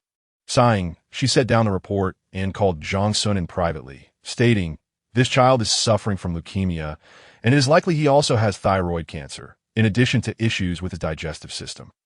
Du Jing did not continue. Zhang Xun fell silent for a moment before inquiring, "How long do you estimate he has left?" "Perhaps a month, possibly 2 or 3, Du Jing replied, "from your earlier tests." "Is the radiation level he is currently exposed to significant?" Zhang Xun asked again that it is relatively high, but it poses little risk to others, she answered. "Let us proceed this way. For the next few days, utilize the chelating agent DTPA combined with a stabilizing salt solution to cleanse him a few more times. Then let him move downstairs to reside." Zhang Xun contemplated before deciding to bring Lian down. Du Jing nodded in agreement. Zhang Xun's mother prepared a bedroom anew, arranging it thoughtfully and relocating a computer filled with numerous games. 2 days later, Lian finally descended, no longer required to wear the protective suit. And he was elated, perhaps aware of his condition. He seized the remaining strength he had to indulge in his favorite activities of playing games and enjoying meals. However, his appetite dwindled significantly, often accompanied by bouts of vomiting. And eventually, his weakened state confined him to bed, even depriving him of his beloved computer. Chapter 24. Resource Consumption. Daddy, is my brother going to die? Zhang Pingping inquired, clutching Zhang Xun's hand as she gazed at the frail Lian on the bed. Zhang Xun lifted her into his lap, gently stroking her hair, and replied tenderly, "No, your brother is merely going to find his own mommy and daddy." "Will he come back?" the little girl asked innocently. "He won't return. From now on, you'll have to play with your younger brother or sister." Zhang Xun pointed to his wife's belly. Since she shared the same surname as Zhang Xun, and the couple cherished these children dearly, they decided to adopt her as their granddaughter, and Zhang Xun naturally became Zhang Pingping's father. Lian was in a similar situation, though he referred to Zhang Xun as his godfather. Today is November 13th. Lian's eyes had not opened again. Although there was still faint breathing and a pulse, they had become exceedingly weak. The family gathered around his bedside, watching this child who had endured so much suffering, feeling both heartache and reluctance. Tears streamed down Zhang Xun's mother-esque face, as the time spent with these two children had forged genuine affection within her. Zhang Xun instructed Du Jing to take his mother and daughter away. For remaining, there would only deepen their sorrow. Around 2 o'clock, Zhang Xun held Lian's hand, feeling his body growing increasingly cold. He hurriedly checked for a pulse and breath, only to find both had vanished. The child had departed. Zhang Xun softly sighed. "Go now. Find your parents." The following day, while their daughter was still asleep, Zhang Xun and his father-in-law ventured out to lay Li to rest beside their parents' tomb. Subsequently, the refuge returned to a state of tranquil existence. With the addition of a child, the smiles on their parents' faces multiplied, and they no longer frequently sighed over the past. Zhang Xun's wife, too, was experiencing a growing belly, instilling their family with newfound confidence for the future. Originally, the living quarters comprised 5 bedrooms, one for Zhang Xun and Du Jing, another for his parents, and a third that his mother had converted into a dance studio. Their daughter, Zhang Pingping, had previously shared a room with her grandparents, but now she had her own separate bedroom, the one that had belonged to Li. With Li's departure, it was tidied up a bit and given to her. However, Zhang Pingping felt somewhat insecure and clung to her grandparents' bed, reluctant to return to her own room. Since the arrival of their daughter, Zhang Xun found himself considerably more at ease, no longer needing to remain by Du Jing's side at all times. After completing his daily inspections, he could spend a little time with his wife before retreating to the gaming room. Their daughter was now 3.5 years old, an age that, according to pre-apocalyptic standards, marked the time for kindergarten. With his wife pregnant and having little to do, she took on the responsibility of teaching Zhang Pingping to read and preparing her for school. The hard drive Zhang Xun had previously acquired contained numerous educational videos, ensuring they wouldn't struggle to find quality content and instruction. Days passed in this manner, with Zhang Xun working diligently, playing games, watching films with his wife, playing chess with his father, and entertaining the child. Such a life would have been unimaginable before the apocalypse. Previously, his job required frequent business trips, and upon returning home each day, he was utterly exhausted. Not only was he unable to take his family out for leisure, but he also lacked the energy to even move, preferring to lie down and rest while scrolling through his phone. By the end of December, as the new year approached, Zhang Xun and his parents undertook another thorough cleaning of the refuge, though the commotion was far less than during the previous occasion. This was primarily due to regular minor inspections and cleanups that had maintained a reasonably good condition, with mold now nearly eradicated. After completing the cleaning, Zhang Xun took over Du Jing's responsibilities, inventorying the supplies in the warehouse and summarizing the year's consumption and stock levels. First and foremost were the apocalypse rations and reserve food packages, which had been purchased in considerable quantities, totaling 200 portions. Yet in reality, over the past 11 months, their family of 4 had barely consumed half a portion. This was partly due to taste preferences, but also because the agricultural zone had yielded a bountiful harvest of vegetables. preventing waste. Moreover, the family preferred to cook rice, and Du Jing's pregnancy significantly contributed to this preference. Regarding medications, Zhang Xun had thoroughly scoured most pharmacies in Enshi Prefecture, ensuring a sufficient supply of common medications. However, he felt somewhat understocked on certain specialized drugs, particularly the anti-radiation medication previously taken by Li. After about a month of use without any noticeable effect, it was discontinued to prevent waste. This single month of anti-radiation medication had reduced the refuge's stock by 1/10. It was not that Zhang Xun was unwilling to stockpile more, but rather that such medications were challenging to procure. Another area of considerable consumption was materials. The renovations of the refuse room, the septic tank, and the external ladder had depleted his reserves of steel, aluminum, and insulation materials rather quickly. While inventorying, he marked the material stock as a reminder to use them sparingly in the future. Additionally, protective suits had seen significant usage. Zhang Xun had to dispose of one set each time he ventured outside, primarily due to the outer layer. Each nuclear biological protective suit cost over 1,000. While the inner layer was also priced at over 200 initially, he had purchased 350 sets of each. Moreover, he sometimes wasn't the only one going out, given this rate of consumption. He estimated they would run out in 2 to 3 years. Thus, he decided that in the future, he would refrain from discarding these protective suits. After decontamination, they could be reused a few more times. Previously, he had conducted similar evaluations, primarily based on the duration of exposure to the external environment and the level of decontamination that, if managed well, the outer protective suit could be reused at least 5 to 7 times. The thinner inner layer had not been directly exposed, allowing for even more uses. Furthermore, there was the stock of staple grains and meats. They had purchased 20 tons of staple grains and 2 tons of flour. Upon meticulous inventory, he discovered that consumption had been minimal, primarily due to a recent harvest of nearly 500 pounds of rice from a season's crop, resulting in a balanced in the cold storage. The meat reserves included 3,000 kilograms each of pork, beef, and lamb, with a reduction of about 40 kilograms per type over the past year. Additionally, they also consumed chicken, duck, goose, and seafood, bringing the total meat consumption for the family of 4 to approximately 200 kilograms. Consequently, the meat supply would sustain them for quite some time, especially since the refuge housed dozens of poultry. They had recently hatched chicks, and Zhang Xun's parents decided to slaughter the older ones before the Lunar New Year, allowing for a small replenishment of the previously consumed meat.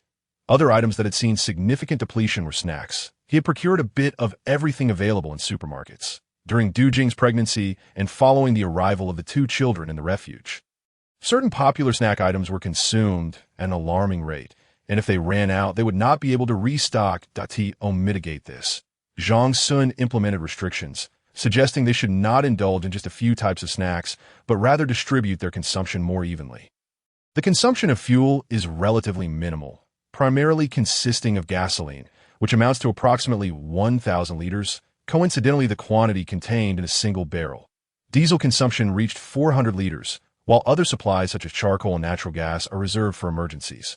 Remaining unopened thus far, the oxygen reserves are also substantial. Each time Zhang Xun ventures out, he brings along several compressed oxygen tanks, primarily utilizing the oxygen generated through electrolysis within the shelter, which is then stored after compression. Other consumables, such as toothpaste and shower gel, are durable household items that Zhang Xun does not worry about. After 3 days of meticulous tallying, Zhang Xun employed an AI assistant to create a comprehensive inventory chart, delineating consumption levels, stock quantities, consumption rates, and intensity, all presented in a clear and accessible manner, facilitating more rational resource allocation in future endeavors. Chapter 25. The New Year time swiftly advanced to January 25th. 2026. It has been a year since the advent of the apocalypse. In commemoration of departed relatives and friends, the family organized a significant ceremony. Initially, both mother and father sought a suitable place for worship.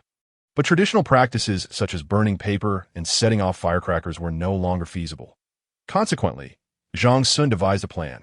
He compiled a list of relatives and friends with whom they shared a close bond, capturing images of those they could find, while using cartoon avatars for those without pictures, creating a series of electronic tombstones that he then wrote a simple program to document their relationships, ages, and significant life events. integrating this information into their profiles. Zhang Xun subsequently mounted a display screen on the living room wall, featuring a pristine white background adorned with red lantern ornaments in the upper corners. Below, two electronic candles flickered, while the avatars and names of their relatives and friends continuously scrolled across the screen, that if someone wished to remember a particular individual, they could tap the avatar, prompting a pop-up with basic information about that person. Allowing for individual remembrance, the screen also offered virtual incense, food, cigarettes, and alcohol as offerings, which could be summoned with a single click. Additionally, at his mother's suggestion, Zhang Xun incorporated audio recordings of sutras and music for the ceremony, such as the Diamond Sutra and the Radiance of Buddha, while omitting more ominous sounds like the calls of the deathly Brahmin. To enhance the ceremony's authenticity, his mother insisted on adding a firecracker ornament that would produce sound and explosive effects when activated. Once everything was in place, it coincided perfectly with the anniversary of the apocalypse. His parents even set up a table in this area, laden with food. They then insisted that Zhang Xun and his daughter kneel before the screen, displaying the scrolling avatars. Accompanied by the music of the rebirth mantra, Zhang Xun reluctantly bowed 3 times, also doing so for Du Jing. Following this, his mother expressed her sentiments of remembrance and longing, seeking blessings for the family. She then approached the screen and clicked the offering icon, causing the virtual cigarettes, food, and drinks to automatically fly towards each avatar. The ceremony concluded amidst the sounds of virtual firecrackers. Naturally, the display screen was not kept on every day. It was primarily activated during special occasions, such as Qingming Festival, New Year, or when someone particularly missed a loved one. During lunch, his mother adjusted the dining table's angle, claiming it was to allow their relatives and friends to enjoy the offerings while dining with the family. This maneuver elicited both laughter and discomfort from Zhang Xun and Du Jing. As time progressed, New Year's Eve soon arrived. Zhang Xun and his father-in-law ventured out to dispose of the last of the year's refuse. And, at his mother's request, they affixed a pair of couplets to the door of the shelter. The upper line read, "A new year brings new aspirations. May peace prevail for a lifetime." And the lower line stated, "May the passing years bring auspiciousness and happiness throughout life." The horizontal inscription proclaimed, "Heavenly Horse Soars," in anticipation of the Year of the Horse. The living area was adorned with various horse-themed decorations, including stickers crafted by his father, small horse figurines, and drawings of steeds made by his daughter. Given their limited resources, the family managed to create only these items after hours of effort. Among the prepared dishes was horse meat. However, as it is less palatable, only a modest quantity had been procured for this occasion. That evening, the family gathered to watch a random selection from a past spring festival gala while enjoying their meal. After dinner, they engaged in a game of mahjong until past 10 o'clock, when Du Jing retired for the night, in consideration of a rest. This year, they refrained from setting off electronic fireworks or firecrackers. After tidying up, Zhang Xun conducted a solitary patrol of the various floors, returning to keep vigil with his parents after about half an hour.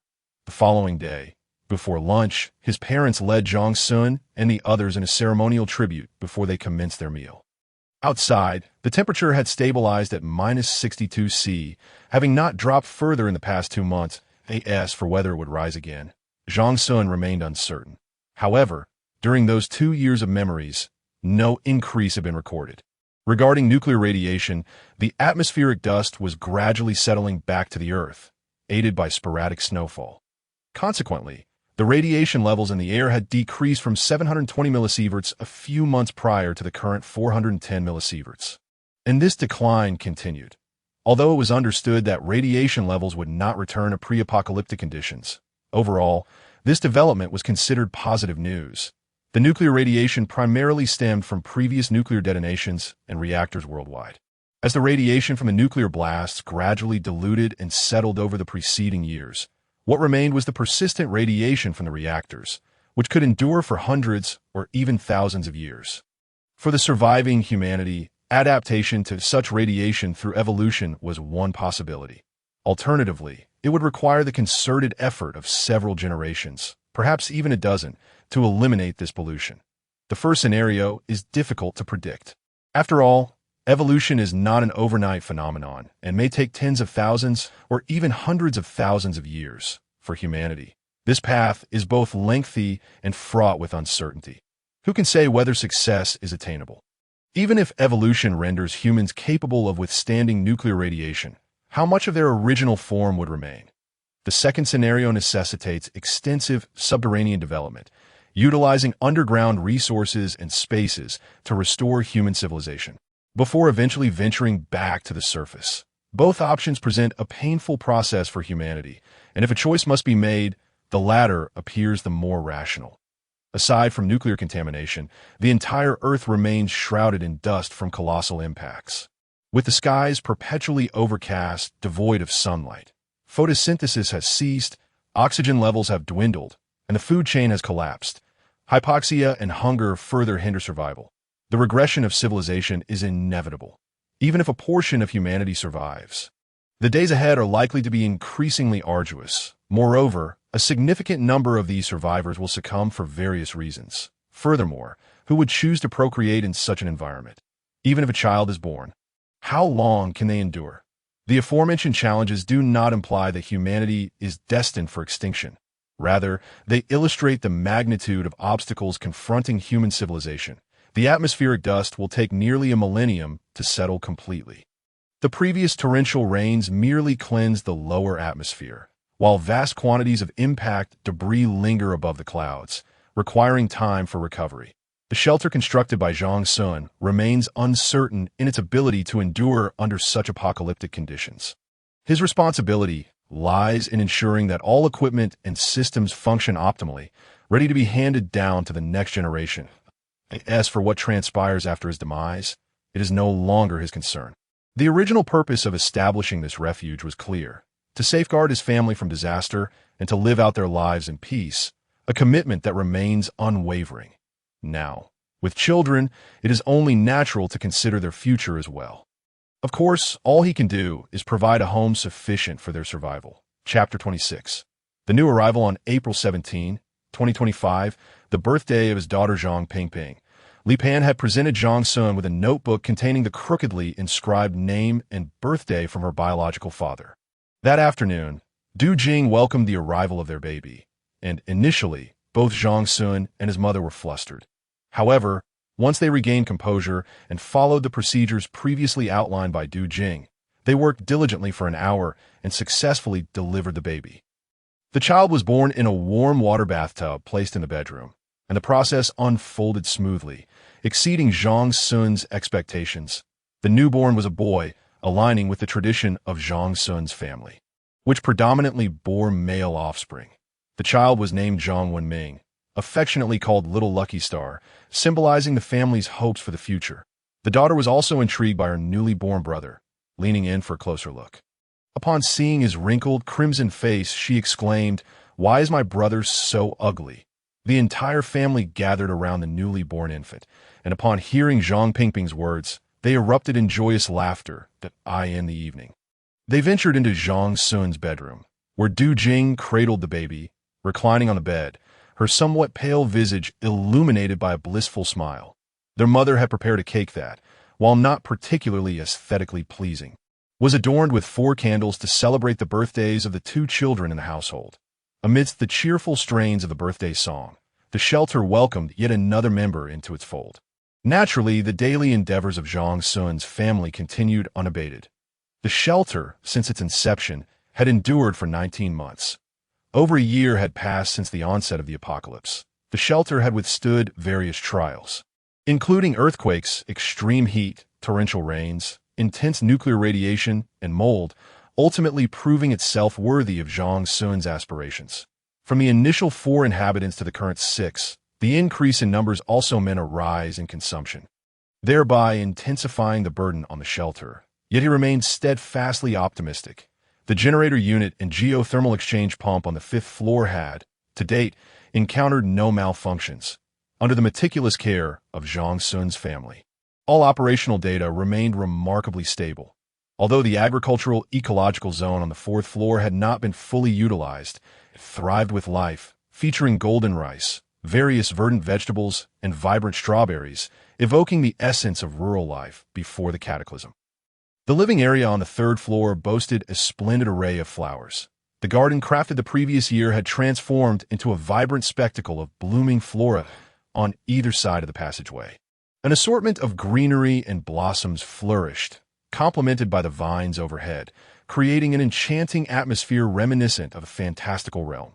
The storage warehouse on the second floor and the garage on the first floor had undergone minimal changes, save for the addition of a vehicle and a slight reduction in temperature compared to the lower levels. Apart from Zhang Xun's daily inspections, others seldom ventured upstairs, partly due to the chill above and partly because there was little of interest to behold. In the living area, there existed a repository for staple grains and daily necessities, where the family typically sourced their cooking supplies. Thus, aside from Zhang Xun's routine checks and occasional excursions with his daughter in search of snacks, few were inclined to ascend to the second floor. Beginning in May, the shelter's operational equipment underwent its annual comprehensive maintenance. The initial focus was on the upkeep of the power system's turbine unit. After switching the power supply to the backup unit and shutting down the geothermal generator, Zhang Xun utilized an industrial endoscope to examine the turbine system's pipelines, primarily checking for oil sludge. He employed ultrasonic and radiographic instruments to assess the condition of the bearings and blades for any potential cracks or damage. Ultimately, he extracted the turbine oil from the tank and cleaned the interior of the reservoir. Once the oil was replenished, he connected a filtration device to the tank for a 2-day bypass filtration process to eliminate sludge and fine particulates from the oil. Additionally, the geothermal pump group within the temperature control system, being of smaller capacity, also underwent bypass filtration for maintenance. Given that the pump group connected to underground thermal energy, descaling was of paramount importance to this end.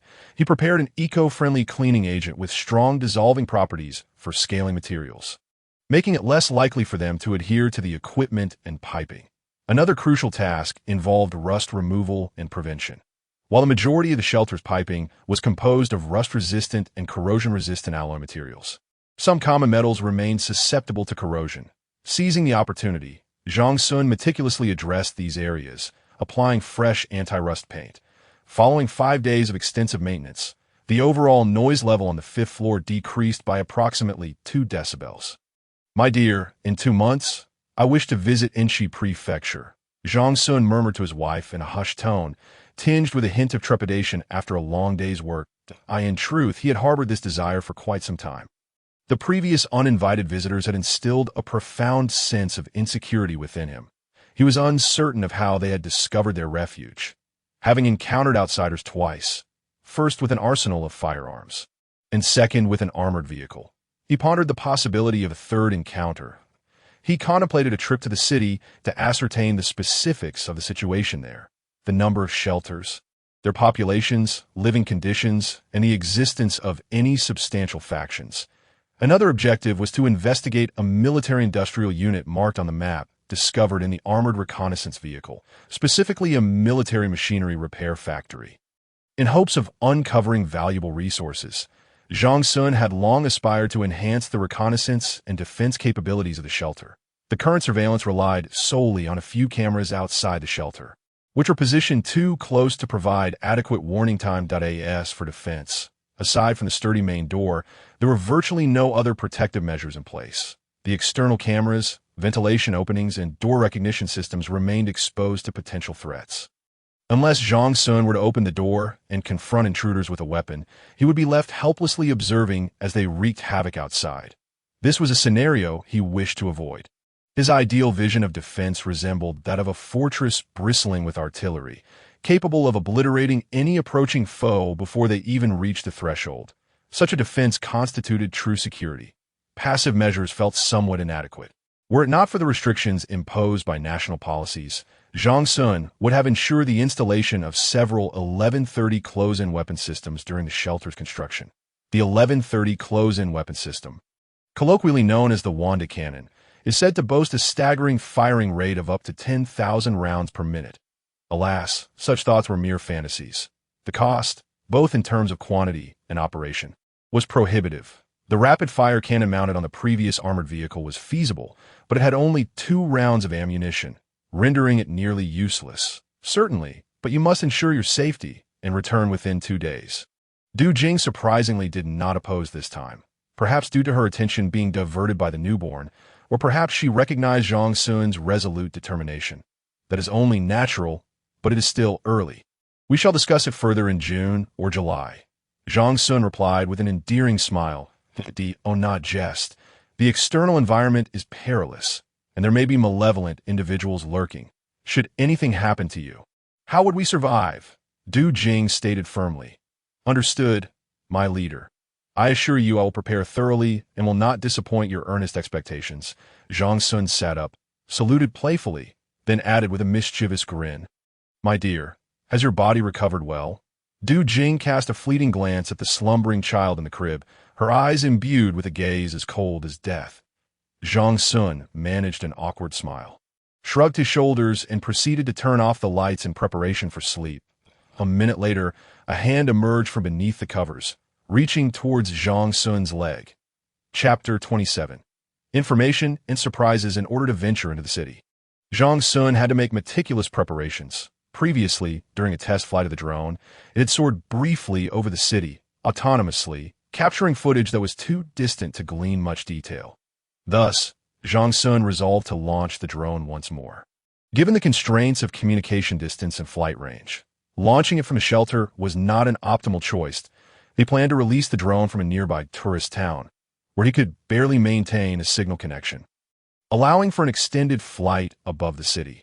Utilizing the images and videos captured by the drone, he aimed to analyze the traffic conditions in the urban area, the specifics of the shelter zone, and human activity patterns. This information was of paramount importance, enabling him to cross-reference with prior maps to identify areas to avoid and those requiring thorough search efforts, thus allowing him to formulate a strategic plan in advance. On May 28, 2026, Zhang Xun set off alone in the modified armored reconnaissance vehicle, departing from the shelter. Drawing on his previous experiences, he refrained from deploying any beacons, driving straight towards the tourist town. On the roof, a metal box housed the drone. Allowing Zhang Xun to control it from within the vehicle without disembarking, he could simply operate the hydraulic lever within the control box to open the metal lid and launch the drone. The vehicle was also equipped with a rather cumbersome rapid-fire cannon, which, with only 2 rounds available, posed a challenge for Zhang Xun to operate while driving. He increased the vehicle's speed to 60 miles per hour and swiftly arrived at his destination. He parked in a discreet, relatively open area before opening the metal box and launching the drone towards the city. The drone's maximum communication range was approximately 60 kilometers, and the distance to the city was just over 40 kilometers, allowing for tenuous signal connectivity. Holding the terminal device, Zhang Xun watched as the footage grew increasingly choppy the further the drone flew. He could only catch glimpses of images every few seconds. Fortunately, Zhang Xun merely needed to establish the intended direction and heading. He could analyze the captured video upon the drone's return. The drone's flight speed was regulated, and after about 20 minutes, Zhang Xun finally discerned urban landscapes through the sporadic images. He quickly adjusted the drone's direction and set various parameters, such as altitude and speed, to facilitate clearer video capture. Upon reaching the city skyline, he issued a command for it to continue flying forward for an additional 15 kilometers, anticipating potential communication disruptions and ensuring the drone understood its flight path for the return journey. The drone hovered above the city for 20 minutes before heading back. Although it could not comprehensively survey the entire urban area, it at least managed to scan several key regions.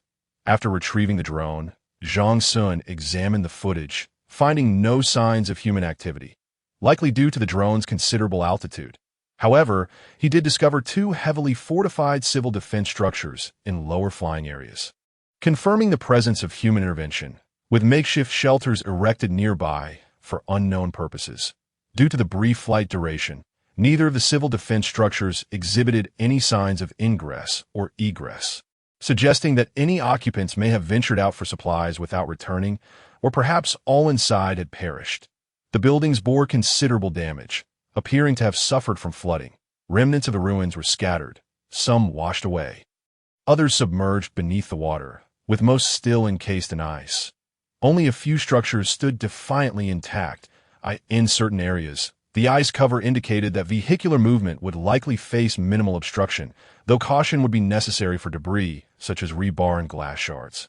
As the armored vehicle was not equipped with tracks, Zhang Xun hesitated, contemplating whether to conduct another flight, as he had yet to pinpoint the military repair facility marked on his map. The city had undergone a dramatic transformation, and the video footage provided little clarity. Ultimately, he decided against it. Changing the battery was too cumbersome, and he opted to return, turning the vehicle around in preparation for launch. After a few minutes of driving back, a sudden resounding crash echoed from the left side of the mountain, startling him that he immediately halted the vehicle and leaned out the window to ascertain the situation.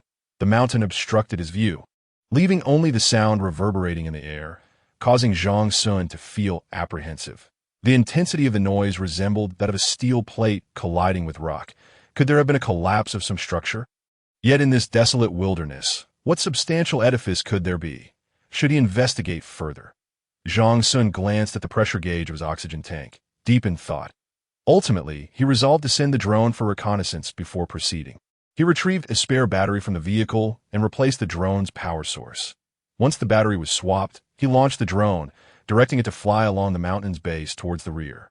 Soon, he discovered a damaged, elevated track behind the mountain, presumably for high-speed trains, snaking into a tunnel. The tunnel at the mountainside had vanished, and the elevated structure was fractured into several segments. He also spotted several broken white train cars scattered about, some lodged on the mountainside, others having plummeted to the base. Zhang Xun was taken aback. He had been unaware of the existence of a high-speed rail line in this area. It seemed the earlier noise had emanated from a train car that had fallen. Now that he understood the situation, he quickly drove in that direction, keeping the drone aloft, hovering above the location. After circling around, he soon arrived near the fallen train car, which had shattered windows, casting dim light within. Equipped with a flashlight, Zhang Xun disembarked and approached the car, peering inside to find it devoid of seats or passengers. Upon further inspection, he realized it was a freight train. The car contained several rectangular boxes, encased in iron, with wooden interiors and foam lining the innermost layer. The goods were wrapped in cling film, obscuring their contents. There were 7 or 8 such freight boxes within the car, but lacking suitable tools for inspection. Zhang Xun returned to the vehicle to relay his findings to his family via radio. 10 minutes later, he replaced his oxygen tank and continued toward the rear of the train, where another car was situated, albeit at a precarious angle, partially submerged in ice. Peering through the window, he observed that the lower half was entirely encased in ice. It appeared that this car had fallen during a torrential downpour, subsequently freezing in the cold, resulting in its current state. The most valuable discovery was undoubtedly the recently fallen car. He resolved to devise a plan for retrieving the cargo on his next visit. Zhang Xun contemplated this as he lifted the drone, capturing a video from an aerial perspective of the site. After concluding the recording, he retrieved the drone and prepared to return. After over a year of living in shelter, his excursions into the outside world had been infrequent.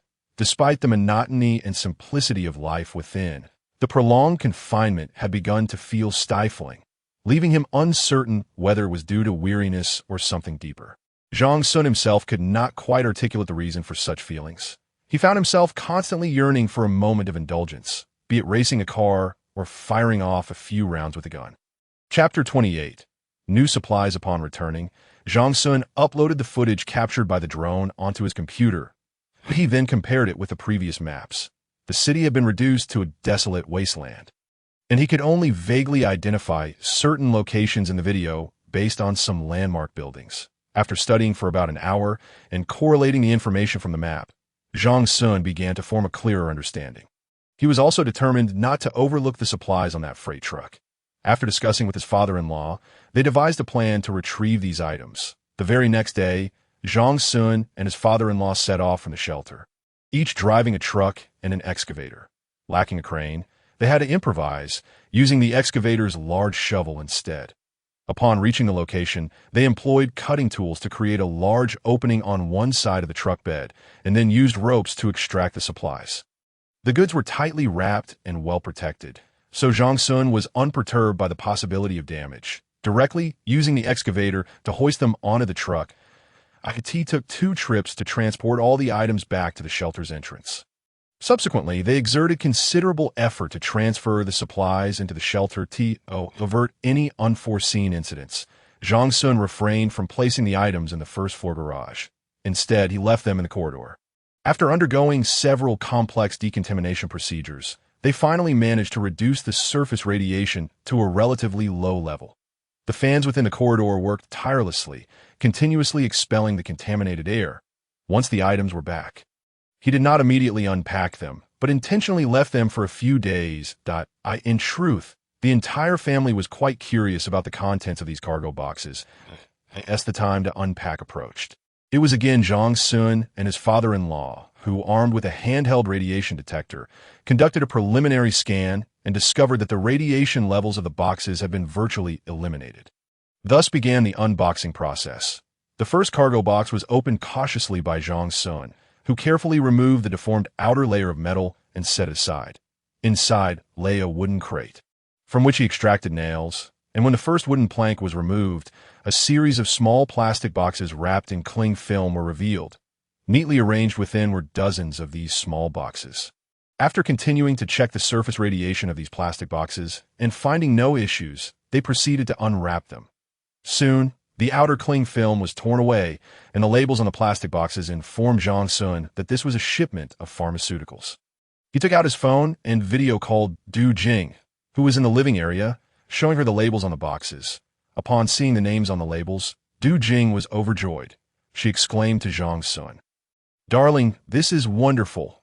This is a batch of medications for treating cancer and certain rare diseases. The first 2 boxes contain chemotherapy drugs. I see cyclophosphamide, cisplatin, and vincristine among them. The ones on the left are labeled gefitinib, erlotinib, and trastuzumab, which should be targeted therapies. The items on the right are immunotherapeutics and traditional Chinese medicine." Hearing Du Jing's description, Zhang Xun was equally astonished. He had not anticipated that this parcel contained such specialized medications. Before the apocalypse, he had considered purchasing some, but these drugs required hospital certification or diagnostic reports to obtain. To his surprise, this gap could now be filled. He and his father-in-law diligently wiped the surfaces of the boxes with soapy water before carefully placing them onto a small cart to be stored in the garage for the time being. Next came the unboxing of the second cargo box. As he peeled back a corner, he immediately recognized its contents. A piano. On the piano's stand rested a guitar, a violin, an organ, and various other instruments. Together, these items could easily form a band. Not bad. In the future, he could take the opportunity to learn, cultivating a sense of artistry, especially for the 2 children who could benefit from it later on. The third cargo box contained several sets of IoT devices, as well as some surveillance cameras and sensors. These IoT devices were primarily designed for monitoring industrial equipment lubrication systems, tracking oil quality changes, and providing real-time monitoring and alerts regarding lubricants and equipment conditions. This was an unexpected delight. While the shelter already had some monitoring sensors, their functions were rather limited, only measuring temperature and moisture. However, this set of IoT devices integrated sensors for viscosity, moisture, dielectric constant, cleanliness, ferromagnetic and non-ferromagnetic wear, and more. Installation was straightforward, requiring only a connection to the oil inlet and return lines, and the data could be transmitted back to the central control system via Wi-Fi.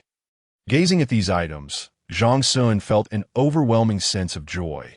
He envisioned establishing an oil monitoring channel in the central control system interface to receive and analyze various data.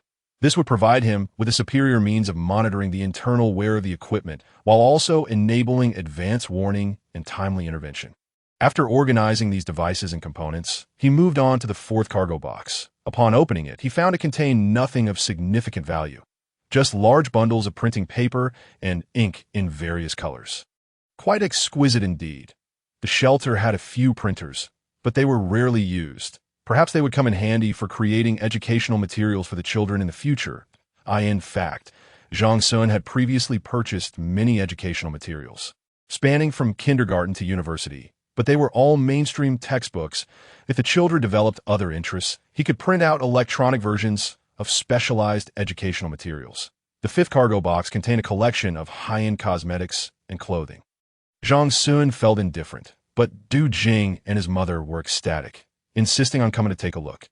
Zhang Xun swiftly halted their actions, asserting that these items should remain untouched for some time to ensure safety. Given the external radiation environment, who could say whether they were still usable?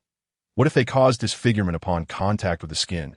There are a total of 8 cargo containers, of which 5 have already been opened, leaving 3 remaining. The process of dismantling these 5 alone took nearly 3 hours.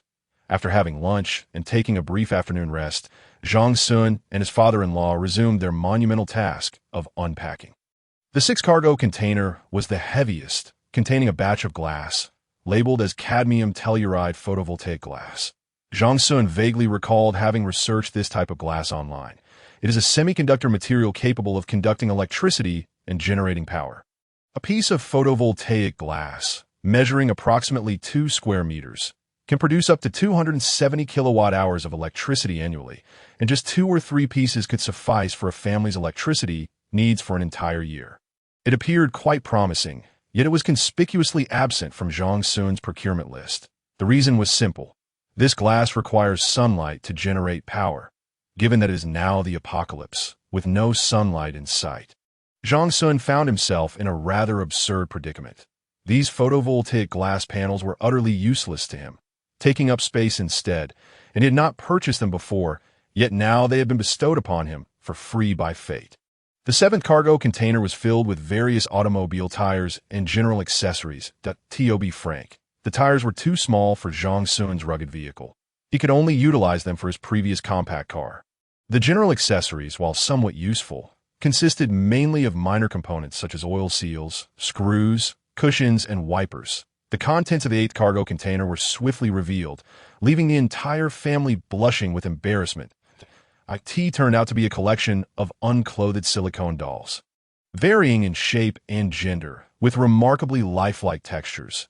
Each doll was accompanied by several outfits, including JK uniforms, student attire, policewoman costumes, and nurse outfits, allowing the user to dress them in their preferred attire. Zhang Xun's father-in-law, being somewhat thick-skinned, busily repackaged these dolls and nonchalantly relocated them to the garage. After a day of unpacking, both Zhang Xun and his father-in-law felt fatigued. They decided to temporarily store all the unpacked items on the first level of the garage, intending to sort and categorize them later. 3 days later, Zhang Xun deemed it time to organize, and the entire family ventured to the garage to begin sorting the supplies. He teamed up with his father-in-law to handle the larger items, such as the piano and the glass materials, while Du Jing and his mother managed the pharmaceuticals and luxury goods. That a bedroom was designated in the living area for the 2 children to study and play. Furnished with 2 desks, and the piano along with other musical instruments was to be placed there. The IoT devices were stored on the 5th level and in the equipment warehouse to be installed at a later time. The cadmium telluride photovoltaic glass was classified among the materials and stored on the 1st level and in the materials warehouse. All other items were stored in the 3rd level supply warehouse, particularly the medications, for which Zhang Xun prepared a refrigerator to maintain a temperature between 0 to 3 degrees for preservation. The IT took another full day to finally organize this batch of new supplies. Yet the task was not complete. Zhang Xun and Du Jing meticulously affixed barcodes to each type of item, which were then scanned and entered into the supply management system, marking the completion of their significant endeavor. That evening, Du Jing decided to try on some intriguing new lingerie in the bedroom. Zhang Xun felt a rush of excitement as he watched her, but considering her exhaustion from a day of organizing, he resolutely restrained himself. The child in his arms was cooing, reminding him that the bottle was empty, yet he remained oblivious. Engrossed in the sight of Du Jing trying on clothes, Du Jing noticed the child was on the verge of tears and shot Zhang Xun an admonishing look, prompting him to quickly soothe the baby. This little one had nearly reached a month old, full of energy each day, and without his mother's assistance, Du Jing might have succumbed to postpartum depression. Nonetheless, her temper had been growing increasingly irritable, and Zhang Xun had been careful not to provoke her during this period. Didn't you want to take a trip to the city? How are the preparations coming along? And when do you plan to depart? Du Jing inquired after lulling the child to sleep. I'm not ready yet. Let's discuss it next month, Zhang Xun replied. Can I accompany you? I've been cooped up here for over a year, and it feels stifling that it's too dangerous outside. What could you possibly need to do? The child is still so small. Zhang Xun firmly refused. Please, just this once. Take me out for a little while. The child will be fine with me around. Du Jing pleaded, shaking his arm in a charming manner. No, Zhang Xun reiterated with a resolute tone. Humph, if you won't take me, I'm sleeping in the living room from today on, Du Jing declared, her demeanor shifting abruptly as she pushed him away. Zhang Xun felt a headache coming on and explained, I'm only looking out for you to, if you're feeling bored, I can take you out next time I dispose of the trash. Would that suffice? I am tired of the same old view outside the shelter. I want to go further afield. I could see us all ruins and ice. There's nothing to see. Just behave and listen, Zhang Xun said, attempting to stroke Du Jing's hair, only to have her evade him. Fine, you can sleep on the sofa then. Du Jing turned her face away, presenting her back to him. With no other option, Zhang Xun reluctantly carried a blanket to the living room to sleep. The following morning, Zhang Xun was awakened by his mother. Why are you sleeping in the living room? She asked, puzzled. He recounted the events of the previous night, expecting his mother to be understanding and help persuade Du Jing. But to his surprise, she was in agreement with her. Du makes a valid point.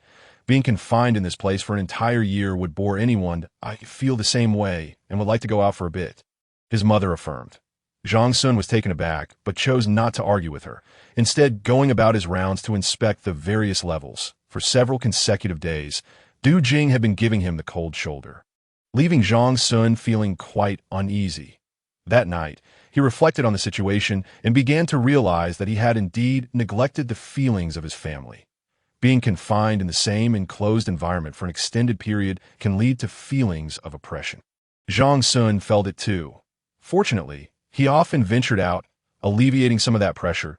He didn't want his family to leave the shelter, partly due to the dangers outside, and partly because of his memories and the desire to protect them better. After several nights of self-reflection, Zhang Xun resolved to compromise. During breakfast, he addressed Du Jing and his mother. Mom, dear wife, I agree to let you both go out for a look around. His mother and Du Jing were taken aback, quickly confirming, you mean just to loiter near the shelter, right? Zhang Xun shook his head, saying, I'll take you to that small town we visited before, but we can only stay for half a day. We must return before noon. Before they could respond, he added, everyone must follow my instructions. Otherwise, it's off. All right, we'll comply. Both women chimed in unison. Zhang Xun nodded and turned to his father-in-law, saying, Dad, I'll be taking them out tomorrow. Please stay home. His father-in-law replied nonchalantly, no problem, but be cautious. The next day, under Zhang Xun's guidance, Du Jing and his mother donned thick protective suits and climbed into the spacious, rugged vehicle, leaving with expressions of curiosity. While venturing out for a change of scenery was one thing, experiencing the stark contrast of their surroundings was another. Barely 20 minutes into their drive, both women found themselves teary-eyed, reminiscing about the splendor of the world before the apocalypse. Especially upon arriving at the small town they once inhabited, his mother's tears flowed freely. What a beautiful place it once was, and now it has become this, she lamented. Zhang Xun remained silent, waiting patiently for their emotions to settle before suggesting they take a few photographs. Upon hearing the suggestion, Du Jing and his mother quickly wiped their tears and struck poses in front of the hotel and several emerging buildings, eagerly asking Zhang Xun to capture their images. After several minutes of both solo and group shots, Du Jing proposed they continue down the road a bit further. Zhang Xun hesitated momentarily, but ultimately succumbed to her persuasive charms and agreed. They drove approximately 20 miles further, with the two women capturing images along the way. By this time, they were 50 miles away from the shelter, and communication had ceased, prompting Zhang Xun to turn back. As they passed the site where they had discovered a mound of supplies, he made a slight detour to show them. The broken overhead bridge and scattered train cars elicited a sigh from his mother. If only those cars would fall. There might still be plenty of good things inside. It's too high to climb. If it were easier, I would have gone up to pry them down, Zhang Xun lamented. Better not. Safety is paramount. His mother advised, disinterested now that her son expressed a desire to climb. After viewing the site, the trio continued their journey back, taking a total of 3 hours. On their return, both his mother and Du Jing appeared much lighter in spirit. The oppressive weight on their hearts lifted considerably. Zhang Xun observed this transformation and secretly contemplated whether he should take his family out periodically for a change of scenery. After all, prolonged confinement within a shelter may yield unforeseen psychological effects on individuals. Subsequently, he conferred with his father-in-law and resolved that every 3 to 5 months, either he or his father-in-law would escort Du Jing and his mother for an outing, allowing them to unwind and alleviate any potential psychological ailments. Chapter 30. Preparation. Once matters had reached a satisfactory conclusion, Zhang Xun's family returned to their previously tranquil existence. His daughter, Zhang Pingping, was diligently learning to read, with either Du Jing or Zhang Xun dedicating 1 to 2 hours each day to instruct her. Recently, his mother had taken to exploring culinary recipes, delighting the family with a variety of sumptuous dishes each day. In the agricultural zone, his father-in-law had commenced preparations for seasonal planting. However, he opted to continue cultivating vegetables and fruits rather than rice, as the perishability of these items necessitated their prompt consumption. Leftover produce was either dehydrated or pickled to prevent waste. Thanks to the revised standards for resource consumption, the food intake within the shelter had become remarkably balanced over the past few months. Unlike before, where a preference for certain foods led to disproportionate depletion of specific reserves, Zhang Xun had taken the initiative to discuss these issues with his parents-in-law, reminding them to remain vigilant. Fortunately, the elder couple possessed a strong sense of the bigger picture and swiftly adapted, rectifying previous inconsistencies and establishing a new set of storage and retrieval standards, since the latter half of the apocalypse until now. The shelter's food consumption had transitioned from a state of deficit to one of sustainability, yielding new produce alongside consumption. Overall, from the quality of personnel to the planning of systems, as numerous irrational lifestyles were gradually phased out. All systems had entered a phase of healthy operation. With the addition of a new family member, the shelter was increasingly imbued with the warmth of domestic life, the daily symphony of a child's cries. The sounds of reading, the gentle reprimands of parents, the playful chaos of pets, and the clattering of pots and pans in the kitchen wove together the fabric of daily life, elements that had previously been lacking in the shelter's atmosphere. Now, these familiar sounds had returned to the family's existence. While relishing the tranquility of life, Zhang Xun remained mindful of his plans to venture into the city. During his leisure moments, he had been preparing for this journey. As the shelter was merely over 80 kilometers away, not an insurmountable distance, that he dismissed the idea of traveling in an RV, deeming it too conspicuous. Moreover, given the small size of the city, nestled at the foot of the mountains, maneuvering an RV would be rather cumbersome. Instead, he opted for the previously modified armored vehicle, which had been equipped with a drone launch platform at the rear of the roof. This time, his preparations focused on communication and protection. With a photoelectric mast mounted on the vehicle, he had no concerns regarding intelligence reconnaissance. However, he remained dissatisfied with its defensive capabilities. Consequently, he dedicated time to fortifying the perimeter of the armored vehicle with a layer of barbed wire. While this wire would not withstand the explosive force of artillery fire, it could indeed prevent shells from making direct contact with the armor. The wire would allow shells to detonate without touching the armored surface, with only the shock wave inflicting some degree of damage. Coupled with the robust armor, this would mitigate the impact on the vehicle. Such rudimentary measures were born of necessity, and gazing at the 2 small-caliber munitions within, Zhang Xun felt a twinge of anxiety at the thought of encountering adversaries equipped with heavy military vehicles. Should such a confrontation arise, he would be alone inside the vehicle, unable to retaliate effectively while driving. Survival would rely solely on the relentless layering of armor to enhance his chances.